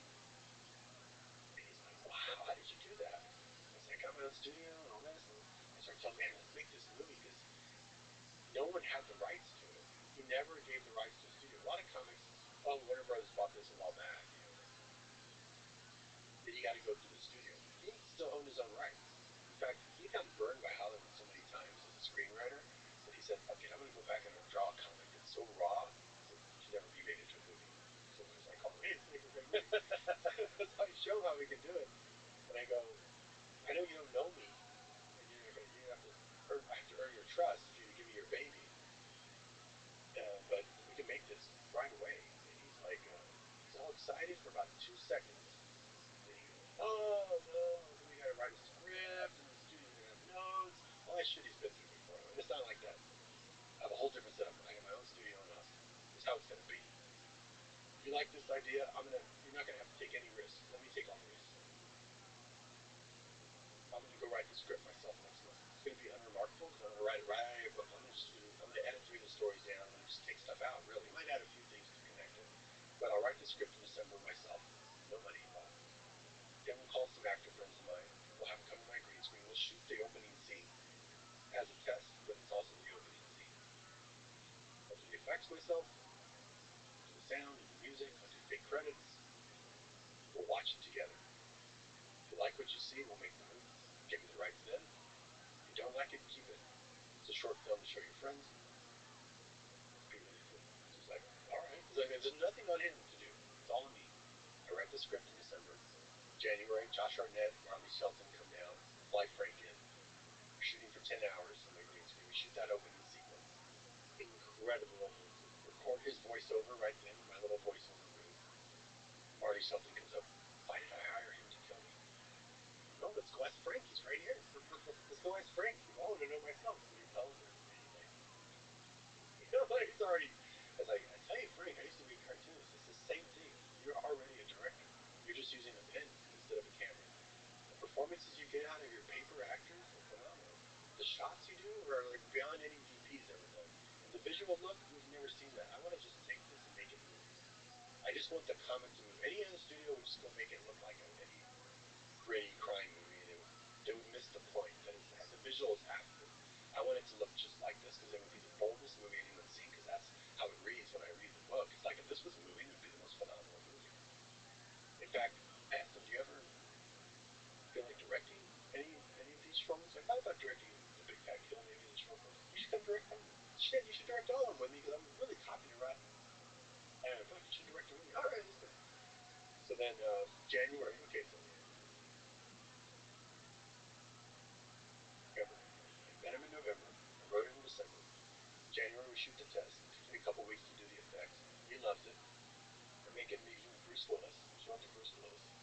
What's so cool about doing that opening scene is that any actor I show it to now, I show him the book, which is awesome. You've been playing this character, but look at this test. Let me show you the book, what it looked like before I turned this test into a test. He watches it, Josh Arnett, voiceover, music, titles come on, first name on the screen, Bruce Willis. Hey, look, you're in the credits. You have to do it now. Manifesting it. He's like, shit, man, this is great. I'm in. He said, wow. Go get. Everyone else from that was just easy to get. And we were filming the movie, so February, right? Building the few little sets we had, like the bar. So Frank, we don't need to build a bar, but I'm going to go ahead and build a bar so we have a place to have script meetings. Everything else will be green screen. We'll build big steps and things out of green. We're doing that, and I'm casting the first one. We're shooting the movie by March, beginning of March. I remember because my son was born March 3rd. And I was in LA for his birth because I was also recording the orchestra for the score I wrote somehow in the past few months for Kill Bill 2. That's how much stuff was going on. Yeah. You know, that's like when you just let it flow, you're just riding a wave. You're not doing any of that. So that's what's by staying in that like urgent, always the deadlines are just pushing you to create stuff. And we shot the movie so fast every time. Now not only that, I shot a whole other movie that year. I shot The Adventures of Shark Boy Lava Girl with kids. That came out 2 months after Sin City the next year. It was less than a year since City was out. Did you Right? Yeah, like sometimes we'd be shooting with the kids, and in the afternoon, Rutger Hauer would come, and some of the Sin City girls would finish, shooting stuff that we needed to film. It was just insane how fast we had to move. I was doing it in I was editing. I just edited it, and then I would scan the artwork into the computer, and I would edit the storyboards with the sound effects, and I would do the voiceover. I would imitate Mickey, and I would imitate Bruce, and lay out how fast it was going to move. And you were like, wow. And so now we have a template with the real drawings and the lighting on how we're going to do it. What's funny is I can do pretty good Bruce Willis, and I know this is Bruce, and we were doing his voiceover, and he would hear my guy's voice for the timing. He'd be like, is that me or is that you? Can't tell. That was me. He said, just do that. First of all, why haven't films like that been made? Well, it's a very specific look because they went to like the first piece of music I wrote for that was the main title, and I called it Descent. I wanted the notes to descend, and it felt like you were descending into this dark world, and you don't come out to the end of the movie. You're just like in this world where all these layers of unreality, like water doesn't photograph that way, snow doesn't, but it's there. You're seeing it. You're seeing the actors. So you're just really, it's like a dream world. Yeah. So I was really into it, and I did tests for the most difficult shots first. Like, how do I get his tape to glow in the dark, like in the comics? It's still in the shadow, and I realized, oh, we use fluorescent tape, the fluorescent light, so I can keep it. We can still key it. Like, I started just doing my own visual effects like that early on because I knew technology was changing so fast that I would need to just know how to do it like a magician. Shooting digital, nobody wanted to touch digital back then. DPs were all afraid of digital. They would have to learn something new. So I had to DP it. So me photographing it, I'm like, it's so fun to cut because to light, like you have to have that light out of frame right now. But I could bring the lights in right here as long as they're not crossing it. I'm just gonna take it out of the green anyways. I can have the coolest light on everybody. Cool edge lights. You can have an edge light back here, an edge light back here, still light here. If you don't even erase them, I just take him out. Can you educate me and people curious about this? What is the power of light when you're telling a story, when you're creating a feeling, an experience? Like, what's the artistry of that? Well, if you look at their drawings too, sometimes it's the absence of light. Like you would see this face, but then this would be completely black, but you would still see my eye, which is like impossible, right? But you believe it when you see it because it's there. So things like that were a lot of the tricks I tried first because I like that about it. Like you have a guy completely backlit, and there's no light on his face, but yet his glasses are glowing white. So we put fluorescent tape in there, hit that with a light, then we can turn it white later. Black and white really helps. And then just up in the contrast. But I mean, it's just something that you have a feeling for, but you're able to try it. In fact, when I took it to George Lucas said this to me early on because we're the only guys shooting digital. He said, "Man, it's so good. You live in Austin. That's why I'm in Marin County. Because when you live outside of this box of LA, Hollywood, you think outside of the box automatically. You're just going to stumble upon innovation." And he was right. It was like, yeah, why aren't we shooting digital? Let's shoot digital. Why aren't we shooting digital 3D? Let's do that. Why don't we just use green screen for background? You just start innovating because you're away from anyone saying, hey, you can't do it that way, which they would say if I was in LA. So we just came up with a whole other method. So I took him to Sin City to check out the first thing I was going to show at Comic-Con. He said, now this will really show people what digital is capable of. This really shows how avant-garde you can get with that shit. That you could never have done that on film. And so by me versing myself in that technology early, I was able to make a movie like that. And then everyone had to play catch up. So you should always just follow that's why people say, don't use those terms, that's not going to work. Just blow past these guys. Go innovate your own thing. Sometimes not knowing is better.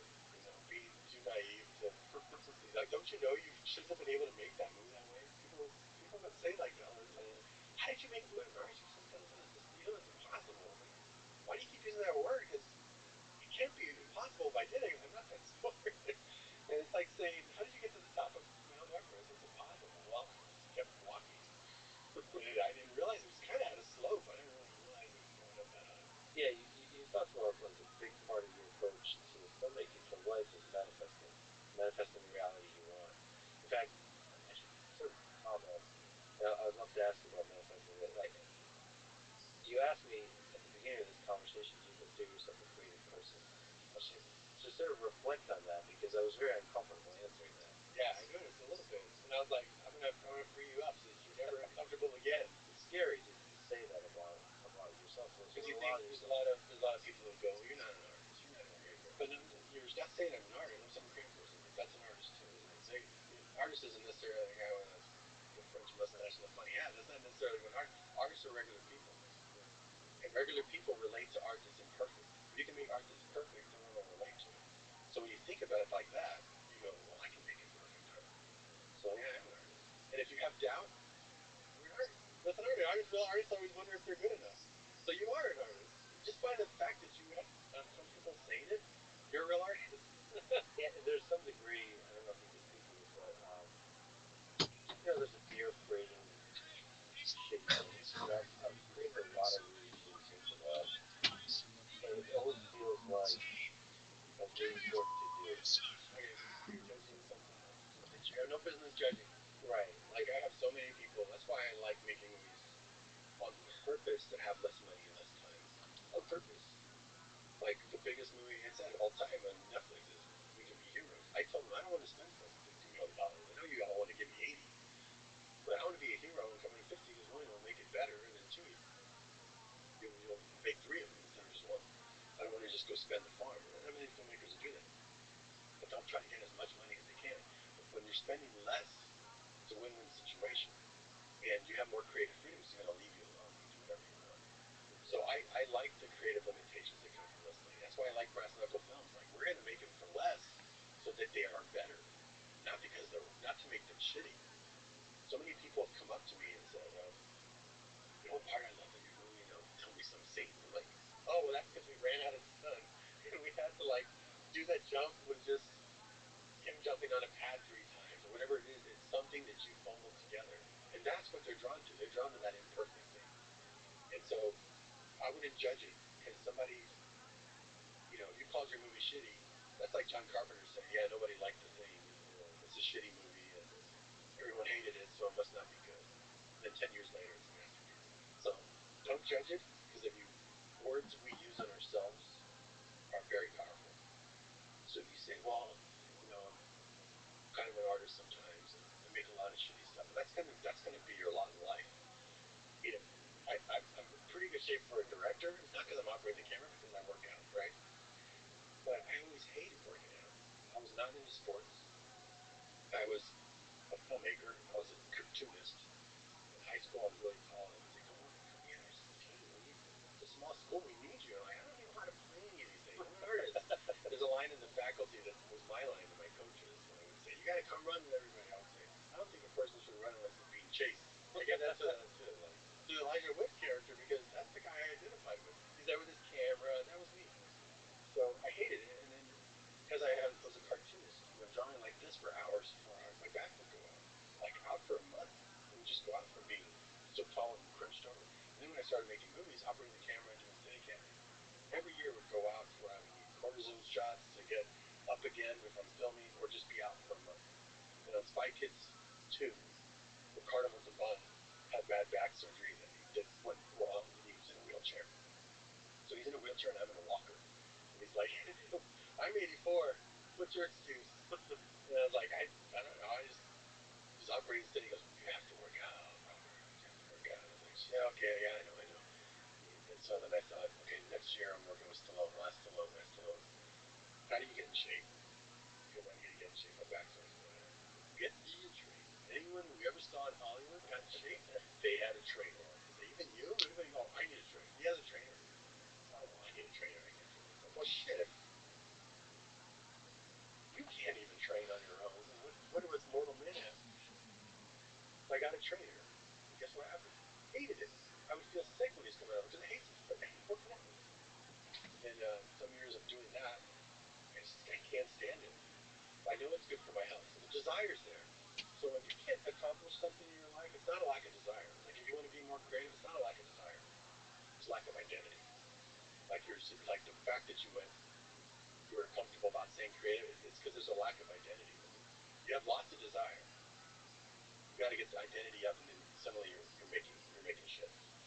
So a friend of mine from Mexico, she goes, I have to stop smoking. My doctor said I have to stop smoking for my health, so I'm not smoking right now. So I've been smoking since I was 8 years old. So, well, you're gonna go back to smoking. You just told me your identity is a smoker who's not smoking, what's going to happen? Eventually, you have to say, I'm a non-smoker. Like that lesson I forgot. You have to say, I'm a non-smoker. I'm a non-smoker. So what does a non-smoker do? You believe you're a non-smoker, you hate smoking. You start choking with the smokes. Okay, I'll try that. She walks out. I go, shit, I just forgot about my own. I wonder where in my life I can apply that. Working out. Of course, my God, I hate working out. No wonder I am so miserable. I tell my trainer and anyone who will listen, I can't stand working out. I don't understand sports. So that day I said, I'm an athlete. I'm an athlete. That's the last thing I would ever call myself all through my entire life. This was 2012. I'm an athlete. Now the next day, not only did my life completely change, and it's easier if it's opposite day. Like if you're just doing by degrees, that's bullshit. You got to go complete opposite. Because if there's like a donut, so if you say, well, I'm going to only eat half of it, we got to go, figure that out. Opposite day is much easier. Not only did I change my life working out, I never needed a trainer. I've not had a trainer since I was a kid. Because I'm an athlete, I'm serious. What does an athlete do? An athlete loves working out. An athlete will make time to work out, and they'll eat right. I would never be the person that would call himself an athlete. But that's how much it can change your life by changing your identity. So if you want to be more creative, you've already got that in you, that desire. You've got enough of that. You don't need more desire. You need more identity. So you got to say, I'm a creative person. With a straight face. So when I say, hey, are you a creative person? You go, yes. Because then if you say that, what do? You're going to do more creative stuff because that's what a creative person does. It doesn't make sense to me how manifesting works, but listen to work. Like basically visualizing a path towards a certain kind of future. I guess everything around you, everything within you, kind of makes way for that. Makes way for the possibility of that. So weird. It's weird, but it's kind of nice to know that you can do that. But you have to just have that conviction and just say, start with a label. Yes, the R. The double R or the label you just gave yourself. Like I changed my label. My label was I hate working out. I'm an athlete. Not a non-athlete anymore. I'm changing my label. And you get so inspired because now you know what to do. You can't help but conform to your identity. You're always going to conform to your identity. Just change your identity, and you'll change your life. But it's not that hard. I didn't have to go get hypnotized or anything. It was literally, I just told myself, if I could do that, go from a guy who doesn't want to work out, hates it. I had the desire. I was already hiring the guy. I lacked the identity. As soon as I changed my identity, boom. Well, one of the things for me like that is probably music, just playing guitar. Are you a musician? Yeah, music. Yeah, look at your side. You paused. I would definitely not. I mean, I'm going along with it now, but if we're just you wouldn't have said that. But I heard you rip on guitar. And I've heard you play it. It's kind of amazing. All different kinds of content. Oh, but I should be like freaking Santana by now because I've had a guitar in my hand since I was a kid. But since I'm not a full-time musician, I don't get to play it that often. So I'm not as good as I should be.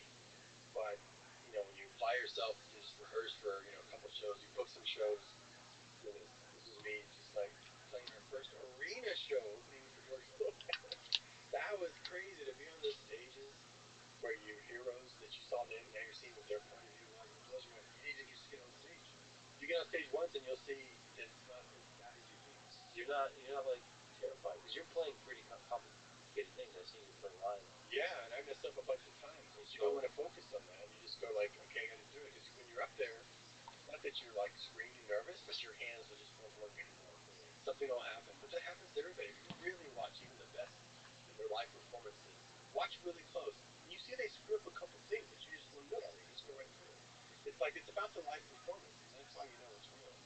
So I think if you really just lean into it more, really work on the identity part, because you've got the desire. You want to play guitar. But as soon as you say, yeah, but I can't play live, you just chopped off your legs at the start of the race. You say, I don't know, just chopped off your legs. Yeah, you're doing this to yourself. Yeah. You're literally doing this to yourself. I don't mean just you. I mean, anybody who's like, who pauses, who hesitates, you don't have to have doubts. Why would you have doubt?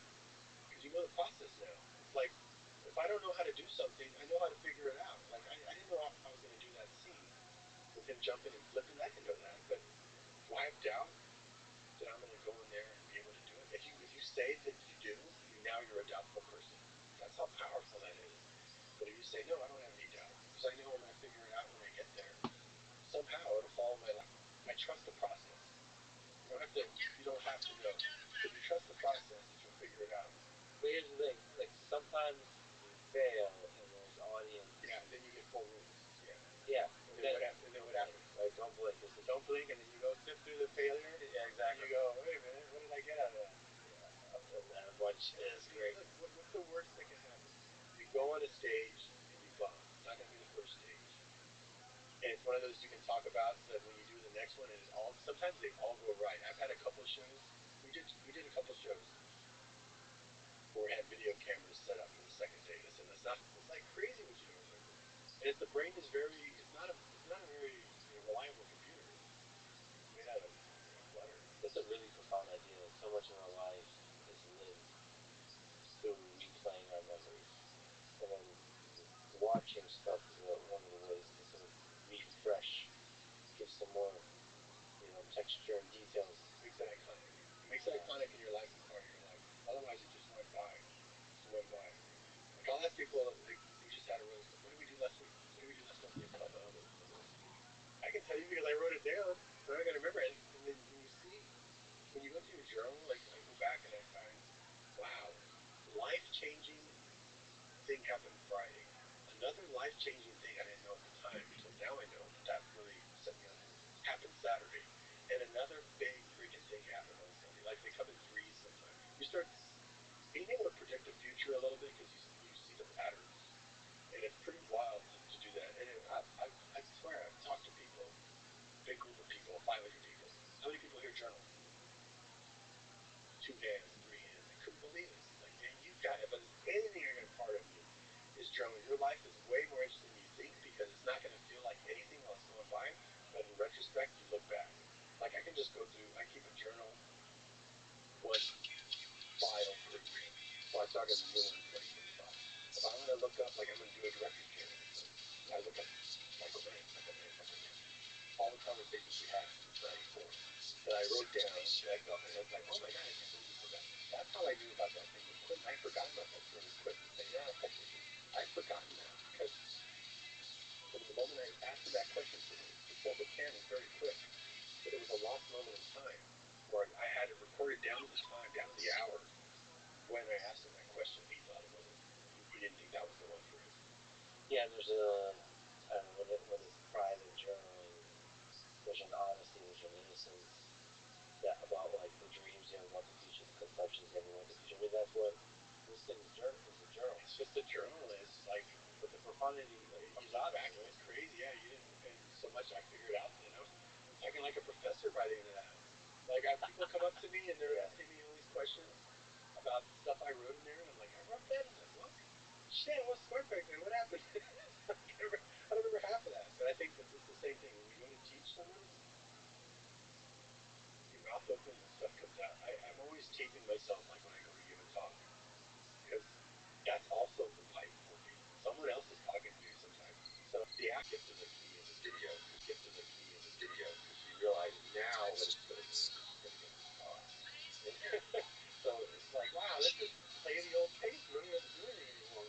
We've banked so much amazing stuff that we've all forgotten. That, my kids just love watching the old ones.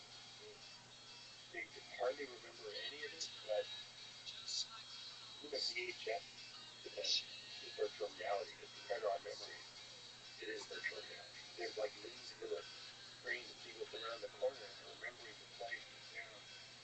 And they go, oh, we left the living room. Like we're there. Like, wow, I was always afraid they would see this old footage and go, nah, this dumb shit. What kind of camera was that? This is a limitation. And if you put up one of those files on your screen, it's like this big on your laptop. That's how low res kids was back then. Doesn't matter. It's like, compared to our memories and stuff, living is really living. Like, living is like, shoot as much as you can, take as many pictures, but write the journal, because you'll have a picture in store, you're not going to know what it's from. Even 10 years from now, you don't know what that picture's from. You read the diary, you go, oh, that's what that is.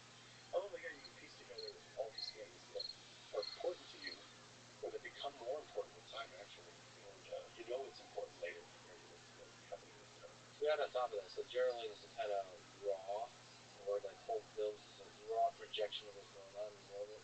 I think it's also really possible because I've done that. Is to do a high effort description of where your life is for you, just for yourself. So sometimes you're only like low effort. Yeah, sometimes it's just I just want to mark things. You know, we had this conversation. I had to go do something till 5. I did that. Met somebody that I know. Last night I met somebody that's going to be life changing. I'm going to write a little bit more on that because I can now I know. But I'm going to just record it for later and not look it up. So one of the cool things you could do is, you know, like for example, somebody, Jeremy, Mr. Beast, he does these things called vision brains. I think it's a great exercise to do for yourself. There's just a video he records for himself that he gets to look at. He publishes 20 years from now. This is a message to myself 20 years from now. Here's where I hope you end up. You're basically a younger version of yourself speaking to an older version. Yep. And then you get, you know, time flies. And like, you get to a point where it's like, holy shit, it has been 10 years, it has been 20 years. You get to listen to a younger version of yourself. Like, it would have been hilarious if you shot videos like that to yourself. This is just like the incredible journey your career has been on. And just to think about that, like, the delta, the difference between what your dreams were and where you ended up, usually you outdo yourself in many ways. Sometimes your life goes on a totally different trajectory. And the result is kind of funny. It's a nice illustration of the nonlinearity of life. I would film stuff like that with my kids. I couldn't do it. I would film my kids saying, "Hey, turn the camera," and I would say, "Hey, Rebel, it's me, Rebel. Rebel in the future." Yeah. So you have shots like that. Yeah, and then they show them like that 10 years later, and they're like, "Whoa!" To see it talking to them and saying, yeah. And I would do this thing where I would film them watching it, and then turn it off. And then 10 years later, I could get, "Hey, Rebel," in reaction, 10 off. Hey, Rebel, watching it. It just like keeps going. So I have one like that where it's just panning, and they're watching themselves within the movie. Like an ongoing project. You know, it's just so fun to just play with memory and make you realize how fast time moves, and to go like, I can't remember what word that you have to exactly mean. Yeah. Like, wow, look how fast time moves. And it makes them feel much more precious about how quick time moves and how important every little moment is, because you see the fragility of it too. You know? Does it make you sad and break your heart that, you know, the number of memories you get to create is finite? This life ends. Eventually, the story's over. I have this theory. I'm going to put this in the movie. I think I've seen this before. Because I woke up from a dream and it was like trying to remember it. You know, you're like, okay, was it real? And you don't write it down right away. Write annotations away, because while you're dreaming it, it's really real. It's like, it almost like someone's going to tell somebody, say, shit, I forgot about this. And I wonder if that's what it's like when you wake up in your consciousness after you die. You wake up in your next consciousness, getting ready to move into whatever your next body is. You're like, wow, I was a filmmaker. I had 5 kids. And movie official. It's like a dream. It's like back on that. And it's like that's what past lives are. They're like distant memories, like a dream that's faded away. That's why you rarely feel remnants of it. Do I feel sad about it? When I tell people, they feel bad when I tell them. Like I want a character to be like that. Like he's dying. He's like, I don't want to forget this dream. So let me wake up. Don't let me wake up. Yeah. Especially the more we try to tell somebody. Yeah, you tell the next person. Yeah, the next one. Movie official. But yeah. Like it feels like I'm a little sad about it, but then it just makes you even more double down and be precious about the life you have. Waiting's the And meaning. record it. Waiting's the meaning of life. Why are we here? I really feel like, and my kids and I were just talking about this last night. We were just blown away. We did this Ascarian astrology thing, a famous former astrologer. Just nails each person. It's like, yeah, because when you have a kid, you realize right away this isn't my kid. Not what I'm in charge of. It's a completely different soul.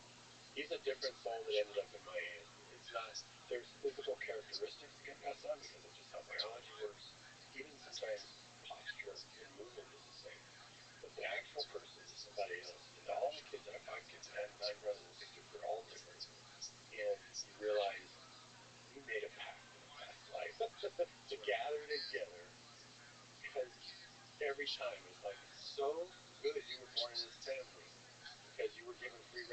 find who you're really supposed to be, and you find out everyone is doing what they were supposed to be doing. It's cool. It's almost like this clarity you get by just saying it. They now know that they were always supposed to be like this creative person or this, and now they can double down on it because they know that's who they were supposed to be. They don't have to have any doubt anymore. They don't have to wonder, well, am I supposed to be more business minded or can I be creative? Is that some kind of frivolous? Is that a real job? Can I do that? Now they realize, no, you're supposed to be doing that for these reasons, and now they can double down. You can skip all that and just decide, I feel like I want to be that person, so I'm just going to declare I am that person. And as soon as you say it, you are that. And tomorrow, your activities will conform to that. That's how powerful that decision is. So when you walk out of here, it's going to be with a complete commitment. I'm a technical and creative person. My first boss, unstoppable. My boss told me that. Right? I became technical and creative, and he was unstoppable. You can just keep going and just go, I'm unstoppable. Doesn't mean you're going to use your power for bad, but you just changed your life by just declaring that. And I'm also a creative person who lives his life creatively. I'm going to find creative ways to use that technology. If somebody says you're not the same kind of artist, that's their own opinion. Don't believe it. Just keep going. All these things that you've learned that people were supposed to tell you along the way, they're telling you for a reason. Anytime you got pushed, like if you go back to your life, at your really critical moments in your life where you went that way instead of that way, there was probably somebody there who said something to you that kind of pushed you. There was one guy when I was in high school. It was like senior year. I wrote a paper, and I wasn't a great writer at all. I wrote a paper for a Latin American studies class, gave it to the teacher, and he said, "Wow, you're going to be rich and famous in 4 years, based on what I read." I was like, "Really?" So I was 17 or 18. 4 years later, I was in mariachi. I went to him later. I was reading it. I said, "You called it. You said I was going to be. Why did you say that?" He looked like he would never say it. You think he would own it? I said, "Oh yeah, I knew what I told you." No, he was like I didn't even know what I was reading. Acting like he never would have said that in a million years. So again, sometimes things come out of our mouth. It's not us. It comes through us. So we think of it that way. Why are we here? We're here for a reason. We're going to get attached along. Listen to the signs. Own who you're supposed to be because you are that person. Don't let your human doubt get in the way. That's like the guy closing the pipe. I don't know if I'm really creative, man. I don't know if I'm really a businessman. And you're just closing the pipe. You're not going to let it flow. Just be a good pipe. Just say, I just want to be a good pipe. Clean, open. And then that's when the magic happens. And no matter what, don't blink. Don't blink. No matter how many, that kid was getting so much shit thrown at him. I wish you knew that time period. You would go like, yeah, that's right. It's incredible. It was unbelievable. I can't even convey. There was no internet and stuff back then. This was like literal press, reviews, public. It was like, why are they targeting this guy? They just did not like. He just had unprecedented success, and was a really great guy, and was making amazing shit. So it was the triple threat of making people jealous. Well, he's one of the great artists of all time. So are you. It's a huge honor to talk to you. Thank you for everything you're doing in the world, for creating the world, and for inspiring millions of people to also be creating the world, and for your new project that's bringing people in. Robert, as I told you, I'm a huge fan. I appreciate that. Honor to talk to you. So great talking with you. Great questions. Change your life. Thank you, Robert. $1 million. Yeah, right there. Thank you for listening to this conversation with Robert Rodriguez. Support this podcast. Please check out our sponsors in the description. And now, let me leave you with some words from Alfred Hitchcock. In feature films, the director is God. In documentary films, God is the director. Thank you for listening, and I hope to see you next time.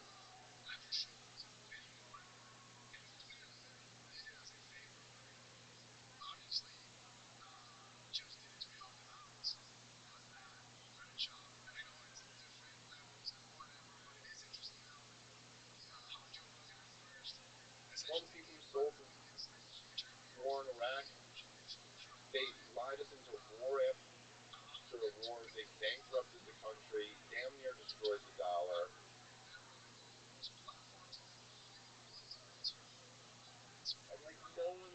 job. No one even gets in trouble over any of this. If you make everybody monsters and they're not human beings, then you can't do diplomacy with monsters. You can't make it. You can't negotiate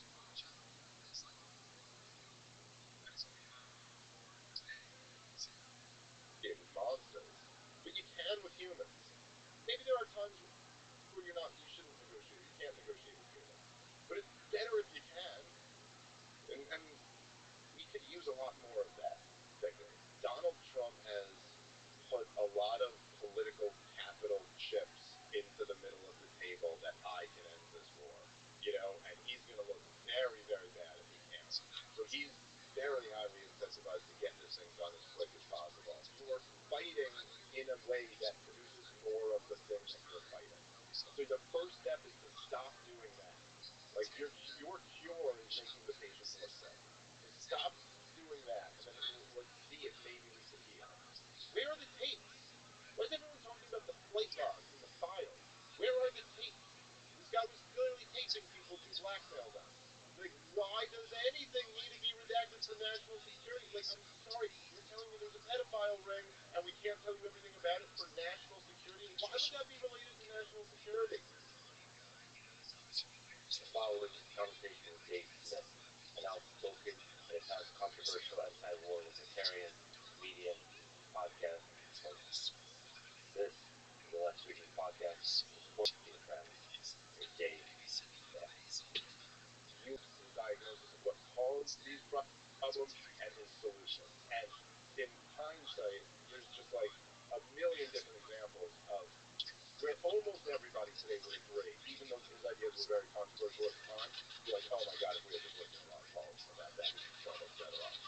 But I think there's something almost deeper than that about why Ron Paul inspires so much love from so many people is, okay, so number one, the guy, he was a champion of these views for decades when there was no payoff for it at all, when he was just kind of alone in the woods, being, they used to call him Dr. No, because, well, he was a medical doctor, and then he would be the lone no vote in Congress, like, all the time. Like, on the bills that the entire Congress, bipartisan agreement, everything, and there's one vote against it, and then he would be that guy. He clearly kept doing what he was doing simply because he believed it was right, not because there was any benefit for him. In fact, he dealt with a lot of headaches for the views that he had. And then he was just a genuine person of integrity. He's the only congressman who I've ever heard this about, and like DC insiders, people on the Hill will say this. He was the only congressman of my lifetime who the lobbyists simply stopped visiting. He was the only one who they just stopped going to his office because they were just like, there's just no getting through to this guy. He was just not playing politics like that. And he was, you imagine what it must have been like from like the lobbyist perspective when they first tried to go there.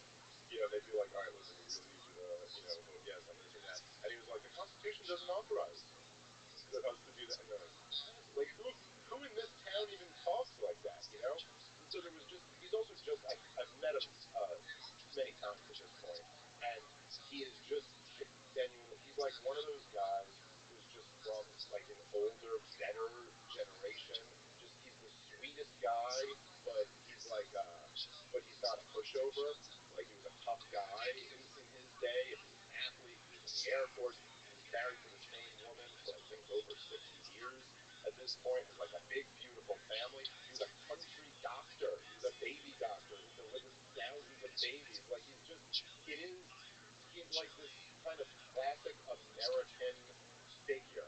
And, I just think, at the risk of falling into like hero worship or something like that, I do think he's a genuinely great man. And I think great men are to be revered. Yeah, as you said, his integrity. Can you speak to the ideas that Ron Paul represents? And you said some of these he's been right about. Maybe can you speak about the economics, the Fed, and maybe war and being anti-military intervention? Well, I think it all came from kind of the same central thesis, which is that the highest political value ought to be liberty, and that the government, by its very nature, is an instrument of force and tyranny, and that therefore the more government you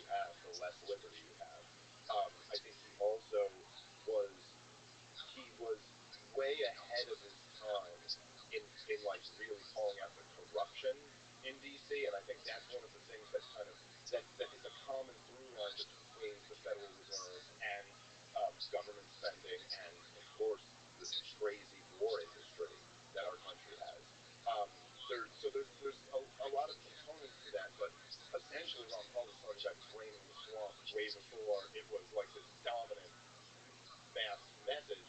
And I think Ron Paul, in many ways, laid down, he laid the groundwork in his 2008 and 2012 presidential campaigns for not saying that he leads to Donald Trump, but he laid the groundwork for Donald Trump to be able to get up at the South Carolina Republican primary debate and look at Jeb Bush and say, your brother lied us into war. And you know what I mean? And to have the Republicans agree with him. You know, these were a lot of the same people who had voted for George W. Bush twice and supported the war and even mocked their liberal, you know, fellow countrymen for not being on board with it. And a lot of that was the work that Ron Paul did and people waking up to how messed up all these wars were. And I think that at least from there were a couple major things for me. Okay, at the time, so I was a young man when I first found Ron Paul. It was in 2007 was when I first saw him, and then started obsessively reading all of his books. And so I was young. I'm born in '83, so what does that mean? 23, 24 when I first found him. So I was a young guy, and at least for me at the time, there were like kind of two categories in my, you know, naive mind, where okay, there were like the liberals who supported big government at home, but were skeptical about, you know, big government abroad, or were skeptical about wars. And then there were the conservatives who said that they supported small government, limited government at home, but were always on the side of whatever the next war is. And at least for me, and I think for a lot of people of my generation, Ron Paul was the first guy who came along and said, like, no, I'm for limited government here and abroad. And it was kind of like a portal where you could like access a different perspective on the world. And then once you saw that, you were like, wait, that's actually what makes sense. It doesn't make sense to like what is it exactly that like all the Ronald Reagan and George W. Bush and even like Milton Friedman and guys like that and Thomas Sowell and it's like you want a constitutionally limited world empire? Like that's what you guys stand for? Because that doesn't fit together at all. And so why is it that we were taking this as a given? And then of course the more you look into it, you realize that like okay, those two things do make sense together. And then also that's kind of like in the initial wave of like the original progressives, you know, look, people like Woodrow Wilson or FDR, these were people who were pushing big government at home and big government abroad. And that actually made much more sense as a cohesive worldview. And to oppose that would be the Ron Paul worldview. And then the other thing for me, and this was my introduction to Ron Paul, and this too to me was like kind of a portal in a way. It was a way, at least in my naive, not fully functioned brain, or fully developed brain at 24 years old or whatever, it was a way for me to kind of get, like I tapped into something that was outside the empire. And I had heard a lot, you know, I was already against George W. Bush, and I didn't like the war. I had already figured out, you know, I think this war in Iraq is bullshit, and I think that we were lied into it. And so I kind of got that. And then there were liberals and left wingers who I knew. I grew up in New York City, so I was very familiar with the left wing perspective, and were critical of George W. Bush and for fighting the war and you know signing the Patriot Act into law and things like that. But I had never really heard anybody break it down the way Ron Paul did when he basically was like, look, there's a reason why these terrorists hate us. And it's not what they're telling you. They don't hate us for our freedom. It's not as if, I remember the way Pat Buchanan put it, which I always love. Because Dick Cheney makes it sound like Osama bin Laden stumbled on, like in the deserts of Afghanistan, he stumbled onto a copy of our Bill of Rights somewhere, and he was like, oh my God, their freedom, look at this speedy trial, are you kidding me? Like, what is going on here? They can have guns, and they're women can wear mini skirts, and that just made people so angry that they were ready to, you know, like suicide bomb themselves. And like that makes no sense at all. And then Ron Paul was just like, no, look, here's the thing. If we think we can just go around the world killing people, propping up dictatorships, putting our military bases in the Muslims' holy lands, and not engender hatred from that, then we do that at our own peril. And I thought it was such an interesting kind of, you know, it had always been, I'm an 80s and 90s kid, and to me it was always kind of a given that like America's number one. We're the force for good in the world, and it was like an interesting introduction to the idea that there are people outside of that who are dominated by that, who don't care for it very much. And like that's what 9/11 was actually about. And for me, I was living in New York City. I was 18, I think, when 9/11 happened, and that was like the moment of my childhood. It was a huge thing to live through. I mean, we were attacked. It seemed like something that could only happen in a history book. It didn't happen to America in the 90s. 2001 was basically the 90s. Um, and it was just like, oh, finally it clicked. It was like, that makes sense. It's the first time I had ever heard like an explanation and an understanding of this whole thing that we're involved in now, from 9/11 to the terror wars, that actually just made perfect sense. Yeah, we should also say that there's some degree of truth that the battle is not just militaristic, it's also cultural.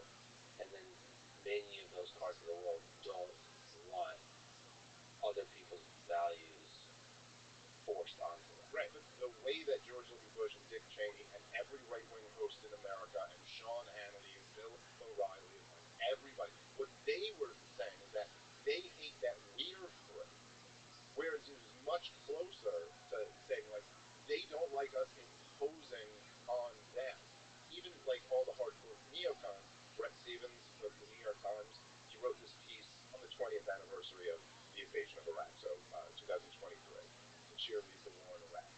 And he goes through the whole piece, and there's not one mention of the million people who died in the war. You know, he literally just goes, the piece is just measure life under Saddam Hussein versus life under the Shiite parliamentary system that they have now. Which one's better? And he's arguing this one's better, therefore it was worth it. But there's like no mention. It's like, okay, but what about the 20 plus million people who were displaced? What about the million people who were killed? What about all the millions of people who were injured? What about the tens of thousands of our soldiers who have blown their brains out in the aftermath of the thing? Like, it's like so many times, this is true with government policy in general, people talk about like the end result that they want. And you're like, yeah, but what about the process by which you get there? And how much hatred, you know, can you, I mean, like, it's not that hard for me to like put myself in other people's shoes. And like, I have two little kids and a wife. And if anybody were to ever try to argue to me that they have to be the eggs that get broken to make some bigger omelet, like, it's okay, like, you know, we're ultimately going to impose something on your society that's better than what you have right there. It sure does suck that your wife and kids got to be the one who get taken out. I mean, as I'm just saying this to myself, and this is not real, this is just a thought experiment I'm making up, I'm already pretty close to being a terrorist. Like, my next thought is kind of like, well, okay, well, I hope you're going to like it when you watch your family die in front of you, you know.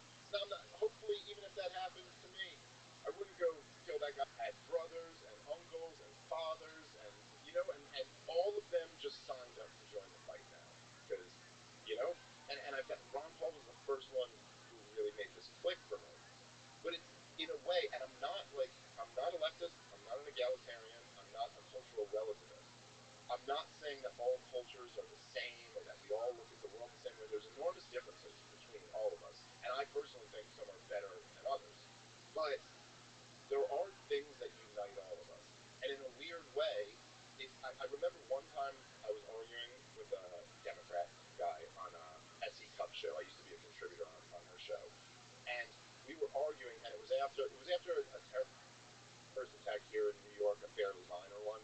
It was like a guy he hit someone with his car and then jumped out with a gun, and then the cops lit him up and killed him. This is like back in 2017, I think. And he claimed to be ISIS inspired. I don't remember if there was like a direct connection or not. But they were, at the time, they were like, doesn't this mean we got to step up the war in Iraq or in Syria where ISIS' stronghold is?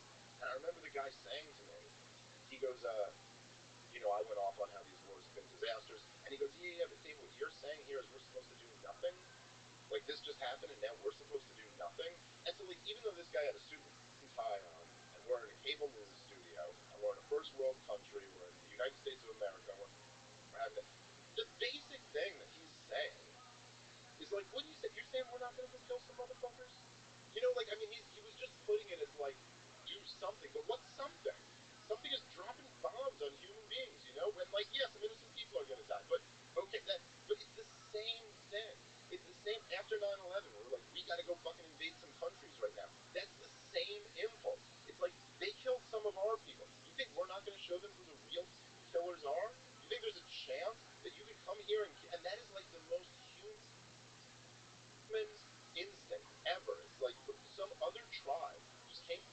in here and killed some people in our tribe. So what do you want to do about that? Well, I don't know. It's not going to take me too long to figure out. We're going to go kill a bunch of people in their tribe.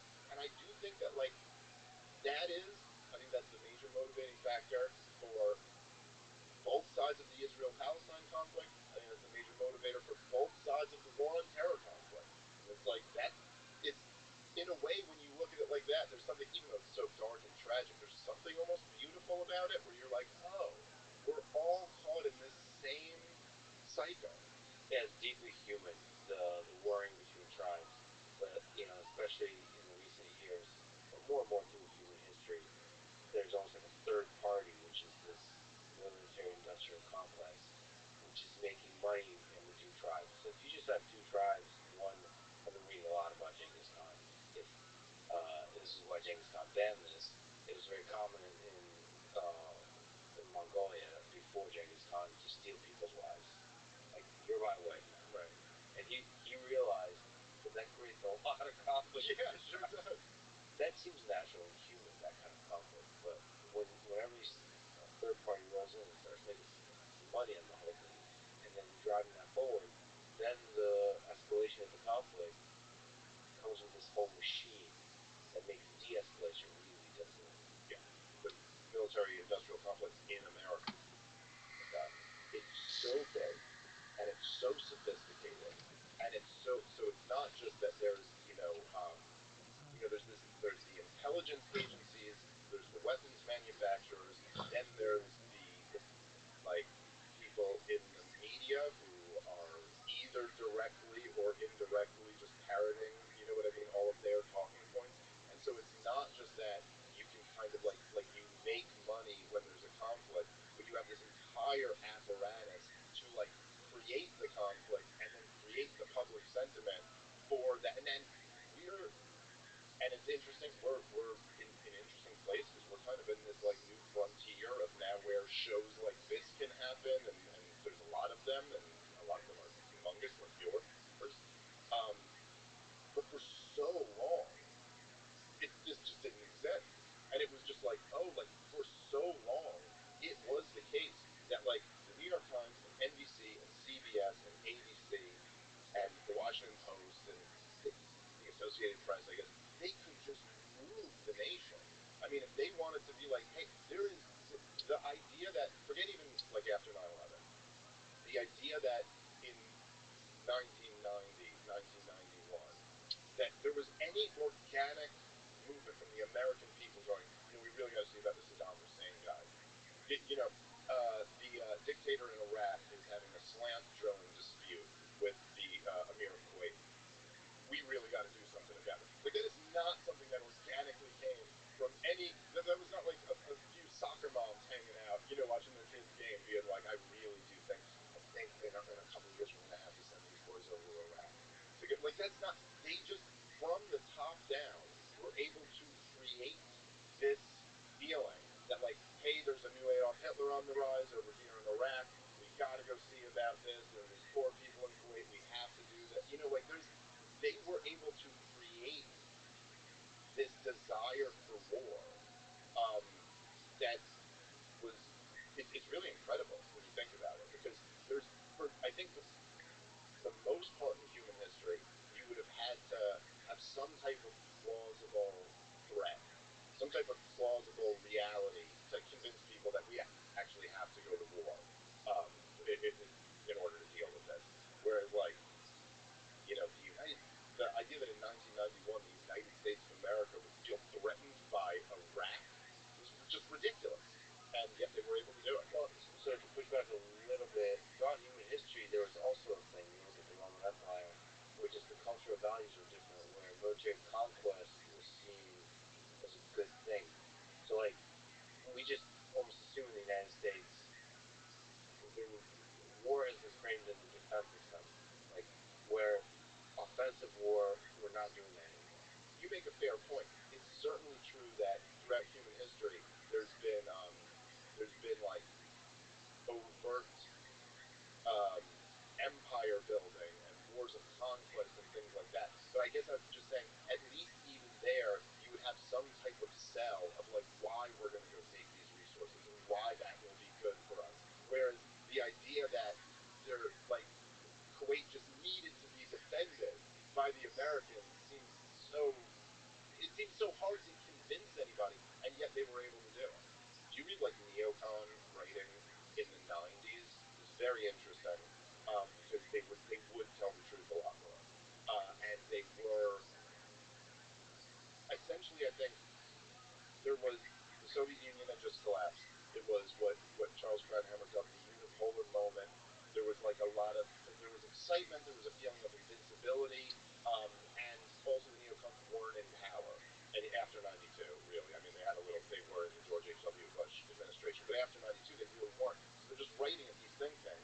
and it just didn't seem as, like they weren't as guarded. There weren't like these accusations of you're a war criminal or something like that.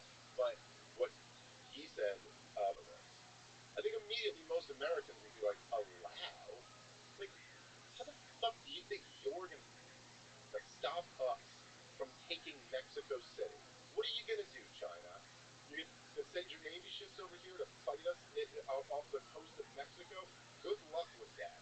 And at least from my understanding of almost all the war games that they've run, if we did militarily, even if it doesn't come to nuclear weapons being used, in which case the whole world gets blown up, but even if we go put a militarily try to stop China from invading Taiwan, and everyone agrees to not use nukes and we just fight a conventional war, we lose that war every time.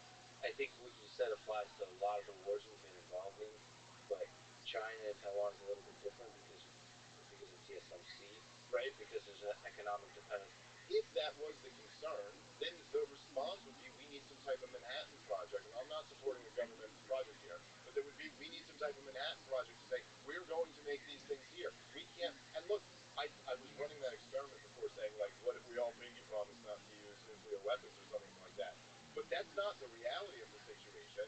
The more reality, look, even in Ukraine, everybody, the biggest hawks, the biggest pushers of this policy, of Joe Biden's policy to fund Ukraine. No one's suggesting we send in the 82nd Airborne. No, which is really the only thing that could repel the Russians right now and restore, Ukrainian, the original sovereignty of the Ukrainian borders. But no one's suggesting we send in the 82nd Airborne because we all know we can't have a direct war with Russia. That's the end of the world. And same thing with China. So, I'm not saying microchips or whatever aren't important, but we can find other ways to. Taiwan is not magical. Like, we can produce these things in other places, no? So, the humiliating thing say that you don't really know much about the situation. It sounds ridiculous. There's something magical about not Taiwan but TSMC. It's incredibly difficult to manage the supply chain and manufacture at such a low cost that they are. And to add to that, China has been signaling about the one China policy. But you're absolutely right that you shouldn't be doing the Washington thing of beating the drums of war apart. It's like completely the counterproductive thing. You should actually try to find partnerships with China, build friendships and cooperation. Like India is doing a good job of this. Like, build friendships. This is the 21st century. Conflict, this Cold War thinking is going to be destructive to the economy, destructive to humanity, to the flourishing of the individual nations of the world. There's just nothing positive except making money for the local. Well, yeah, and it was totally destructive during the original Cold War too, and almost led to nuclear war on a couple of different occasions. But look, I would just say, and I'm no defender of the Chinese regime. I hate communism and fascism, whatever they are, some hybrid mix of the two. They're paying you, aren't they? Yeah, no, fuck them. By the way, I get a lot of people speculate online, but I'm not getting any of these checks, man, and I'd really like them to start coming in. Yeah. But there's, like, even when it's like China, you say China's asserting the one China policy.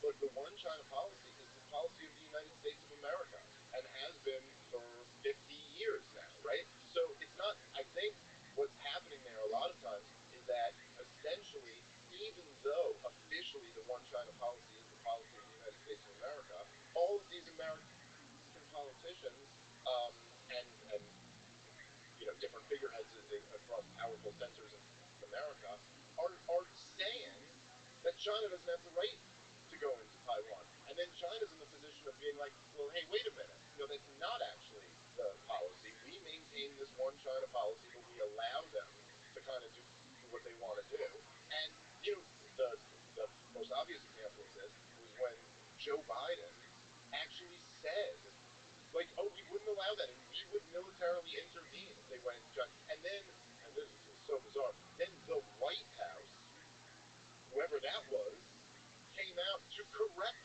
the President of the United States and say, no, the policy of the White House is the one China policy. Which, look, I mean, again, I think the whole point of this is that the reason why whoever the hell was able to overrule Joe Biden and his administration, I don't know who that is, but the whole point is that if you say, and this is why they're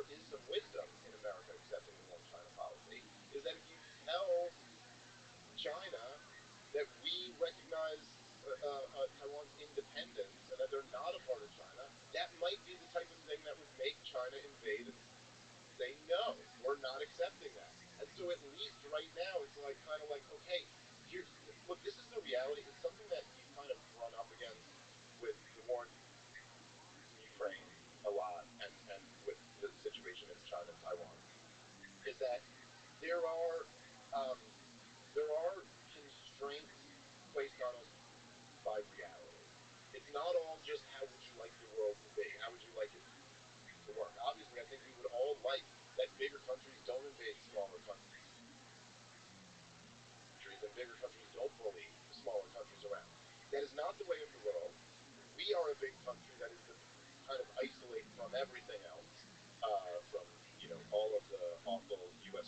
policy toward Russia, post Soviet Union, to all of the NATO expansion and color-coded revolutions and all of these things. If you want to, Vladimir Putin invades Ukraine. I do think the Ukrainians have a right to fight and protect their land. Like there's an aggressor there, and you have a right to defend yourself. So certainly in that sense, I think the American Revolution was a just war. I think there are there can be just wars.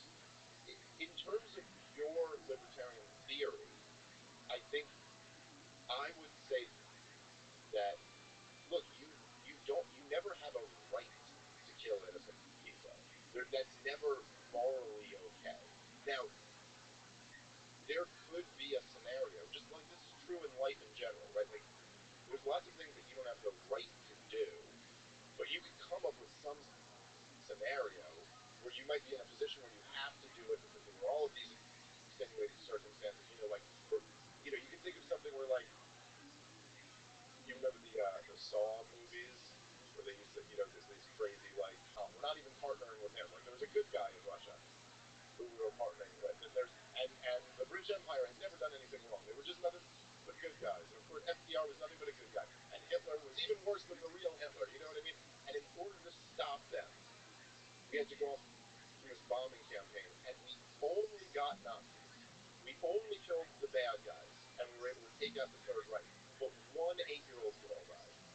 And you did this thing that stopped the whole world from falling into subjugation. So I think almost everybody would agree, Jesus, man, you have to do that.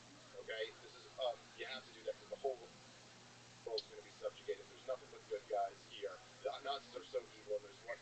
I still would say that every single time World War II came up, we should all just be somber, and we should all just think about that little 8-year-old girl who died, and what a horrible thing it is that we had to do that, And so, like, when there are these campaigns where, like, where tens of millions of people are killed, the fact that anybody's ever, like, spiking a football or this kind of, like, rah-rah, we were the good ones, and then also when you add in all those other complicated factors, like, that this wasn't the scenario at all. But I do, so I guess essentially I'd say, no, you don't ever have a right to kill innocent people. It's never self-defense to be killing innocent people. I mean, short of, like, some type of scenario where, like, if you're holding a baby and coming at me shooting and I shoot back at you and okay, I was acting in self-defense and it happened to kill a baby. But I'm talking about, like, what the scenarios where you're dropping bombs on cities. It's never justified, and the overwhelming onus should be on you to demonstrate that you absolutely have to do it, and that should be the standard. Because there's so many other standards that I see thrown out that I just think make no moral sense at all. When people will argue about, like, in Gaza, they'll argue about the civilian to combatant ratio. Like that to me doesn't really. That's not what counts. That's not the measure that's important. And also, no one knows what the numbers are. They all just kind of like pretend to. And then the other thing will be that people who say, someone just recently argued with me about. They'll say, like, well, Hamas has to go. That's the starting point. Hamas has to go. And I'm like, no, I don't think you get to say that. Because the truth is that, look, you can make an argument that Hamas has to go. So, sure. Make an argument that the Lakutniks have to go. You can make an argument that Kim Jong-un has to go, or that Xi has to go, or that Putin has to go, or that Zelensky has to go, or certainly I would make an argument that Joe Biden has to go. But just because a government has to go, that doesn't mean you can just go kill all their people. Yeah, there should not be the starting point, like the assumption, the axiom of the discussion. Yeah. The question is there no other option than doing it this way? It's like, okay, like October 7th happened. We can all agree this was like a horrific tragedy, and an indefensible act of terrorism. Okay, is it guaranteed that another one of those is going to happen tomorrow, or was this the biggest security failure in Israeli history? Okay, well, if it's the biggest security failure, let's just say, not even going down the inside job rabbit hole or anything like that, but just saying it's a giant security failure, okay, then put a bunch more money on that fence, first of all. And now you got to talk about how can you achieve your goal while inflicting the minimum amount of devastation on innocent people. Let's talk about it. October 7th. What exactly do you think about the October 7th attack at Hamas on Israel? Well, I mean, like what I just said, that it was horrible. It's always by the same logic that I'm giving you now. It's always evil to target innocent civilians. I don't believe civilians can be held responsible for the crimes of their government. This was, by the way, the Osama bin Laden logic, which I think would also be the logic of like Bill Clinton or George W. Bush or Barack Obama. But Osama bin Laden very explicitly said when he was asked, like, well, are you just going to target like U.S. military sites, or are you targeting U.S. civilians? It was an interview in the 90s before 9/11. And he goes, nope, civilians are fair game too, because you guys have regular elections and you guys vote for your government, and therefore you're responsible for the crimes that they commit. Now, I think that's the logic of a fanatic like Osama bin Laden, and that's not the logic that any of us should follow. It doesn't make any sense, and it's not true that people are responsible for the crimes of their government. I think that that same argument is used quite a bit by people on the pro-Israeli side when they say, like, oh, they had an election in 2005 and Hamas won a plurality. Therefore, 20 years later, they had no rights. I think that's insane. So, okay, so Hamas has no right to go after civilians. It's horrible, and you see,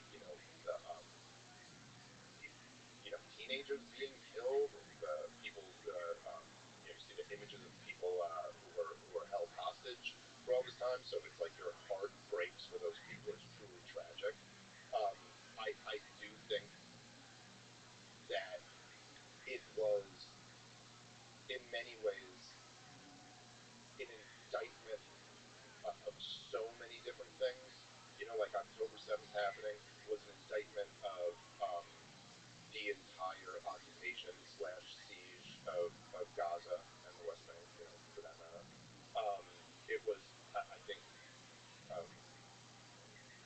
should have probably forever destroyed the legacy of Benjamin Netanyahu, who is, I mean, this isn't like George W. Bush, he was on the job for almost a year when 9/11 happened, but it was still kind of new, like it was still kind of in his first year of being president. Benjamin Netanyahu was the longest serving prime minister in Israeli history and had explicitly been like, I'm the tough right winger who's going to be tough on these Palestinians, who's going to like move away from the idea of coming to a two-state solution, because this is what we need to keep us safe. Like, the justification is like, I'm going to be hard on these motherfuckers because I know what it takes to keep us safe. And that culminates in the worst massacre in Israeli history. And then, I mean, the other big one is that, it's not like I wouldn't even say an open secret at this point, it's just out in the open. And he had this strategy of propping up Hamas for years. And so he had this strategy of propping up Hamas for a myriad of reasons. But a major part of it was that, look, man, as long as there's terrorists in power there's never going to be any pressure on us to give the Palestinians a state. It's because, look, are you telling me I got to negotiate with them? He was allowing Qatar money to flow. Insistent God and to insist that it gets back to them. Hundreds of millions of dollars, briefcases in cash. And he said in his own words that the reason for doing this was to keep, so his words were prop up Hamas, bolster Hamas, to keep them in power, so that the West Bank and the Gaza were divided, and that the international community, as well as the liberal Jewish community in Israel, wouldn't be able to put pressure on them to make a deal. But what are the options? So if he doesn't allow the money in, it also works with that one. Because if he's not allowing the money in, that means he's not allowing the quote-unquote aid in to help the Palestinians. Yeah, but Lex, I mean, the dynamic here, right, is from 2007 to today. Israel's had a full blockade around the country. They won't let potatoes in. They won't let sugar in. They won't. And the justification is because they're dual use. You know, they can be used to make rockets as well as they can be used to, you know, feed starving children. So we can't let that in because it's dual use. But cash to Hamas, does that not have dual uses? Like, is there nothing else that they give? So yeah, it's like, yes, when you have a full blockade around the country, you take on certain responsibilities. And I think this is, you know, this is the essence of really the whole struggle here, which is very tough, I think, for the pro-Israel side to grapple with. But the bottom line is that Israel hasn't occupied Palestine for like a few months after a war, or even a couple of years after a war, while they're figuring out what we're going to do with them. It's been over 60 years. We're talking about a 1 week long war, or a day short of a week long war, in 1967. Israel's had control of them ever since. And much like in the same way that, like, if you kidnap someone and you lock them in your basement and you don't feed them, you murdered that person. So in other words, stated differently, you're not allowed to kidnap people and lock them in your basement.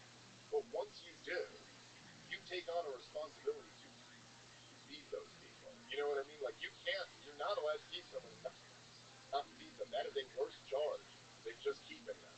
And so, yes, anyway, I guess my point is, the solution to that, if you go like, well, I'm a bad guy if I fund Hamas, I'm a bad guy if I don't let the aid in, was to let the reputable international aid organizations bring aid in to the people of Gaza. Don't have, don't pressure the Qataris to send in briefcases full of cash. Allow internationally recognized reputable human rights organizations who are lining up trying to do it. Stop turning them away. Let them in. And this is just, it's so long past due. I mean, like, it's just, well, I'm not like defending Arab terrorism. I think it's really, it's a tragedy that the Arabs have embraced terrorism. I don't think it's unique to them. And in fact, you know, I think it was the Zionist militias who introduced terrorism to that part of the world. But there was also like, look, terrorism persists because it works. And this is true with state terrorism and with non-state terrorism. You know, it's like terrorism has often worked for people. I think the thing, like early Yasser Arafat, I know was very influenced by like to a jury of your peers. I mean, the fact that that has been the status quo since 1967 is just indefensible. And then in the context that that has been the status quo, I guess I'm just not, even though I'm against it, it's kind of like when you're just lecturing about the way in which they resist this, I think it's very tough to be on strong moral footing, you know? Yeah, you have to really empathize with decades of suffering. Yeah. In the region. I suppose my question was grounded in how can the Israeli government, how can the world help the Palestinian people flourish? So you suggested allowing the reputable aid organizations in, and you know that's kind of almost patching. Yeah. Just helping humans for a second. But that's not how you have a nation flourish. You have to build up the infrastructure. You have to build up a culture, and the education system, the democratic processes of electing and regular elections, and so that the people are represented, and you have to form partnerships, friendships, normalization of relations with the Arab world, with Israel. You travel back and forth, and lessen the chokehold, like the security chokehold, that you could say is justified in a military. I mean, there's some serious levels of brutality between those two societies, and even more directly it involved, Egypt and Israel went to war four times in a couple decades. They went to war, and then in the late 70s they made a land for peace deal.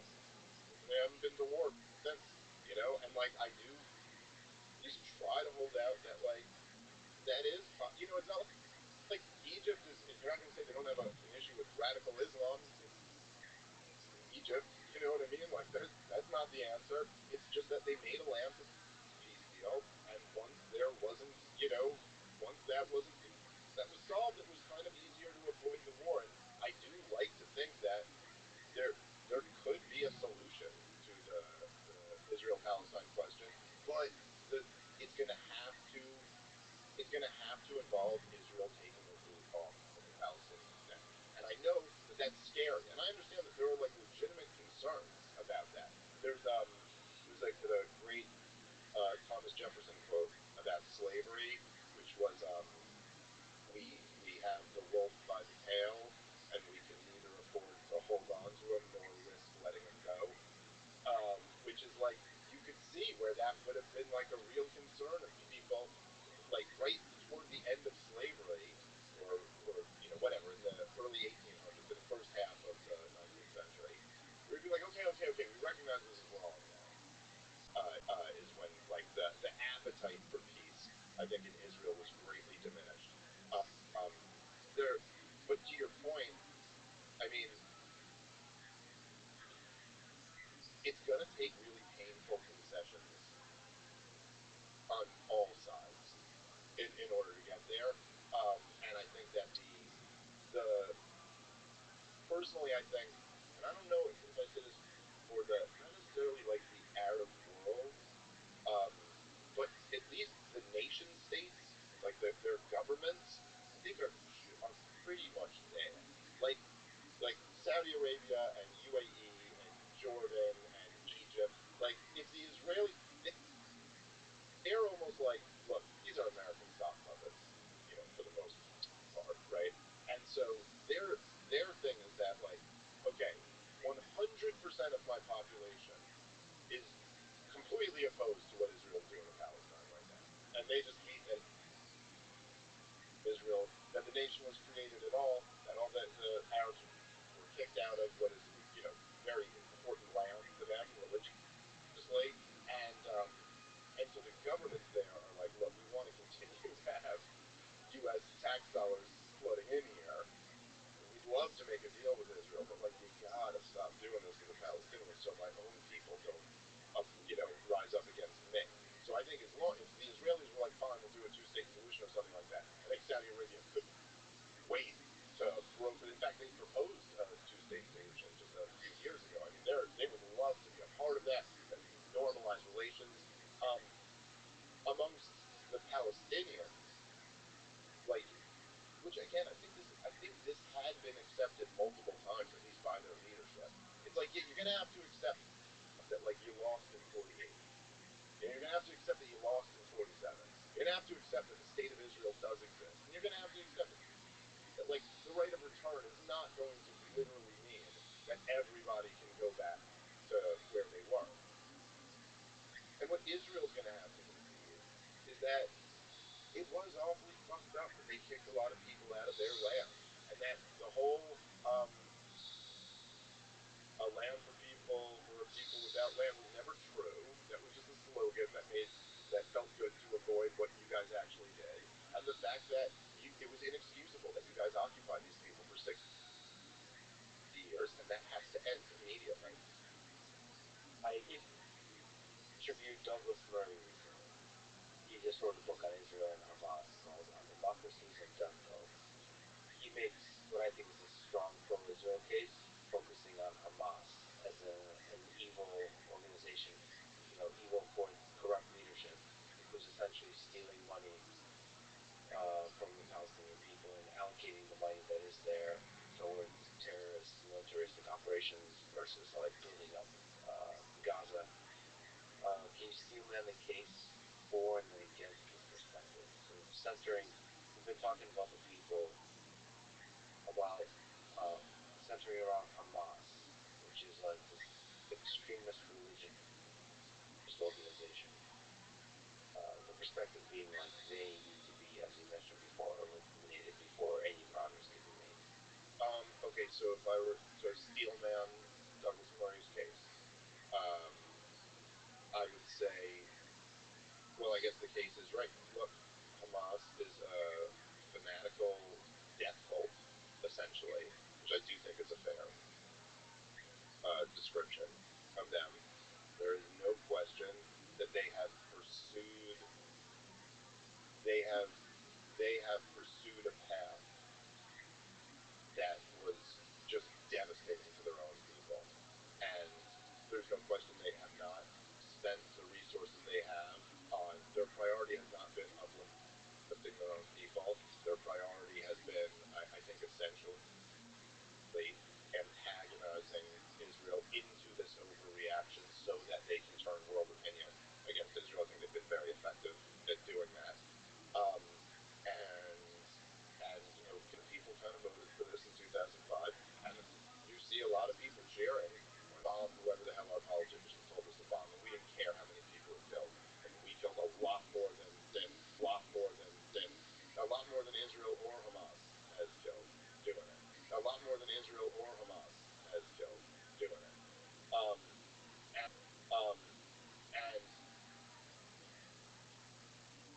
I try to think to myself, okay, imagine being trapped in what is, people can call it whatever they want to. I do think Pat Buchanan and these guys were right to call it a concentration camp.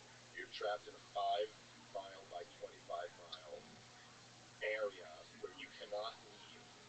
You are stuck there. You don't have an airport because the Israelis bombed it. You don't have a seaport because they won't allow you. You have no access to trade with the outside world. And you're not suffering through a 9/11. You're suffering through 1,000 9/11s. Your whole life is bad. These people, the people in Gaza their entire life has been being refugees. You know what I mean? Their entire life. There's generations of people have been in that status now. And so, if my society lost its mind after one 9/11, I just have a tough time like judging the people who came up in this environment. But there's no question it is. I mean, it's profoundly disturbing. But I wonder how much of the indoctrination is really made up the software of their mind permanently anti-peace. Yeah. That extremify them. And that, it doesn't justify anything, but it's more concerning than the prospect of peace. Well, I'd say I get your point. It's an interesting question that I don't know if any of us know exactly the answer to. But I would say that, like, even after what was it, 80 years of the Soviet Union, and there were real debates back then about like the new communist man and whether the minds had been so warped that people that they would never even care about these things like liberty or national identity or independence, and then yet at the end it was all still there. It was very repressed, and it went underground, and people weren't allowed to talk about it, but they all still had it. And in fact, I was just listening the other day to this Murray Rothbard speech from like the early '90s, and he was talking about how there was something where there was like a camera crew interviewed like a Chinese family under like a real deal Chinese communism,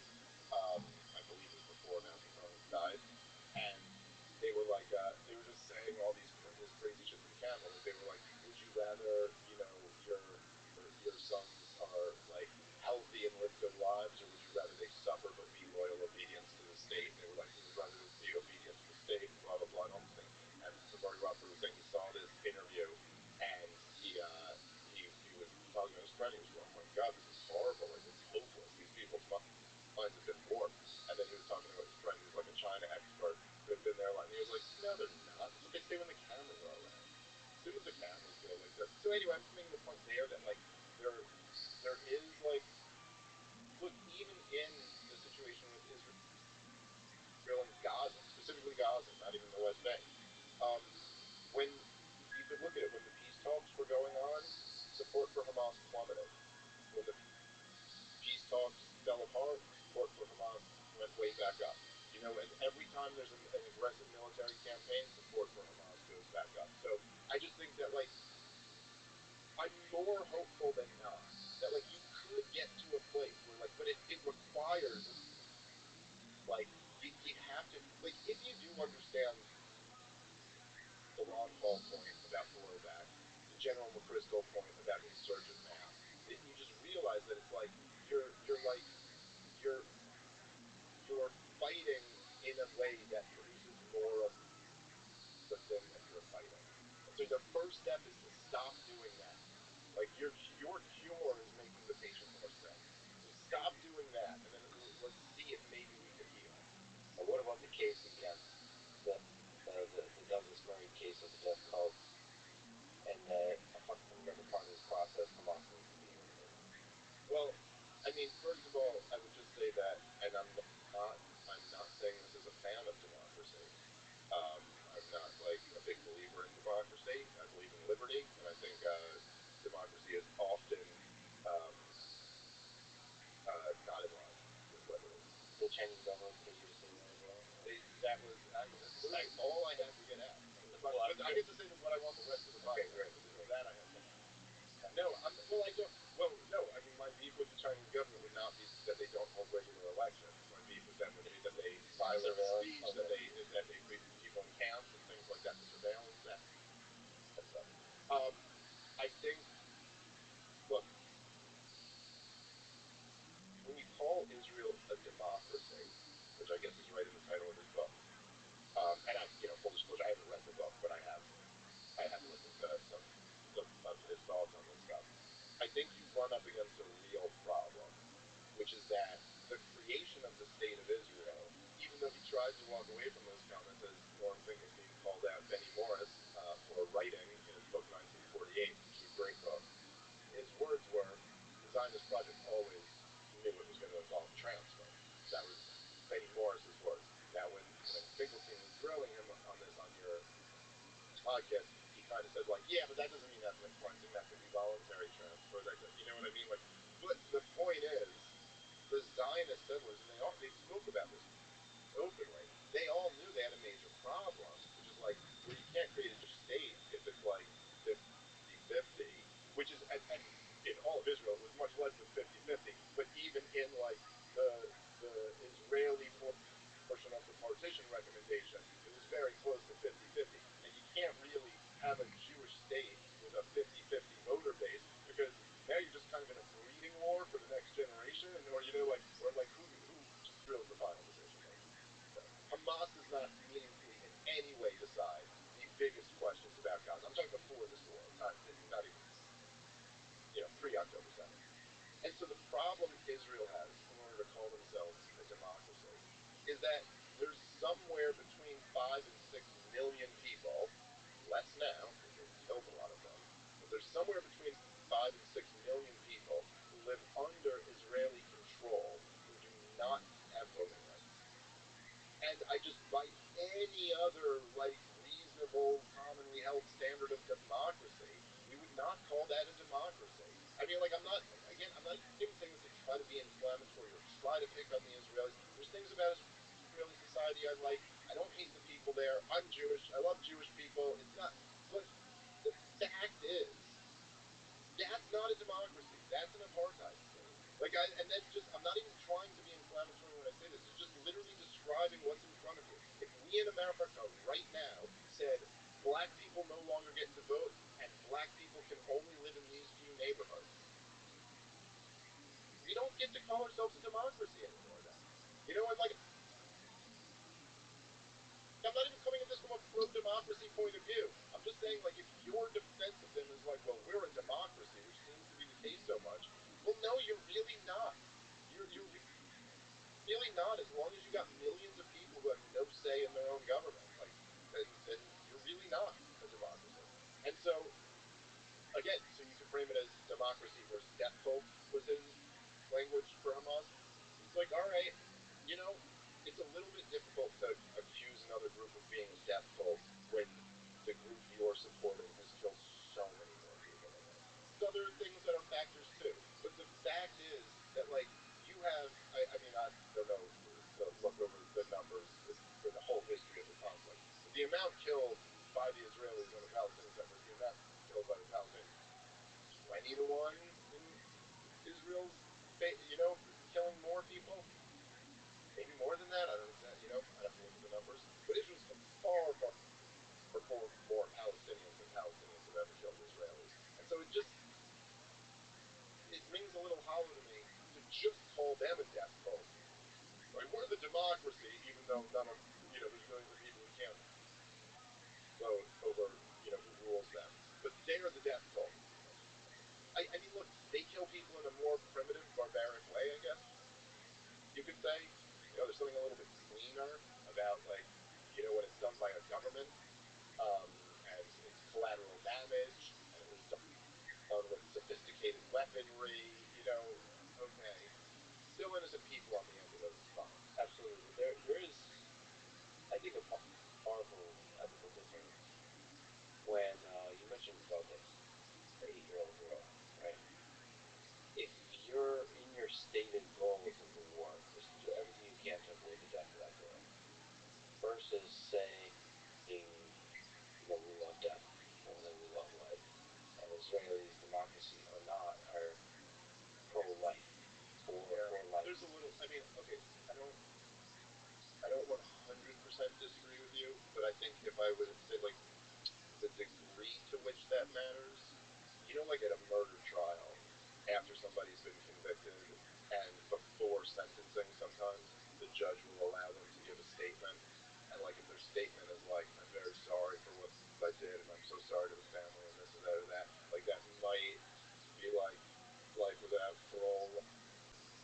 Yes, like, you know, like, whether you say out loud, oh, it sure is a shame that we got to kill all these kids, when you're doing it over and over and you know the action you're taking is going to kill more kids, I just don't think it, like, it's a little bit different, but really not that much. It's still pretty much, and then also when you mix in with that the fact that, like, you know, I mean, if you go, and I'm not taking an opinion on the word genocide. I don't even like to get into that conversation. I feel like it just derails it anyway. What Israel's doing, whether you think it's a genocide or not, it's certainly not what most people envision when they hear the word genocide. But, you know, if you could look at South Africa's case that they promoted at the International Court of Justice, the whole thing is just quotes from Israeli leaders. And I'm just saying, like, by the way, it's not like they're always saying, oh, it sure is a shame that we had to kill that 8-year-old girl. You know, like, half the time they say that when they're talking to the international community, and then the other half the time they seem to basically be saying there's no such thing as an innocent 8-year-old girl. And so I just don't find that argument to be very compelling, especially when the thing has been going on for so long. There is something to go in ahead with you there.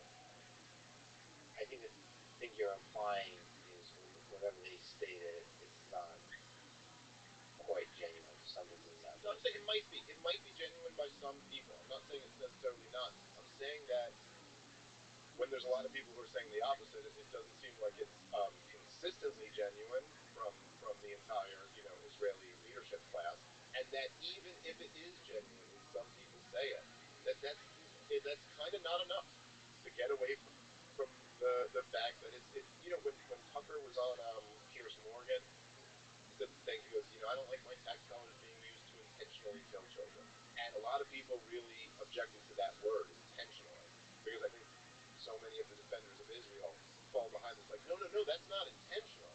We're just trying to kill Hamas. But again, like I said, we would never accept that standard in, like, a domestic murder case. It's like, no, like the thing is that if you know there are kids there and you know they're going to die, then that's intent. I think I agree with you fundamentally because war is hell, and that's why I'm against war. But there is a difference. So I think we're like mixing in a lot of things. I think you're fundamentally against war, and that's why to you it really doesn't matter. It is murder. It's just murder, and we shouldn't do murder. And there's a lot of democracies with colorful flags and that justify murder because they're trying very hard not to kill civilians. And then when you say you look at the reality of the Obama administration, the entirety of the war in Iraq and Afghanistan, you're murdering civilians. Yes, you're trying to kill bad guys, but you're murdering civilians. That said, on a ethical consideration on which kind of ideologies you can build a society after the war. One that, even on the surface levels, states that the value of every life, of every civilian life, is equal and high in value. That's a good society.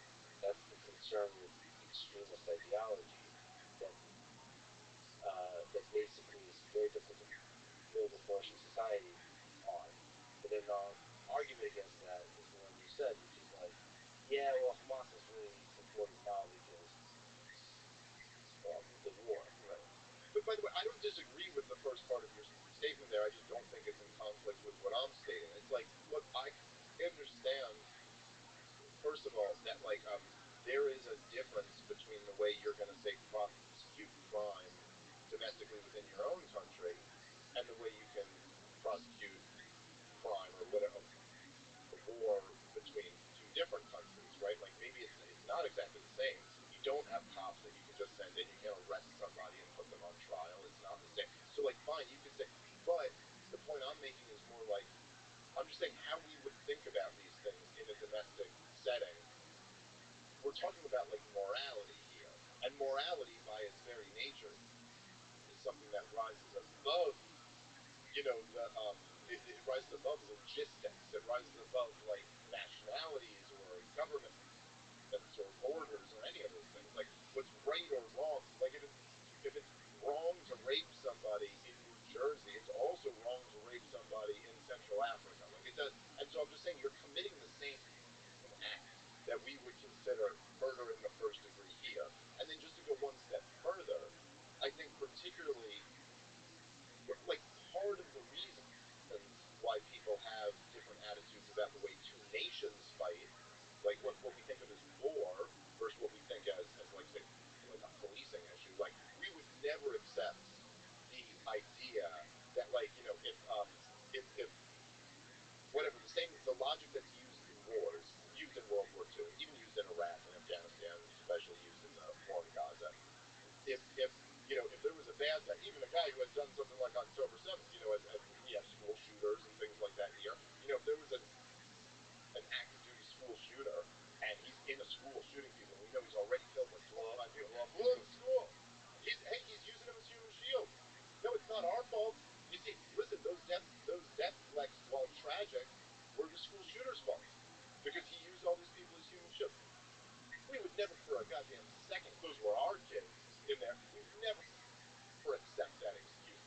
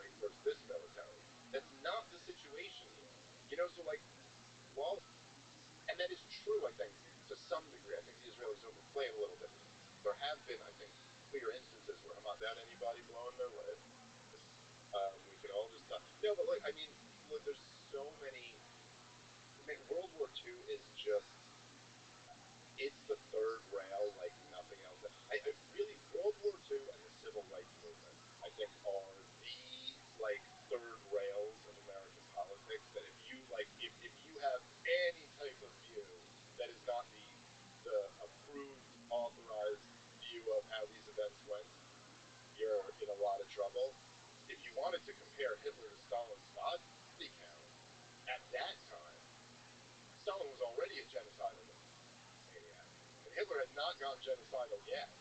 So there is a weird dynamic there. Now, in hindsight, it looks a little bit better because you go, yeah, but he went so genocidal at the end there, you know?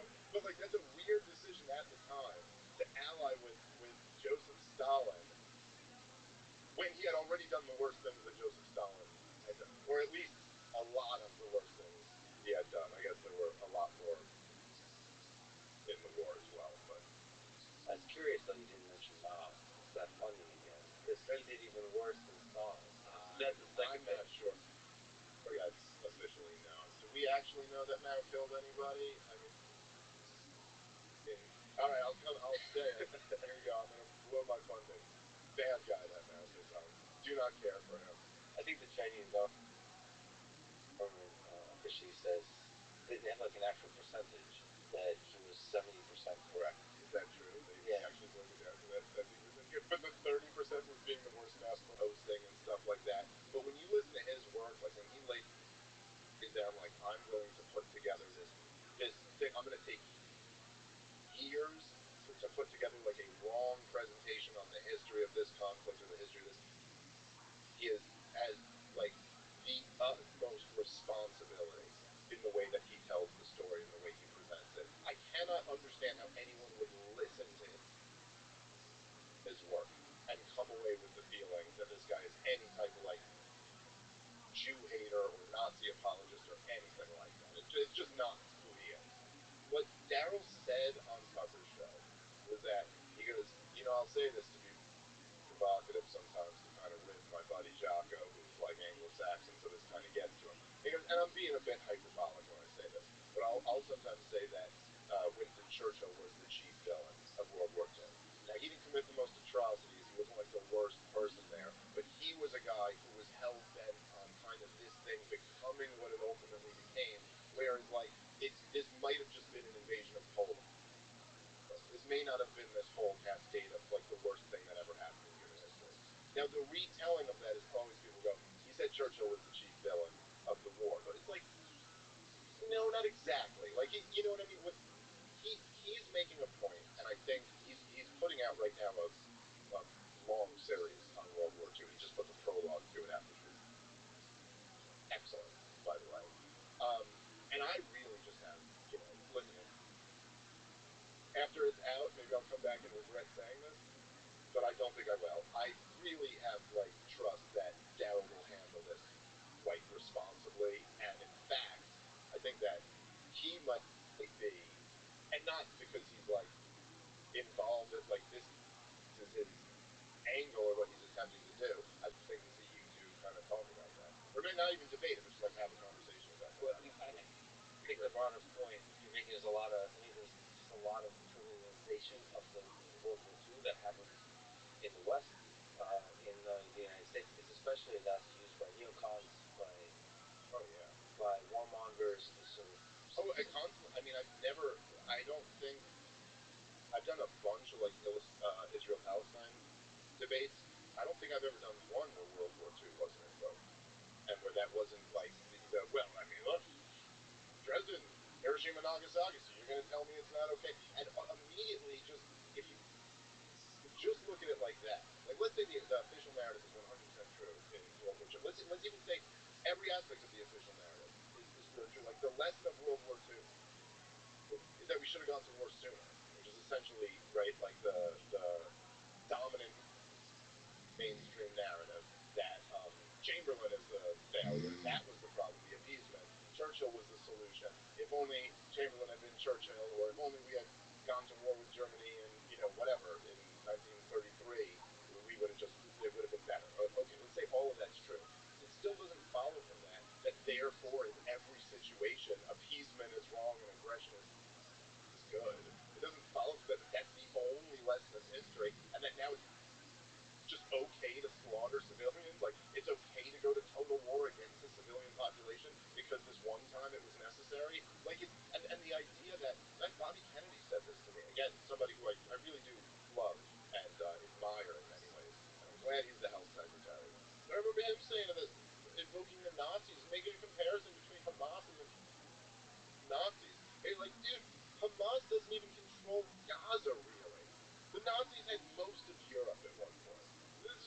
not an apples to apples conversation. This is not. You can't even compare the two in terms of what type of menace or threat they are to the world. I mean, like, sure, maybe if Hamas had a lot of power, they'd use it in a bad way, but like, that's true with like some homeless guy on the street too. But he doesn't have that power. So like, what are we talking about here? And so the way I do think that the way the World War II narrative is weaponized has been, even if World War II itself was necessary and just, the way that that's been weaponized over the years has led to just like countless catastrophes. And like, and it's not just like, I mean, I guess it's just, well, we are the only ones who ever used them. And he goes, come on, that's naive. Or something like, why shouldn't that be pointed out? And I don't know. I mean, I'd prefer Iran not get nuclear weapons. You know, I think we're pushing them to probably want to pursue that. And I also think there's been a lot of propaganda about the nuclear program in Iran. I know, at least since the 90s, according to Netanyahu, they've been 5 years away. Yeah, I think there's a lot of warmongering going on about all parts of the world, Iran especially. I have a lot of friends in Iran, from Iran. It's one of the most beautiful cultures in the world. Like, there's just super power of intellect and culture, and it's really sad and disappointing that the regime is basically suppressing that culture. Yeah. You have to always remember, like, there's parts of the world where the people are beautiful, and we don't get to see it because of the suppression, the lack of freedom. Yeah. Oh, absolutely. So all that said, there does seem to be a lot of hatred of Jews on X. Yeah. How much of it do you think is actual hate of Jews, and how much of it is just trolls and grifters and conspiracy nerds just, cosplaying as Nazis? It's really hard to tell. I mean, I don't know. I don't know how you even figure it out. And I think this is one of the problems with outrage culture. It's kind of one of the unintended consequences of it, is that now you just have no way of knowing who's saying this just to get a rise out of you, or who really sincerely means it, or who's some version of both. Then there's also, it's like there's so many weird dynamics, because there's no question, like, I see it all the time.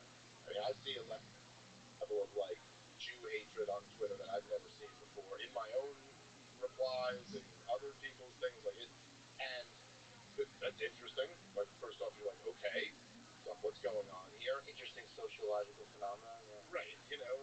Yeah, that's concerning and troubling and all of that stuff. But then you also see people who will be asking like completely legitimate questions or making completely legitimate points that are called anti-Semitic, and then that, I think, does not help the dynamic at all, because now you're almost like, oh, there's, number one, you just kind of, you make the word meaningless, you take away the disincentive for anybody else to actually be a Jew hater.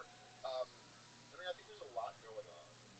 One of the things is that for young white men in America today, they've lived through the years of real insane progressive wokeism. And so, which is something like, I'm 42, it's just a different thing for me. Like, I come from a different culture, a different time. That it just simply was not the case that when I was a teenager, or when I was in college, or when I was in my early 20s, that the school, the faculty, the politicians, Hollywood, all of them embraced racialism. They all said we're playing identity politics, and it is okay to dice people up along these racial lines and have that first and foremost in your mind. And there is this weird feeling over this last year, and now with Trump being reelected, that like we snapped our fingers and wokeism went away, or something like that. But these guys still came up in this era, and it was always the case that like one of the dangerous elements of playing this game was like, hey, you think you're gonna play this, and that like young straight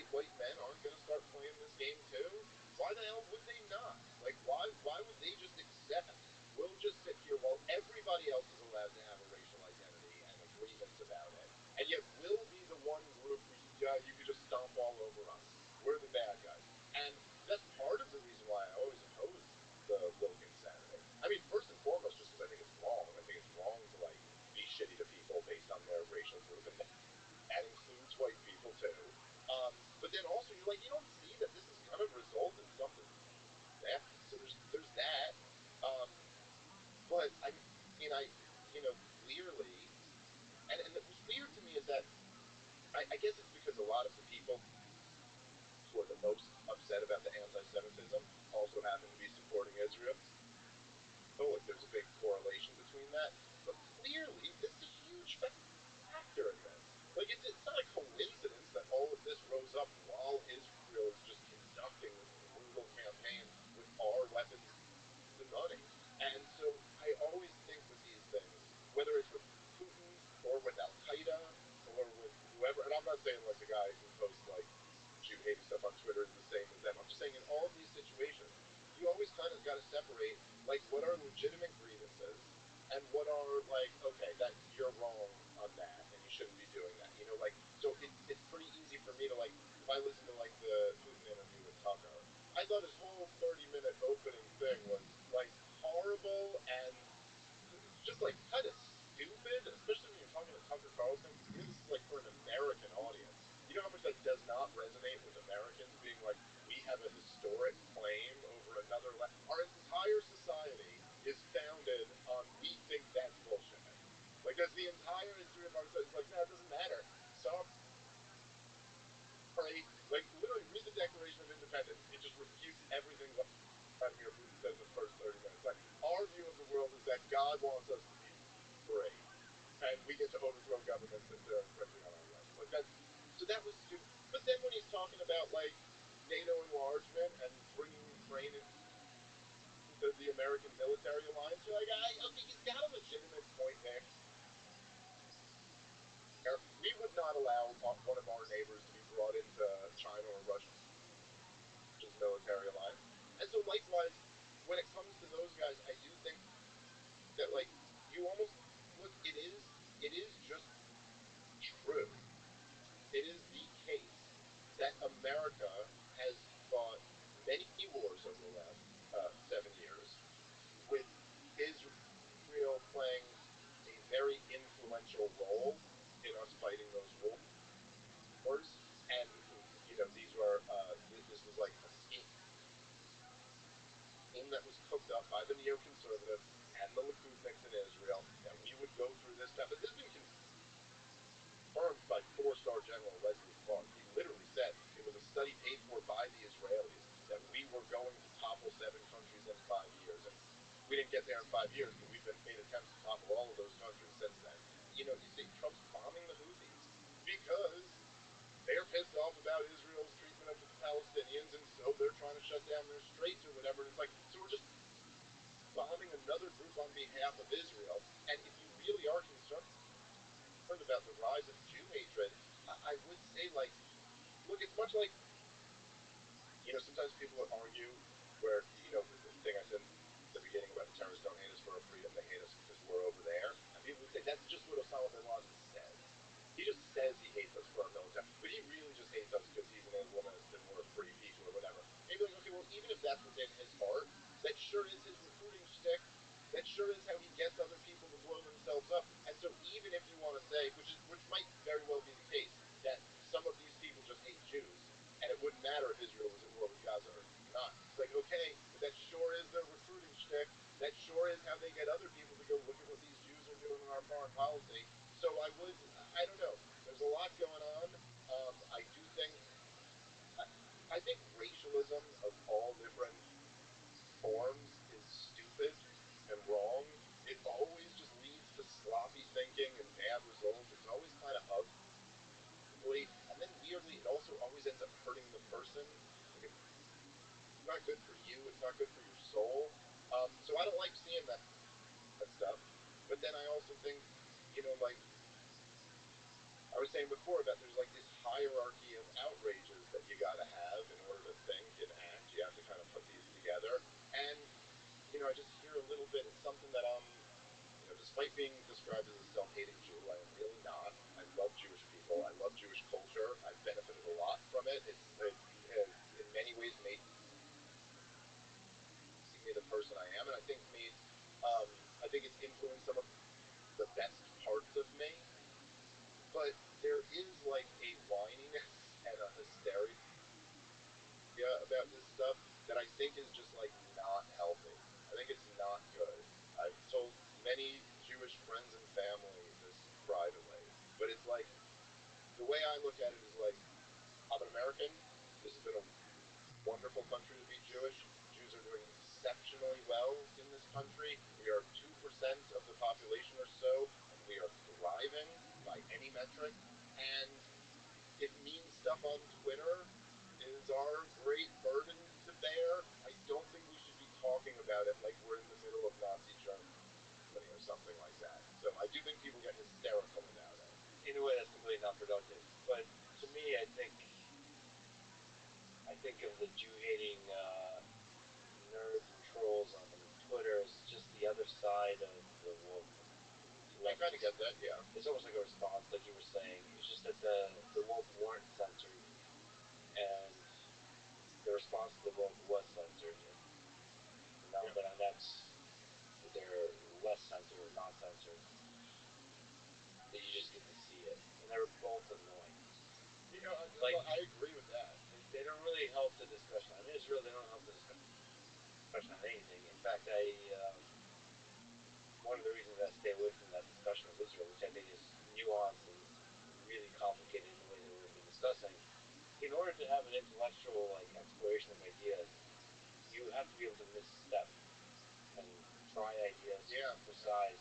And if I'm going to be punished severely by these, I'm okay being criticized, but because there's like low brain takes that are just lying about me en masse, and he gets a huge amount of engagement just because you're like thinking out loud and reading history, and it's just annoying. And by the way, I'm really interested about World War II, probably in the way that Dan Carlin and Gerald Cooper are interested, because it's such an interesting stage on which human nature was explored in all its forms, the geopolitics of it.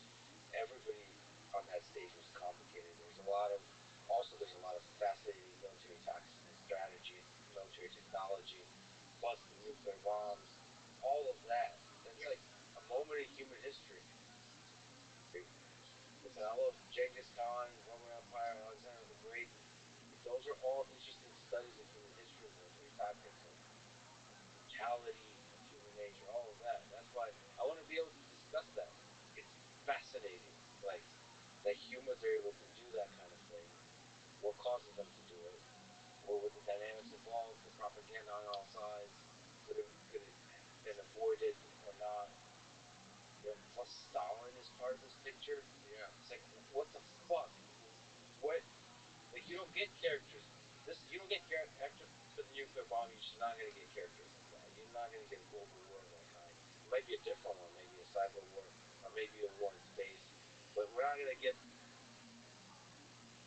this kind of war ever again. That was the biggest and the last global war we're going to get. So I want to be able to mouth off and explore, and argue with Daryl Cooper about Churchill and say stupid shit in the process.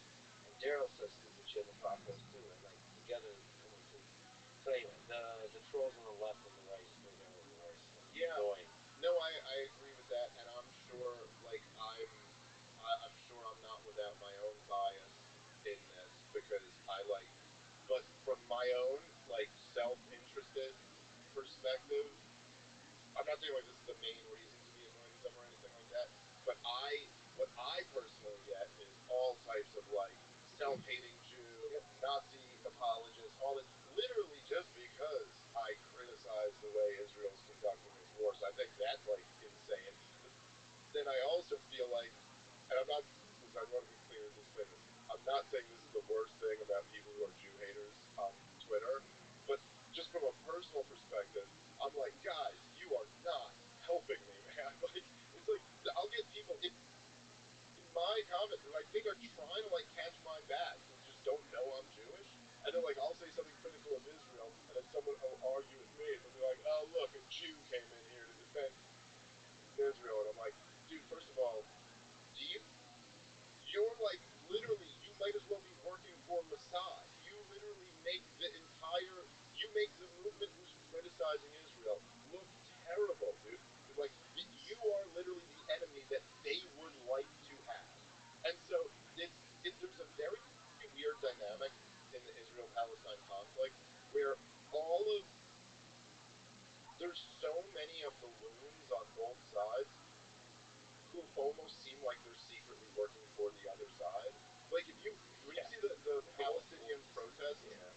chanting "Death to America" and all this stuff. You're like, what are you? What are you doing? Are you trying to make people more sympathetic to Israel? Because that's if Rabbi Shmuley was working for Adolf Hitler or something like that, it would all make perfect sense. You were like, oh, I get it. You sent this guy out to make everyone hate Jewish people, and then like it's just there's just a very and then with the Jew hating post too, it just it just feeds right into the opposition side of how to caricature. You know, it's like, oh, so their game is they'll smear everybody who's a critic of Israel as being a Jew hater. So your answer is to just really be a Jew hater. Like, all right, I don't think that's helping. So maybe this is a good time to ask for your advice, because these folks are the reason why I'm hesitant. So I've interviewed several world leaders recently. It's looking likely that I'll interview Vladimir Putin and several other similar level major world leaders. I've previously interviewed Benjamin Netanyahu for an hour. One of the biggest regrets I have about that interview is it was only an hour. I realized that, I learned a lot, but I think he's a really important historical figure, and I think it's impossible to have an effective conversation with him that's shorter than 3 hours. So it looks like he's interested now to do round two with me for 3 or more hours. And I've personally, so this is a bit of a therapy session, but I've personally been leaning against doing it. And I hate that I'm leaning against doing it, because the reason I'm leaning against doing it is because of the very people you're talking about, because I just don't want them to, on either side, pro Israel, it doesn't really matter. But the chanting sheep of Animal Farm, Jew hating or otherwise, just make your life, they follow you around everywhere online and make it difficult to think. I think whenever I come across these crowds, the woke left or the whatever you call the Jew haters, the woke right, let's call them, they just like decrease the quality of my thoughts for the rest of the day. Like I feel dumber. Like Rogan talks about when he hears a bad comedian, he feels like nothing is funny anymore. This is what I feel like when I read their thoughts. It's like I can't. I'm gonna go read a book now because I need to like recover my brain. It's a dangerous kind of poison to let in your mind, because then you're like, it's like, hey, I can't be thinking about you when I'm doing what I want to do. Like I can't be thinking about what your reaction to this is gonna be. The way I always thought about it was like when I get like hate online, which I always get. It's always just kind of like I look at it like this. Like I got a great family and a great career, and I really love what I do. I make really good money at what I do, and I do shows all the time. I get crowds of people who love what I do. So I get a lot of people who listen to my podcast who love what I do. And it's like, so if I get all that, and then the price that comes along with it, is there's some people who talk shit online. It's like, that's a very good price to pay for all of this. Like it's just, and I just kind of made a decision at a certain point that it's like I'm just going to accept that that's the price of business here. That's what it costs, and then okay, fine. And then sometimes I try to have fun with it or mock them or whatever or go back. But to me, now again, I can never tell you what to do because it's a very personal price that you have to pay, and it's a very weird psychological dynamic. I mean, it's just not. It's almost something like that we were not evolved to deal with, and it's very artificial, and it's very like if there's a group of like thousands of people who hate your guts and are furious at you, we're almost like hardwired to be like, well, I'm gonna be killed now. Like that's the next thing that happens. You're not supposed to get to know what just someone in Arkansas thinks about you right now. But so that's a very personal like decision to make. But I kind of feel feel like guys like me and you have already made the decision that we're in the arena and we're going to deal with that price. And so I just, from my perspective, I'm like, yeah, but how could you turn down getting 3 hours with Netanyahu? Like that would just be so interesting. And I'm not even saying, like I hate the guy, but I'm not saying you should interview him like you hate the guy, or I'm not saying you even have to like grill it. But just if you get 3 hours with somebody, something interesting is going to be revealed there. There'll be a benefit to that. It'll be interesting to just see him talk that way. There's also something about, as we kind of saw with Trump doing the podcast, and even with JD Vance doing some of the podcasts, there is something really interesting about this format, the long form podcast, where it just gets people to let down their guard and reveal themselves a little bit more. Like it's not just the time factor. Like that's a big one. It's a huge, huge one. But it's like there's something about like if me and you were just like if we were having this conversation right now, but in back of us was like a cable news, background, with red and blue and sparks and a ticker at the bottom of the show, and then you just start interviewing someone. It's just a different thing. Whereas this, you just kind of like fall into conversation mode, and I'd be interested to see him fall into that. Putin too. Like I just think it's great. First of all, thank you for the encouragement. But to push back on the complexity a little bit, I think everything you said about your life is also true about mine, except family. I don't have a family, and you son of a bitch, you bragging. On the podcast side, I can have a lot of incredible conversations. Some of my favorites talking to programmers or video game designers, or to you about Netanyahu versus talking to a world leader is a very specific thing that people don't understand. That, for example, you and I can mouth off, be super supportive of Netanyahu, super critical in a way that you can't do in front of the guy. Yeah. You can't. You have. If you want to reveal something about that person, there's a different skill involved there in order to reveal how they think, who they are as a human being.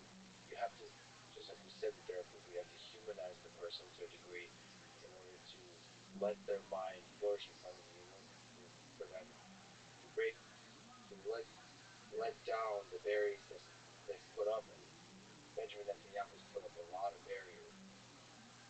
Eternally in Israel, he gets attacked insanely. There's a Game of Thrones constantly going on. This guy's maintained power for a very long time, so he's very good at putting up those barriers. Plus, globally he gets attacked a lot. So the task there is difficult. So each one is a puzzle, and you have to make a decision. Do you want to take this on as a project, which might become a lifelong project because of the consequences? And you don't need to. There's a calculation out. It's not so like self-evident that there is a correct and incorrect answer. And I do think that we've probably all had things like certain type of ventures in life where you're like, all right, no, I don't want to do that. But then you have to have a moment and be like, why is it you don't want to? Oh, is it just because it's going to be a lot of work? Is it just because you're scared of it? Is it just because this? And those typically are not good reasons to not do something. Like, you know what I mean? And then now there is a reasonable, I think, point that you made in there where it's like, it is a different game to interview a world leader. That is a very different thing. Like talking to some comedian about his thoughts on all this stuff. It's a very different thing than talking to a world leader, especially one who's conducting a brutal war as you're talking to them. Like that's and I don't know exactly what the way to navigate that is. I agree with you. It's not just to be like hostile and be like, I've got you here for 3 hours. I'm gonna grill the shit. It's like, probably not the best way to do it. There's probably like have a conversation to talk to the guy. Probably try to get some important questions in, but also give him a chance to breathe and be a person. I just, from my perspective, but again, it's a very personal thing. For me, I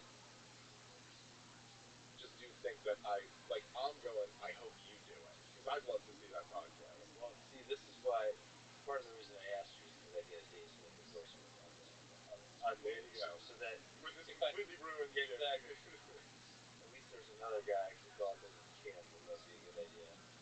I don't know. I see that's the cool thing about the things we do.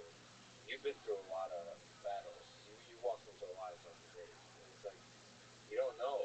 This could be a conversation that like ends you. I know. I'll say that. I think that's one of the things that I love about doing debates, and there is something about that where I do kind of feel this. Like I'm a little bit of like an adrenaline junkie. I mean, not like really. I don't like skydive or do stuff like that. But like doing stand up is kind of like there's always something about that that's like you're risking a lot by doing it. You're like you feel alive. Like not like the way you do when you first start, but there is something about that, and there's something about. Well, first of all, I feel there's kind of two things. Like number one, I feel like I'm obligated, and I wouldn't say this for you, but I think this is true for me. I think I'm obligated to do like at least several debates a year, and I think that if I'm going to go on shows like your show and Rogan's show and Tucker's show and Candace or whoever else, Patrick Bet David and Tim Pool, I go on these big shows for long form things, and I'm sitting there and I'm being like, okay, it's like this, and I think it's like this, and that. Then if I'm going to do that, I kind of have an obligation to like test myself against someone being like, no, it's not like that, and then like showing that I think I can stand up to these kind of challenges. So I do feel like I'm kind of obligated, but then I do like there is a feeling to it where you're like, hey, man, like this is not my career is not a joke. Like I got little kids. This is how I support them. I'm like I am kind of taking my career in my hands every time I go do one of these debates. Like if I just get smoked and this guy just totally beats me up, it's like I don't know.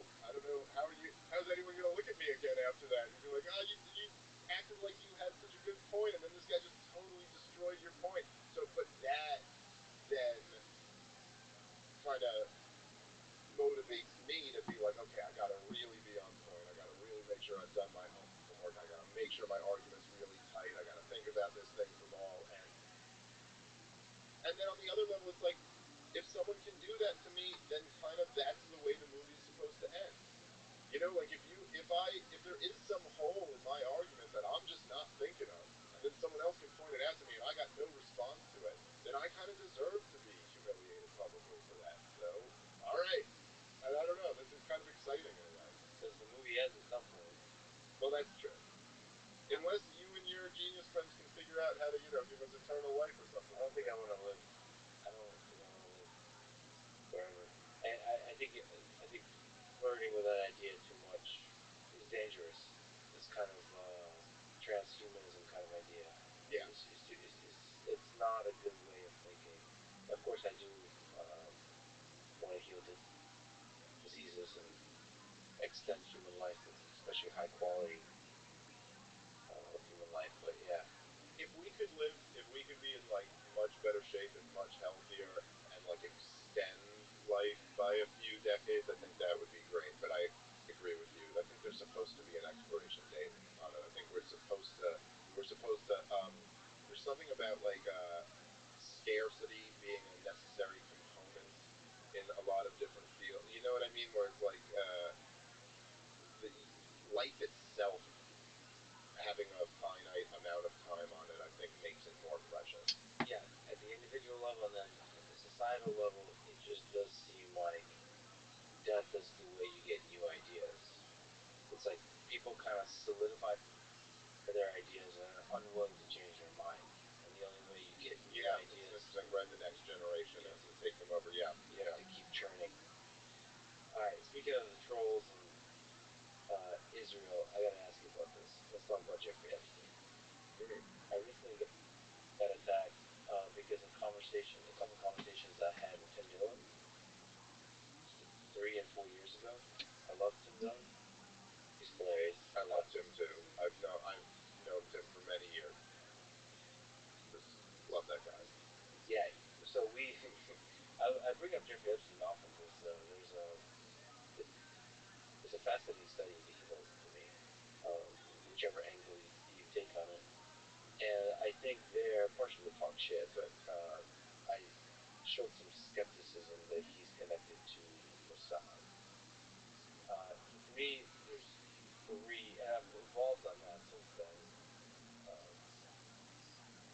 not actually sure it's Mossad. It could be any intelligence agencies. It could be CIA. But I was wondering if you could educate me. I did a little research on this last night. I looked into it a little more, and then I saw that you said he's definitely Mossad. Well, I don't know if I didn't say he was definitely Mossad. I don't know my exact. I mean, I made one kind of jokey post, as is the case with almost any um, intelligence operation. It, look, I don't want to like poo-poo anybody's hopes here because I guess like the JFK files just got released and supposedly the rest of the Epstein files are coming out, and there's a lot of there's a major yearning right now to get to the end of the movie where we find out everything that happened, you know, and that I think it's great that people have that desire, and I hope more and more does come out. I think the truth is that with any intelligence operation, we're probably never going to know all of the details of exactly what happened. The funny thing about intelligence agencies, they have been regularly accused of being CIA, FSB, or Mossad, depending on the group that's attacking them. But I think it's a fascinating topic, and it's very difficult to tell something with intelligence. But if you have any nuance and want to discuss nuances, then the commonest must be that guy for sure is Mossad. If we're talking about Mossad or so on. But yeah, that's one of the things I didn't know, and I saw what is it, Alex Acosta, who said that you basically mentioned that Epstein's intelligent. That to me is like, okay, that's a piece of evidence. That's a really valuable piece of evidence that he's intelligent. And that was very not just intelligent, but Mossad. Because that before that, I thought it might be CIA because that's I kind of heard. And I think it's quite possible that he was working with elements of both. I mean, as I think is often the case. I also think that's something that people get a little bit wrong, like when they think like, okay, this guy was CIA or this guy was Mossad, and then there's also, I think there's the possibility that there are rogue elements within those organizations. Like this is not necessarily coming from the director or what, you know, I mean, I don't know. But you look at the guy, the way his career trajectory tracks is like completely unexplainable outside of being connected to intelligence. Like it's not just like the one or two people saying that he's intelligent. Like, dude, the idea that you're like you have no experience and you're a teacher at Dalton, which is like this incredibly elite New York City private school, and then all of a sudden you're at Bear Stearns, and like within 2 years you've like made partner and you're worth hundreds of millions of dollars and nobody knows where you made your money from. This just doesn't happen. And then you're just inserted into this world with all of the most like highest level political leaders and cultural figures and stuff. But the thing that's amazing about the Jeffrey Epstein story is that it's like the level of evil and the level of corruption that it exposes, no matter what the answer is. Like no matter what the answer is you're gonna tell me that there was a pedophile ring in our country that involved. I mean, listen, dude, if you had said this shit before it came out, this would have been the wildest conspiracy theory. A pedophile ring that involves the most powerful people in the United States of America and in the world to some degree, touching the royal family, the Clintons, like all these people, and that this was known and covered up and then allowed to continue. I mean, like there's a blackmail operation that relies on raping American children, and like if this is you know, whether it's CIA or Mossad doesn't make one less, you know, it's equally horrible. Yo, what's But going then on? you How are get you? these elements where like okay, so when he first. How's your day? It's been amazing, bro. Excellent. How'd you find out about me? Oh, it's Hank. Well, why did it amazing? Me. I know. I didn't see it first. So how many people in this survey? 1700. 1,700. Okay, it's not. Well, it's not like. I think it's much people, you know.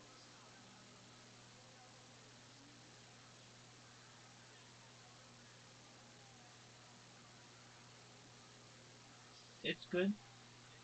So why's your day amazing? Because it's always amazing every day. Because as a student,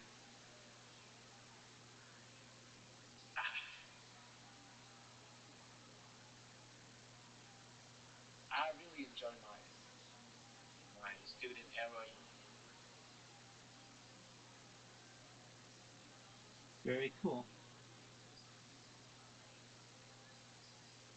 Wait, dude, your beard is it's growing, bro. Thanks, big dog. What?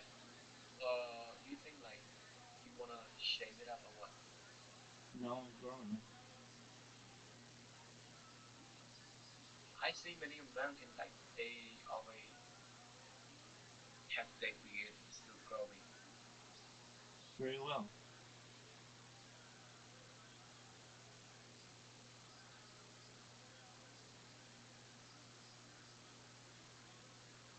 Hey, would you mind if that I ask you? I see many people that have root child, right? Well, what? Root child, like your nickname or something, username. Yeah.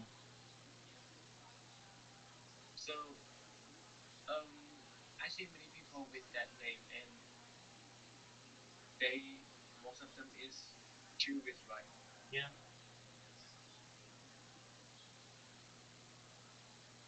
Oh, so what is Hebrew? What is Hebrew? Is different from Jewish or what?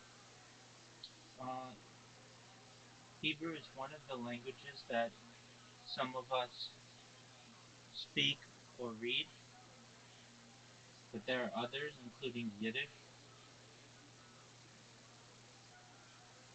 Oh, Hebrew is just like Arabic for Muslim. Yeah, that's a good way to put it.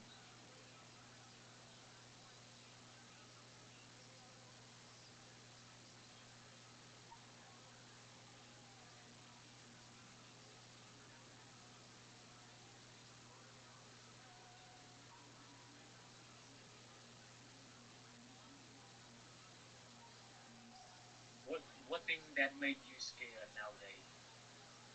Nothing? I think it's AI. You know, Okay. it's really dangerous now.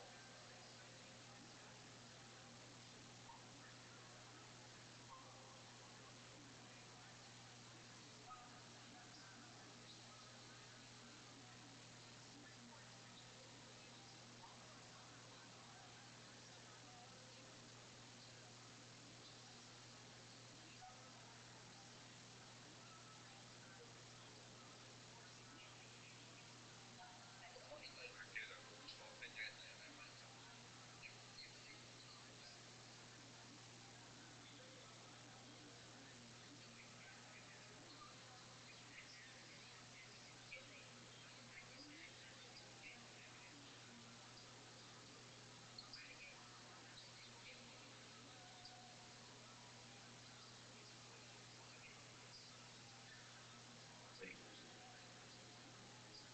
you bro, I gotta sleep. I gotta sleep now, bro. See you later. Take care, big dog.